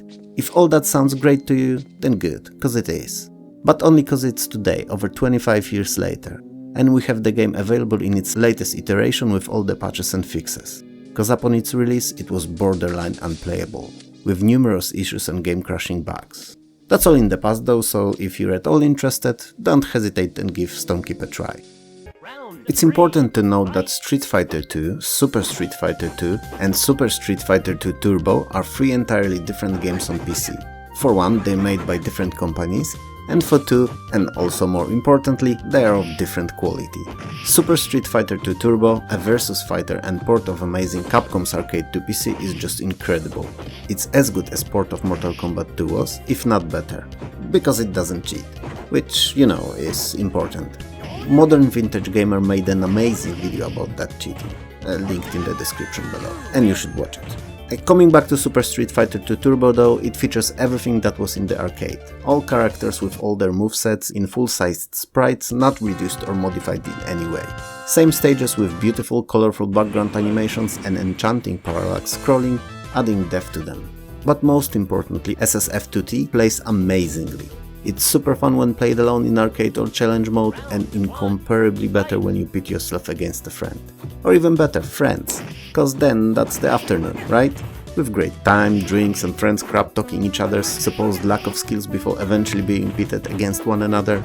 A quick personal disclaimer, I know saying crap talking seems as if I suddenly turned 5 and had my vocabulary reduced to even smaller size than it already is, and then on top of that censored considerably.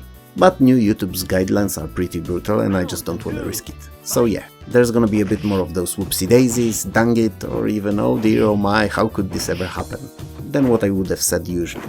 And on that note, we come back to Street Fighter's conclusion. SSFT2 is probably the best arcade port DOS received in 1995, and a game that was not only iconic in the arcades, but on PC too. And this DOS version chews and spits SNES and Genesis ports as if they were just afterthoughts on a game designer's development plan.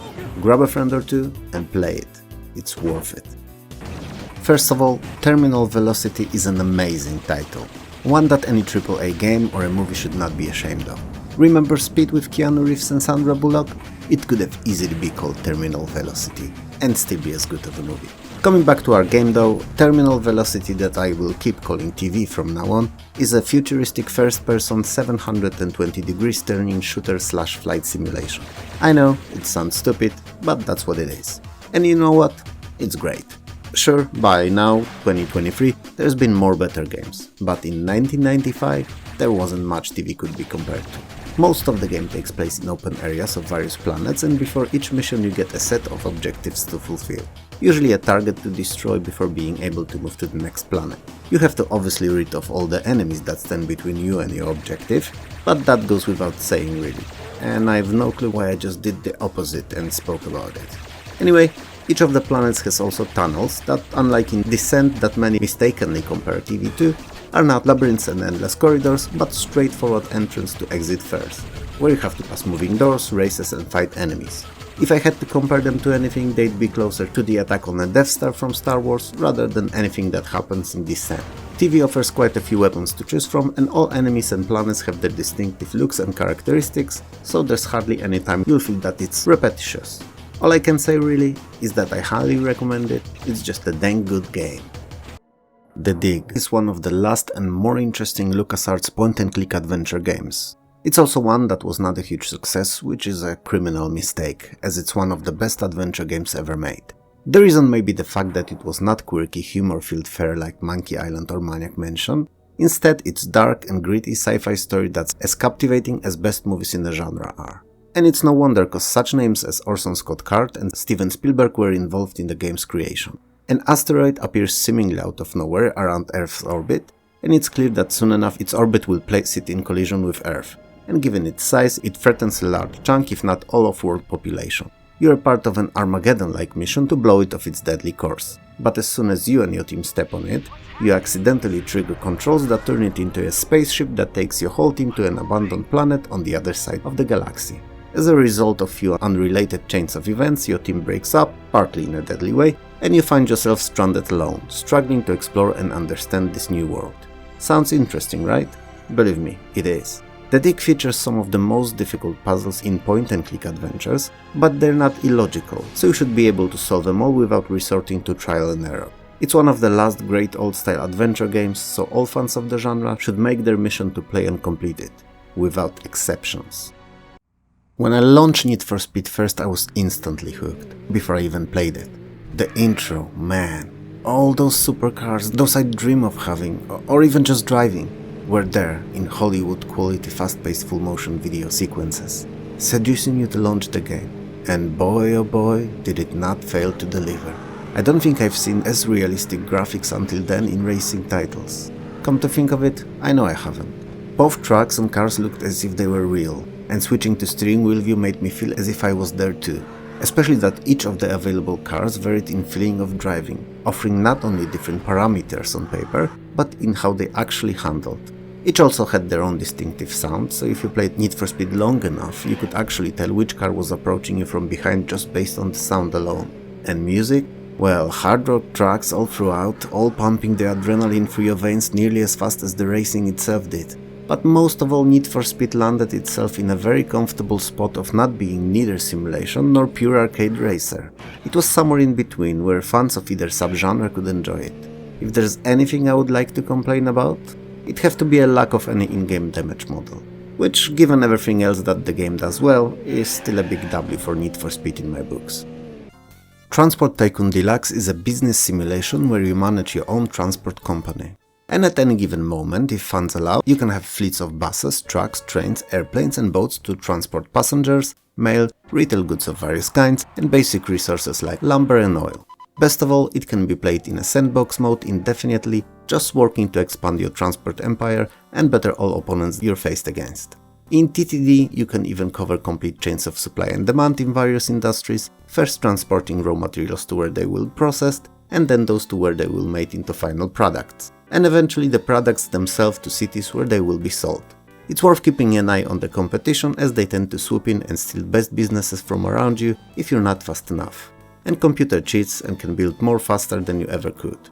So securing most profitable transport routes as fast as possible is a good starting strategy.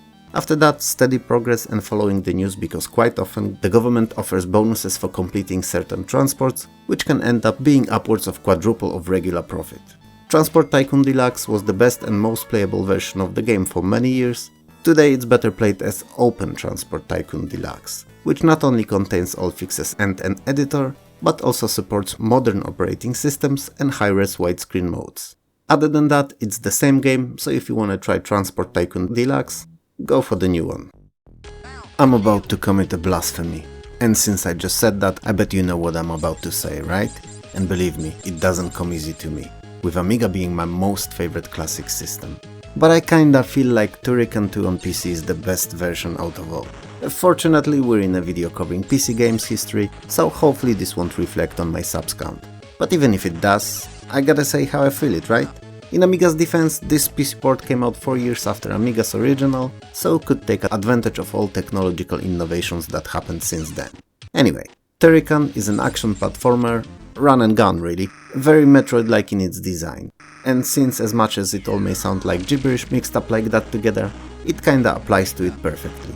It's a fast and frantic shooter viewed from a side with 6 massive 8-way scrolling levels, movement based on platforms, large number of weapons and upgrades, special rolling movement / attack, and big bosses to defeat. It was a classic on Amiga, it was a classic on C64, and a pretty good game on home consoles too, and PC-DOS version is no different.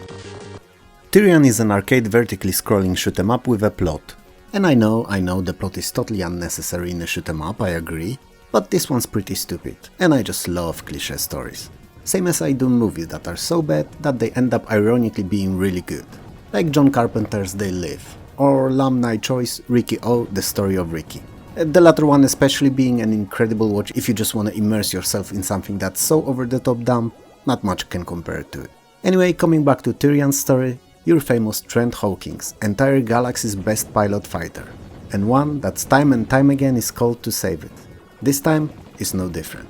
It's on the brink of being taken over by the evil Corpo Microsoul, and you're the only one who can prevent it. If that wasn't enough, the story is filled to the brim with personal betrayals and even death of your close family members. If they would have made it into a movie, it would have been exceptionally bad. And also a sweet treat for bad movies connoisseurs like myself. All that aside, I have to say something about the game itself, right? Tyrian features full story / campaign mode where you complete increasingly more difficult levels. It offers around a dozen of ships to choose from, and they can be upgraded for credits in between the levels. The ship has a front and back weapons, sidekick add-ons, shield and a generator. And all of these can be improved, upgraded or replaced. And there's over 100 of those upgrades. So, if anything, you won't get bored playing Tyrian. In fact, it's probably the best shoot 'em up for DOS that I've spoke about to date. Best way to experience Tyrian is not through DOSBox or by using a classic PC, but by playing modern and working on new systems Open Tyrian, which is identical to original, just runs under Windows. Ultimate Soccer Manager, or in short USM, was my most favorite football manager on the Amiga. It was not on PC, but only because I moved to PC around mid to late 1996. And by then PC had Ultimate Soccer Manager 2, and that actually was my favorite. Well, until the USM 98 came out, that is. But both of these are a story for another video. USM is a manager unlike most at the time. It's very accessible, meaning even someone who has little to no knowledge of the sport can grasp what's what and enjoy the gameplay loop of it. Perhaps it's a bit on a simpler side because of that, but it's very addicting. And even though it may not be the most demanding, it's one of the most extensive football managers of 1995. You're responsible for virtually anything in your club. Not only what would your regular manager's responsibilities be, so things like training, scouting, matches, etc. But you also overlook building and expansion of the ground, advertising contracts, parkings, merchandise shops, and even the prices of tickets and items in said shops. The match engine is 2D, overhead view, and allows for watching of full games at various speeds. One of the most unusual features of USM, however, was ability to rig matches and also bet on them. Was it really necessary? Perhaps not, but gave the depth to the title and made it that little bit more playable. If you like fun football management games or are new to the genre, USM is a perfect introduction. Actua Soccer 96, aka VR Soccer, is the first full 3D textured football simulation for PC. It's also one of the first games to allow up to 4-player simultaneous multiplayer for those super fun 2-on-2 matches. 8 players in tournaments and up to 20 in online play. Pretty impressive, right? It also features 44 national teams with 22 players each, and every one of those players described by 8 different stats. If you add to it a very sophisticated match engine and enjoyable if a bit clunky controls, Actua Soccer can actually, pun intended, be pretty fun. It suffers from same issues FIFA 96 does, so first generational ones. But also same as FIFA, it only got better with later entries in the series. That said, this first attempt is quite good too, so if you're into older football games, you'll definitely like it. After a huge success of the first game, Blizzard Entertainment released Warcraft 2 Tides of Darkness in 1995. Once again, a RTS taking place in Blizzard's own kingdom of Azeroth, and once again depicting conflict between humans and orcs. Warcraft 2 is immensely expanded as compared to the previous title though, offering new units and unit types, naval and air among them. New types of resources, better AI and incomparably better graphics in beautiful high-res SVGA. There is also a possibility to set out automation of some basic tasks for units that do not require players' input, like patrols, which may not sound like much, but in reality could help in protecting your expanding kingdom. Warcraft 2 was a huge hit, and gained popularity faster than the first one ever could dream of, which resulted with the release of 4 add-ons, or as we call them now, DLCs or expansion packs, which all added something to the gameplay, while not all coming from original developer. But I suppose Blizzard had to give it all, as this time it had a true and real competitor in the form of Command & Conquer. Personally, I'm not big on RTS games, but if you are, you'll love it. Warlords 2 Deluxe is the ultimate version of the game that we barely mentioned in a previous video. It's a turn-based strategy for up to 8 players set in medievalish fantasy world. If I had to describe it to someone who'd never heard of it, but has a general knowledge of video games, I'd compare it to beta/prototype version of Heroes of Might and Magic, with no tactical combat implemented yet. So, you walk around the overworld map with your hero or heroes, all leading armies that are erected in castles, and have to defeat other players as heroes and capture their castles. The battles are in large resolved automatically in a combat window that pops up on the screen displaying units on both sides, battling it out one after another. Heroes can also search the ruins for powerful artifacts that will enhance their power, and take up on quests that grant a lot of XP when completed. Not gonna lie, while Warlords 2 Deluxe is the best version of the game, it's just meh when played alone. It really spreads its wings and is fun when you can pit yourself against your friends. Or enemies. Who am I to tell you who to play with, right? The deluxe version features custom artwork packs and scenarios, built-in, largely expanded compared to the earlier released scenario editor, and all of it extends the life of the game immensely. If you're going to play it alone, I suggest trying some of those more exotic packs to keep the game more involving. Particularly Tolkien-based scenarios were the ones I enjoyed the most. I wanted to start it by saying that Fatal Racing's release date choice was fatal. As in the same year we got both Screamer and Need for Speed, and these were just something else. But Fatal Racing is special. It doesn't try to compete with either of these, at all. It does its own thing and does it well, if I say so myself. It's like a modern version of stunts, stunt car racer and hard driving all rolled into one. But fun.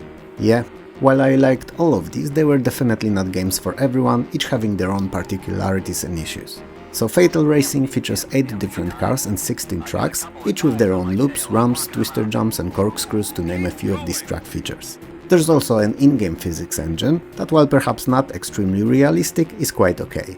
And coupled with a car damage model adds for a pretty fun gameplay loop. And since you can play it in split-screen 2-player mode on one PC, there's bound to be a lot of shenanigans happening while racing. But despite what it may seem from the footage, Fatal racing is not easy at all. So repetitive play is definitely something that would help you get better and better, and since it's fun, I don't think you'll have problems with replaying same stages time after time. Tech War is a sci-fi cyberpunk themed first-person shooter based on William Shatner's books. Never read any of these, never knew they existed, or if they're any good even. But I've played Tech War, and I definitely had worse. Not much worse around 1995, but worse nonetheless. There's nothing about the game that speaks quality or fun. Sure, there are some full-motion video sequences featuring William Shatner, but I can't recall a title saved by the videos in it, and this one's no different. It's a pretty generic FPS using early version of build engine, and despite what some might tell you, mediocre gameplay. It had some neat ideas, but failed in execution. Don't know if the reason was it being rushed to release, or just lack of skill of all involved parties. It's irrelevant. Tech War's here because it features William Shatner and digitized graphics, as a novelty, and an important title. Not because it's good. Duke Nukem 3D using the same engine, no digitized graphics, and released a year later is incomparably better. Oh, and let me tell you the story of Tech War, cause it's so bad that I like it. It feels as if it was written in exchange for a burger, flat, day-old Coke, and $5 in a torn-in-half note. You're an ex-cop. Because of course you are. But you were sentenced to cryosleep. When you awake, you are recruited by the Cosmos Detective Agency as and brace yourself, cause it's a good one, a hitman. Nearly as good as being recruited by the Space Private Investigators as a gardener or a furniture fitter. And your mission is to take out 7 tech lords and their minions, who flooded the streets of New LA with new drug called, you guessed it, tech. Okay, the end. I don't want to talk about this one any longer, don't play it, or do, whatever, I won't. Wipeout. Yup, the very same Wipeout you thought of when you heard me say its name. Now, most know it from PlayStation, but not everyone realizes that it also came out on PC. And it's as good as on Sony's system. It's a futuristic racing game set in the year 2052, allowing you to race for one of 4 teams on 6 different tracks, all in the so-called F3600 Anti-Gravity Racing League. Each of the team features different hover, and each of those have different stats of speed, acceleration and turning, and they all really feel different. The game also features weapons active and passive, like rockets and mines respectively, and they are picked up off the track while racing. They can also change the tides of the race if you master their use, so it's worth holding on to them to use optimally. Completing the championship mode unlocks higher class of hovers and slightly alters looks of tracks. Normally I'd said that this would extend the life of the game, but Wipeout is actually so good that even without it would be a title to play often. Graphically it's a stunner for 1995, and not many games can compare to it. Sure, it's not as realistic as Need for Speed for instance, but it never aimed to be. It's a futuristic full 3D racer that doesn't waste effort on presentation and renders it at highest detail 1995 allowed for. It's a complete package. Witchhaven is a weird game I never learned to love. I do respect what it did though, or tried to. It's a mixture of first-person shooter with role-playing. As in first mentioned, you have access to many different fantasy-themed weapons with addition of spellcasting.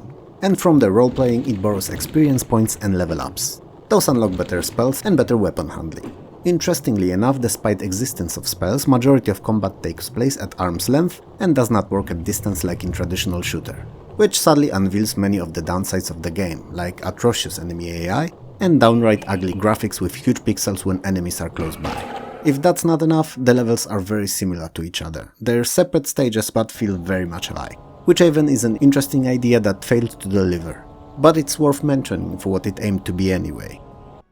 Worms was probably one of the most important titles not only for 1995 but for gaming overall. I doubt there's anyone who never heard of it, but on an odd chance that there is, I'll quickly try to explain. In essence, it's a 2D artillery style game where your team of worms is randomly placed on also randomly generated fully destructible map, and you have to defeat opposing team of worms in a turn-based combat in given time limit. Each turn has a set length predefined in-game settings, usually between 30 and 60 seconds, and a whole round takes 5 to 15 minutes. After which, with every turn, water level keeps rising, adding to the urgency and excitement. In one turn, as long as time allows for that, you can move your worm freely, pick up upgrades, choose between numerous available weapons, and shoot at an enemy once. A shot always ends the turn. After all that is done, the enemy takes their turn. Rinse and repeat until there's only one team left alive. Or to be precise, one team's leftovers, cause it's highly unlikely that any team would survive the other unscathed. Worms can be played by up to 4 players on a single system, and while it's very chaotic with so many people at once, it's also most fun. WWF WrestleMania is incredibly well crafted and excellently ported to PC versus fighting game that originated in the arcades. I was never a fan of wrestling games as I'm from Europe, and while it had some popularity here, it was at best marginal compared to other sports, at least in the overacted WWF formula. That said, WWF WrestleMania on PC is a game that I loved at the time, and the only wrestling game to this day that I actually enjoyed playing. It features beautifully digitized graphics with huge near half of the screen in size character sprites, and all 8 wrestlers that were present in the arcade original, with all their special moves. But special moves aside, all characters are different, and even their very basic attacks are different from one another, unlike in other titles like Mortal Kombat for instance, where a set of basic moves is indistinguishable between all fighters. WrestleMania is a really well put together fighter that can offer a lot of fun, especially against a friend, and since every fighter feels so different, it can stay on screens of fans of the genre for quite a while. Toasty! XCOM Terror from the Deep is a sequel to year prior's UFO Enemy Unknown, and easily one of the best games of 1995. It's a turn-based mix of global strategy, base management and tactical combat, with some light role-playing elements. It takes place 40 years after the first game, and assumes that the player managed to defeat the alien plague. Alien sightings are becoming more and more common, and they are even more destructive and dangerous than ever. This time, however, they are not coming from above, but from below, from depths of the oceans. Now, gameplay-wise there's literally no difference from the earlier title, and good, cause there was nothing wrong with that one.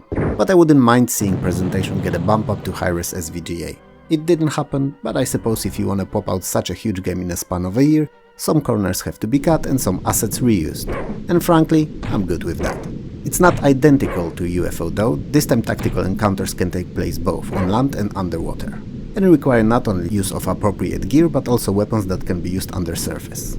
It's an early game gimmick though, as along with time spent with the game, weapons quickly evolve to become universal and can be used everywhere. But it's a nice touch, even if short-lived in its use. XCOM is more difficult than the predecessor was, which means it may not be the best game of the series for someone who's new to tactical strategies, but in the same time it's an excellent treat to those who completed and replayed the first title to death.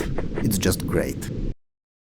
1996, a penultimate year in our DOS gaming history series. Also an interesting one on its own.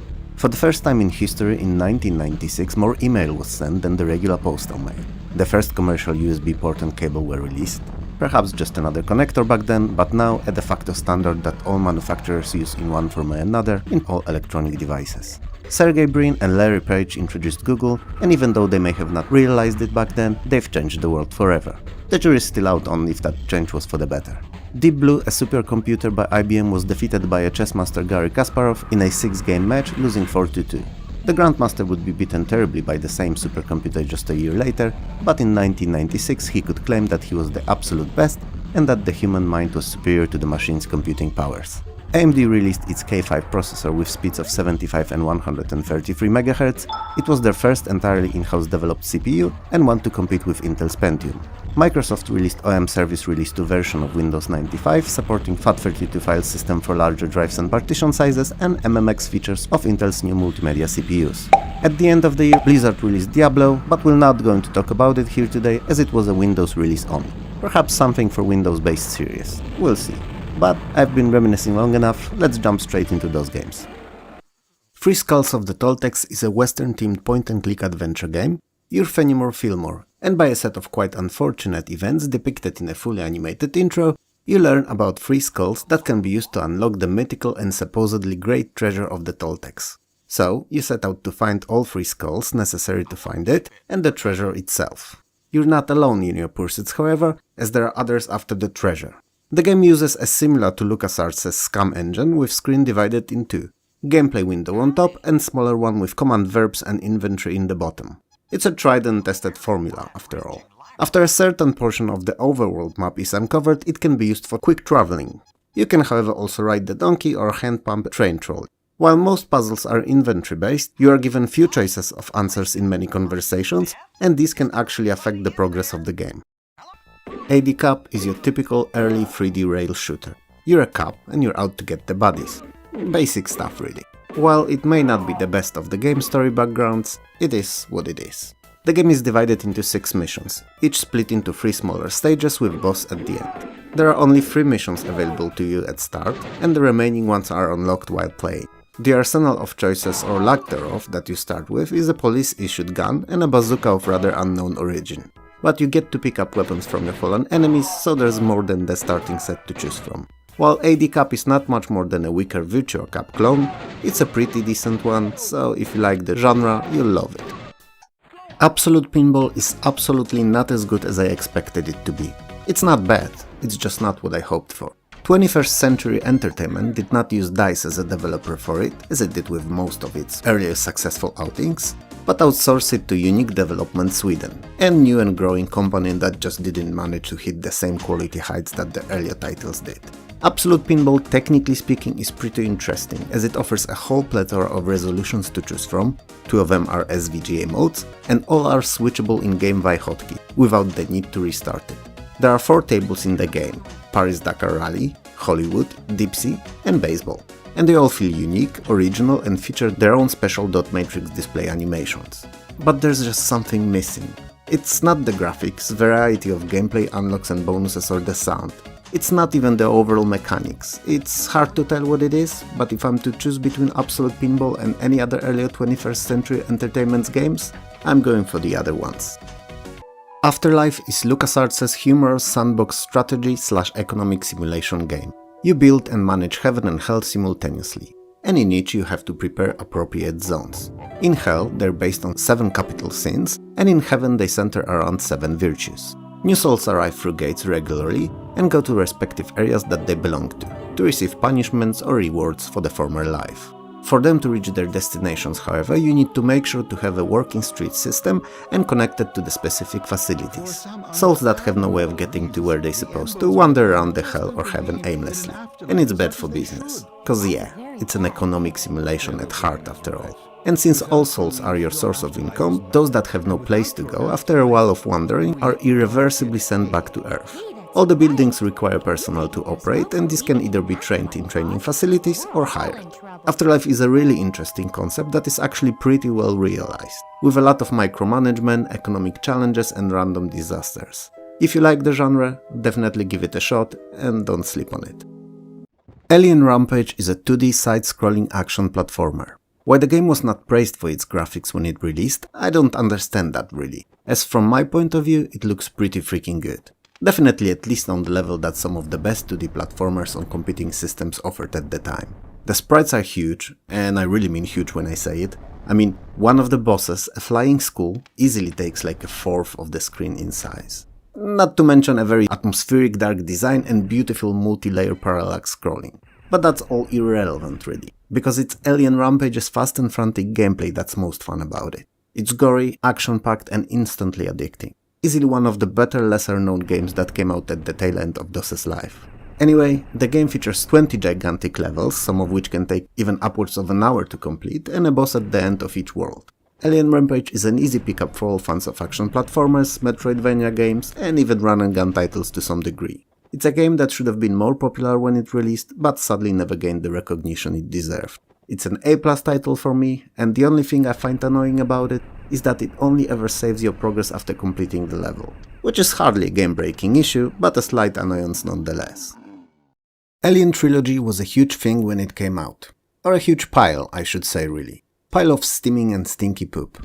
New YouTube guidelines for what can or cannot be said are just the best. Thank you, Suzanne. Anyway, at the time, same as most, I didn't know any better and was fired up by the Alien license attached to the game. I couldn't see straight past it, and I didn't bother comparing it to other games in the genre.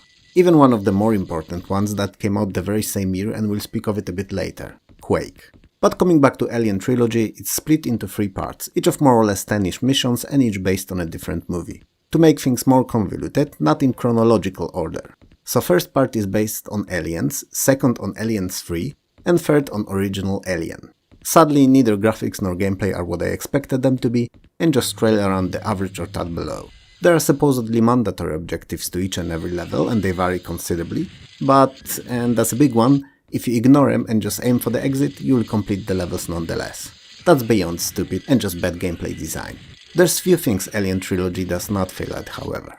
First of all aliens look as you expect them to be, and seemingly go through a whole alien life cycle, meaning you can find eggs, meet facehuggers, chestbusters, warriors, dog aliens, and even the alien queens.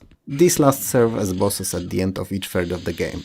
Second that the game does well is the atmosphere, dark corridors and overwhelming feeling of dread. They're all here. Sadly, however, and you may disagree with me in the comments if you feel like it, those two upsides do not make up for Alien Trilogy being plain and simple boring. Archimedean Dynasty is a truly unique and obscure game that should have gained much more recognition and popularity than it ever did. And yeah, I know I should start with what it is, but I believe that it's worth mentioning what it was robbed of popularity and sales it deserved. I believe Wikipedia entry for it summarizes this situation best with its single sentence that simply says, "The game was commercially unsuccessful in the US," which by mid to late 90s was once again the single biggest gaming market in the world. Anyway, Archimedean Dynasty is an underwater first-person simulation/shooter that takes place on a post-apocalyptic Earth underwater. The surface is irradiated and unfit to support life anymore, and you're a mercenary and you run a series of story and side missions. I'm not gonna tell you anything about the story though, as it's shockingly good for a game that's largely a shooter, and is honestly worth experiencing firsthand.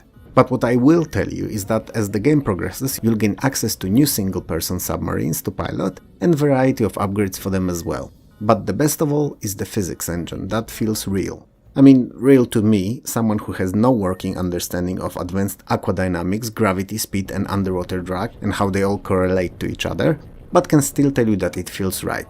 Oh, and before I forget about it, if you run it on real hardware and have access to Voodoo graphic accelerators, a patch came out for the game a little after it released that uses these and increases presentation fidelity quite considerably. Asterix and Obelix is an arcade game based on famous French series of same-titled comic books. It's not the beat-em-up you saw in the arcades though, even if graphics quality is on a similar level. Very cartoony, colorful and with beautifully drawn, vibrant backgrounds. It is more of a side-scrolling action platformer, where you're tasked with finding various artifacts all throughout the Europe, and on the way, as usual for these titular goals, you'll encounter thousands of Fromans to beat up, many boars to eat and numerous magical potions to drink, all in the straight from the comic book fashion. And you can play as either of the two heroes, or as both, with a friend in a co-op multiplayer. Asterix and Obelix is clearly aimed at fans of the graphic novels they originated from and younger audience, as it's pretty samey and repetitive. Meaning that while the levels change the way they look, they all play more or less the same, and in about 30ish minutes you'll be able to experience everything that the game has to offer. Baldies is a real-time strategy originally developed for the ill-fated Atari Jaguar, a first fake 64-bit system, and in 1996 ported to PC. Your main goal is to develop and manage the community of your small bold followers and to defeat opposing group of so-called Harrys. The game is a mixture of god game and real-time strategy with simulation elements. The game is composed out of 20 levels divided into 5 worlds, each with its unique theme and progressively increasing difficulty. You'll expand your tribe. I'm not sure I should call it a tribe really. Community sounds better. So yeah, you expand your community by erecting buildings, placing your baldies in specific rooms and then assigning jobs or tasks to them. The color of the robe that the Baldy then wears signifies what job was assigned to it. There are 4 types of Baldies overall: red, which are workers, blue, that can upgrade and maintain your initial house and other structures, grey are soldiers and can be equipped with weapons, and finally white are scientists that research and develop new inventions and weaponry. These roles can be exchanged by dropping Baldies into rooms of other jobs. The game is very unique and it's much easier to understand while playing rather than listening about it.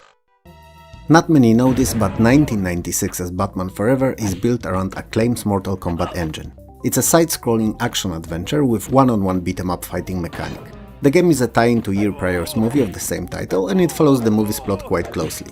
All the characters and objects in the game are entirely digitized, but none of the actors reprise their roles for the game. You have an access to a whole plethora of bad gadgets at your disposal, and your overall goal is to find and defeat 2 main villains of the movie, the Riddler and Two-Face.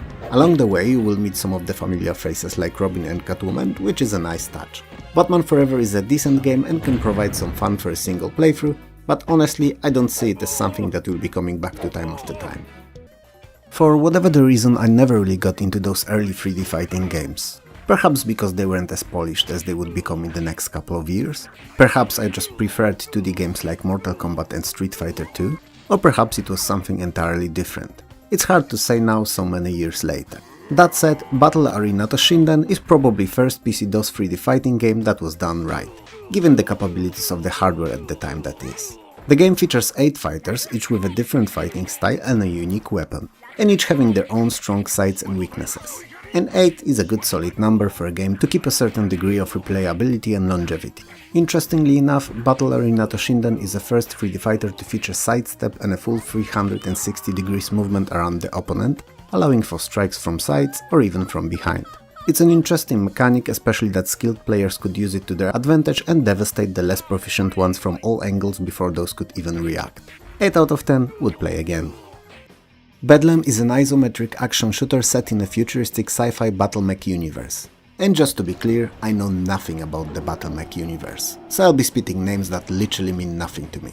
So, your squad of 3 pilots a huge remote assault tank, in short RAT, and is pitted against the mutated monsters called biomechs that took over human installations.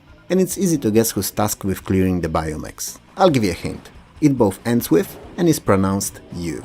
Anyway, the easiest way to describe Bedlam would be to compare it to Crusader No Remorse we spoke about in the last video, or Crusader No Regret that we'll cover in this one, with a difference that you're not going around a huge complex, but are exploring a map filled with bodies. Controls are more similar to those of Syndicate though, with left mouse button to move, right to shoot, and you can switch weapons with the number keys. Your rat is about the size of a small bus, and not unlike in Crusader, nearly everything on the screen can be destroyed, which is a little something I always enjoyed in shooters. Bedlam is a simple but quite fun shooter that the only issue with that I could think of are the constantly respawning enemies. If what you see on the screen looks like fun for you, it may be worth giving it a go. Birthright the Gorgon's Alliance is an unusual, deep and very satisfying strategy with role-playing elements. It combines first-person dungeon and castle quests and adventuring, tactical real-time graphical battles in a vein similar to what you'd expect in a modern Total War game, and a complex economic and diplomatic strategy. You're one of the heirs to the throne of Kingdom of Anwar, and your task is to gain control of all of the land. Also, it's A-N-U-I-R-E, and I have no way of telling if I'm pronouncing it right. Anwar. Anyway, you'll need to do whatever's necessary to win, you'll wage war, engage in diplomacy, use magic, and trade real estate like guilds and temples, for instance. You can also set up trade routes for profit. And all of those actions take place on an overworld map in a turn-based mode. Quests and adventures, however, are played out in real time, and they require appropriately preparing for them, making sure that what will be needed on them will be taken with you. A game of a scope of Birthright is impossible to properly describe in just a few sentences, but if you enjoy strategies at least a little, you should definitely not sleep on Birthright and try it out. Cause chances are it's one of those games that you never knew that you needed in your life. Blood and Magic is real-time strategy set in AD&D's Forgotten Realms universe that puts unit management and combat in the forefront, placing base construction aside. The game depicts conflict between two factions over a set of 15 missions divided into 5 separate storylines, and playable from both factions' points of view, so in total there are 30 missions to complete. It is played from a top-down 2D perspective and is a style-based engine. You start with ability to create the most basic and in the same time most important units, Basal Golems. They are your main source of power as they generate mana. When enough mana is saved up, it can be spent to transform one of those golems into a stronger fighter unit, or much less often a building. The story that you follow is all tied to the missions and unveiled part by part with each one completed. Blood and Magic, while quite fun, is considerably slower than most modern games like World of Warcraft 2 or Command & Conquer, which is something worth keeping in mind as not everyone likes those scroll-paced games. Fans of the genre should enjoy it though, I think. I'm not big on RTS, so can't recommend it really. Basta Move Again, aka Basta Move 2, aka Puzzle Bobble 2, is an arcade tile matching game by Taito. It builds on the idea behind Original by adding a tournament-style variation on the two-player game allowing to play against CPU or another player, and branching map in a single-player mode, so that you can choose sets of levels to compete in. Other than that, it's still the same brilliant little arcade puzzler. And the gameplay is that simple to figure out, but at the time devilishly difficult to master. You're in the middle, at the bottom of the screen, and you shoot marbles at the top, where more marbles are attached in various pre-assigned patterns. You have to clear out the screen of all marbles by shooting yours at the ones above. That's it, that's the whole philosophy behind it. When a particular color marble gets in touch with another one and they form a chain of at least 3 connected marbles of the same color, they pop and disappear. If you fail to form a chain and the marble you shot touches any other, it connects to it and stays on the screen until it's cleared. If marbles manage to fill up the screen to the point where they pass the level from which your marbles are shot, it's game over. Basta Move Again is one of the most fun and entertaining puzzlers of the mid-90s. And if I'm to be honest, it's still one of the best to this very day. Oh, what a great game Capitalism Plus was. And is, to this day actually. At the time it was the most comprehensive and realistic business simulation. You've got your company and you can do whatever you like with it. You can become a manufacturer in one of many industries, or a retailer with shops everywhere selling either specialized or mixed goods and items of any kind. Or even a stock market giant buying low and selling high, living off those profits and never actually building or manufacturing anything. But you know what's best about Capitalism Plus? You don't have to pick and choose one. You can do it all if you'd like to. In fact, you can have as small and simple company as possible, cornering a very small niche of the market, in a tiny plant manufacturing small components for some bigger products that others make. Or you can manufacture all the parts in one plant, then assemble them in various other products in other plants, and finally sell them in a chain of your stores. You can go as big as you manage to become too. It's a true American dream simulator where what you do with what you've given will result with what you deserve. And anyone who has an idea can spot an opportunity and exploit it, can become a millionaire. Or billionaire even. I freaking loved Capitalism Plus and spent hours figuring out various different scenarios, business ideas and trying to optimize my chains to milk the proverbial corporation cow of all the money she could provide. And more. It's amazing, and if any of what I said sounds remotely interesting to you, you should definitely give it a go as it's just ace. The Plus version of Basic Capitalism brought quite a few new features like enhanced graphics, increased number of products, mainly in high-tech sector, new random events like revolutions and earthquakes, real-world maps of different business regions in Europe, USA and Asia, map and scenario editor, pre-made historical and futuristic scenarios, and lastly, multiplayer option via PBEM, so play by email, which was an interesting concept with highly annoying execution in any game I ever saw it in. It just took way too long. Anyway, to summarize, until Capitalism 2 in 2001 and then Capitalism Lab in late 2010s were released, Capitalism Plus was the best game in this very niche offshoot of business simulation genre and is hell fun to play, even to this day. Some might say more than Capitalism 2 is. Command & Conquer Red Alert is a prequel to year prior's Command & Conquer. It takes place years before NOD and GAD ever existed and depicts a fictional conflict between the Soviets and the Allies. In this alternate past, Einstein decided to eliminate Hitler before he could even become a threat, thus preventing the World War II as history remembers it. By stopping one evil, however, he unknowingly took part in creation of another one, Stalin's Soviet Union that was then aiming to conquer all of Europe. Red Alert is still a real-time strategy with an isometric, semi-top-down perspective built on a 2D engine. As in original Command & Conquer, you have to mine resources to train units and erect buildings. But they are your everyday ores and gems, as Tiberium hasn't arrived on Earth yet. Gems are worth more, but ores regenerate in time. While building, training, manufacturing or defensive structures, you have to make sure to supply them with power. So the bigger your base will be, the more power it will use, and in turn, more power plants will have to be funded. In Red Alert, you can capture and use enemies' unit training buildings, if said building is critically damaged, but not destroyed, and you have an engineer in vicinity to do just that. Did I mention spies yet? Oh, they're a gameplay dream and work as you hoped that they would, 007 accent and all. But only in single player, where no unit other than dogs can detect them.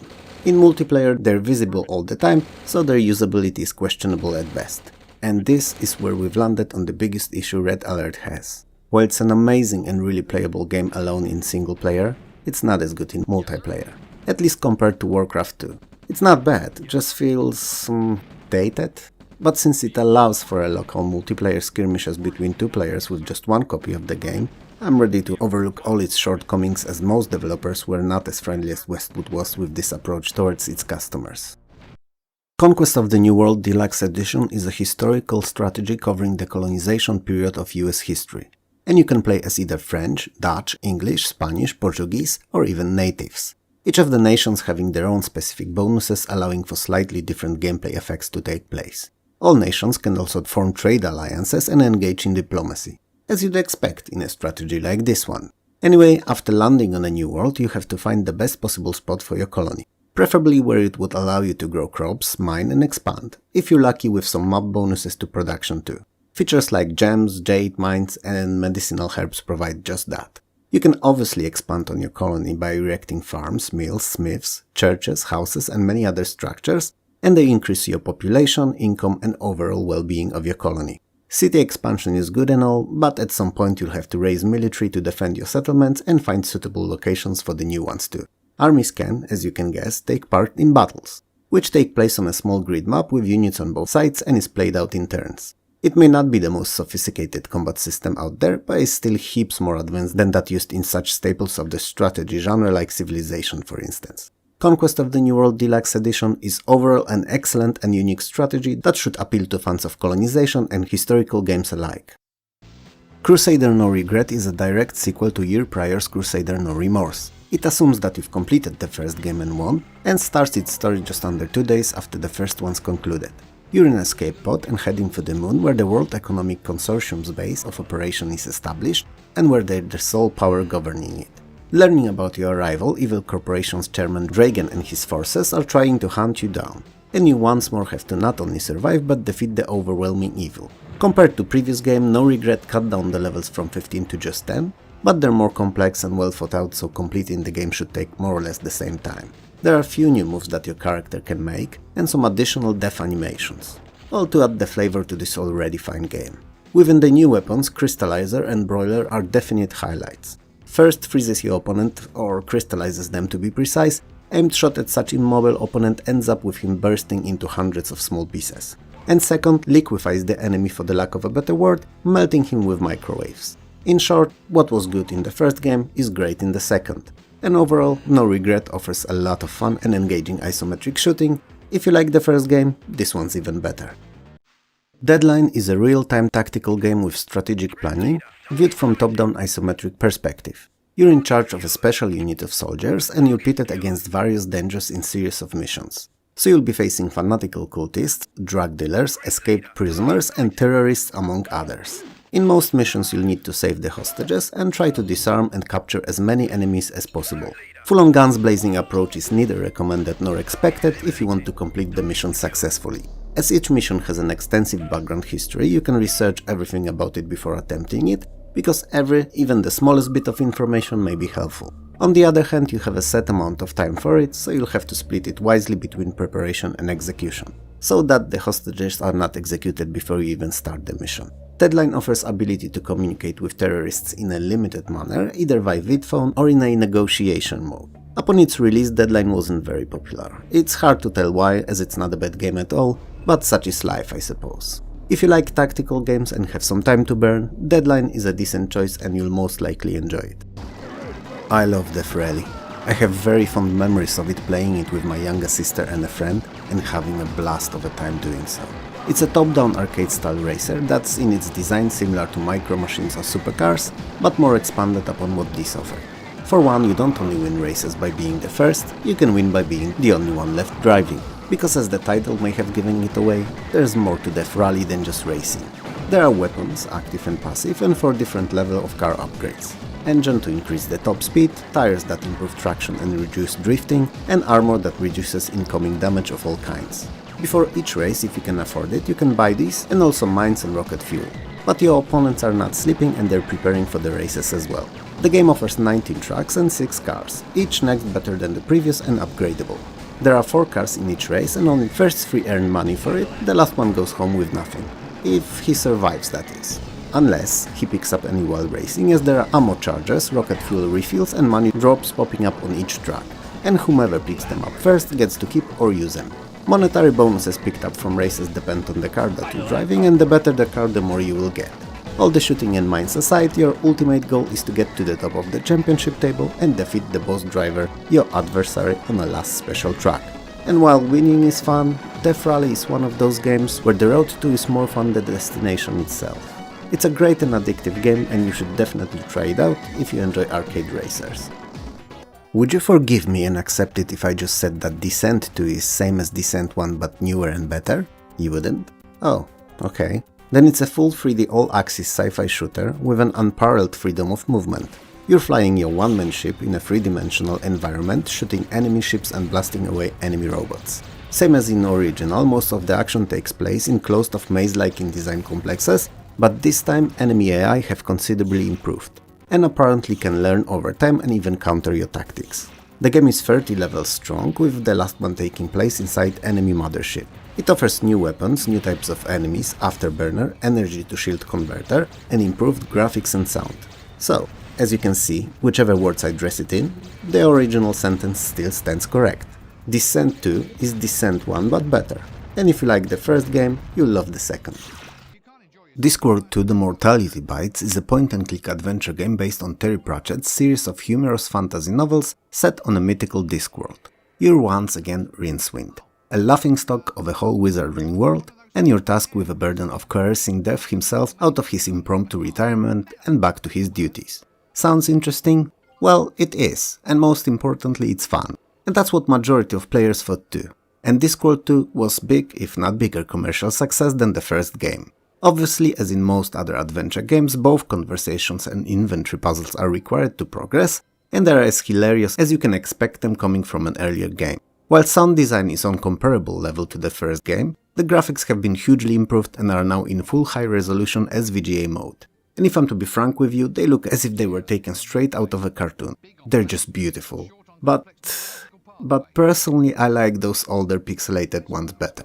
That's me, however, and objectively speaking, second Discworld's overall presentation is on much higher level than previously. Discworld 2 came out in an interesting time when adventure games were slowly being phased out, with other genres overtaking them in popularity, especially RTS and FPS that were the new it. So if you're a fan of adventure games, it's one of the few last good ones.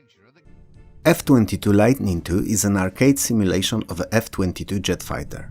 I know, saying arcade simulation is like saying straight curved. They're mutually exclusive, but hear me out. F-22 is a simulation, but one with a very easy approach to that simulation part of it. Meaning you do get to fly this amazing plane from a cockpit and complete various missions in lush, beautiful SVGA graphics, but the physics, especially flight physics, are not extremely realistic and are tuned down to have more of an arcadey feel.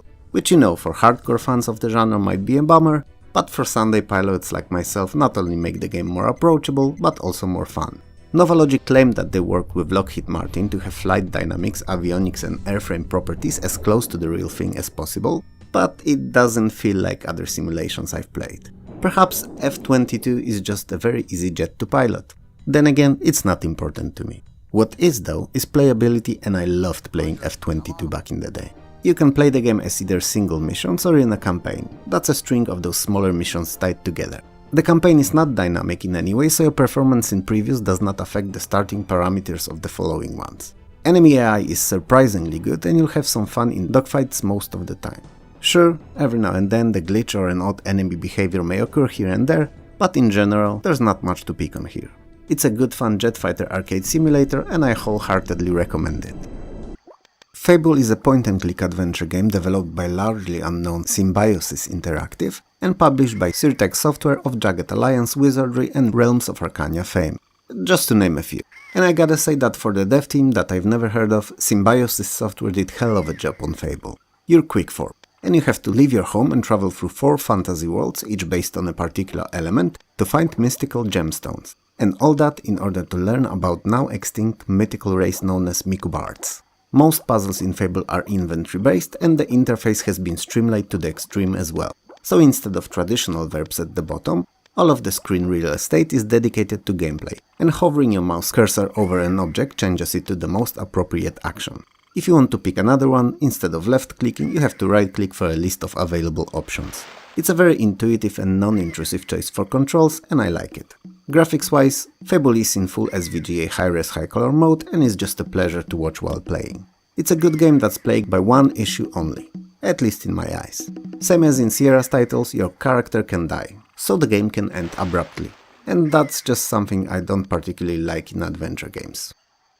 Fantasy General is a turn-based strategy game set in a fantasy world with some steampunk overtones. And it's based on Panzer General's engine. It's not a simple reskin, however, but a full-fledged game that stands on its own and is my most favorite out of all games in the SSI's General series. Story-wise, as in most games in a similar setting, evil has taken over the world, and you're summoned as a champion to dispose of it and set the world free. There are 4 heroes to choose from, each representing a different realm of power, and each having access to 10 unit types with multiple upgrade levels each. Well, not each, as actually some of the units are not upgradable, but definitely most. Majority of game takes place on a hexagonal overworld battle map, and is working in the same way as it does in other General Series games. So requires taking into account terrain features your units are on, and making sure that your army has the right mix of units to be viable in all situations. There are however separate screens for unit recruitment, research and financial management, but that's pretty much it. Everything else happens on that aforementioned overworld map. Fantasy General is excellent, it looks great, it plays great, and most importantly, it's hella fun, both in single-player campaign and single-battle multiplayer skirmishes. Another year, another FIFA, eh? Actually, back then, each next iteration of FIFA really brought noticeable changes to the way the game worked or looked, or both even. Unlike nowadays, when each next version only ever improves on how EA can monetize it with micro and macro transactions. And maybe adds an extra speck of sweat to players' models' foreheads. So, FIFA 97 based all its 3D player animations on Newcastle's own David Ginola, or Ginola, I don't really know how to pronounce his name, and for that I am sorry, and featured revolutionary at the time motion blending tech that seamlessly morphs animations together. For instance, one of the running with the ball into passing, then receiving the ball into dribble, and finally a shot. It looked more real than ever. Not as good as it does today, but that was over 25 years ago and was an achievement for the time. All that didn't come free though. The game not only required a beefy Pentium or a compatible CPU, but also at least 16 MB of RAM and 1 MB SVGA graphics card. FIFA 97 was an upgrade over FIFA 96, no doubt about that, but was not what everyone hoped for nonetheless. And not the FIFA that would eventually become the most popular football game ever. That would come years later, but I suppose EA knew what they did, just waiting through those weaker years releasing game after game, getting us used to buying a new one each year. And that, ladies and gentlemen, is how you make money. Well, that and microtransactions, but back then, just that. Released 2 years after its original inception on the Amiga, Franco the Crazy Revenge is just that, a simple, very basic story of a revenge told via side-scrolling beat-em-up. I'm not sure if it's the best genre to tell any stories, but it's a good vessel for fun action-packed ROM. It's a game for 1 or 2 players that can play as either Franco or Alex, a pair of buff dudes living in Stettin, in Poland, in very early 90s. In a time when the country just freed itself, crawled from underneath a communist Soviet's heel, and slowly started exploring what it meant to be truly free. Not necessarily in the most reasonable way, but after years of hardships, it's difficult not to choke on the freedoms you try to indulge yourself in like a child. It was a transitional period that was important to all Poles and led to years of progress that sadly are criminally wasted nowadays, but let's leave politics aside and come back to our game. Our hero's friend is killed by a local mob tax, and Franco and Alex depart on a bloody trail of revenge. And that's what the game is best known for. Its brutal, gore-filled depiction of fights. It's a standard and not too creative beat-em-up, but that brutality alone made it rather well known. Is that enough to warrant a success? Clearly it isn't, but it's a decent game for 2 play through. One alone and another with a friend. Preferably over drinks. Gender Wars is a futuristic sci-fi squad-based shooter bearing certain similarities to Syndicate. In the future, the planet is decimated by a number of civil wars, and the population is forced to move into vast underground cities. Caused by numerous stretching long years conflicts, people divide into 2 factions, male and female, and the disputes that they had soon turn into full-fledged titular gender wars. And this is where the game starts. You can play as either male or female side and have to lead it to ultimate victory. It is done by leading a small group of up to 4 soldiers through a series of increasingly more demanding missions. There's 14 for each side for a total of 28, and they all have different primary and secondary objectives. The first needs to be completed for the mission to be successful, second only raise your score count upon mission completion. Soldiers who survive missions intact, with all their organs and limbs still where they're supposed to be, gain experience and raise through the ranks, with the squad leader being the highest of honors. And the squad leader needs to be present during each mission, regardless of how many soldiers participate in it. Missions cannot be run without them. And when the last one dies, the game is lost. Gender Wars, for me at least, was a much better game than the Syndicate, more entertaining, more varied and better looking. It has some bugs, sure, especially with how soldiers use the lifts, or don't use them to be precise, standing at top or bottom like NPCs in most MMOs, firmly glued to a singular spot. They often require a couple of attempts before they mount them correctly, but all those bugs are superficial only, and the game itself is just great and a definition of a hidden gem. Those quick descriptions of the games that I do for each of them are mostly based on my memories, sometimes on a recent playthrough when I need to check if I remembered something correctly, or record games footage, and sometimes on online reviews so that I have something to compare my memories to check if I haven't misremembered something important. And as I was preparing this description for Gene Wars, an interesting quote in one of the reviews surfaced. It said, "Undoubtedly the worst game Bullfrog ever released. Gene Wars is a prime example of a great concept botched by poor implementation." I don't personally remember it being that bad, especially that I tend to remember the worst thinkers I play, but on the other hand, I don't play RTS games a lot, so the fact may have escaped my recollection. Anyway, Gene Wars is a mission-based real-time strategy mixed with Pokémon. Yep, you heard it right. In most missions your task is to find various animals, sample and breed them, and then attack your opponents with them. You can also mix different animals to create hybrids that wouldn't otherwise exist in reality, but may prove useful in combat. It's an interesting game, definitely worth a look despite the earlier mentioned quote, as you may just find it fun enough to complete. I do remember it being a bit on a difficult side however, and that some units were very small and clicking on them to select them on a 15-inch screen was a challenge at times. I think. Grand Prix 2 is a F1 racing simulator and a worthy successor to the Geoff Cramon's classic World Circuit.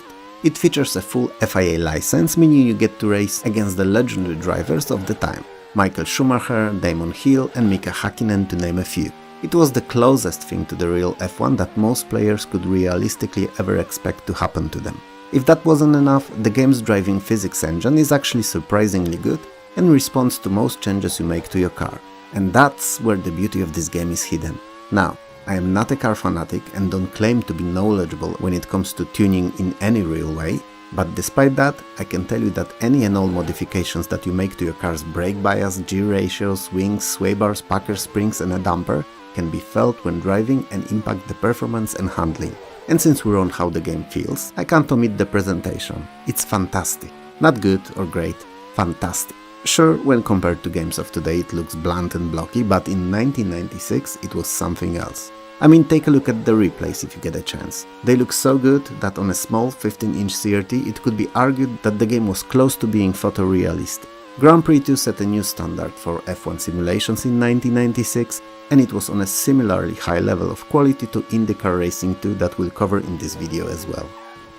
It's 1953, you're Steve Mason, but you don't know about it, any of it. You just woke up, you're in the North American town called Harvest, but have no recollection of anyone or anything. People around you seem to claim that they know you, or that they're even related to you, but their faces don't ring any bells. The town itself seems to be very strange and eerie, and you're lost in not knowing who you are or what you do there at all. But you're determined to learn everything about yourself and the odd place you found yourself in. Harvester is a horror point-and-click adventure depicting just that, your story from the point that you woke up. The game features many full-motion video cutscenes and all the characters are digitized and placed on a pre-rendered backgrounds. Most puzzles are inventory-based, but quite a lot of talking to other characters is required too to push the story forward. Unlike in most adventure titles, however, among other commands, there's a weapon-shaped one that allows you to attack other characters. It's a plot-related action, however, and cannot be used everywhere willy-nilly. If you enjoy darker and heavier stories in your adventure games,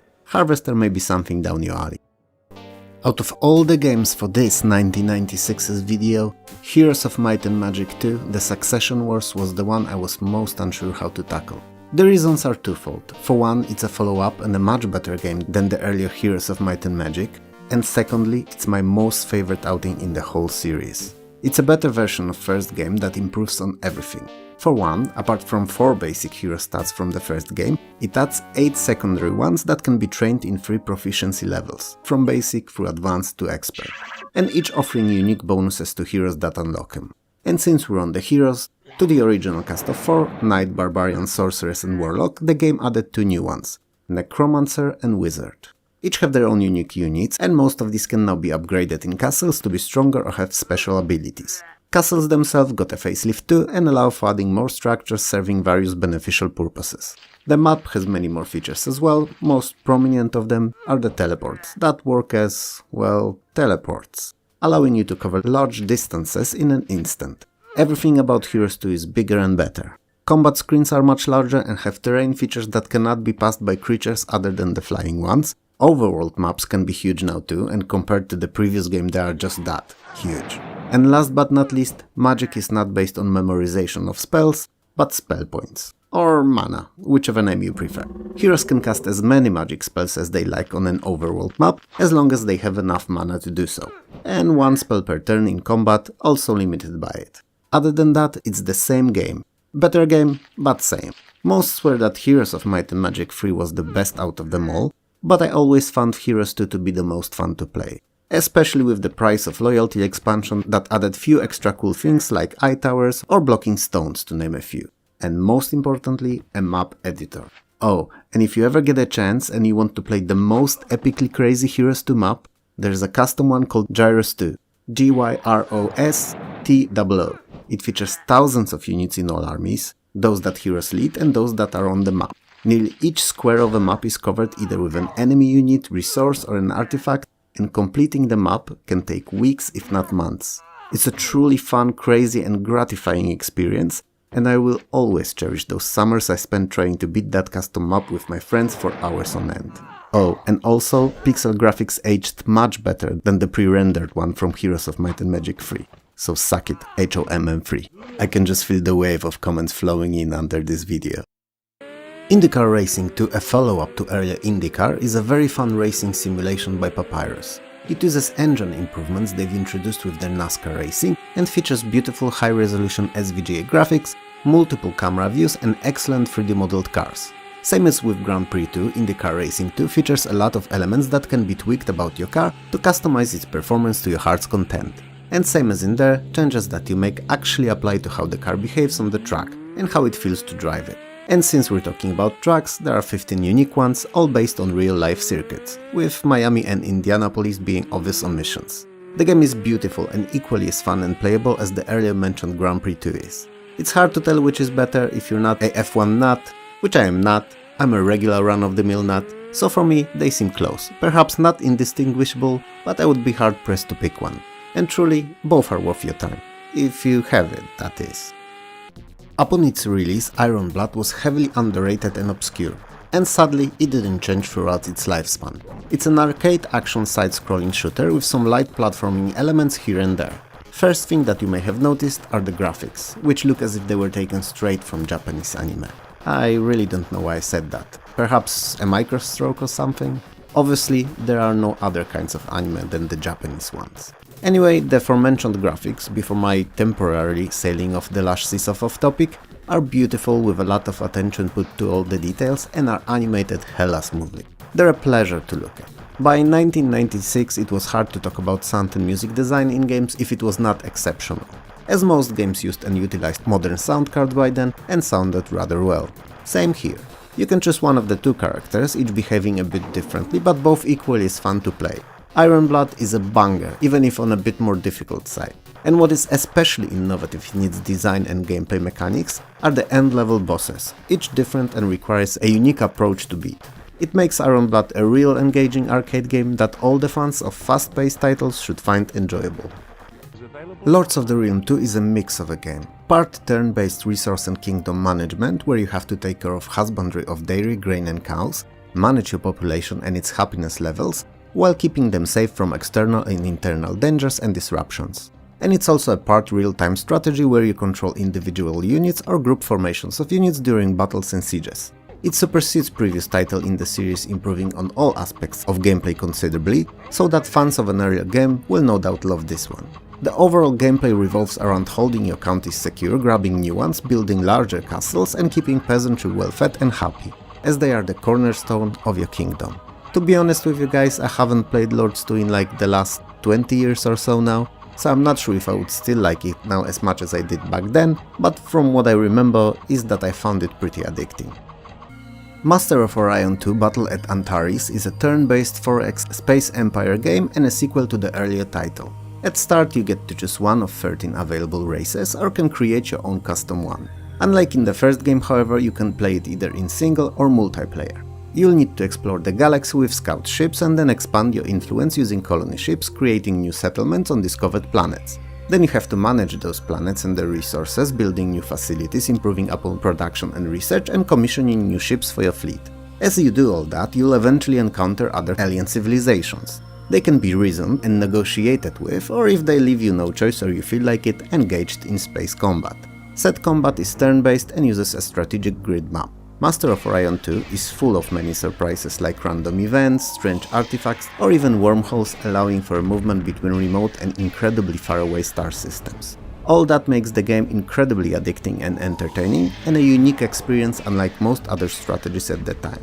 I haven't met a fan of turn-based strategies that haven't had at least a passing knowledge of Master of Orion 2, and those that played it had nothing but good things to say about it. Is that a recommendation enough? I don't know, but I liked it, and perhaps you will too.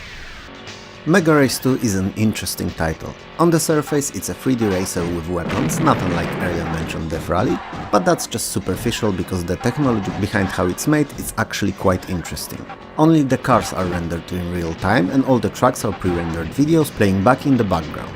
It allows for much more detail to the cars and fluidity of gameplay, but in the same time heavily limits interactions with the track itself. Mega Race 2 features 14 cars to choose from and 6 tracks. And in between the races you're shown a series of full motion video footages as a TV game show backstory to what's happening during gameplay. I think they were supposed to be hip, or whatever the word for it was back then, rat or cool maybe. Definitely not POG, that's a new one. I don't know. But it's unimportant because what they are now is just cringe, to the extreme. And that's why it's actually fun to watch them, believe me. As in most races with shooting, in Mega Race 2 you can win by both, being the first or disposing of all other opponents.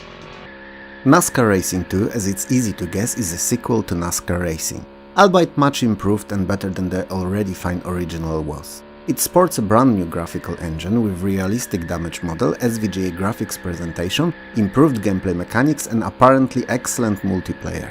I say apparently as I never had a chance to test it out myself, so I'm basing this only on what I read online. It's obviously a NASCAR racing simulation, and while it can be approached as is, just by firing it up and racing around some tracks for a little while, to truly succeed you won't only need to learn all the tracks, but also how to tweak your car to them. Because when you learn how to do it, your best bet for winning is to prepare before every race, setting up your car for each individual circuit. It's that degree of realism that may be off-putting to some, but with NASCAR Racing 2 it's actually worth getting through the initial learning period, as the game underneath all of it is genuinely awesome and deserves to be experienced, at the very least by fans of the genre. NBA Live 97 is the first 3D installment in EA's series of basketball games.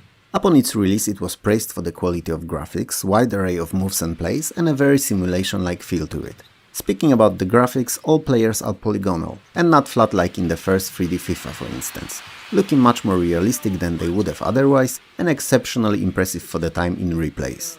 You can pick from any teams of 1996 season, create a team with your own custom players, or choose a team formed by all-star players from East or West Coast. Created players can be modified to a certain degree, and all that adds up to the replayability. Personally, I'm not big on sports, I know the rules and all, but don't watch them or play them in real life. But I do remember trying out all those first 3D sports games from EA, and surprisingly to me, I had fun playing all of them. So I can't vouch for the quality of the game for those who are into basketball, but haven't heard anyone complaining either.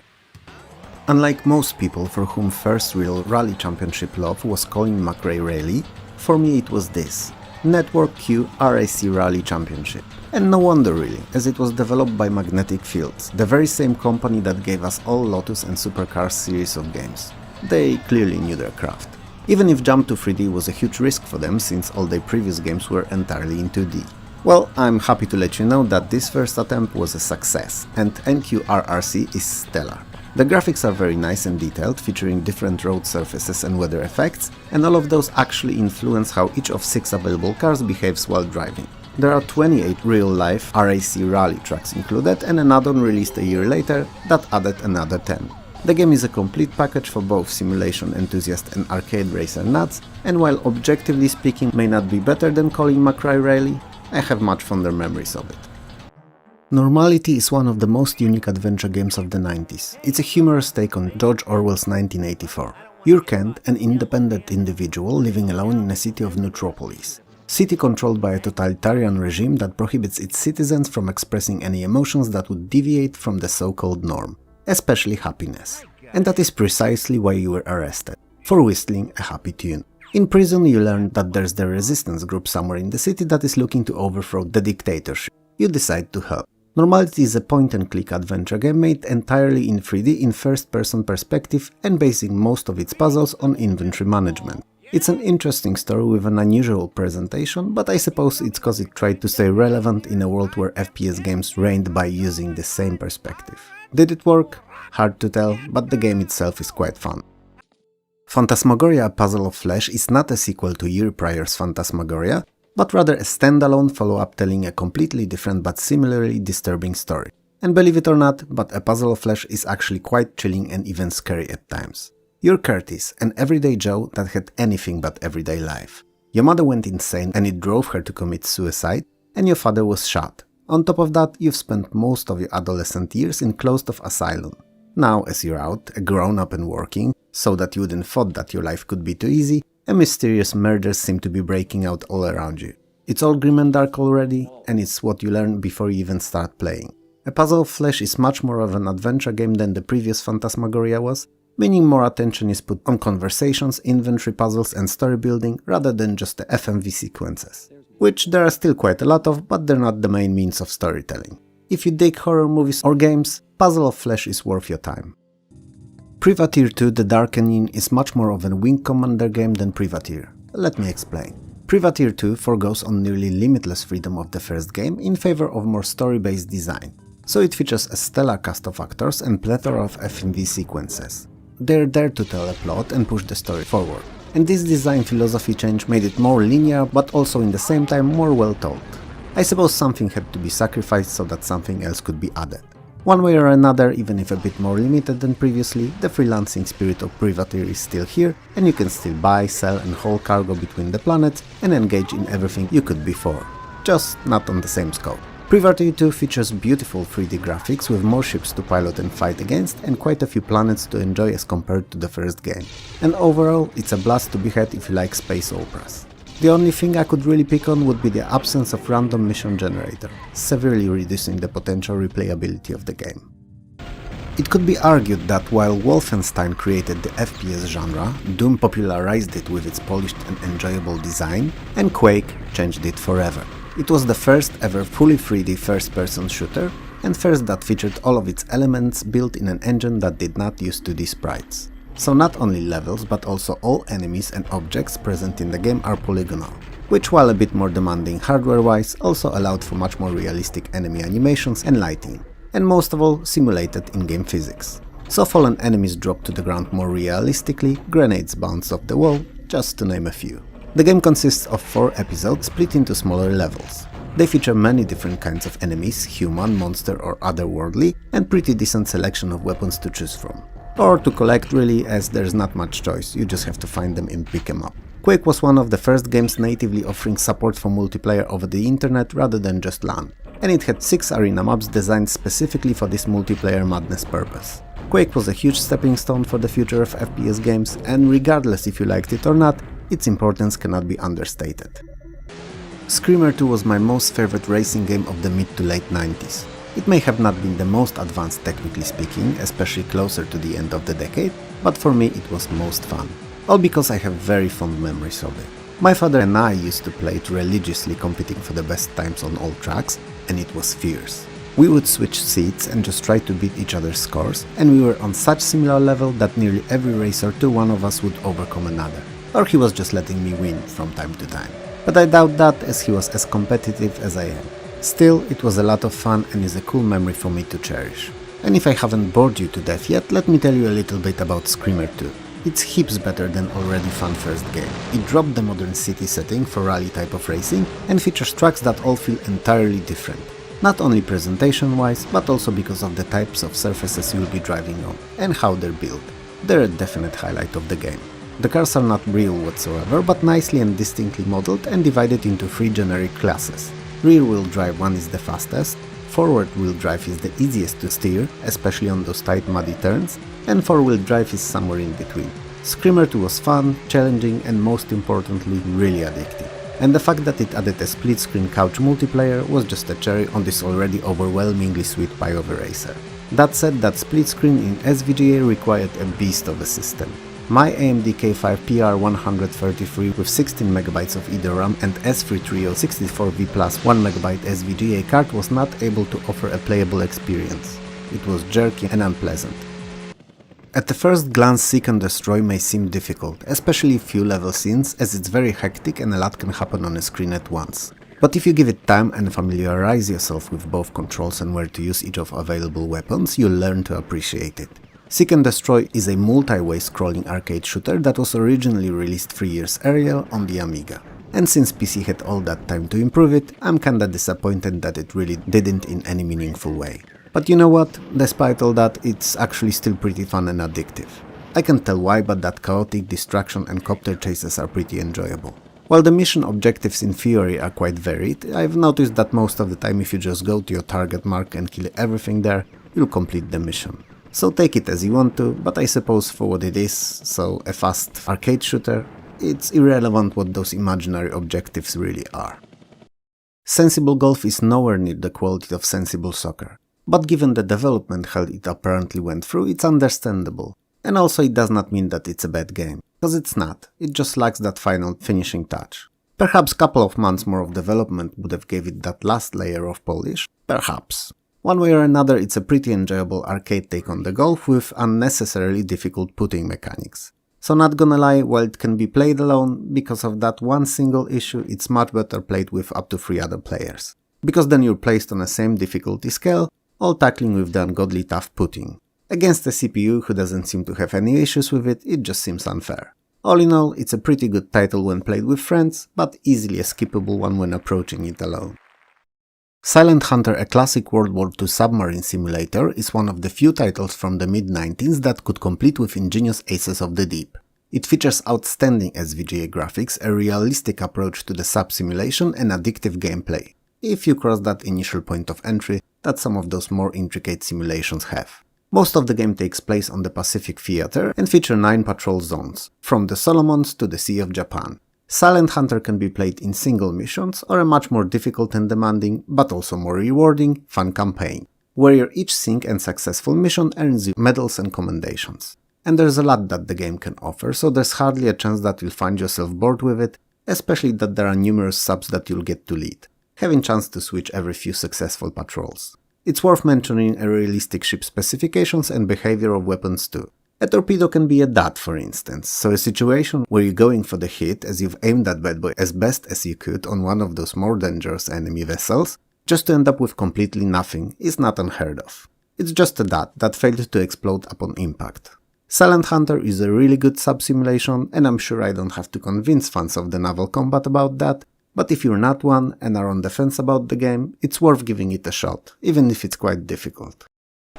In 1996, when we had 2 new modern FIFAs and Actua Soccer, and those more hardcore pixel lovers kept getting refreshes of rapidly aging Sensible Soccer to break their keyboards and joysticks on, was there a space for another football game? Most would probably say that there wasn't and that there were no other good enough contenders to even be considered.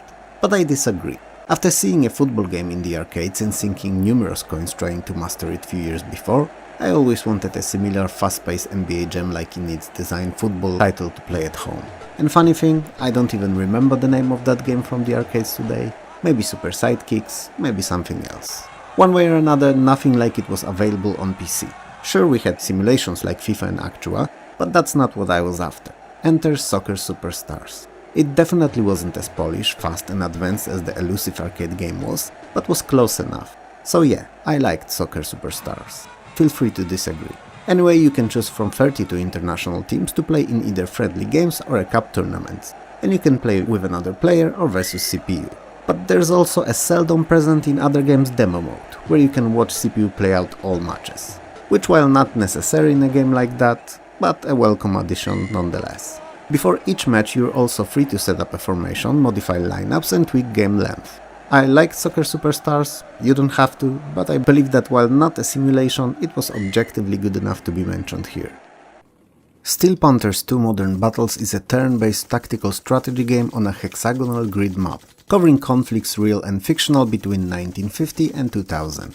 The historical ones are Korea 1950, Golan Heights 1973, and Desert Storm 1991. Fictional ones cover more modern period and are Germany 1980, where you have to stop Soviet advances through full dugout, China War 1997, where you defend Taiwan from Chinese army's invasion, and Okinawa 1998, which assumes that the war between US and Japan resumed after years of peace. Technically speaking, there's not much difference between first Steel Panthers and this. The interface and engine are nearly the same, and there are very small improvements over the previous title. What the game did improve considerably upon, however, is the map.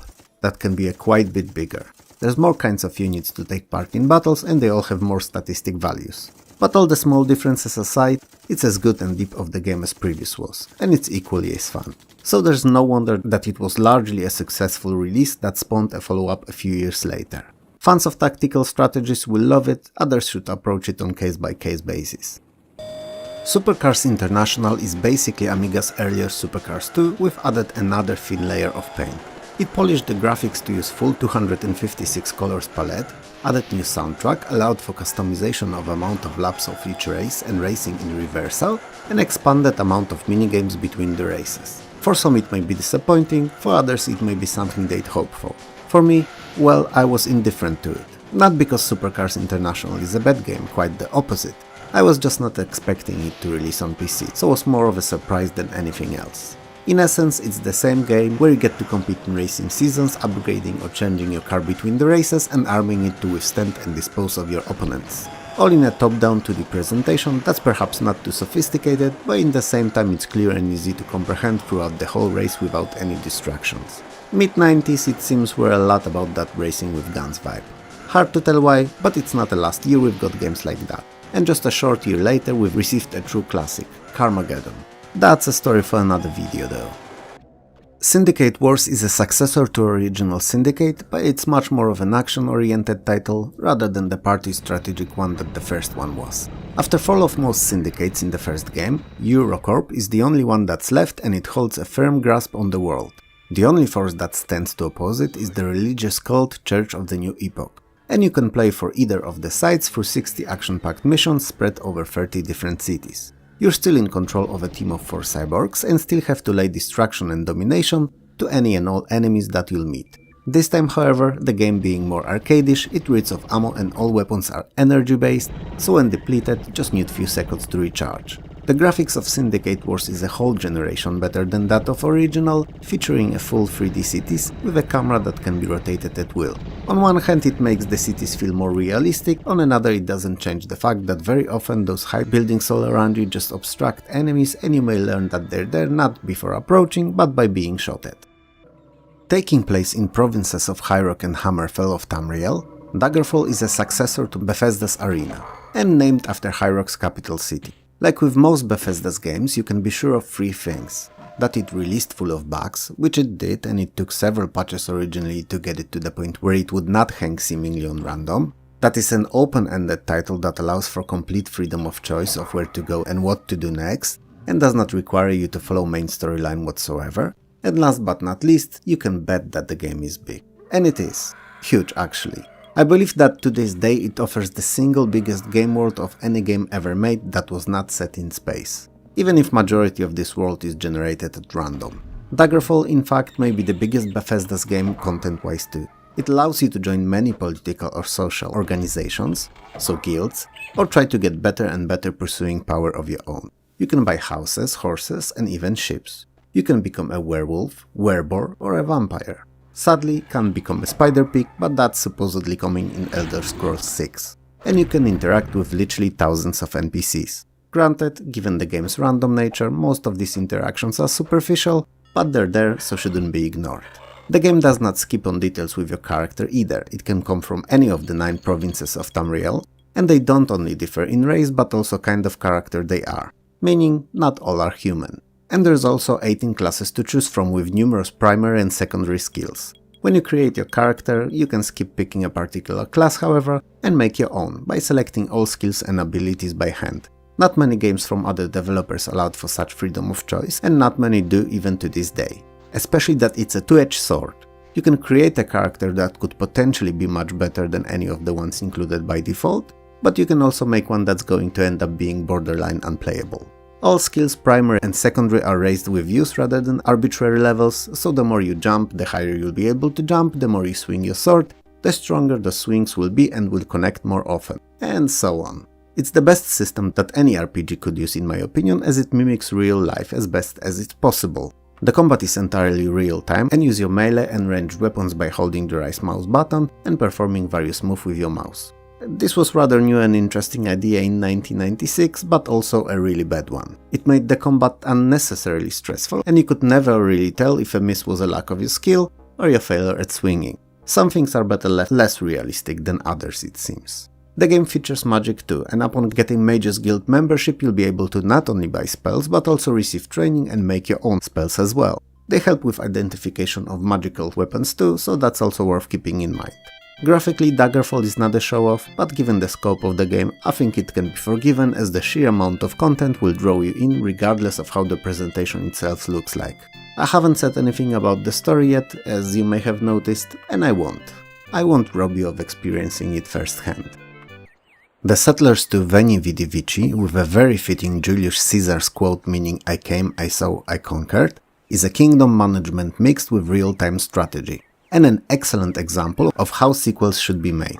In fact, it should be used in game design classes to teach how to make a follow-up. It is also, at least in my opinion, the very best out of all Settlers games. It can be played as either a series of missions forming a campaign, or in a free mode that allows for complete customization of starting parameters, and even playing without any opponents for a relaxing, hassle-free experience. With core gameplay's supply and demand mechanics remain largely unchanged, most other aspects of the Settlers have been heavily improved as compared to the first game. The easiest to spot would obviously be sound design and graphics, which are on another level. I mean, Settlers 2 could even be run in 1280 by 960, which was 4 times the resolution most other SVGA games settled for. The animations have been smoothed out as well, adding many frames to them so that they would be as fluid as your system would allow them to be. And that's worth keeping in mind, cause higher fidelity obviously came with a higher performance cost. Settlers 2 features 4 distinctive national aesthetics for 4 included nations of Romans, Nubians, Vikings and Japanese. And the battle system have been improved, adding scouts and stationary offensive weaponry. The most important feature for the game, however, is a grand return of split-screen multiplayer that was hugely popular in the first game. It's an incredibly fun feature, one that prolongs the life of Settlers 2 more than all other changes and new additions combined, and one that did not reappear in any future games in the series. Settlers 2 is incredible, and if you at least have a passing interest in management or strategy games, definitely try it out. And if you have a friend that does too, and you also happen to have an access to an older PC with 2 separate COM ports to connect 2 mice, you're in countless hours of fun. Tomb Raider is arguably one of the most important games not only of 1996, but gaming. It was the first full 3D third-person perspective arcade adventure title that gained such a huge cult-like following. I suppose it can be partly attributed to the protagonist, Miss Lara Croft, and her busty chest. But if I was to simplify it to just that, I would be doing this game a disservice. Sure, Lara, given the amount of available at the time polygons, definitely looks like a woman, but she's also a charismatic, interesting Indiana Jones-like character that stands on her own. But she's the only one of 3 reasons Tomb Raider was an immense success. The other 2 being level design and gameplay, and the first one is truly a sight to behold. Well, perhaps it isn't anymore, but in 1996 it was awakening imaginations of millions of players who got the arcade Indiana Jones game they always wanted, but never got a chance to experience, with all the treasures, traps, exotic enemies, tombs and even secrets to discover. And gameplay was even better. In this new, expertly executed full 3D environment, Lara could easily run around, jump, climb, swim and fight through hundreds of enemies. And all those moves were so fluid, so lifelike, most of us couldn't believe it, and everyone who could run it at a reasonable frame rates played Tomb Raider, whether they liked the arcade games or not. Lara can wield and use different kinds of weapons and items, and switching between them is just a matter of a key press. Tomb Raider was a hit, a huge one. It was one of those games that changed the world and pop up maybe once or twice per decade. It was the same thing for 3D third-person arcade adventure games that Doom was to first-person shooters. I loved Back to the Future movies, all of them, even the third one that most, for whatever the reason, don't seem to enjoy. I did, and I wish there was more, but there aren't, so I'm happy that there were at least the 3. And the cast? Oh my days, they couldn't have picked better. Marty, Doc and Biff, great timeless characters. But since there were no new movies on the horizon in 1996, especially because of Michael J. Fox's condition, when I saw that Christopher Lloyd would be a part of a game, I was instantly curious. Toonstruck is a point-and-click adventure in vein of earlier humorous LucasArts games made in reverse Who Framed Roger Rabbit style, meaning that all the backgrounds and characters were animated and only Christopher Lloyd was digitized. He plays Drew Blank, a cartoonist who gets trapped in a cartoon world of his own creation. The land is overrun by an evil doctor and Drew has to stop him. The game is full of odd and quirky cartoon humor, and the puzzles are fun and sorta make sense, if you keep in mind that everything in Toonstruck is based on weird cartoon logic. My dear viewers, my audience, my friends. First of all, congratulations on having plenty enough patience to go through all those games and still keep watching. Not many do so, most skip to those titles that interest them and ignore the rest. Unless you've done just that, then just keep in mind that you might have missed a true gem of a game somewhere before. One that does not look like much but is surprisingly extremely playable, and one of the best games that 1996 spawned. And Triplane Turmoil is precisely that. A game that looks meh, but has a secret. And that secret is that it's probably, while being one of the simplest games on this list, one of the best multiplayer experiences of 1996. In theory, in Triplane Turmoil, you're to fly a World War I style triplane in a hypothetical scenarios for either England, Germany, Japan or Finland, in 5 mission campaigns for each country. But believe me, you can skip that. They're okay, but not groundbreaking and definitely not what the game is best at.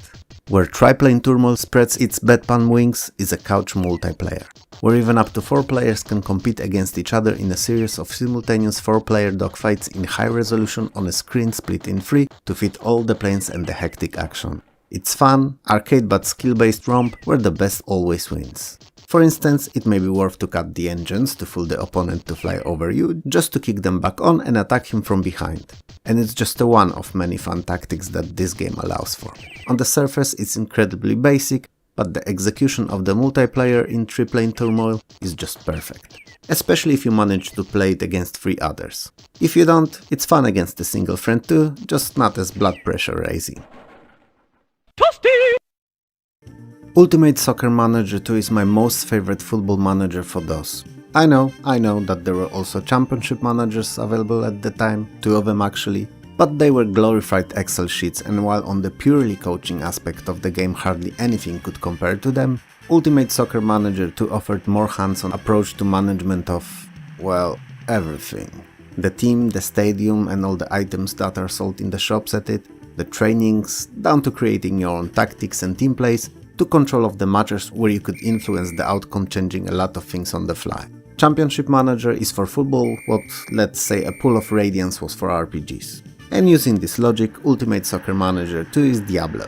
Beautiful, easy to control and comprehend, and intuitive to play, fun game for up to 8 players that's not for hardcore sports fans, but those that are either new to the genre or want to have a bit more easy time playing. It doesn't try to compete with Championship Manager because it doesn't have to. It targets a different audience and at that it succeeds, offering very well thought out, dead simple to figure out interface and stellar gameplay. And dare I say, risking your wrath, that Ultimate Soccer Manager 2 aged way better than Championship Manager 2 did, and can still be enjoyed even today. Is it okay if I just say that Wing Commander 4 The Price of Freedom is the best out of all Wing Commander games, and a culmination of the series so that we could move on? Okay. Let's see. By 1996, Origin were the absolute masters of interactive movie games. They found the perfect genre, the perfect formula, they've hired only the best actors and worked off the best scripts. And most of all, they figure out the ratio, the balance, the golden point between gameplay and cinematics. And even though the interactive movie games are nearly non-existent today, it could be argued that they peaked in 1996 with Wing Commander 4. Better? Can I go now? No? Seriously? Okay, I'll carry on. The Price of Freedom, same as previous games in the series, is a space combat simulation at heart, and you follow the campaign based on story told via cinematics. It's in a dynamic mission structure, so the one that we like the most, responding with next mission's objectives and difficulty based on your performance in the previous one. And they're not only kill missions anymore and can even be recon flights, salvage, capture or infiltrate ones too. Some you have to approach without radar, at others you'll be flying close to blinding nebulas. There's hardly ever going to be time to get bored. Wing Commander 4 picked what was best in the last 3 games and made the brand new one out of all of it, while adding features. It looks great in high res, it sounds great, and most of all, plays amazingly too. Witcher Haven 2 Blood Vengeance, same as the first game, is a medieval fantasy themed first-person action/shooter. You're once again Noble Knight Grondoval, the hero of the previous outing, and after defeating the villain of the first game, you now have to stop the evil witch from carrying a titular blood vengeance in revenge for slaying her sister. While I found it to be a good conclusion to the story, it did not gain critical acclaim and was criticized for odd behaving controls, weak enemy AI, and not being anywhere near as playable as the other first-person shooters of the time. The gameplay is largely the same as before with some slight changes, for instance ability to wield 2 weapons at once, one in each hand, or to use shields. Graphics have been lifted a tad too, and difficulty raised to challenge the players that by 1996 were already well versed in FPS titles. One change, however, was something I didn't find to be a good choice, and it's enemies. Most of them are now men, and monsters are definitely in a minority. Which Event 2 came with build editor, however, allowing for creation of your own levels, so even if you didn't like the ones included, if you had a bit of time on your hands and some skill to pair it with, you could easily make your own. I didn't dislike Witch Haven same as most critics did, but in the same time, it's not a game I will be returning to anytime soon. Z or Z, depends on what part of the world you're from, is a 20-level strong real-time strategy with a lot of personality and humor, played over 5 distinctive planets. That humor is especially prominent in cutscenes, but can be experienced to some degree during gameplay too. The objective of each mission is to destroy enemy base, in the same time preventing them from doing the same to you. But Z is not the same as any other run-of-the-mill RTS. It emphasizes territorial control and capturing manufacturing plants, rather than building a huge army and stacking up kills. So it's a balancing act all throughout. Your army is comprised of robots, and there are 6 different ones, each with a unique weapon, armor and speed. And they can be used as is or in vehicles such as jeeps and tanks. It's an interesting take on RTS genre and one filled with tongue-in-cheek humor that most would probably enjoy. 1997 is the last year in this series covering those games. And while it's not the biggest of those years in terms of sheer amount of games released, it's definitely a noteworthy one, both in terms of games that came out and what happened in the world. In June, Wi-Fi standard was introduced for the first time, and while at the time it seemed groundbreaking, no one expected how important it would eventually become in our day-to-day lives just a couple of decades later. Steve Jobs returned to Apple to save it on September 16th, whether Apple itself wanted to admit it or not. And he did. IBM's Deep Blue computer finally defeated world champion chess player Garry Kasparov, winning in only 62 minutes. And it was probably the first time we realized that even if largely limited by how they're designed, computers were far more capable than our brains are when applied to heavily customized to a specific set of requirements tasks. Mars Pathfinder landed on the Red Planet and the first pictures from the surface were shown in real time on NASA's website. AGP port for much faster graphics cards was introduced by Intel, and Microsoft released DirectX 5.0, cementing Windows' gaming superiority over DOS forever. Sergey Brin and Larry Page registered Google.com domain and changed the world whether they knew it or not. Also, in 1997, Bill Gates became the world's richest man, and while ever since then he swapped the position with other technological magnates, he never fell off the top 10. Intel introduced Pentium 2 processor, the fastest CPU at the time of its release, and Ultima Online, one of the first ever MMORPGs, was released on Windows, allowing for thousands of players to experience its wonderful world together. But as much as it's all interesting, you came here to see what released for DOS during 1997. And since there were quite a few good games, let's not waste any more time and just get into it. Action Supercross is a precursor, an earlier version, or beta even, to the later Elastomania. But if you put them side to side, there's no difference. At least I can't tell any. Maybe it's the levels number, maybe it's something else, I don't know. But what I do know, that it's super fun. In essence, it's a side-scrolling trial bike obstacle course that uses semi-realistic physics in entirely unrealistic environments. They're so over the top that creating any of this in reality is borderline impossible. I mean, we could in theory sort of have all those ledges attached on one side to the wall, make them extra wide, but what am I even talking about? It's a game, and henceforth uses game logic. And game logic allows for anything game designers' imagination can spawn. So, Action Supercross is that precisely, super and full of action, on a cross bike. Each of the 47 levels is more convoluted than the previous one, and some of the latter ones seem like little puzzles to figure out before even attempting to complete them in the right way. Some may require you hanging by one wheel on certain ledges, others may seek for daredevil-worthy acrobatics or even smart planning of the order in which each part of the level should be completed. All because it's not a racer. You're on a stunt course and have to collect all apples. But while it sounds simple, it's anything but. I've wasted weeks in Elastomania competing against a friend who sadly by now passed away. But that memory of us trying to figure out the levels and then beat each other's times is what I'm left with. And that's good enough. given the circumstances. It's a brilliant little game, and those who never played it should give it a go, as it's much more fun than it looks. Amulets and Armor is an interesting title because it went through the development hell. It took way longer than it should have, and because of that it missed its window to shine. In a time when most games took months to a year to complete, Amulets and Armor needed over 2. And when it released eventually, it wasn't technologically superior in any way to what was on the market already. But it doesn't make it a bad game in any way, shape or form. It's actually excellent, looking similarly 2.5D engine-wise to Bethesda's Daggerfall, and sporting pretty nice, if a bit pixelated VGA graphics. It may not be as big as Daggerfall, but it's not randomized, and all of its content is carefully curated. You have to defeat the evil necromancer who's deep in the catacombs of castle areas. Come to think of it, are there any good necromancers? And if there are, what do they do? Do they raise skeletons to polish their bones to shine? Or zombies to help them with bad BO? Or perhaps communicate with the dead to learn their last wishes? And if that's the case, are mediums who claim that they can talk to the dead necromancers too? That's a tough one. Anyway, Amulets and Armor offers a large campaign spread over 30 levels, features 3 different magic schools and 11 character classes. And it all sounds fun and all, and trust me, it's a good game. You may wonder about something else. I did say that it was excellent after all, and so far it just sounds like any other real-time dungeon crawling RPG of the time. Well, Amulets and Armor offers a very innovative and basically unseen in the genre cooperative multiplayer for up to 4 players via IPX or modem, to complete the adventures and dungeons together, forming a real party.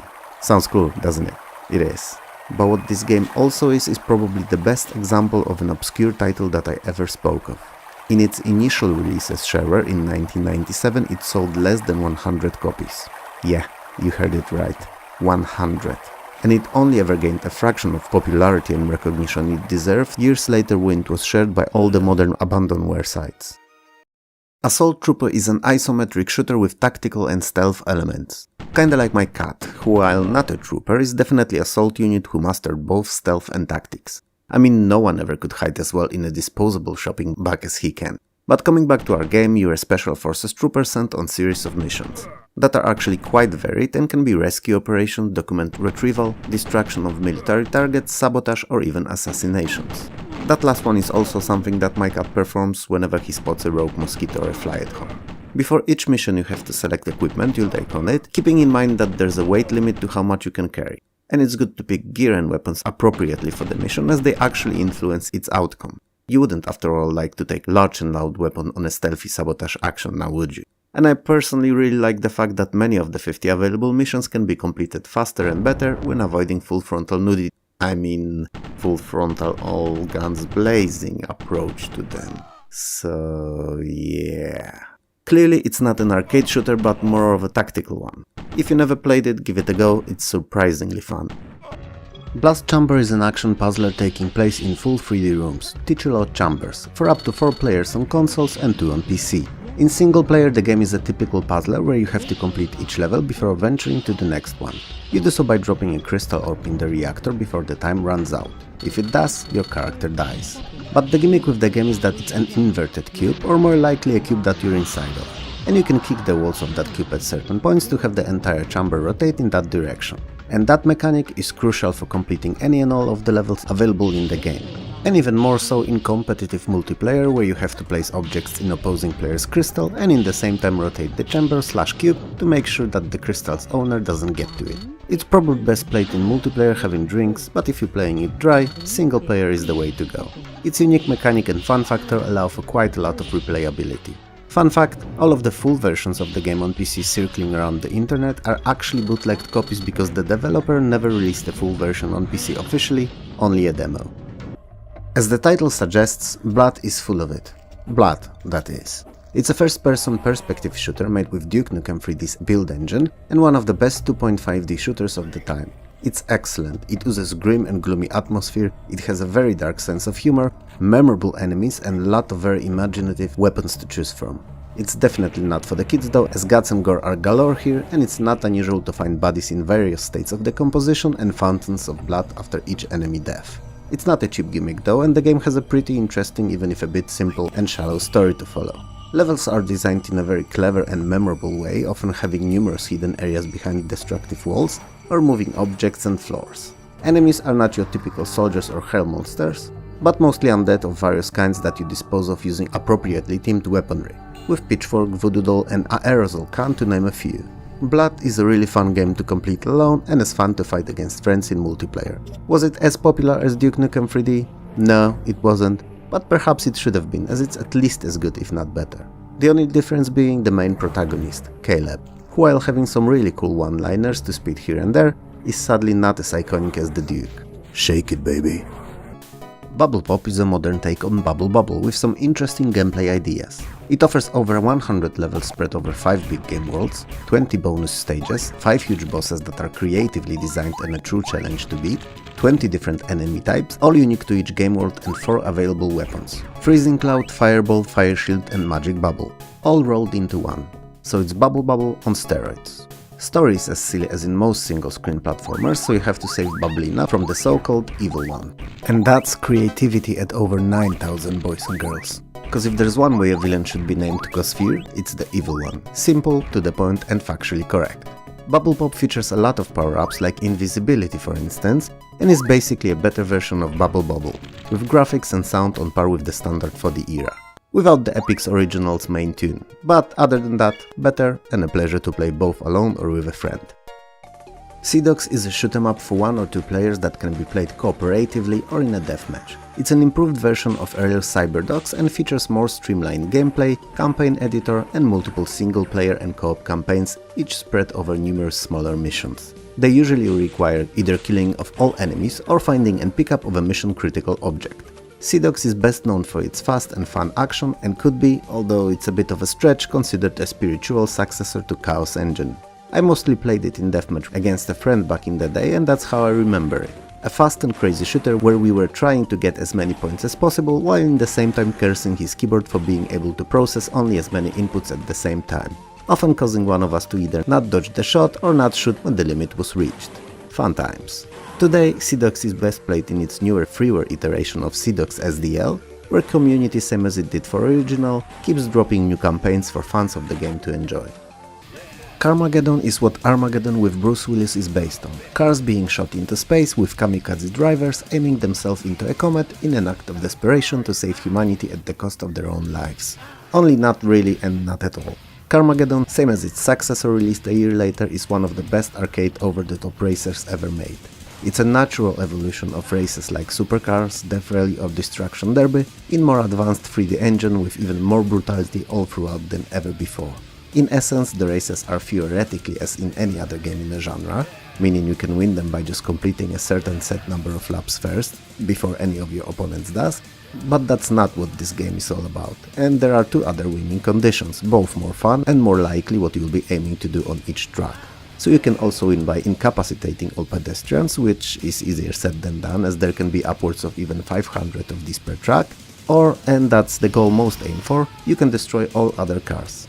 Each race has a certain set time to complete either of the goals, but you can extend it by running over the pedestrians or damaging other cars.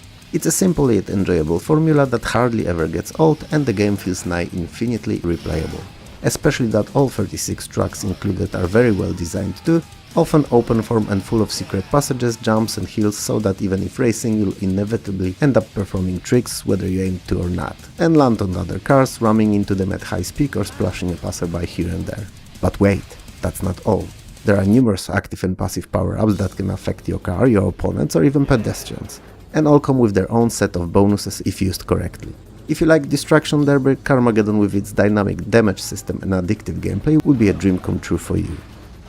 Chasm the Rift is a first-person shooter where the evil group known as Time Strikers opens up series of raptures in time, through which they invade 3 different periods: present day, ancient Egypt and medieval times. All that to destroy life on Earth as we know it. And guess who is sent to deal with them? Not the army, cause clearly even combined forces of all nations are not fit for the cause, not the special forces, spies or mercenaries. Similar case, they're just not good enough. Duke Nukem and Master Chief both seem to be away on holiday or something, as it's not them either. And no, as much as you'd like him to be, it's not Gordon Freeman. It's you. Yeah, you heard it right, soldier. Gear up, cause at dawn you march to fight the enemy. Chasm is full 3D and none of that 2.5D crap. and it features pretty good for the time graphics, interesting in their design 16 kinds of enemies, appropriate for the periods they're set in, and for bosses that are really unique in both the way they look and the way they fight. It's a pretty fun and well thought out shooter that would have no doubt been more successful if it released a year or two earlier. In 1997 we had Quake 2 for Windows, and Chasm, while pretty competent and fun game, was just not Quake. You may not know it in 2023, but 10 years ago in 2013 Earth was attacked and conquered by aliens, and it took them mere weeks. Humanity was enslaved and our planet was assimilated and appropriately renamed to Colony 28. And all you do, feel, see or experience today is a simulation. Similar to what robots served humanity in the Matrix. With a small difference that we're not locked into jello-filled coffins but are turned into simple cyborgs doing aliens' bidding. Basically a slave force for the occupiers. And this is when our protagonist regains his former memories, due to an unexpected malfunction. A glitch in the Matrix, perhaps. He decides to turn against the aliens and single-handedly save the world. Because why not? If movies from the 80s taught us anything, it's that one person against the whole army of invaders is always unfair. But not to that one person. Because by a random chain of events, luck, or the way the stars are aligned that particular day, that person always ends up being secretly the biggest badass humanity has ever spawned. Oh, and that's you. Colony 28 is a side-scrolling action platformer where you control a cyborg and fight against the invaders. The game is divided into multiple levels, each of these is considered completed when all the tasks assigned to it are done. One of the arms is equipped with a machine gun that can use 3 different kinds of ammo, and if that ever runs out, you can always use your fists to combat the enemies. Fights are more strategic than in your typical shooter and employ similar to that used in Blackthorn's shoot and hide mechanic, meaning full-on all guns blazing approach is not really a viable option in Colony 28. Comanche 3 is a third of Novalogic's RAH-66 Comanche Attacopter simulator where you fly in revered Griffin Squadron. The game, same as previous titles in the series, features a very sophisticated and true-to-life physics engine, and it is said that US test pilots ensured the quality and realism of the simulation. I have no way of confirming it now, so you either have to take my word for it or ignore it entirely.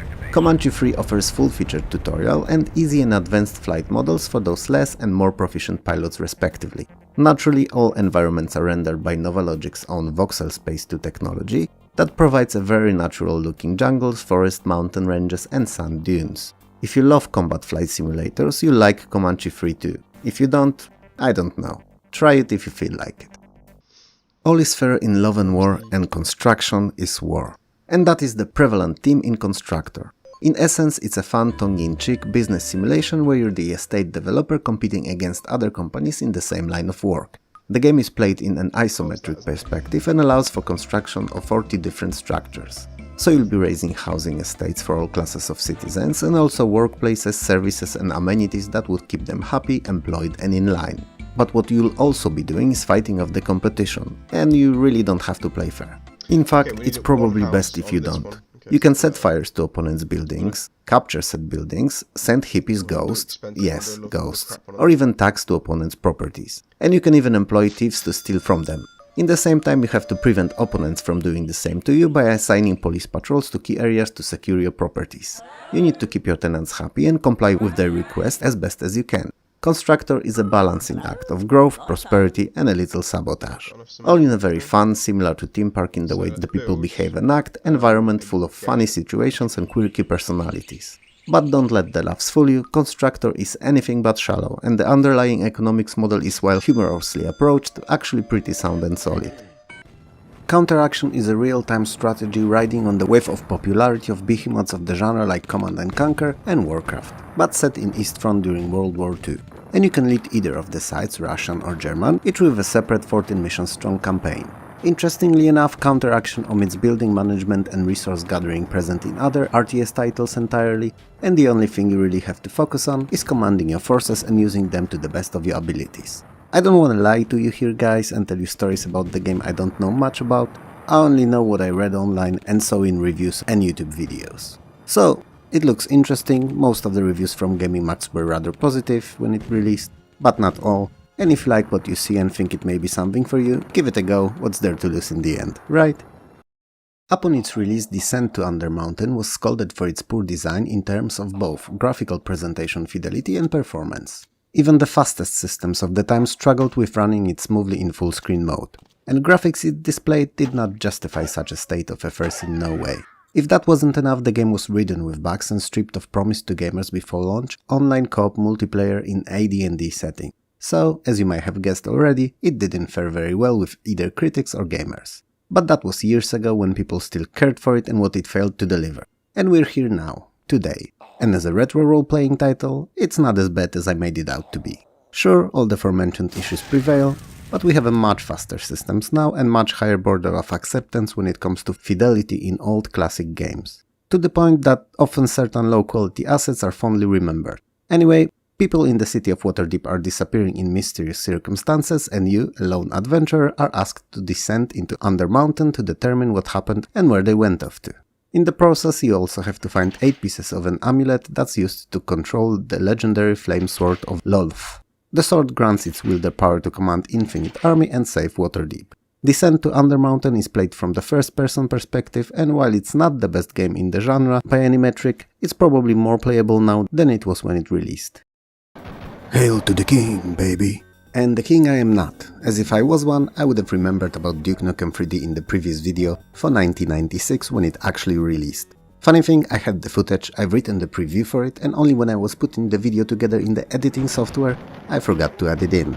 So yeah, Duke Nukem 3D, you should be hearing about a couple of weeks ago, is a fun and full of dark humor and pop culture references 2.5D first-person shooter that you definitely know of already. You played and loved it when you saw it first more than 20 years ago. The end. Well, that was easier than I thought. Seems like talking about the game everyone knows can be both easy and I don't have to touch the subject of said game at all.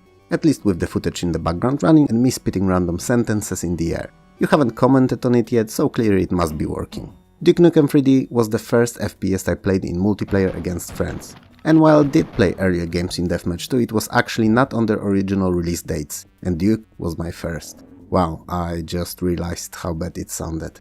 Anyway, I don't think I've ever rediscovered the same feeling of fun in multiplayer shooters as I had when playing Duke. It was just great.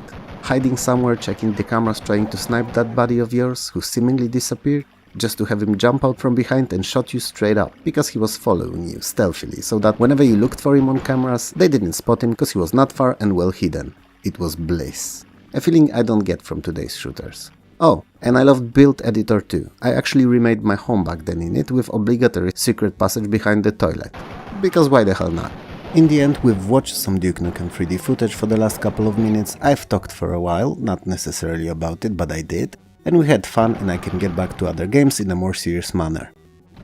Dungeon Keeper is an oddity. It's a part real-time strategy, part settlement management, part tower defense minus the towers, and finally part first-person combat game. And when these parts combine, I am Captain Planet... Oh, my bad, wrong video. Obviously, I meant that with all this combined, what we're left of is amazingly addictive and a very fun game that's a pleasure to play today, as much as it was originally. You have to construct and manage a dungeon, recruit and train minions to defend it, you mine for gold and gems, set traps, build rooms, each with its own unique purpose and use case, and cast spells. I know that these last two sentences were a lot to process, but Dungeon Keeper is all that and more. Your main task is to defend your dungeon hard, cause when that falls, you lose. And you protect it from heroes that keep invading your dungeon, fighting your creatures, hunting for treasures, and ultimately trying to get to that dungeon heart. The heroes are not boring knights only either, and can be among others, giants, wizards, or even samurais. As you progress through the game and unlock new rooms and creatures, you'll keep finding new ways to experience, enjoy, and progress within the world of Dungeon Keeper and its 20 regions to conquer. Each of the creatures you build the rooms for is different both in stats and their behavior, and some are natural enemies, so you should not build rooms willy-nilly just wherever it suits you, but plan ahead. Spiders and flies are natural enemies, for instance, so keeping them close will never yield good results. Dungeon Keeper is amazing. It may not look like anything special in this short preview video, but believe me, that it's so good that not many games of 1997 could compare to it in terms of playability. Especially that up to 4 Dungeon Masters could play it together via modem or LAN. It's a gem.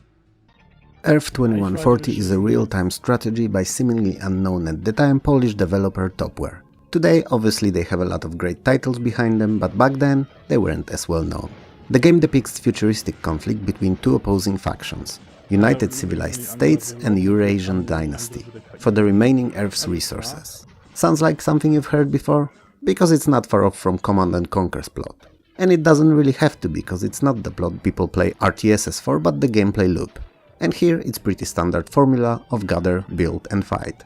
Both sides have unique buildings and units and play a little different, so completing the campaign with either is equally as fun. Earth 2140 offered novel at the time features as well, something that we've grown used to by now, but then they were the new thing. Like ability to recruit special units that would cloak all other friendly units around it, or another one that could convert damaged enemies to your side. While Earth 2140 may not have been the best RTS in 1997, it was definitely worth a look if you were into this. Ecstatica 2 starts directly after the first one and is still a survival adventure horror with action-based combat. This time, however, the game world is much bigger and features some free roaming areas. You can use various weapons and in time spells either by found magic scrolls or an equipped magic staff. It's a bigger, better and more impressive version of the first game and should be a definite pickup for fans of survival horrors. It's still using rather odd but interesting sphere-based engine. After saving Ecstatica, her and protagonist of the first game hear about archmages summoning demons to our hero's homeland, slaughtering or transforming people living there into brutal killing machines. To defeat the evil archmage, the hero has to find all pieces of the Elder Sign scattered around the land and use it to banish the demon forces. All of them but the last are protected by the Dark Sorceress, and last is kept along with kidnapped Ecstatica by the archmage himself. War. War never changes. And the great nuclear war that wiped most of life from face of the earth was no different. Brutal, devastating, but also a short one. It took but a day to lay devastation to our world, and what emerged after was a wasteland with small communities spread over large distances split with radioactive wastes, full of dangers, raiders and mutants of various kinds. You're an inhabitant of one of the vaults, large pre-war bunkers that were supposedly built to hold large chunks of population safe after nuclear holocaust. Yours, Vault 13, however, had its water chip broken. A purification controller chip without which the vault has no access to clean water. You're sent into the waste to find the replacement and you have 150 days to do so, initially. As if you play your cards right, you can double it during one of the quest lines. Fallout is a post-apocalyptic role-playing game set in a wasteland of what was once US West Coast. The game world is entirely free to explore from the get-go and you can go anywhere you'd like. It doesn't mean that you're equipped to deal with what you find there, but you can go wherever you feel like it. The main quest is interesting and will take you through a series of hoops to complete, but it's not overly long. Fallout's depth and length comes from hundreds of side quests, big and small, that are spread out through whole game world and enhance the gameplay experience to feel more immersive and characters you meet more real. Fallout features a very fun and well-designed turn-based combat system and uses action points as a basis for all of the movement and attacks during encounters. You can attack, aiming your shots or swings depending on the weapon you use at various body parts of all enemies, and that choice can result in increased accuracy or critical chances. After all, head is much more fragile appendix than the armies, right? But since we're on the combat, the game is built in a way that allows completing it without ever actually fighting, by either avoiding or running from encounters and solving conflicts via conversations, provided your skills would allow for that, that is. Fallout is the first title in my beloved series of role-playing games and in my personal opinion, best role-playing of 1997. Fragile Allegiance is a space-based strategy and a greatly revamped version of Amiga Classic K240. To simplify, you have to find, colonize and exploit all of the resources of various asteroids spread over the universe. As soon as you start mining precious ores, you'll begin selling them to Federal Ore Transporter, and you do so expanding your empire until you have enough to start focusing on a fleet of warships. Which you should do earlier rather than later, because there's an evil alien race going by the name of the Mona, and they are bent on conquering and destruction of all other races. You are not alone in your struggles against the Mona, however, as other aliens seem to be as eager to get rid of the threat as you are. So negotiation of peace treaties and combat alliances is a must and a means to secure your well-being. Especially that biological combat is one of the means that both you and the Mona may use on each other's asteroid colonies. Space combat is rather fun and well executed too, with fleets that you can fully customize to suit your needs, so for once it's not an afterthought in a 4X title, but a well-crafted part of the game. If you've never played Fragile Allegiance and are into strategies, especially those set in space, it's definitely one not to sleep on. Grand Theft Auto is the first in the series of blockbusters from zero to anti-hero games, where you as a small-time criminal aim to become the big mob. And I have to say that for the first attempt, it's amazing. I've spent hours upon hours playing it back in the day, and completing more and more demanding missions, unlocking new parts of and the cities, and it felt really rewarding. There are 3 cities overall, divided into 6 parts. Liberty City is based on NYC, San Andreas on San Francisco, and Vice City on Miami. Funny enough, all these were to become settings for individual 3D games in the series few years later. Missions are picked up by answering phones or entering special cars, and they can be anything from robberies to assassinations. Completing a mission raises your score and skull multiplier. So if you complete few of these in a row without failure, your score should stack up quite rapidly. Nothing comes free though, and as you complete more and more daring felonies, your wanted level will grow and police will send more and more units to grab you. You can escape by respraying your car in the shop, but the nature of the game will have you running from them quite often one way or another. The cities are fully explorable and viewed from the top-down perspective, that's zooming out when you're in a car for easier controls at high speed. There are numerous different weapons available, from pistol all the way to the rocket launchers, and they can be found either lying around in back alleys or in one of the multiple spread around the city crates. There are other bonuses too, so you may end up picking armor, extra lives, police bribes, and even get out of jail free cards. And last but not least, basically any vehicle seen in the game can be driven, so that's everything from small cars through police and fire truck vehicles, all the way to buses and even a tank. Grand Theft Auto was the game that placed DMA Design on a path to become Rockstar, one of the most beloved and most successful developers out there. And it's easy to tell why. GTA is amazing and as playable today as it was in 1997. Halls of the Dead, aka Fairy Tail Adventure 2, is the light role-playing follow-up to earlier first Fairy Tail Adventure. Same as in previous installment, you control 3 brothers, who this time are teleported to a mysterious foreign land and have to save it from evil powers that are ravaging it. The game is half adventure, half role-playing, and its best and most beloved by the fans of the first part feature is still present, and it's even better: the game world. It's huge, gigantic even, dynamic and densely populated. There's seemingly always something to do somewhere, plenty of townsfolk to talk to, interesting main quest and hundreds of side quests.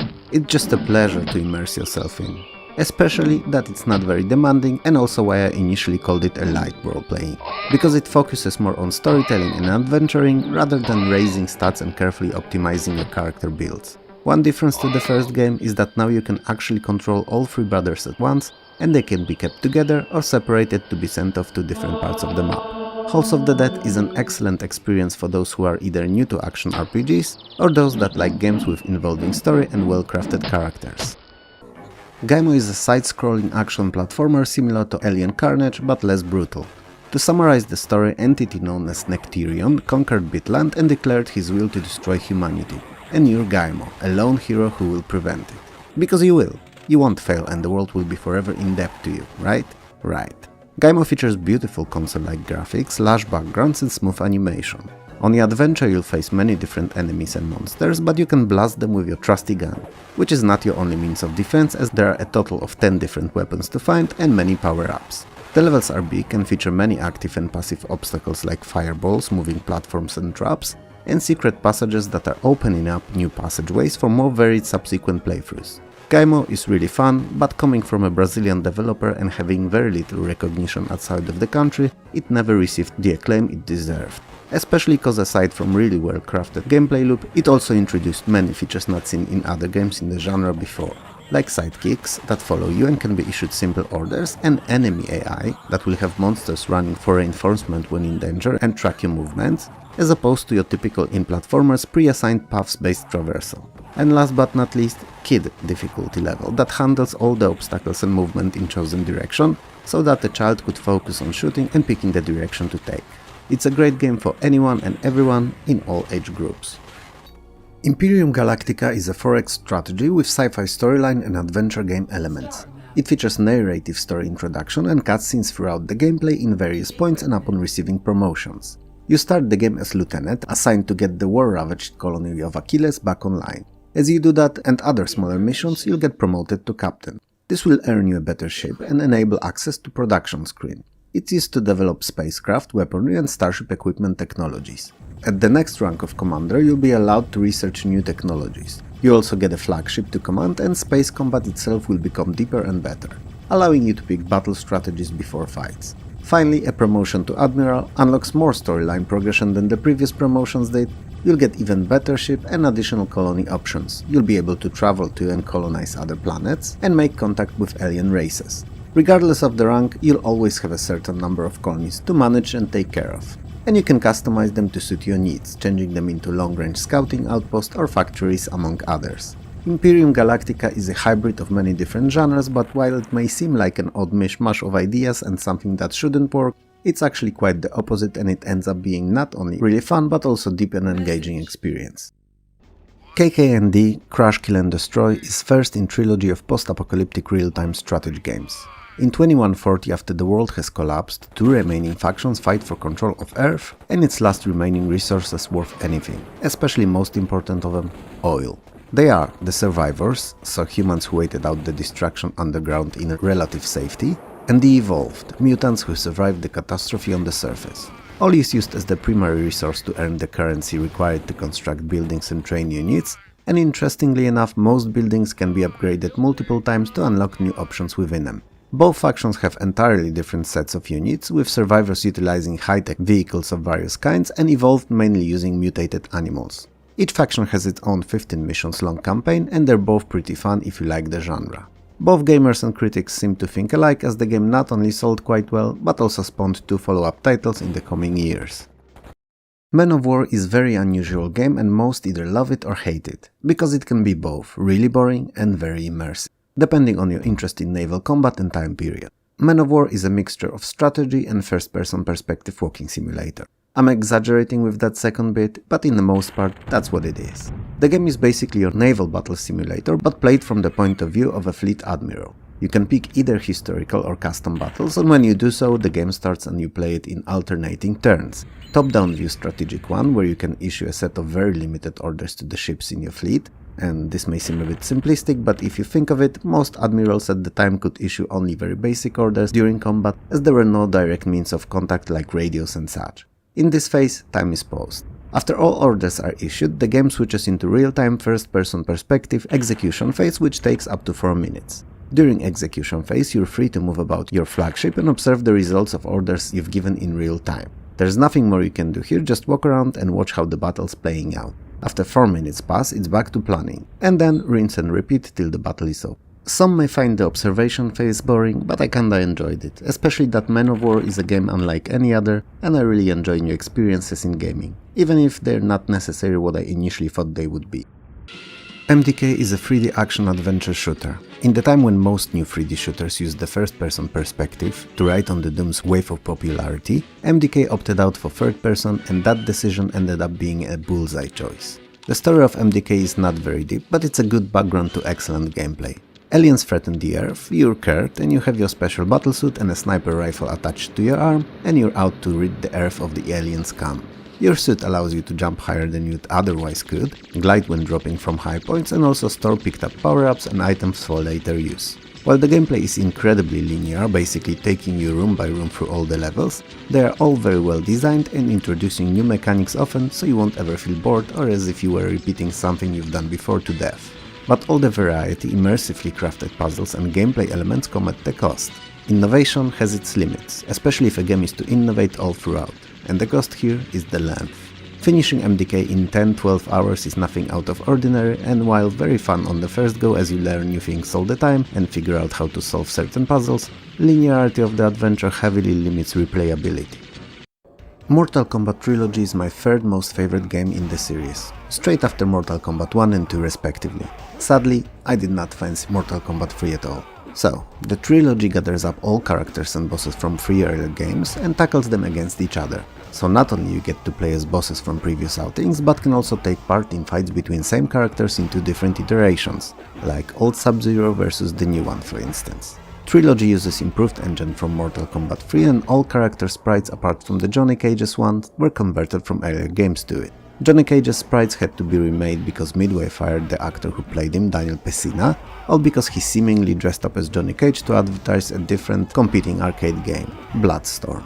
So Chris Alexander was asked to fulfill the role. I don't think that there's any story in this one, at least I don't remember it, but if you liked 1 and 2, the trilogy should be nearly as fun to spend some time in, especially if you have someone to fight against. Nebula Fighter is a side-scrolling space shoot-em-up not unlike R-Type. The story behind the game is that at some point in time all the terrorist groups united, because why not, game logic for the win, and formed one huge unstoppable army. Now if you think of it, the idea is beyond stupid. Do you realize how good it would be if all terrorist groups would unite and form a single big unit? I mean, they could be wiped off the face of the earth in one sweep move. Well, it's not the case in the game though, and they somehow took over the world. Shortly after, alien race visited Earth, which led the group to realize that there are other worlds to conquer. They've captured an alien ship, built a fleet, and sent out a single pilot to break through alien defenses. And that pilot is no one else but you. Yep, you're playing for the bad side this time. Same as in most games in the genre, you upgrade your ship by picking up energy pods that drop after defeating enemies. There's 21 levels in Nebula Fighter, and despite the god-awful plot behind it, the game is actually pretty fun and a treat to the fans of the genre. By a set of unfortunate events, our three heroes from the first game, Eric the Swift, Olaf the Stout and Balog the Fierce, are sent through time again, and they have to find their way back home once more. This time, however, their abilities have been slightly altered, and along the way they meet two new friends who help them on their quest, werewolf named Funk and dragon named Scourge. Other than that, the gameplay is same as it always did, and it's a side-scrolling puzzle platformer where you have to get to each level's end to progress further. It may, however, require solving some environmental puzzles or collecting specific items. Only 3 out of 5 characters are ever present in each level, and the levels themselves are designed in a way to require use of all of the 3 skills to complete. Unlike in original, The Lost Vikings 2, you can actually play with a friend in simultaneous co-op where each of you controls one character and any of you can switch to the third one at any given moment. Which may not sound like much, but for avid fans of multiplayer experiences same as myself, it was a huge upgrade and guaranteed subsequent playthroughs. What I don't like about the game though are the graphics. In original, all sprites were pixel artsy and carefully crafted to show as much detail as possible in a limited resolution available to the machines at the time. Here, sprites are pre-rendered, which at the time may have appeared great looking, but pre-rendered assets age much worse than pixel graphics.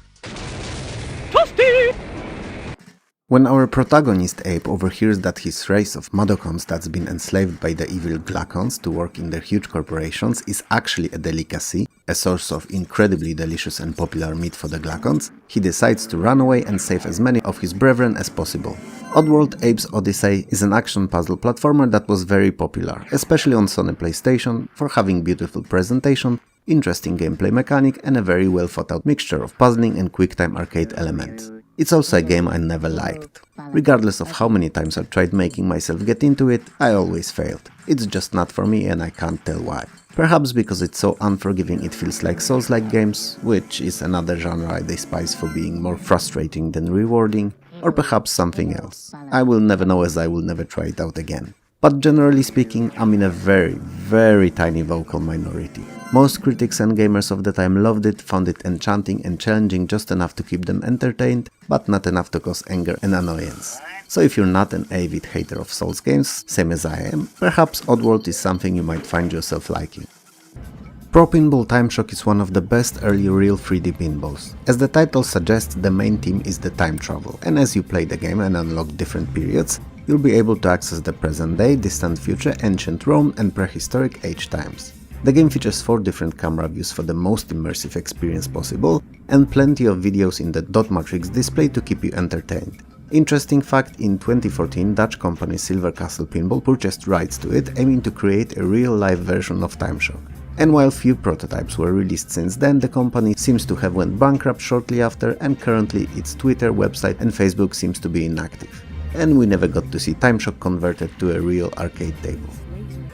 Reloaded is a top-down action arcade shooter and a sequel to Loaded, a popular PlayStation game that was never released on PC. For whatever reason, Reloaded was not very well known on computers and was sorta hidden gem that disappeared in the sea of more well-known games. And it's a shame, cause it's pretty fun and full of furious action. It starts directly after Loaded and is as full of violence and gore as the first game was, if not more. The screen is constantly filled with massive explosions, bullet showers and flying body parts, and you have 6 characters to choose from, and while each prefers a different kind of a weapon, they don't feel that much unique from one another gameplay-wise. The game feels like a modern take on Gauntlet that's faster, bloodier and more demanding. Reloaded features occasional simple puzzles that, while on the easier side, are a nice break from constant shooting. As with most games in the genre, Reloaded is obviously a much better experience when enjoyed with a friend, especially when friendly fire option is turned on, adding a lot of craziness to this already fast-paced romp. Realms of the Haunting is a mixture of an adventure and first-person shooter. It uses improved version of Normality's engine and serves very deep and good occult adventure using heaps upon heaps of full-motion videos spread over 4 game CDs. While you're experiencing the game world through the first-person viewpoint, there's a free floating mouse hand on the screen at all times, used to interact with the objects in the game. Puzzles you'll be solving are generally speaking logical and not based on trial and error, but quite often you'll be pixel hunting for that one particular object or place to click on. It's not a game-breaking issue, but definitely something worth mentioning. Story-wise, Realms of the Haunting starts off as a typical haunted house story, but soon enough it evolves into end-of-the-world tale occult-based drama. You're Adam Randall, a son of deceased priest, and you're sent off to investigate a haunted mansion that's supposedly linked to your father's death. It quickly turns out that the mansion is an old satanic temple and it's full of both demons and evil spirits. Inside it turns out that the person who sent you there is actually a 500 years old sorcerer who's bent on a world destruction. The game's really good, so if you like adventure horror titles and don't mind FMV plots, you'll love it. Redneck Rampage is a 2.5D first-person shooter made with Duke Nukem 3D's build engine and taking place in backwater small town of Hickston, Arkansas. The levels range from trailer parks to chicken processing plants and everything in between. And weapons you get to use are also setting appropriate, and can be a gun shooting saw blades, TNT crossbow or a machine gun bra to name a few. Power-ups are also in theme, with whiskey and pork rinds instead of your typical in FPS shooters armor and health kits. I have to admit that other than Duke Nukem, Redneck Rampage is probably my most favorite shooter made using the engine, as it's really fun and hilariously over the top. Story-wise, aliens invaded Earth and abducted inhabitants of your redneck town, replacing them with clones. What's worse, however, they stole your brothers and yours prize pig Bessie, so you playing as Leonard have to do both, defeat the aliens and evil clones and recover your beloved Porky. While I may have not played Screamer Rally as much as I did the earlier two, it doesn't reflect negatively on the quality of this game. It features 4 cars, 2 front tractions and 2 4x4, with each having their own statistics of acceleration, braking and weight, and each feeling entirely different, even more so than ever before, as handling, tire type and pressure, both suspensions and brakes can be customized in the garage. It drops entirely arcade racing for a more rally-like approach, similar to that of Sega Rally, but dare I say it, considerably more enjoyable. Screamer Rally has a few game modes to choose from: arcade mode where you can race for fun against 5 opponents, time attack mode with checkpoints against the ghost of a previous best run, and championship/league where you compete in 4 consecutive leagues and get to unlock new tracks. You start with 3 of these and end up with 7.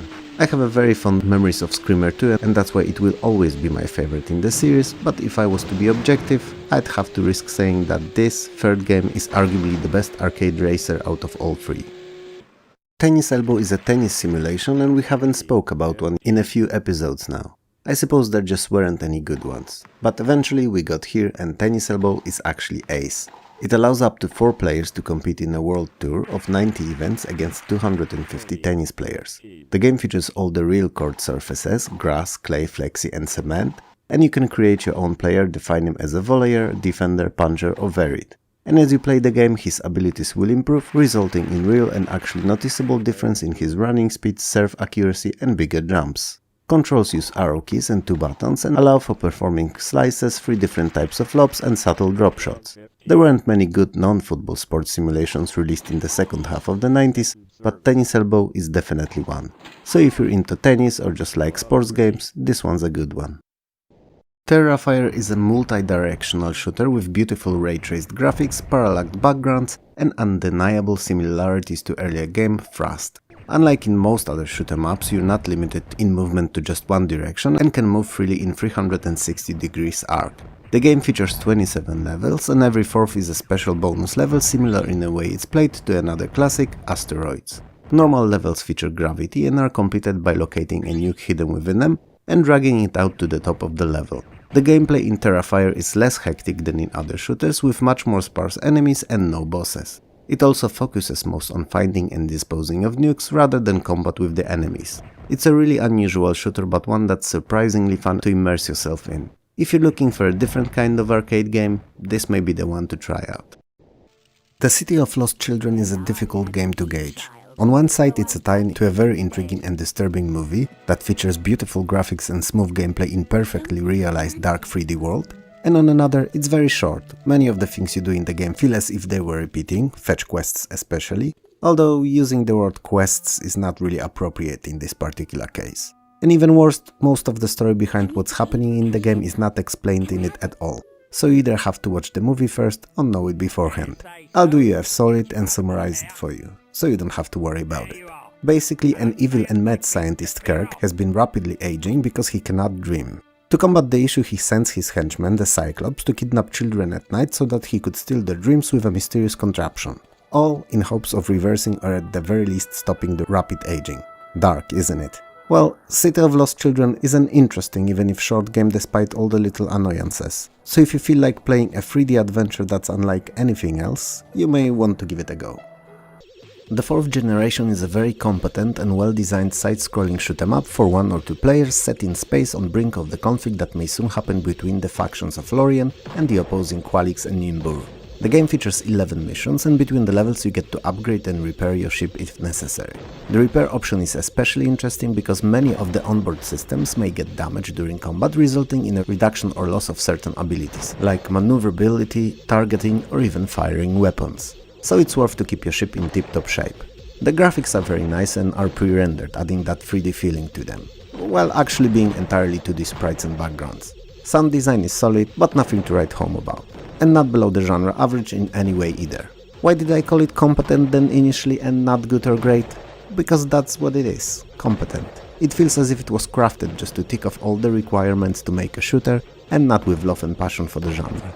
The difficulty is pretty low, the bosses are not very demanding and innovative, and enemy designs feel repeatable. Don't get me wrong though, it's not a bad game, it's just not something you'll remember for long after playing.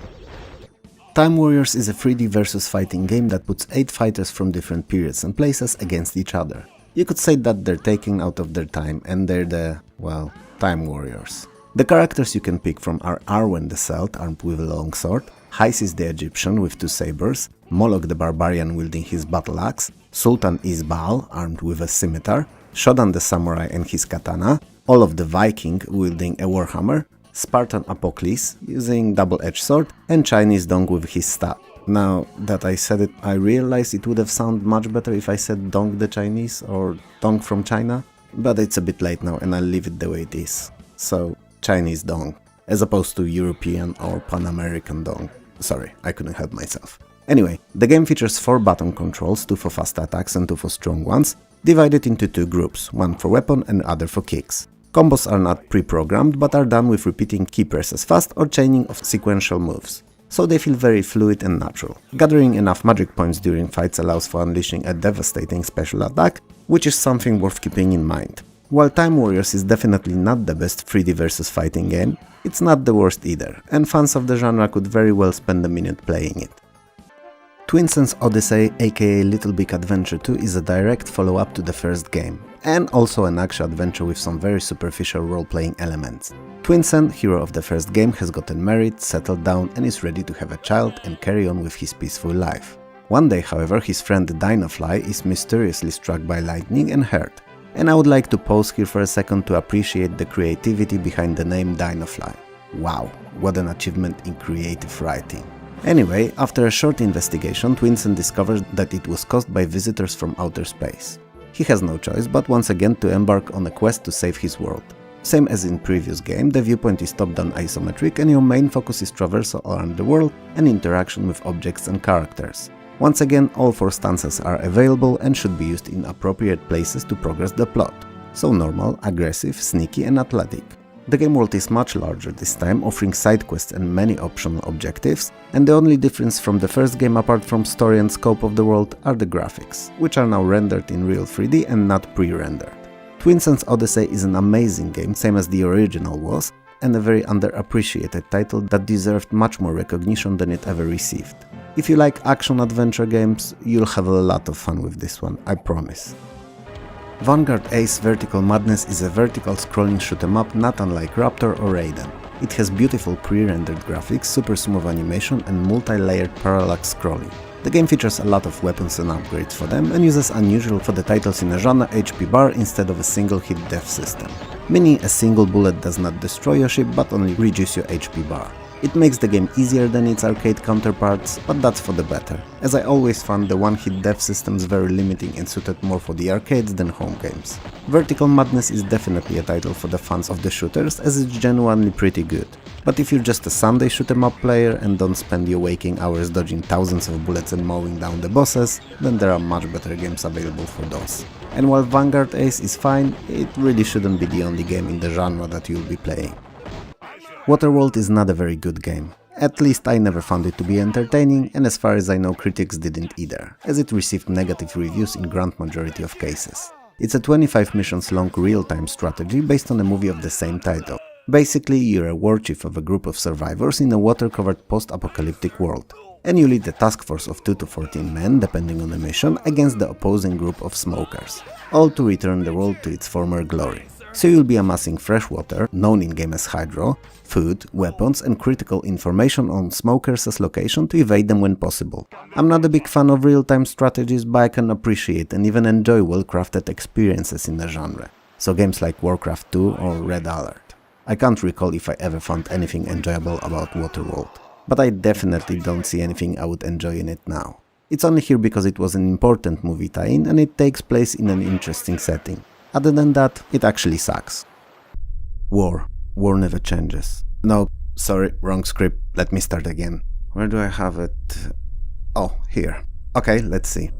War. War never changes. Ah, god damn it. Hey Google, where's my XCOM Apocalypse script? I couldn't find anything related to X, Pack of Squid. Oh well, seems I'll have to improvise a little. So, XCOM Apocalypse is a third game in original XCOM series and a direct follow-up to Terror from the Deep. It's also a game that turned the entire franchise upside down, and my second most favorite DOS game of 1997, trailing only behind Fallout. After the last war, things have not gone well for humans and most live in a huge self-sufficient city of Mega Primus. It took a while to rebuild, and as soon as everything appeared to be finally changing for the better, strange portals started showing up in the sky over the megapolis. And surprise surprise, it's the aliens again. And this time, they're even more of a threat than ever before. So naturally, XCOM is needed once again to save the day and humanity at the same time. The main core of the series is sustained in the apocalypse, meaning research, development, resource management, micro and macro tactics during missions and in the sky combat respectively are all preserved. A bit changed but still present in the game. As usual, you will also have to carefully manage your budget, as not very often you'll be in a situation where you have too much cash lying around, and soldiers, vehicles and scientists all have to be recruited and equipped to the teeth. Now, for what's different, and there's a lot. For starters, beautiful SVGA graphics replaced older, lower style-based 2D engine and allows for much more to be seen at once on the screen, which makes for those longer missions easier to manage without the need to constantly scroll through huge maps all the time. And since we're on a combat, it can either be turn-based or real-time. It's clear that the game was designed with this new real-time approach in mind, but even turn-based lovers such as myself will quickly learn to adapt and either use it or stick to tried and tested turns. I did. Played it in turns, that is, and didn't felt as if I was missing anything or being handicapped because of that. There are many more interesting mobs in Apocalypse to fight with the aliens now too, so you'll be tackling outwardly threat in slums, corporate buildings and headquarters, glass-encased farms, factories, apartment buildings and in wreckages of downed UFOs. Just to name a few. Most weapons, upgrades and vehicles are entirely new as well and a pleasure to manufacture and then use against the invaders. Aliens themselves are also different, meaning there are a few new kinds of these and some even are really imaginative and clearly inspired by Alien franchise of movies. The city of Mega Primus feels alive. There are mega corporations in it that are constantly at odds with each other and it's them that you have to protect to secure the funding for progress. Not really interest of one of these will be directly opposing to the other and you'll need to make difficult choices along the campaign as it's impossible to please everyone. And if you anger one enough, it may not only become your enemy and engage you in combat, but also even join the alien side. Same goes for small day-to-day occurrences in the city. If you hire scientists or purchase something, anything, all these have to be delivered to your base and don't just magically appear in it. So transports, as they are on their way, are susceptible to ambushes and attacks and have to be protected. As much as Apocalypse never received as wide popularity and success as two earlier games did, it was an amazing, even if underrated title, and all fans of originals, if they only give it a chance, will most definitely love it. It's a true sequel and not only an add-on / conversion that Terror from the Deep was, and a good time for weeks on end. X-Men Children of the Atom is one of the last great versus fighting games that released for DOS. And it's really that good that the word great was not misused in the first sentence. You have my word. It's a port from the arcades, but from what I can tell, nothing was lost in conversion. Sprites are as big and colorful, backgrounds are appropriately lush and identical to those in the arcades, and all character moves seem to be present in DOS version, and the game itself runs as smoothly, if not smoother, than it did originally. Children of the Atom was developed by Capcom and published by Acclaim, and it's the first Capcom's game to include licensed X-Men IP characters, both good and bad.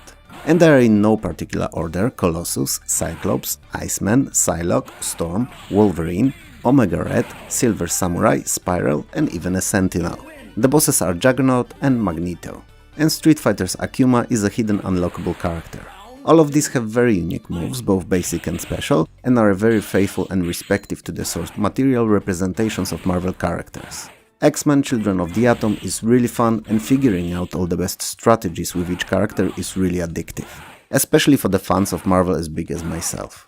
But it's multiplayer where the game obviously shines, and I have to say that if you give it time and master all the characters, the game feels really balanced.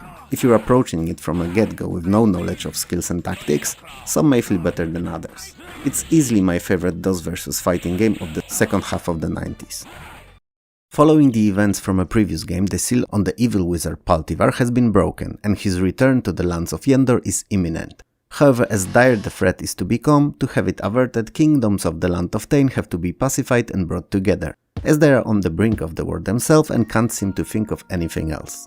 You can form a party of up to 4 characters belonging to 9 available classes, which are divided into non-magic users, clerics and wizards respectively. Skills can be combat-based, like projectiles, slashing and spellcasting, and non-combat like survival, mapping, repair, thievery and others. And as much as I'd like to tell you more about Yendorian Tales, the Tyrants of Tain, that's all I know.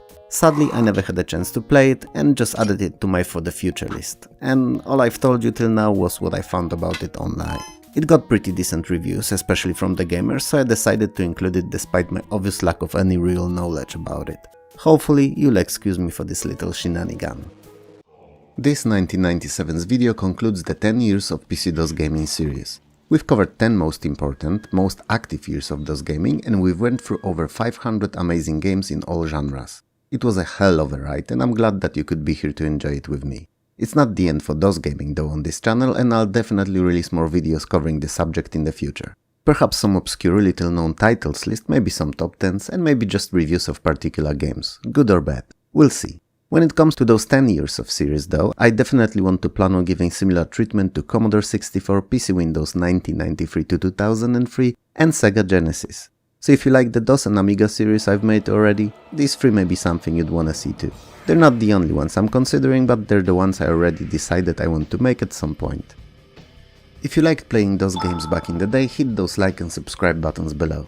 And if you still do, click share and comment to help me beat the unforgiving YouTube algorithm.